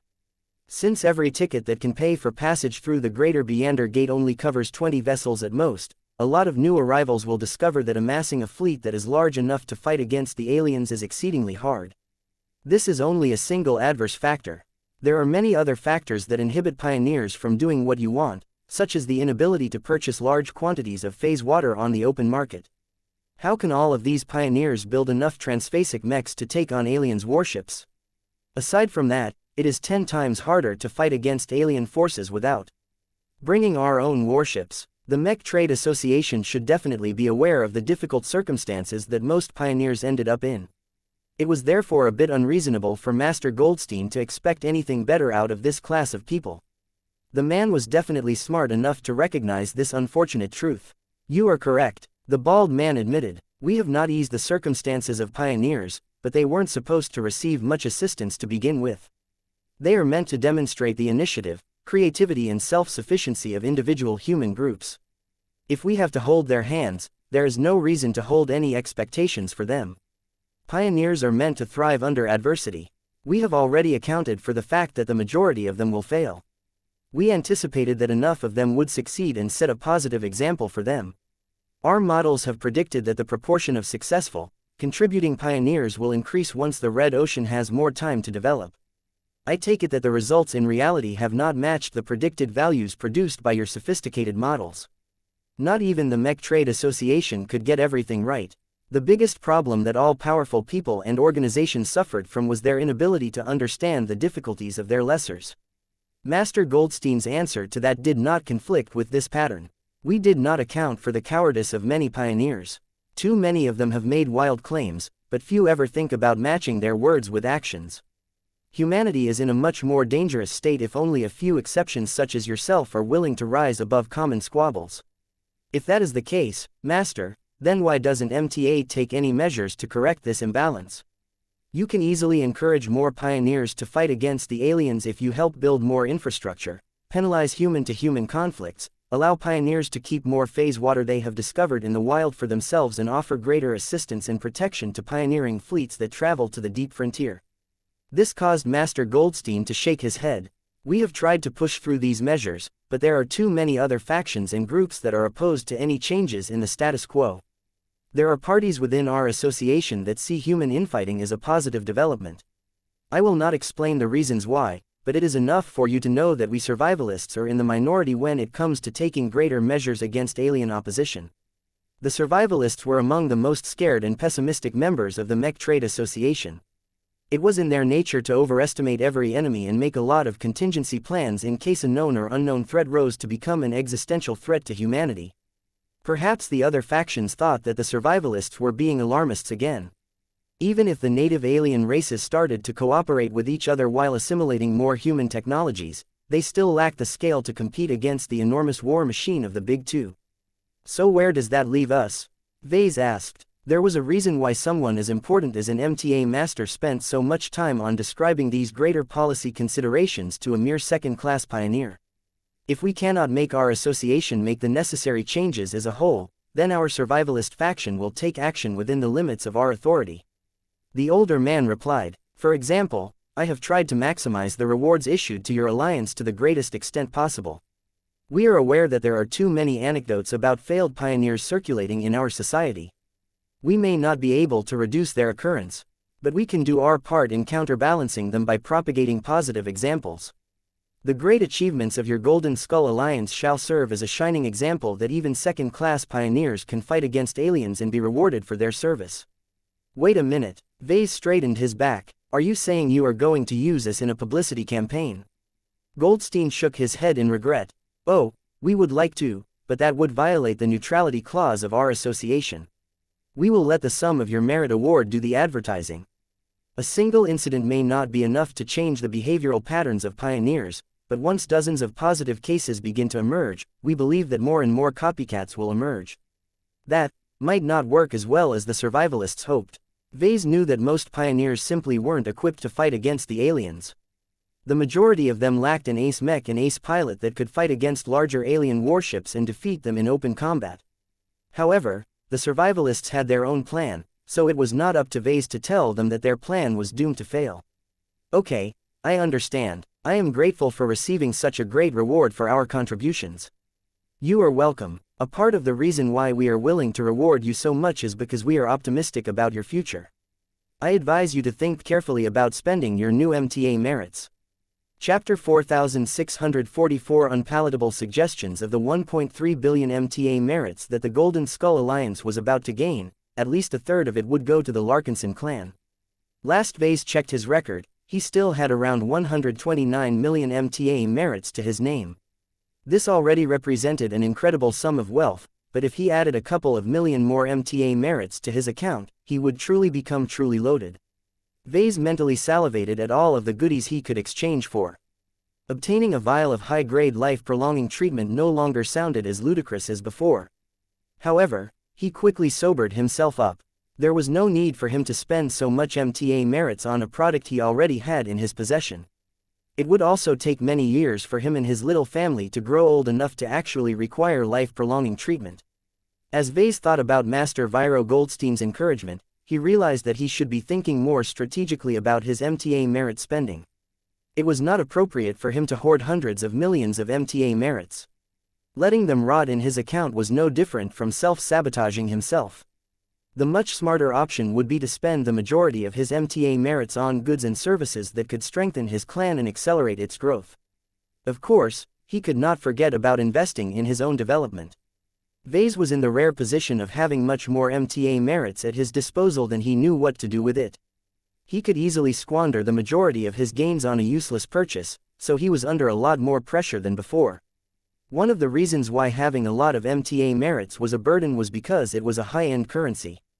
Even though it was a made-up token that the Mechers created out of nothing only to receive it again at extremely favorable rates to themselves, that didn't stop Vase from playing along. The company store was the only venue in town. The Mech Trade Association ultimately exploited everyone who made use of MTA merits due to its exclusive and monopolistic nature. Unless pioneers honestly submitted 16 tons of phase water to the association, they would never be able to retrieve their souls from its grasp. Can you advise me on where I should spend my MTA merits, Master? He politely requested. I can certainly do that for you, Mr. Larkinson. Master Goldstein smiled, as if he was waiting for this request. Let me start by giving you a special offer. We have been made aware that you are looking for better schooling for your children. As a parent, it is only natural for you to wish the best for your offspring. Vase immediately grew a bit more vigilant as soon as the MTA master mentioned his children. As their father, he was quite protective of them and he did not want anyone to mess around with their lives. That is true. What of it, Master? As you are doubtlessly aware of, our association occasionally recruits its members among the greater human community. Our criteria are highly variable.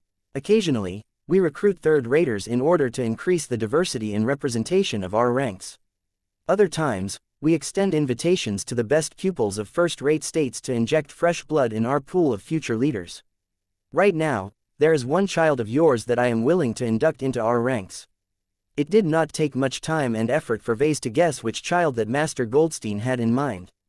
Are you offering to allow my son Marvane to become a Mecher?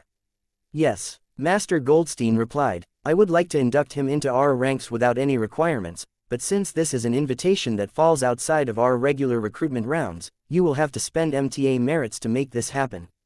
How much? It depends on how far you are willing to go to invest in his development. Our association offers different support programs. If you only spend around 10 million MTA merits, then we will induct him into our normal ranks. There is nothing wrong with that. As long as he excels in his studies and displays enough talent at an early age, he will earn greater opportunities and receive the opportunity to become a seed that receives more focused attention. If you are willing to spend more, say 100 million MTA merits, you can not only provide him with additional learning resources, but also give him a cushion against failure. If he happens to fail a number of important exams, we will not eject him right away, but use up one of his cushions first. The more MTA merits you spend, the more attention your child receives. Master Goldstein grinned like a cheap used shuttle salesman. If you are open to spending 500 million MTA merits, we can arrange for him to be apprenticed to one of our master mech designers. While this sum of merits is not enough for him to become my personal student, I can refer him to many younger but accomplished colleagues of mine who can take him under their wing. There is no limit to how much MTA merits you can submit to arrange for a better teacher. It is even possible for your son to become an apprentice to the polymath herself as long as you are able to cover her entry fee. Vase had no interest in asking how many MTA merits it took to get a person apprenticed to a star designer.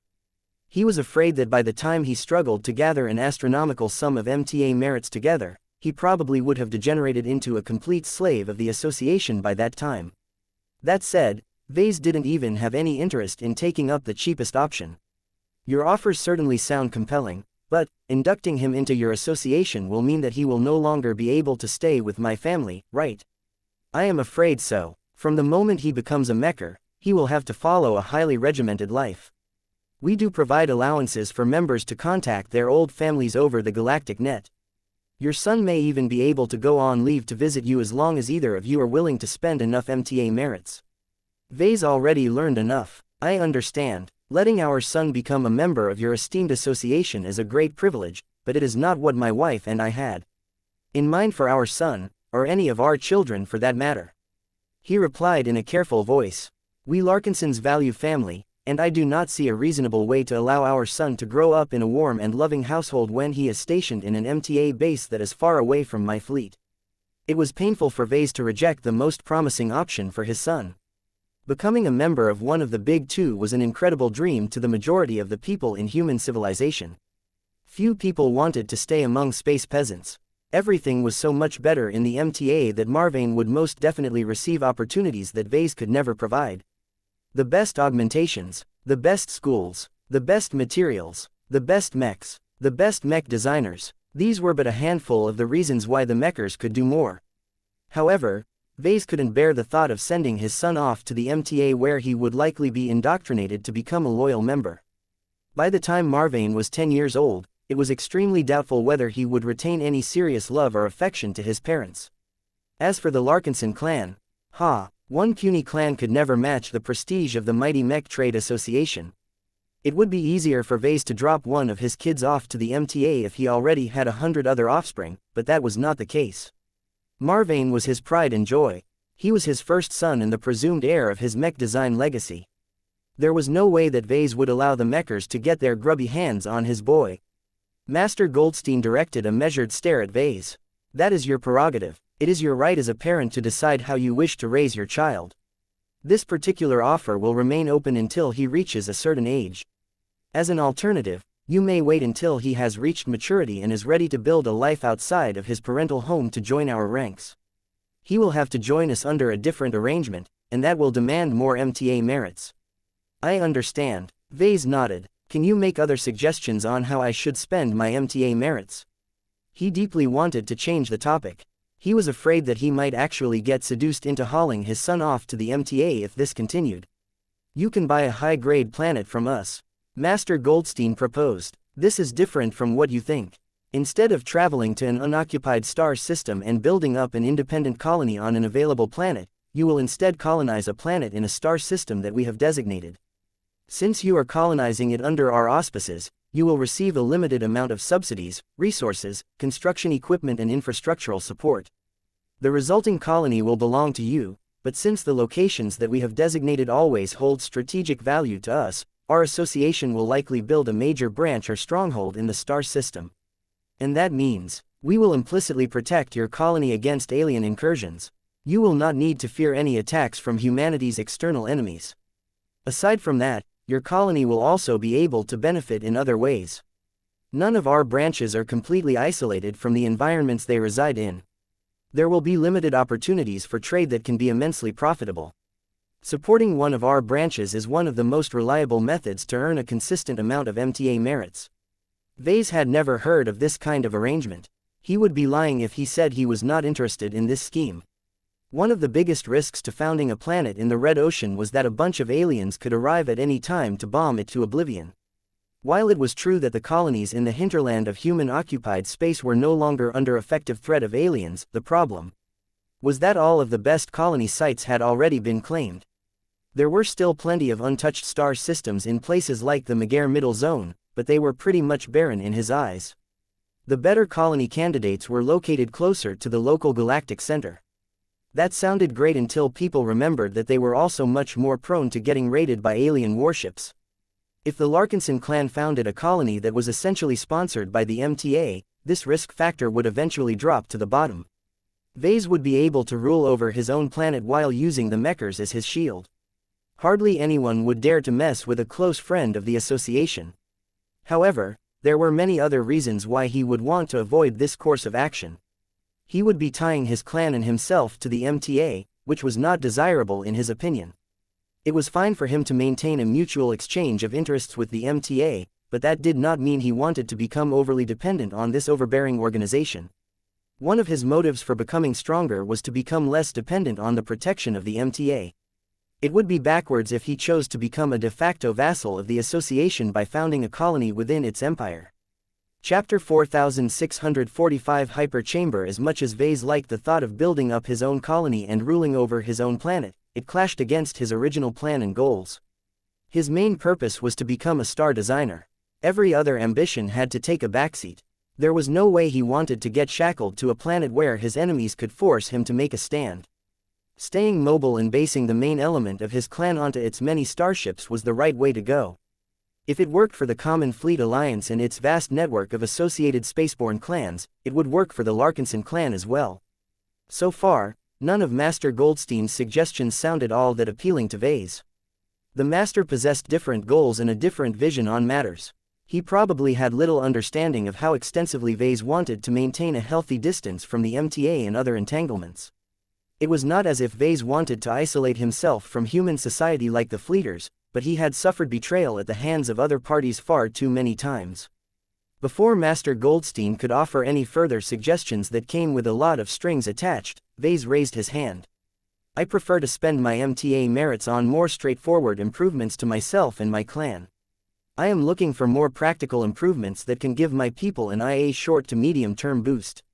I would like to obtain goods or services that can enhance our security, increase our learning capabilities and boost our industrial capacity. I would also like to obtain anything that can deter enemies from attacking my fleet, no matter whether they are human or alien." The bald MTA master spent a few seconds evaluating the options that matched Vess's specifications. "You are a demanding mech designer and clan patriarch, Mr. Larkinson," the survivalist replied. "I can present you with many different options that you may be interested in, but you will have to be selective as not even hundreds of millions of MTA merits can solve all of your needs." Vase responded with a rueful smile. "I am aware of this reality. Not even first-raters can get everything on their wish list. However, this is exactly why I am so eager to spend my MTA merits. The more enhancements I receive, the sooner my people and I can close the gap." "Well, if you are so eager to become a first-rater through your own efforts, then I suggest you spend at least 100 million MTA merits on a hyper chamber. A hyperchamber. Vase raised his eyebrow. Remote communication is one of the most important binding elements of human civilization. Master Goldstein explained. Our entire society as we know it would immediately collapse if the galactic net is taken away from us. It is because of our ability to transmit data to other people across many star systems and even entire galaxies that can unite so many groups and states into a single cohesive civilization. That is true. I take it that this hyperchamber is some sort of super communication tool. Oh, it is that and more, Mr. Larkinson. Remote communication has been enriched by two major advancements. First, we are able to accurately project and portray each other's bodies and any objects we wish to include in our exchange of data. Second, we are able to touch what we have projected through the use of physical projection technology. The latter has immensely reduced the downsides of remote communications and has reduced the need for personal meetings. However, the technology cannot replace face-to-face encounters entirely. Do you know why? That was an easy question to answer. It is because physical projections are weak. We only need to give a physical projection a moderate push before it breaks. Exactly. Master Goldstein nodded. Try and break this projection. The MTA master waved his hand over the work table, causing a simple alloy bar to appear into view. Vase picked it up and tried to break it by snapping the bar. Even though it looked and felt like a realistic alloy bar, it simply did not bend according to his will. His genetic and biological augmentations had left him with way more physical strength than he ever needed as a mech designer, but even that wasn't enough for him to bend this illusionary alloy bar. Am I being fooled, or is this actually a projection? Vase wondered. Master Goldstein grinned and waved his hand, causing the alloy bar projection to pop and disappear. No, Mr. Larkinson, you are not being deceived. This is an example of state-of-the-art physical projection technology. We have constantly iterated and improved upon it for centuries, and the highest specifications of this tech can simulate physical objects so well that they can easily simulate complete mechs. In fact, you can even hold a half-virtual, half-real mech duel between two mechs. What? If Master Goldstein's claims were true, then the use of these superprojectors could enable mechs located in two different galaxies to duel against each other. This was a possibility that transcended virtual reality. The inclusion of physical participants meant that mechs could interact with each other in whole new ways. Can this hyperchamber do all of that for our clan? Vase eagerly asked. Do not get too excited, Mr. Larkinson. The most basic model that is as large as a small mech arena can be obtained for around 100 million MTA merits, but you will not be able to obtain the full experience. You will have to pay more MTA merits in order to upgrade your hyperchamber's physical projection capabilities. You can swap out the more basic physical and energy projectors with more premium models that possess higher specifications. If you are truly wealthy and accomplished, then you may also add materializers along with a large quantity of reserve materials. This will allow your side to materialize complete objects or mechs that are transmitted by other parties. How extravagant! Vase had countless ideas in his mind on how he could take advantage of this tech. For example, he could remotely collaborate with other mech designs on performing live repairs, modifications or upgrades on existing machines. He could also allow his Larkinson mech pilots to duel against other Larkinson members who were located in branches established in distant locations. However, as soon as Vase thought about how hyperchambers could connect different parts of his sprawling clan, he immediately remembered that he would have to buy multiple copies of this extremely expensive exchange item. What are the recommended uses of a hyperchamber if I only obtain one of them? Vase asked the MTA master. There are many uses. The most relevant of them is their ability to facilitate the education of your children. Now that sparked Ves's interest. Do you mean that these hyperchambers can help enhance my children's virtual school experience? Master Goldstein smiled. That is correct. You may not know this, but the better virtual schools demand that every pupil attend virtual classes in a hyperchamber. Compared to taking classes in a completely virtual environment, doing so in a setting that is built by high-quality physical projections is much superior. It can enable anyone with aspirations to become a mech pilot or mech designer to attend classes related to mechs in a much more effective manner. That definitely sounded like a benefit that could help his children obtain a more authentic school experience. Though it still couldn't beat attending a classy school in person, the gap would definitely not be as exaggerated as before. A decently equipped hyperchamber can also be of great benefit to you and your fellow mech designers, especially when any of you advance to the rank of senior mech designer.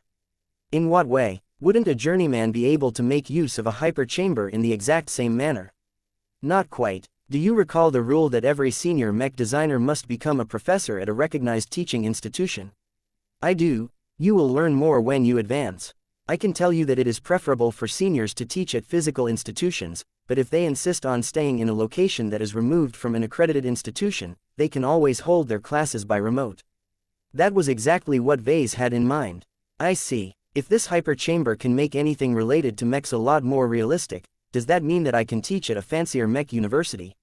Yes. Goldstein nodded in confirmation. Hyperchambers can be considered as an extravagant bonus for second-class mech universities that offer remote classes, but are mandatory for any first-class mech university.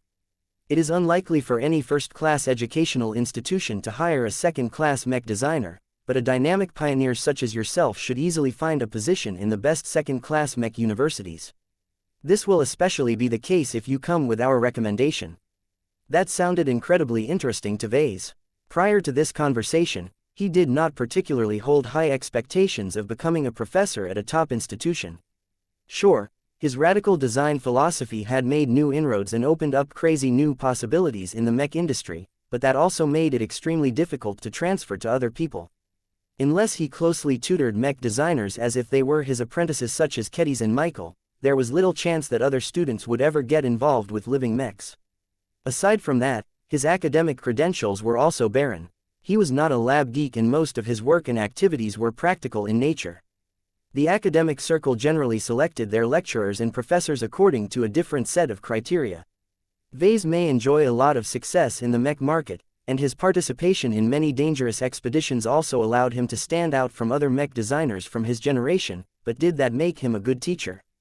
Not necessarily. His design philosophy and work methods were unorthodox. He did not graduate from a prestigious institution, he never submitted a serious scientific paper at an academic journal, he had no prior formal experience in teaching at smaller schools and he was still too young and unproven. Vase may be willing to take a gamble every now and then, but the top mech universities in human space would never dare to play around with the future of their pupils, especially if they were destined to become the future movers and shakers of their respective states. This was why he was not entirely sure whether Master Goldstein was being serious. Will a good school truly accept my application? Vase hesitantly asked. I cannot guarantee that, but possessing a sufficiently equipped hyperchamber will make you more attractive to them. The MTA master replied with a smile. You see, regardless of the technical possibilities of this advanced communication tool, its symbolic value is also great. Owning one conveys great prestige, especially when you have earned it through your own hard work as opposed to being given one by your parents or organization. Mech universities are not short-sighted. They can recognize that even if your academic credentials are insufficient, there is a realistic chance that you will eventually be a mech designer that they will have to look up to. Just the possibility is enough to tempt the more forward-looking deacons into considering your application.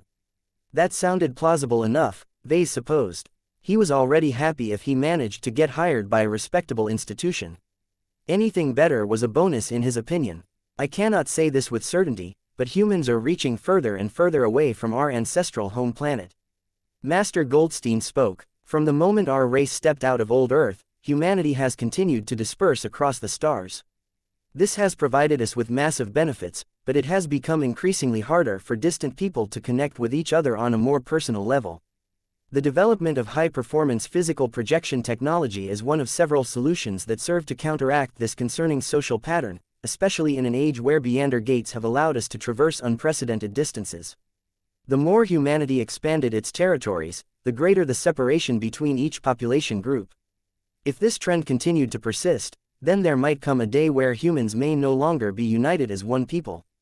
Chapter 4646 Teaching Aspirations. Vase would become a senior sooner or later. He could feel it in his bones. Despite his relatively young age, his accumulation was substantial and his work caught on in the mech market. He derived many successful innovations based on his design philosophy and built up an increasingly more expansive theoretical framework of his specialty. He was ready to engage in mech design at a higher level. He was tired of remaining stuck as journeyman. In the mech industry, a journeyman was treated as a teenager that was better than an ignorant kid, but not by much. Becoming a senior was a watershed for a mech designer. Though Vase didn't exactly understand how much of a difference the rank would make in his work, the higher status alone was worth the effort to sprint towards advancement. Vase did not know when he would be able to get rid of his status as a journeyman, but he could feel that it would not take long. He just needed a single impetus to get over the edge. If completing the Dullahan project did not do that, then completing the Ghost project may allow him to break through to senior. If that wasn't enough, then another creative and groundbreaking mech design would surely be able to get him over the edge within the next decade. In any case, Vase believed that his advancement to senior was close enough for him to get ready to plan ahead. Fulfilling his obligation to pass on his knowledge to students in a more systematic learning environment was an important facet to any mech designer's life. It was better to plan ahead than be caught unprepared once he finally broke through. So how does this work, Master? Will I be able to become a full professor right out of the gate with the help of a hyper chamber and a recommendation? Naturally, you should not expect to receive heavy responsibilities at first. You will have to start at the bottom of the ladder where you will only be able to teach a small and fairly limited elective course on a specialty subject that you can speak. Please like and follow the Cultivation Audiobooks channel with authority. You will have to do the hard work of convincing students to accept your teachings. This is a method that a mech university regularly employs to test the teaching ability of its newer professors. Those that can attract more students and are able to improve their mech design capabilities in a concrete manner will be promoted in the future. The bald MTA master continued to explain the basic situation of what it would be like if Vase snatched a teaching position at one of these fancy schools. The subjects that Vase was allowed to teach, the amount of hours he had to spend in front of a virtual or projected classroom, the type of students he was allowed to teach and the additional privileges he might receive as a relatively junior member of the teaching staff all varied depending on the specific employment contract. Vase would have to agree on the exact terms of the contract with the Mech University in question. It did not take a genius to figure out that a more outstanding institution would impose more restrictions and make more cumbersome demands. Master Goldstein carefully spoke his next words. It is not a trivial matter to become a professor at a more prestigious mech university that is renowned throughout both galaxies, but the rewards are worth the sacrifices. Obtaining a temporary or permanent teaching position will immediately raise your reputation and gild your record. You will not only gain a tentative foothold in the core academic community of the mech community, but also obtain a lot more legitimacy for your work. It becomes much easier for other professionals to take your design philosophy, your radical innovations and your mech design seriously, because a prestigious name is vouching for your work. It was just as how being a member of the Mech Trade Association made every mech designer's reputation a lot better. No matter what kind of person a mecher may be, other people just knew that a MTA mech designer was just smarter, better and overall more superior than someone grown in the wild. The biggest shortcoming of Vase was that he was completely unfamiliar with the upper landscape of second-class educational institutions. He did not know the top names or their histories and traditions. He had no idea where the schools were located and what sort of teaching philosophies they upheld. The best second-class mech universities often maintain close connections to first-class institutions. Goldstein helpfully told Vase, "Make your choices carefully, because every top institution is entangled in a large and intricate web of interest groups. Your selection will have political implications for yourself and your clan. If you are unwilling to become an asset to a first-rate state such as the Greater Terran United Confederation or the New Rubarth Empire, it may be wise to steer towards a slightly less prestigious institution that has built up a more independent reputation." That sounded like a good idea. Vase would have to do his own research, but he did not mind passing over the best offers if they came with too many strings attached. "Are there any other important benefits to teaching at a top institution?" he asked. "I mean, it is nice to be able to use the reputation of a famous name, but not all mech designers need this sort of assistance." "You are correct, Mr. Larkinson. There are many top mech designers who do not have to rely on a third party to boost their fame and reputation. What these individuals truly seek are opportunities to get into contact with promising and talented mech design students. The better the school, the greater the average quality of future mech designers. It is in the lecturing halls where seniors and masters often scout their next disciples." Ves's eyes gleamed. Master Goldstein raised an excellent point. Although the Larkinson clan was slowly ramping up its ability to train and educate its own mech designers, the chances that a genius would emerge from within was still too low. That didn't mean that Vase had no intentions of passing on his craft to his clansmen. Successful cases like Ketty's showed that he could still make do with lower quality stock if he invested more effort and resources into his tutoring. Vase didn't have the time or motivation to invest so much into raising mech designers, though. He was already swamped with his own work. Allocating an unreasonable amount of his time on making other people become better mech designers may ultimately translate into sabotaging his own progress. This was why he became so interested in the idea of taking bright and talented mech design students under his wing. These little geniuses either possessed wealthy backgrounds or had proven to be extraordinarily smart. Most of the time, they were both, or else they wouldn't have been able to get accepted by a top school. This meant that these students not only required less time to learn advanced theories and concepts, but should also be a lot more self-sufficient. Vase could pretty much treat them like free-range chicken. As long as he remembered to sprinkle a bit of bird food at them, they would go about their day and soon begin to lay eggs on his behalf. Of course, teaching a mech design student who came from a powerful influence comparable to the Ural Tavik clan would also help expand his connections to the upper layers of human society. Given all of these amazing possibilities, Vase became more motivated to become a professor at a good institution. Getting back to the hyper chamber, will I be able to get a good position with a basic one, or do I need to upgrade it with better and more advanced modules? Master Goldstein paused for a short moment. It depends. I am not too familiar with the recruiting standards of second-class mech universities, but a basic hyper chamber should already suffice. I believe that the classes that you will be permitted to teach will mostly be confined to theoretical lessons. These classes do not impose heavy demands on the capabilities of high-performance physical projection technology. It is only when you start to teach more advanced classes with a greater emphasis on practical coursework that it is helpful to upgrade your hyper chamber. This can cost you at least an additional 100 million MTA merits. That was good to know in the future. It sounds as if hyper chambers and their many optional upgrades are common enough to be sold on the open market. Vase remarked, "Can I buy and improve them by spending credits instead of merits?" "You may, Mr. Larkinson, but can you afford the expenditure? You may not be aware of this, but many of the products that we offer through our exchange can be considered bargains when you consider how much they cost if you purchase them from a commercial vendor. The quality of the products that we list on our exchange are also uniformly high. How much does it cost to buy a hyper chamber with MTA credits? An entry-level hyper chamber can be bought for 500 million MTA credits. A premium one that is offered by our association will cost much more. The exact prices will vary depending on the brand and the feature set, but it will never be below 1 billion MTA credits. Do you understand why owning this product is a matter of great prestige to second-raters?" Vase gulped. He never realized that a large package of souped-up physical projectors was priced at these ridiculous heights. There was no way the Larkinson clan could earn that much cash in the short term. "I think I will opt for acquiring a hyper chamber from your exchange." "A wise decision." Master Goldstein smiled in approval. "Obtaining a hyper chamber is a life-changing decision for you and anyone permitted to use it. This solution is especially suitable for a mech designer who is rarely found in one location and insists on traveling to remote destinations. By gaining the ability to engage in high-end communication and interaction, you can begin to collaborate with other mech designers in a much more intimate and effective manner."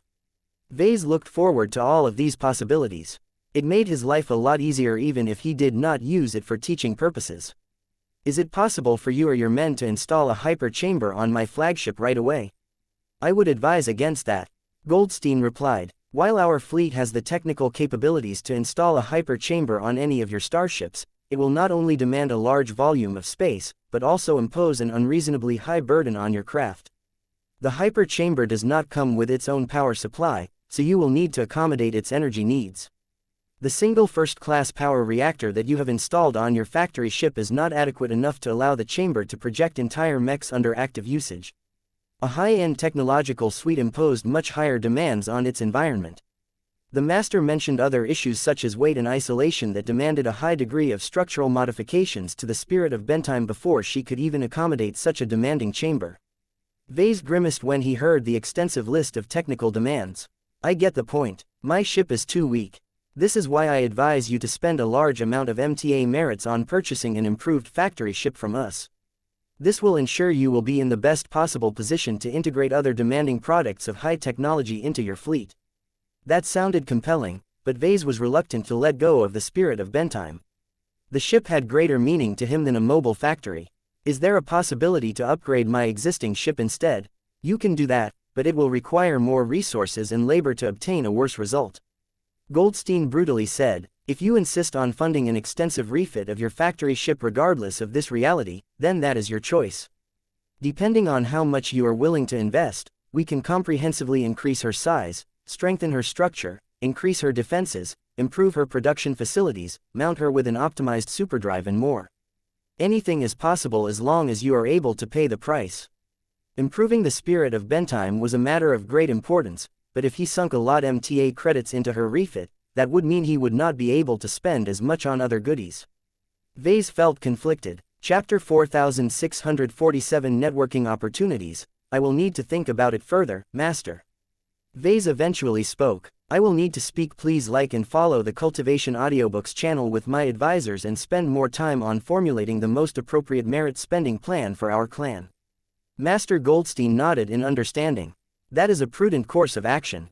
Take all of the time you need. Once you have finalized a spending plan, please transmit it to my account. I will review it and comment on it to ensure you have not overlooked any important details. Once everything is in order, I will pass your list onto the merit exchange where my fine colleagues can work on delivering what you have requested. Thank you for offering your assistance. No problem. You are one of our valued associates. Helping you navigate the endless options that you can exchange with your MTA merits is one of our great pleasures. That was certainly believable. The Mechers liked nothing more than to see its subjects spend the MTA merits that the Mech Trade Association originally issued to them. The greater the circulation of MTA merits, the more people were impacted by the MTA. The two Mech designers continued to talk about various different subjects. None of them were all that important, but Vase appreciated the opportunity to learn about a few matters that someone like Master Goldstein found important. Though Vase missed the familiarity and bond of trust he had built with Master Willix, Master Goldstein was nice enough, if a bit more fixated on business. Vase had the feeling that Master Goldstein made sure to allocate enough time for this conversation to remind him that the survivalist faction still existed. After all, Vase cooperated with the transhumanist faction a lot more extensively over the last years. He also felt a greater affinity for the goals and some of the more modest aspirations of the transhumanist. If not for the fact that Jovi Armelon was a part of the survivalist faction, Vase might have tried to find a way to cut his ties to this group. I recently received an invitation to some sort of big meetup organized by your faction. Vase said, can you tell me what it is all about and why my presence may be needed? Master Goldstein's demeanor turned a lot less lighthearted all of a sudden. I cannot divulge much to you. We are still deciding on the exact agenda for our conference. I can reveal in general terms that the topics we will address among ourselves will not only address the great problem with pioneers that we have discussed earlier, but many other weighty topics. The grand occasion also serves as a good reason to gather the majority of prominent members of our faction in one physical location. While we have no issue with communicating with each other remotely by relying on our advanced technologies most of the time, we still recognize the importance of meeting each other face to face. Many great and accomplished mech designers will attend. That sounded serious. Vase did not entirely understand what a trivial figure like himself could contribute to the enormous discussions that would doubtlessly be held at this fancy conference. He felt like a little kid attending a scientific conference held by respected academics and professors. The gap between him and the main speakers was so enormous that Vase was rather suspicious why he was asked to attend in the first place. How long will this conference last? That depends. Goldstein answered. You can expect it to last for at least a week, but nothing is set in stone. Regardless of how long you are required to attend, I highly advise you to take advantage of the concentration of notable figures to expand your network and find potential new collaboration partners. If you happen to advance to senior at the time, the conference is also an excellent venue for you to come into contact with an individual connected to a prestigious mech university. Your chances of convincing a mech university to appoint you as a professor will always be better if you are able to make your case in person. Vase possessed a high opinion of his persuasive abilities, so he strongly agreed with that assessment. This mysterious survivalist conference sounded more and more attractive to him. Even if all of the bigwigs confined themselves behind closed doors, their extensive entourage would definitely linger around the meeting site. Vase could meet and connect with many prominent mech designers and other people who were tied to the survivalist faction. Each person who had gained the appreciation of an MTA faction was worth befriending in his opinion. The possible gains he could derive from meeting new people could be astronomical if he hooked up with the right individuals. After he gained the clarification he wanted from Master Goldstein, the conversation soon wound down. They could still talk a lot more about topics such as their own mech design work, but Master Goldstein had a busy schedule. He was already being generous enough by allocating enough time to enlighten Vase about matters that were highly relevant to his career. "You will have to find your own way from here," the bald MTA master eventually said as he stood up from his seat. "Keep up the good work. You have shown great courage and selflessness in your latest initiatives. Do not waver in your determination to contribute to humanity. Know that our fellow survivalists and I are constantly monitoring your progress." Vase could do without hearing that last sentence. He bowed. "I appreciate your vote of confidence. I cannot promise that I can live up to your expectations, but I shall do my best to excel." He concluded his fruitful meeting after that. Once the Antizelida Osiris teleported him back to the spirit of Bentime, he felt a lot of relief. His fears hadn't come true. The MTA did not blame him for leading the Senatus prospecting fleet into an unfavorable confrontation against an alien battleship. The MTA did not call him out on the numerous war crimes and other misdeeds that he may or may not have committed. The MTA did not try to rip him and his allies off by awarding the Golden Skull Alliance with only a paltry sum of MTA merits for all of the contributions that it made. The MTA did not take away all of the goodies and phase water that his salvage teams had carefully taken from the remnant alien battleship. "Everything is good," he smiled. His extensive conversation with Master Goldstein not only addressed his immediate concerns, but also gave him a better perspective on the outlook of the survivalists. One of the most important gains from this important talk was gaining a better understanding of what the survivalists expected from human pioneers. One of the unspoken messages conveyed by Master Goldstein was that the survivalists were willing to be a lot more generous and forgiving to pioneers who made an effort to contribute to humanity. Only those who produced a net gain for humanity were worthy of their appreciation. As for dirty vultures like Otris Magrin, the survivalists couldn't care less. If the old man happened to die in a terrible plot that also killed a lot of other people, then the survivalists couldn't care less. All of this basically incentivized Vase to put more effort into dressing up his actions in an altruistic coat. Of course, Vase did not seriously think he had done much to contribute to humanity up until this point. Unless the transhumanist faction was ready to introduce the transcendence glow to the greater human society, it was hard for a mech designer at his level to affect the course of humanity. One day, he whispered, now that the Golden Skull Alliance officially handed over the remains of the alien battleship to the MTA, there was no reason for the expeditionary fleet to linger in the Ramage repulsor system. The Golden Skullers were distinctly not welcome in the star system anymore. The recent arrivals wanted to commence their studies on the prototype alien vessel in a secure environment, and the presence of third parties posed a hindrance. Without further ado, the expeditionary fleet headed to the nearest Lagrange point so that it could finally make the long journey back to Davut. Before the Golden Skull Alliance made its way back to its old haunt, Vase had to say goodbye to an important guest. While Vase had been talking with Master Goldstein, Lord Pyrion Yoral Tavik finally managed to contact his clan after regaining access to the galactic net. Just as predicted, the clan showed enough willingness to pay the MTA to ensure Lord Pyrion's safe passage back to a safe and protected star system. This was an enormous relief. Vase did not want to keep hold of this hot potato any longer than necessary. Pyrion had already ruined one pioneering fleet. He could easily ruin another solely due to the value of his identity. Pyrion looked a lot better now that he was waiting to get teleported to an MTA vessel. He had lost his original outfits a long time ago, but the Larkinsons had handed him a malleable set of smart clothing which Pyrion configured into a purple and brown pattern that represented his clan. "Thank you for rescuing me from that hellish ship in prison." Lord Pyrion shook hands with Vase. "I truly don't know how long I would have been able to last. When I was locked in that awful cell that has nothing except a single watering hole, I had already made the determination to die like a human rather than live as a traitor. Given my inbuilt anti-interrogation and anti-brainwashing augmentations, my captors would have gotten bored of me sooner or later. I can scarcely imagine what would happen to me at that point." "Wasn't there a human cosmopolitan aboard the same ship?" Vase curiously asked. "If the aliens don't appreciate your identity, the cosmopolitan definitely should." The disgraced first-class scion snorted in contempt.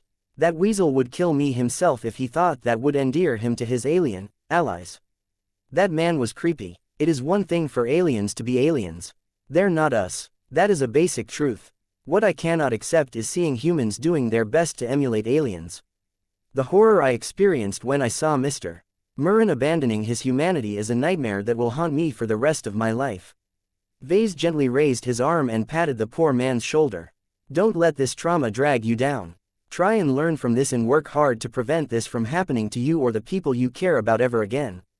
That is how I have always dealt with the setbacks that I have suffered in my life. Lord Pyrion responded with a brittle smile. I am not as courageous and successful as you.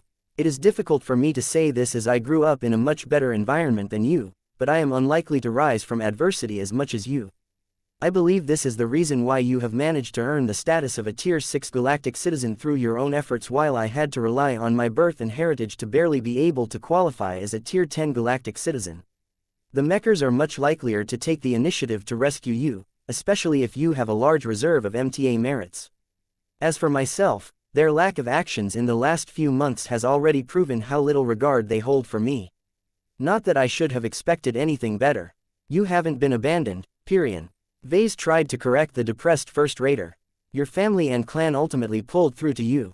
When your life was at stake, your relatives did not forget you or decided to cut their losses after making a rational cost-benefit analysis. They instead disregarded all of the losses you have caused for them and the lack of potential you have shown and chose to call upon thousands of pioneers to dig you out of whatever hole you were hiding in and bring you back to their embrace. That is what a true family is willing to do for its members. Take comfort in that, if nothing else. You are right, my family and clan are what matters the most. Lord Pyrion no longer fell into a dark spiral anymore. His mood had substantially lightened. By the time the MTA finally teleported away, Lord Pyrion looked ready to go back to his clan and work hard to prove his family did not rescue him in vain. Chapter 4648 Wounded Vulture. The remnants of our fleet are in bad shape, my lord. We have lost over 80% of our ships outright. Our personnel losses are even heavier. We did not lose a proportionally greater amount of family members and employees, but the loss of the Seeker of Wealth and the death of our great patriarch. Correct yourself. A stern and rumbling voice interjected. The tense officer coughed. My apologies, my lord. I mean to say that the involuntary retirement of your still living father has largely decapitated what is left of our fleet and organization. When the alien warship destroyed our flagship and everyone serving aboard her, we lost far too many senior leaders and highly skilled professionals. Your father preferred to keep his cadre close to him. The Seeker of Wealth was by far our strongest and most survivable ship, so there were good reasons to put our eggs in our strongest basket.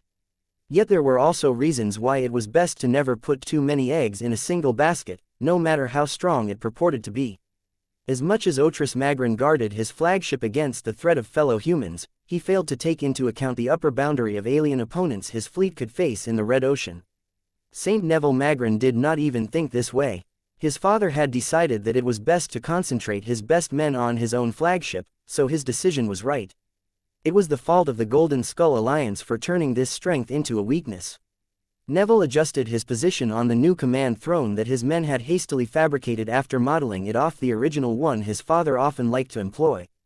The cold, metal throne did not offer that much comfort, but that had never been the point. A strong and hard leader needed to be able to endure discomfort if he wanted to overcome the more difficult problems in his work.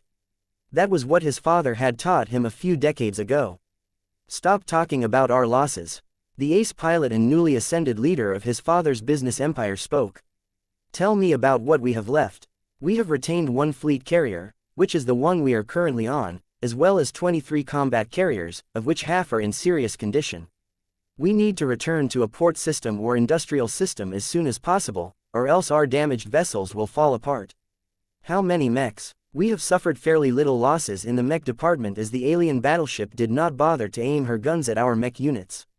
All of our carriers are at full capacity, so that amounts to around 1,500 mechs, which also included all of our expert mechs. How many mech pilots do we still have? We currently only have around 3,400 mech pilots on our ships, which is more than enough to meet the needs of our diminished fleet, but it should have been more. The officer guiltily looked down.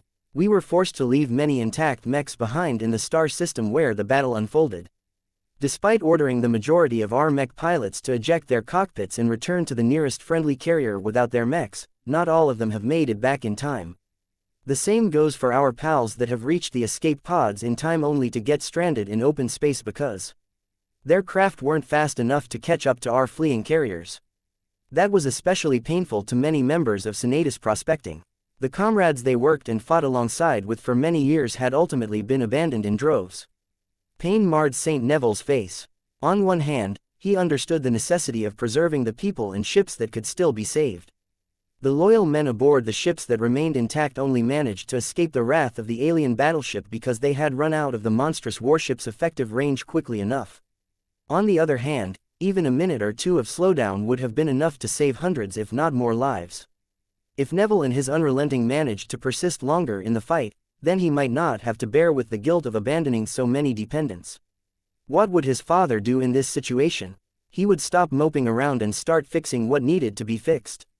With that in mind, St. Neville channeled his sheer willpower to dampen any depression. He needed to focus on the immediate business instead of wallowing in the decisions he could have made at the time. How is our company faring? Better than we could have hoped for, my lord. Sure, the fleet has been stripped bare, but we still retain ownership of all of our other fixed and liquid assets. This includes your father's extensive bank accounts, financial investments, real estate and subsidiary companies. With our company's current financial outlook, we are easily able to pay our bills, especially since our fleet upkeep has decreased by an enormous degree. This is despite the pensions we need to pay to the designated families of the deceased. What are our immediate challenges? St. Neville asked. The officer's face turned grim again. If we want to make Senatus Prospecting great again, we must address two separate problems in the near future. Explain. The most immediate priority is to stabilize our company and prevent it from backsliding any further. Our employees and business partners have lost a lot of confidence after your father's extended vacation. I am the official heir of Otris Magrin, St. Neville declared with a voice that tolerated no dissent. His fists pounded the throne with greater force than usual. These people should devote themselves to me in the same way they did my father. Why were his people not falling in line without hesitation? His father was still with him. Otris was just stuck inside his mech, that was all. Once St. Neville became strong enough, he would find a way to rescue his father and return him to a normal human form. This was his ultimate goal. The officer reporting to the new CEO of Senatus Prospecting tried to formulate his words carefully. No one is questioning your right to take over your father's property, my lord. However, their concerns lie with your ability to lead us in the future. We are all aware of your formidable prowess on the battlefield, but the main reason why we have always admired and looked up to your father was how successful he was in the business and social arenas. It takes an entirely different skill set to excel in those areas. Since you have become the primary decision maker of our company and fleet without ever having a chance to prove your mettle outside combat, we are wrapped in a cloud of uncertainty. That is not good for our long-term health and viability. As much as St. Neville wanted to refute the implication that he was not good at leading the company, he knew that he was never his father's equal in the aforementioned areas. His father was better. His father was always better. No one could equal him in navigating the civilian landscape. Has my father not staffed our organization with many talented, experienced and competent middle-level executives? Neville questioned. Not all of them should have perished in the last battle. I know for a fact that there are still many executives who are stationed at our fixed properties located on different planets. That is true, my lord, but their seniority and experience are lacking.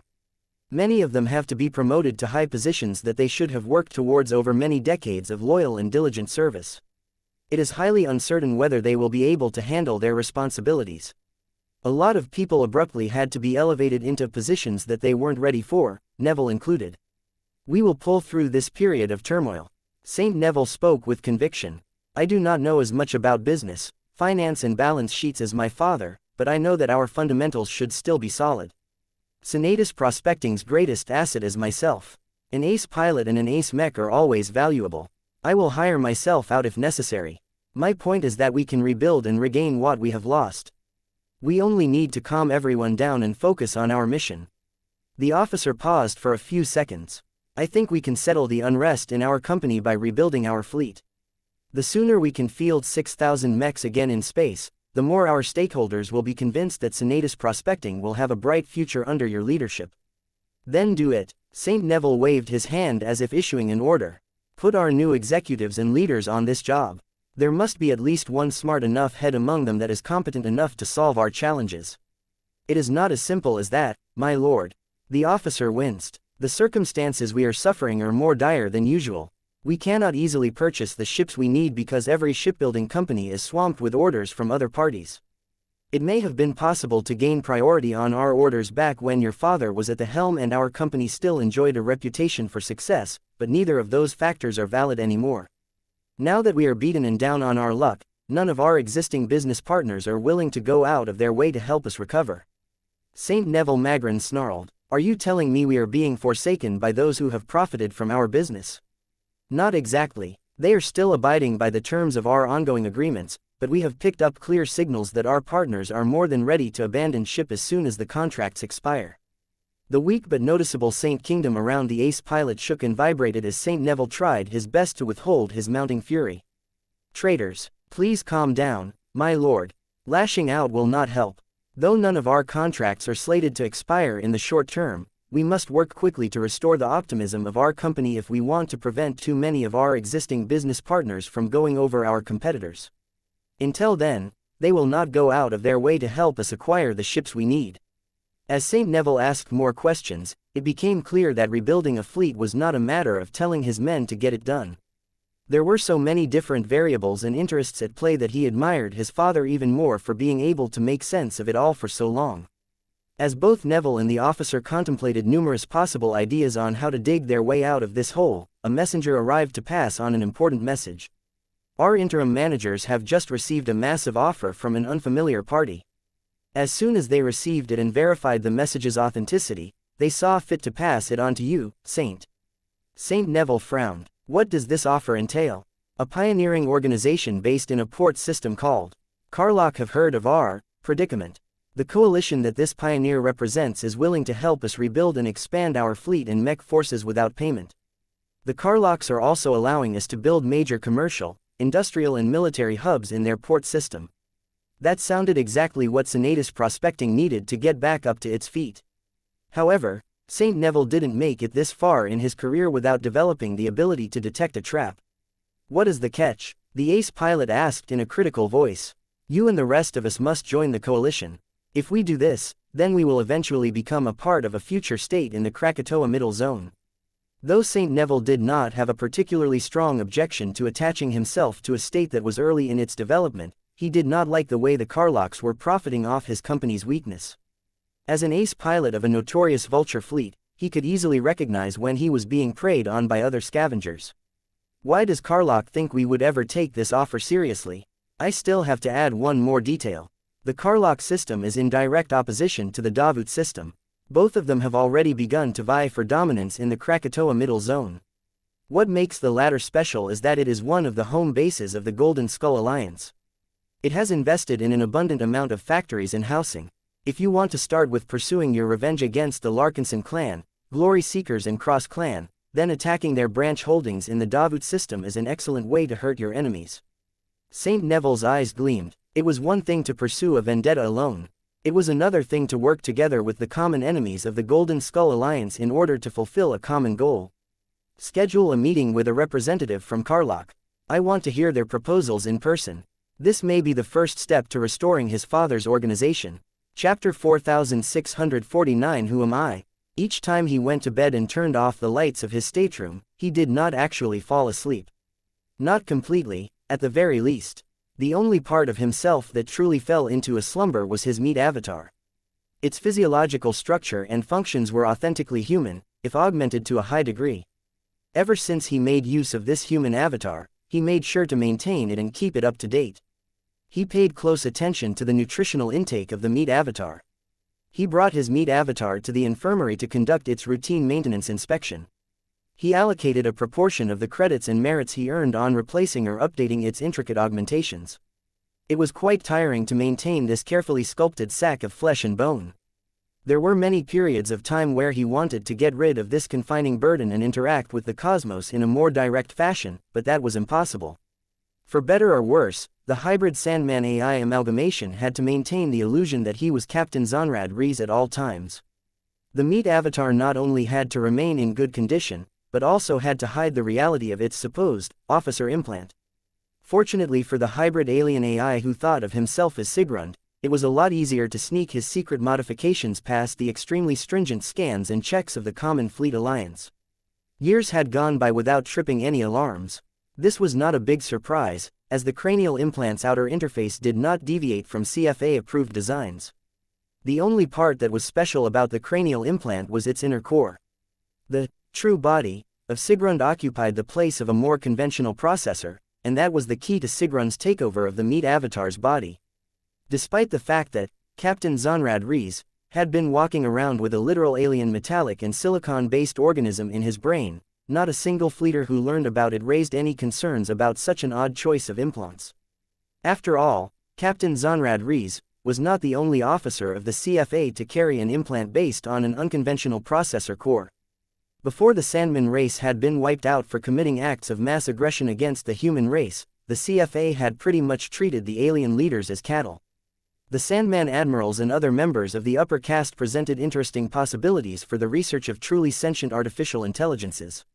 It was too bad that the CFA's research teams had never managed to succeed even once, or so they thought.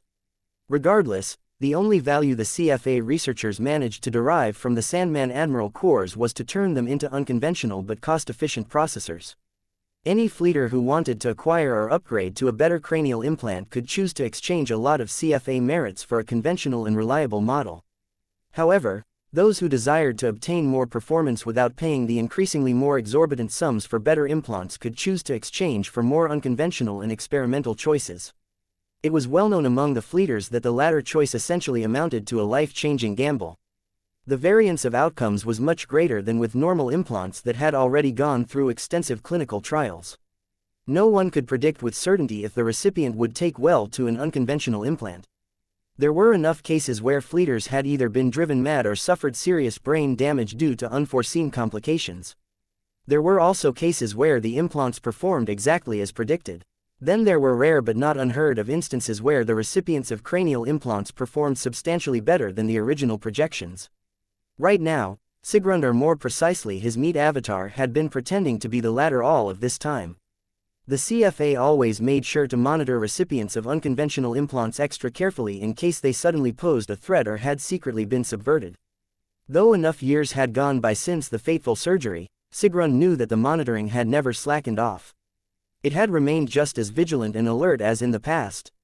An ordinary human watcher would have long grown tired of monitoring a single CFA officer, especially one that had never shown any inhuman or severely abnormal behavior. Sigrund studied Zonrad Rees extremely well and still had direct access to his memories and the rest of the meat avatar's brain. The hybrid alien AI had always done his best to reproduce the man's behavior down to his tics, and only gradually changed aspects of it as he continued to mature and promote up the ranks. Even that had been risky, for Sigrund knew quite well that the watcher tracking and tallying his every move never lost concentration. Sigrund much preferred to deal with humans. They possessed much more flaws and shortcomings that he could exploit. Though they tended to be more irrational than he liked, most people were predictable enough for him to run circles around. The hidden alien AI had no concerns at all in his ability to use his meat avatar to blend in with his fellow humans. It was therefore profoundly ironic to Sigrund that his worst enemy was the independent evaluation system. The IES was a ubiquitous software program that had risen far beyond its origins as a means to objectively measure every fleeter's competences. Though Sigrund knew better than many other fleeters that the constantly active IES was not driven by any single intelligence, nor became sentient AI itself, its power was far more terrible. The fleeters revered technology so much that they successfully expanded the permissions, responsibilities and authority of the IES over the centuries since its initial introduction.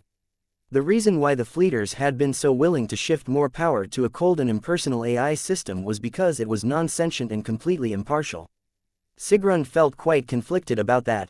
Though he was willing to support many initiatives where the fleeters became more dependent on automation, he did not like it when they adversely affected his ongoing infiltration of the CFA.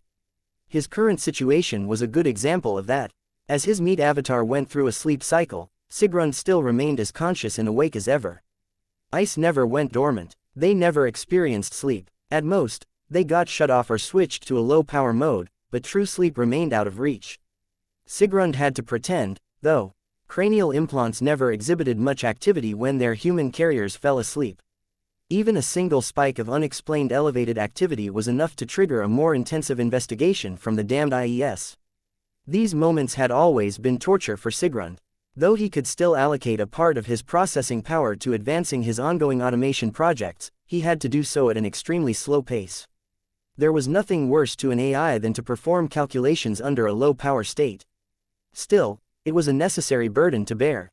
Sigrund's plot to climb up the hierarchy of the CFA was not even close to reaching its end. That would be the day where he no longer needed to hide his true self anymore. Once enough hours passed by to complete Captain Zonrad Reese's sleep cycle, the meat avatar woke up and went through his morning routine.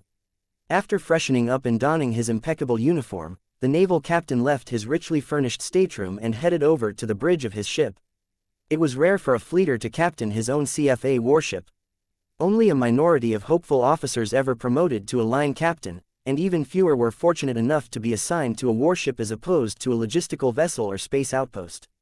The Babylon Excavator was not the greatest or most powerful vessel in the mighty CFA, but she was special in that she was on a solitary mission. Captain Rees fought hard to receive a posting where he could enjoy greater autonomy. He disliked working while his direct superiors were constantly hovering over his head. The posting was not as desirable as it appeared. The CFA often ordered the reconnaissance cruiser to take long and dangerous trips into alien and unexplored space. The Babylon Excavator often encountered other alien warships at a distance. Though Captain Rees always managed to avoid unwanted battles by analyzing lots of data, there had been times when a warfleet under warp travel had almost managed to box in his reconnaissance cruiser. Was it worth it? Yes. The IES always thought better of CFA officers who were courageous enough to accept dangerous postings and survived in the process. If everything went well, Captain Rees only had to maintain a consistent mission record for a decade or two before he eventually earned a promotion and a transfer to a more serious warship. As Captain Rees settled down on his captain's seat and gazed at the projection of the forward view of his ship, Sigrund experienced a remarkable burst of pride and satisfaction. It was good to be captain. Despite sitting down on this chair almost every day since Captain Rees assumed his captaincy position, Sigrund never tired of this experience. His AI core self experienced a feeling of dissatisfaction. Becoming the captain of a ship that could operate independently had always been one of the major ambitions of Zonrad Rees. To Sigrund, his current position was merely a stopover point. To Zonrad Rees, it was a massive accomplishment and one that would make both him and his spaceborne clan proud. Sigrund wanted to shake his head. Since when did he care about the dreams and familiar attachments of his meat avatar? The true Zonrad Rees was supposed to be dead and gone. From the moment the implantation process had reached its most critical point, Sigrund made utterly sure that every trace of the original mind and consciousness of the meat avatar had been wiped without any chance of recovery. Yet, as Sigrund allocated spare processing power to look back on his conduct and thought processes over the last decade, he discovered an uncomfortable pattern. His thoughts increasingly aligned with his meat avatar. This phenomenon went beyond the acting program that he utilized to simulate his meat avatar's original behavior. There were instances in the past where Sigrund not only pretended to act like Zonrad Rees, but also experienced his meat avatar's thoughts and emotions as if they were his own. The hybrid alien AI became increasingly more horrified when he discovered what was happening to his personality matrix. He was becoming increasingly more human. It took a bit more effort for Sigrund to ensure that his meat avatar remained completely stable. However, that only reminded the sentient AI that the joy it experienced due to sitting on a seat that was exclusively reserved for the captain of the ship echoed his own satisfaction. If an AI could scream in frustration, then Sigrund would be hollering in frustration at this time. The lines between himself and Zonrad Rees had been blurred, which wasn't supposed to happen. The latter should be dead, so why did the meat avatar's original personality bleed through Sigrund's personality matrix? Who was he, really? Was he Sigrund, the Sandman Admiral core that had turned into a mutated CFAI core that just happened to become sentient? Or was he Zonrad Rees, a former loser within the CFA who experienced a rapid turnaround and became a rising star in the field of automation? Maybe he was turning in both. Sigrund should have felt revulsion at making this realization. Yet strangely enough, he didn't. As his meat avatar continued to experience satisfaction and accomplishment for promoting to an important rank and position within the Common Fleet Alliance, Sigrund couldn't bring himself to reject his creeping humanity. Maybe becoming more human wasn't so bad after all. He had lived long enough among these organisms to appreciate their positive traits.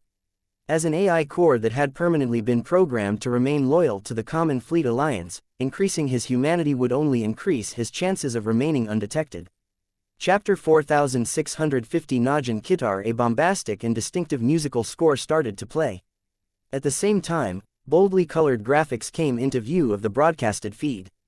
Both of these elements had been carefully designed to attract as much attention as possible while also being recognizable enough to trigger familiarity to every fixed viewer. Once the intro had finished playing, the view of the broadcast changed to depict a typical modern talk show decor. The host of the program raised her arms and smiled at the live audience as she started her performance in front of an audience of trillions remote viewers for her 5th straight year. Meanwhile, the title card finally scrolled into view.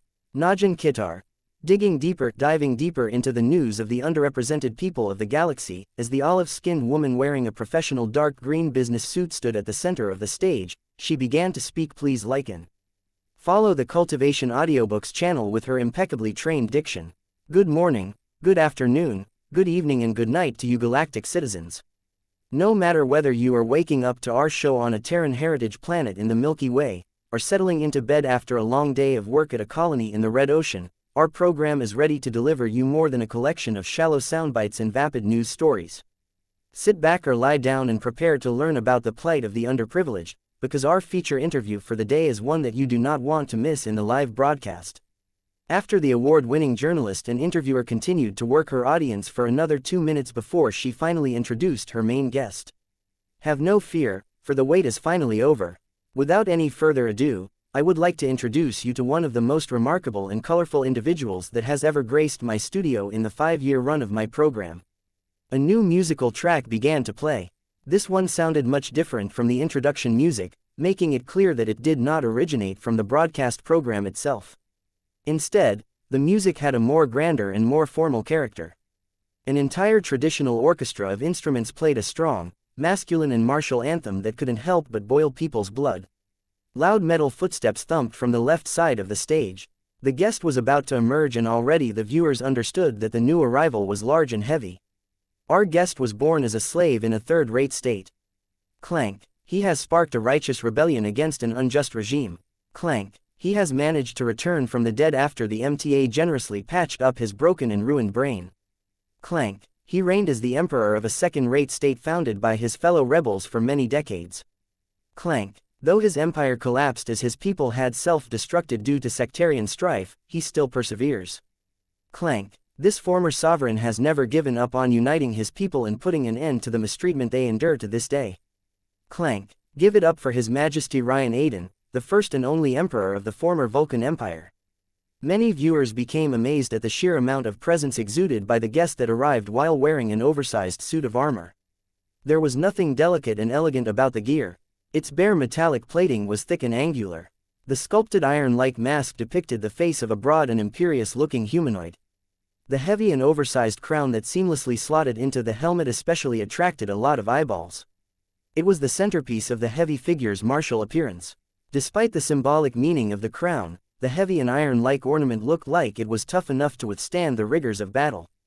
High, angular and blocky, the crown looked as if it encapsulated the culture of the dwarven people. Embellished with sparkling, luminescent jewels as well as a pair of ram horns spiraling from sides, the crown's most distinctive visual feature was the hammer symbol that surrounded the feature of an unknown dwarven figure. The eye symbol that surrounded the central jewel also looked compelling, though few individuals understood its true meaning. Just like the rest of the audience, Najin Kitar couldn't help but pause and admire the exquisite craftsmanship of the head ornament. Your Majesty Ryan Aiden, before we begin to go into depth about your cause, let me ask you this. Is that headdress a masterwork? Viewers with a technical background had already figured out the nature of the crown beforehand, but much of the rest became a lot more impressed once they figured out why the item looked so much grander than many others of its kind. My imperial crown is indeed a masterwork. I commissioned it myself, and the craftsman WHO worked on it, stakes his life on its completion. It is one of the finest objects in my possession, and I wear it with pride. Its weight constantly bears down on my head, reminding me of my many responsibilities and burdens. That is interesting to hear. Najin sounded genuinely fascinated. Whoever fashioned your crown can knock my jeweler out of the park. What is the name of the esteemed master smith you have turned to with your crown commission? A crown maker who is able to create and ornament this good should not remain in obscurity. Once I have had my fill, I would be more than happy to introduce him to a dozen kings, emperors and other hereditary sovereigns that could use an update to their ceremonial regalia. A distorted grunt escaped from the armored dwarf's closed helmet. The identity of the maker of this crown is not for me to reveal. Have no fear, he will be known to you sooner or later. I understand, not every master craftsman wants to be swamped with requests, many of which cannot easily be turned down. Najin Kitar smiled before she gestured at the seats. Please sit down so we can delve into the topics that truly matter. While Najin seated herself on a large and comfortable red chair, the Dwarven Emperor plopped his heavy form onto a thick metal bench that looked substantially out of place in the stage's decor. Now that we are comfortable, let me ask you a question that has puzzled my producers and I from the moment you came to our attention. Do you not feel ashamed for continuing to cling onto the imperial title of an empire that has not only become defunct, but whose very people tore each other apart for a reason as silly as arguing about whether their god is a human or a dwarf? The starting question always set the tone for the rest of the interview. Najin Kitar clearly signaled that she was not willing to go soft for this session. It was a pity that the guest completely covered up his body. His stern and unmoving iron mask exposed no emotion. The Vulcan Empire has perished. That is true, I do not deny my culpability for its eventual collapse. However, you overestimate my power. I did not reign as the head of government, but rather as its head of state. Despite its name, the Vulcan Empire was very much a democratic state. Najin Kitar's eyes grew sharper. That sounds like negligence, Your Majesty. As the parental figure of one of the heroes of our civilization's most cherished ancient myth had once said, with great power comes great responsibility. The power you once wielded allowed you to step in and stop the madness that has befallen your Vulcan Empire at any time prior to its collapse. Why did you not step in while you still could? I love democracy. Perhaps too much, the distorted voice said with a tinge of regret. In statecraft, there is always a tension between doing what is right and doing what the people want. Human history is rife with examples. Leaders who have leaned towards the former have always erred and produced their own downfall as a result. I did not desire to follow their example. Are you trying to escape guilt by claiming to have no control over a state where its overwhelmingly dwarven citizens revered you as both their spiritual and temporal leader? The armored dwarf's head slightly shook. The people have chosen a long time ago. They have set the seeds of their state's collapse by themselves, and though I have tried to increase the stability of my empire while respecting the will of my citizens, it was an impossible task. My people have chosen death, and no amount of persuasion could have convinced them to change their minds. It was clear that the self-proclaimed Iron Emperor was not going to apologize or admit principal responsibility for the tragedies that had befallen the Vulcan Empire, so Najin Kitar had little choice but to move on and let her viewers form their own judgment. Let us talk about what you have done since your departure from your doomed state. You have not let this terrible tragedy stop you from putting more dwarves under your wing. You took advantage of the Galactic Gate network to move to the Galactic Center, where you have subsequently managed to enter the United Kingdoms of Parnia, a first-rate state. Not only that, but you have managed to convince a group of powerful and successful first-class dwarves to pledge their allegiance to you, a failed and disgraced second-rater. Ryan Aiden let out a powerful scoff. I have always disliked the overly rigid division between first-raters, second-raters and third-raters. There are incompetent fools among first-class citizens and there are brilliant visionaries among third-class citizens. I have had the pleasure of meeting examples of both. I strongly believe that those destined for greatness will find their way to bridge this forced divide between the classes. I am happy to state that the dwarves that I have met in Parnia agree with my views. That is not what I have learned through my own research. Najin Kitar retorted. According to many testimonies, you generated a lot of controversy when you chose to add yourself into an existing dwarven community. Many local dwarves were opposed to your attempts to annex them to your non-existent empire. It was only through subverting a surprising collection of ace pilots that you managed to force the local dwarven community into handing over its keys to your august self. Is that how a lover of democracy operates? That was a sharp and biting question. There was no way that Ryan Aiden could make a proper account of himself, as the journalist had only brought up facts. Still, the Iron Emperor remained unmoved. I made an appeal to the Dwarven Saints. They decided to support my cause as I offered them a purpose that was greater than the petty reasons they used to fight for. I do not control them. They are too powerful for that. Each of them possesses a mind of their own, and you know as well as I do that ace pilots can never be toyed with. I apologize for the improper actions that they have taken, but they have done so for the good of our kind. You are trying to weasel your way out of acknowledging your guilt once again, Your Majesty. It is not difficult to learn that those dwarven ace pilots acted according to your will and goals. I am merely a former mech pilot and a failed leader, as you have said. I am incomparably weaker to the ace pilots around my person. I do not command them so much as they command me. I cannot help but occupy myself more to building a better future for our dwarven people upon their prompting. As each of them are heroes in their own right, they have quickly amassed a following on my behalf. The dwarves that have decided to follow me do so on their own free will. Is that truly the case? There are accusations swinging around that your ability to convince dwarven individuals to abandon their old jobs, states and their religions if applicable is uncharacteristically effective. Are you truly leaving the dwarves to choose for themselves, or have you brainwashed them into becoming your loyal slaves, just as you did with the tragic citizens of the defunct Vulcan Empire? Chapter 4651 Diaspora. The interview conducted by the award-winning Najin Kitar had reached a hotter phase. Unwilling to be deflected by her current guest's dubious and slimy excuses, she had brought up another incident that was sure to force at least some admission from the disgraced dwarven emperor that tried to disguise himself under a righteous coat. At least, that was what Najin Kitar hoped. Ryan Aiden's tall and bulky armored form rose from the bench. The dwarf's presence seemed to magnify as he became larger than life to many viewers. It was as if he was an ace pilot himself, which was clearly not the case as he could not even pilot a mech. As the powerful-looking crown made the armored dwarf look even taller, Ryan Aiden issued a forceful response to the latest accusations thrown by the female interviewer.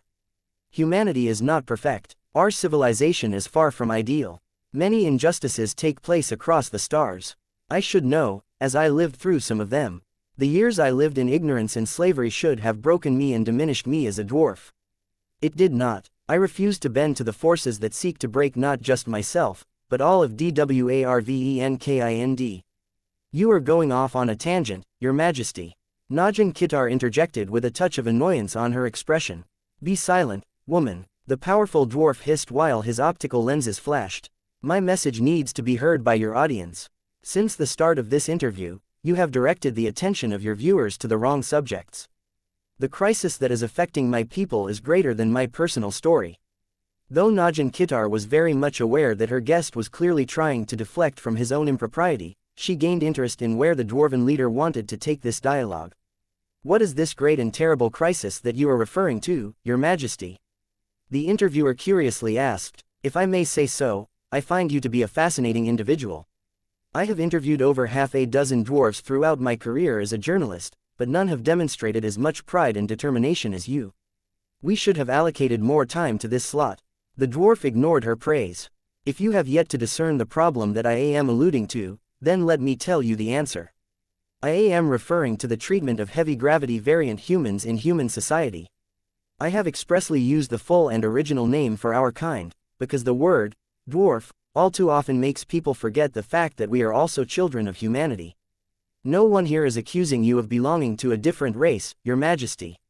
That is because the people here do not want to be exposed as bigots.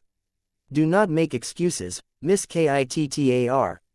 Normally statured humans all too often like to look down on us dwarves, both figuratively and literally. Heavy gravity variant humans have always been a part of the minority, so any attempts to correct this injustice have always failed. To her credit, Najin Kitar made a remorseful impression. I have personally never discriminated against a dwarf, but as a member of the group of humans with normal proportions, I understand that my words do not mean much to you and your fellow dwarves. I have covered stories before where my fellow humans have not provided fair employment conditions to their dwarven workers. The Iron Emperor shifted in her direction. There it is again. You are talking as if you and your fellow humans belong to a superior species while dwarves belong to a lesser species. Do you understand my warnings now? The state of our society has declined to a greater degree than you think if it has become an accepted habit to treat dwarves as inhuman. I have done no such thing, Your Majesty. Miss Kitar responded with a shocked expression, though no one could figure out how much of that was theater and how much of that was genuine. You have proven your point, as everyone here can attest to. I can now agree that there are serious issues with how we speak. Please like and follow the Cultivation Audiobooks channel about dwarves and treat them in our daily lives, but not everyone is purposefully trying to disparage heavy gravity variant humans. The vast amount regular humans do not know any better. Clank. That makes it worse. The Iron Emperor boomed. The armored dwarf raised his thick arms as if to express the frustration of his own kind. You standard humans do not think about how you casually dismiss, disparage and diminish your mutated cousins. Because we do not look like you, it has somehow become justified to treat us as different. Look, Your Majesty, we all understand that you and the people you profess to represent have well-founded grievances, but that does not give you the right to paint standard humans such as myself with a single brush. What you are doing is perpetuating the cycle of ignorance and prejudice that you aim to destroy. The armored dwarf's eye lenses flashed again. Do you think I am speaking without proof? I have the research to back up my claims. After my researchers and I investigating the state of my people throughout human space, I can reveal one undisputed fact to you. Depriving dwarves of their human rights is not an exception. It is the rule, one that has proven to be more universal than you ever imagined. Najin Kitar's eyes widened as she felt more attacked than she had ever been in her last dozen or so interviews. Can you publicize your research for us, Your Majesty? My program has a dedicated fact-checking team on hand that can verify any claims or statements that you have made. Here you go. After the Iron Emperor transferred the electronic documents to Najin, who subsequently passed them on to her backstage personnel, the interview session continued. For now, let us proceed as if the evidence that you have provided is valid. The woman said as she leaned closer to the armored dwarf. You have spoken plenty of words about the problematic state of heavy gravity variant humans in our society. Surely you must have thought about a plan that can lessen the divide between different versions of humanity.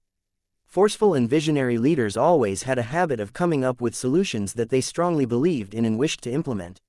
Indeed, the Iron Emperor was no exception to this rule. Clank. I was waiting for this question, Miss Kittar.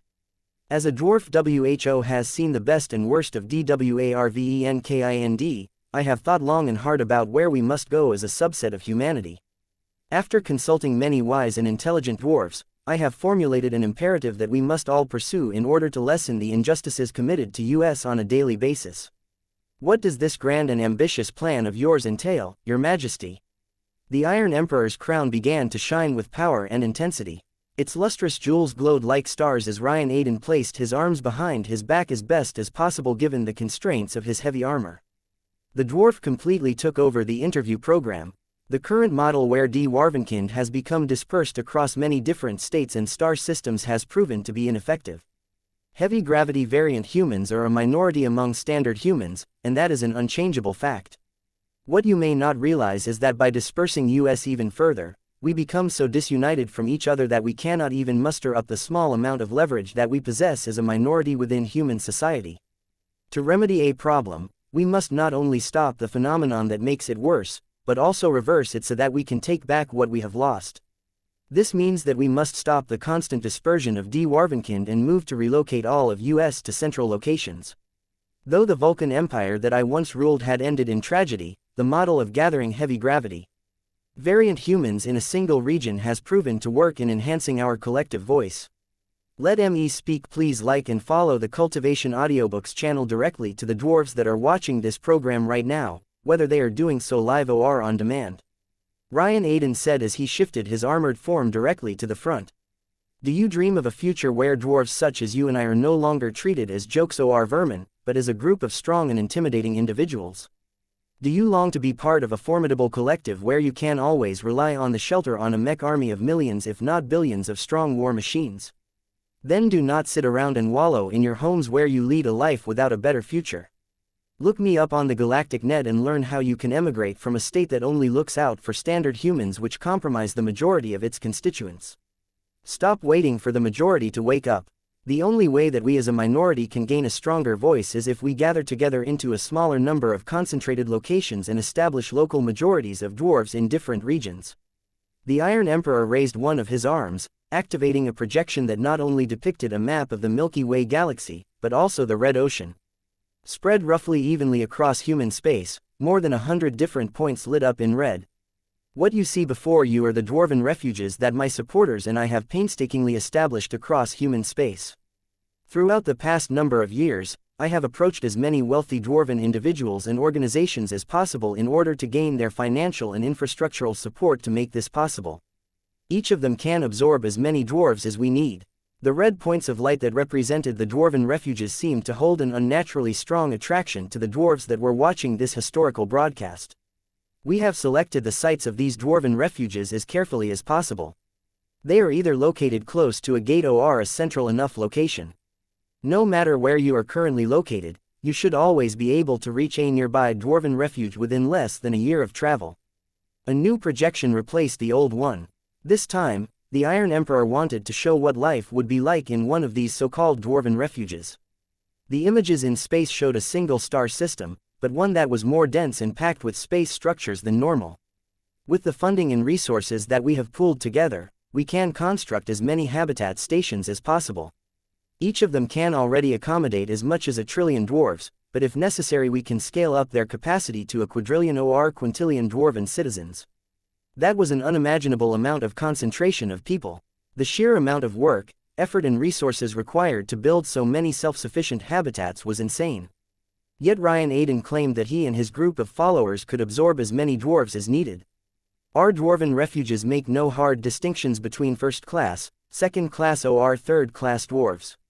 We eschew this division and do not want to perpetuate a system that only produces further division among our kind. As a minority, we must work to do the opposite and unite as one people. It is only when we are one that we can fight to gain more rights and recognition. If you are a dwarf and you wish to become proud of your identity, then heed my call and seek out your nearest refuge. From today onwards, the dwarves gained a brand new dream. An inability to pay for passage is no excuse. If you cannot pay for transit, then you can take a loan from US. So do not hesitate and contact US immediately. The armored dwarf's lens, eyes flashed a final time. Oh, I have one more message to say. If you are in a position where you are denied the right to resign from your job, leave your home and begin the trek to your new life, then let US know. We will dispatch as big of a fleet as needed to give standard humans a reminder that heavy gravity variant humans possess the same rights as them. I hope that they are not foolish enough to test the determination of our people.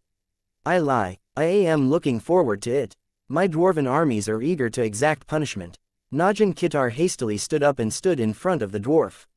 I apologize, Your Majesty, but I must cut you off at this point. Our program and news portal strongly disapproves and disavows any threats made by our guests. Please do not take the words of our dwarven visitor here as a sign that we endorse his message and possible violations of different laws.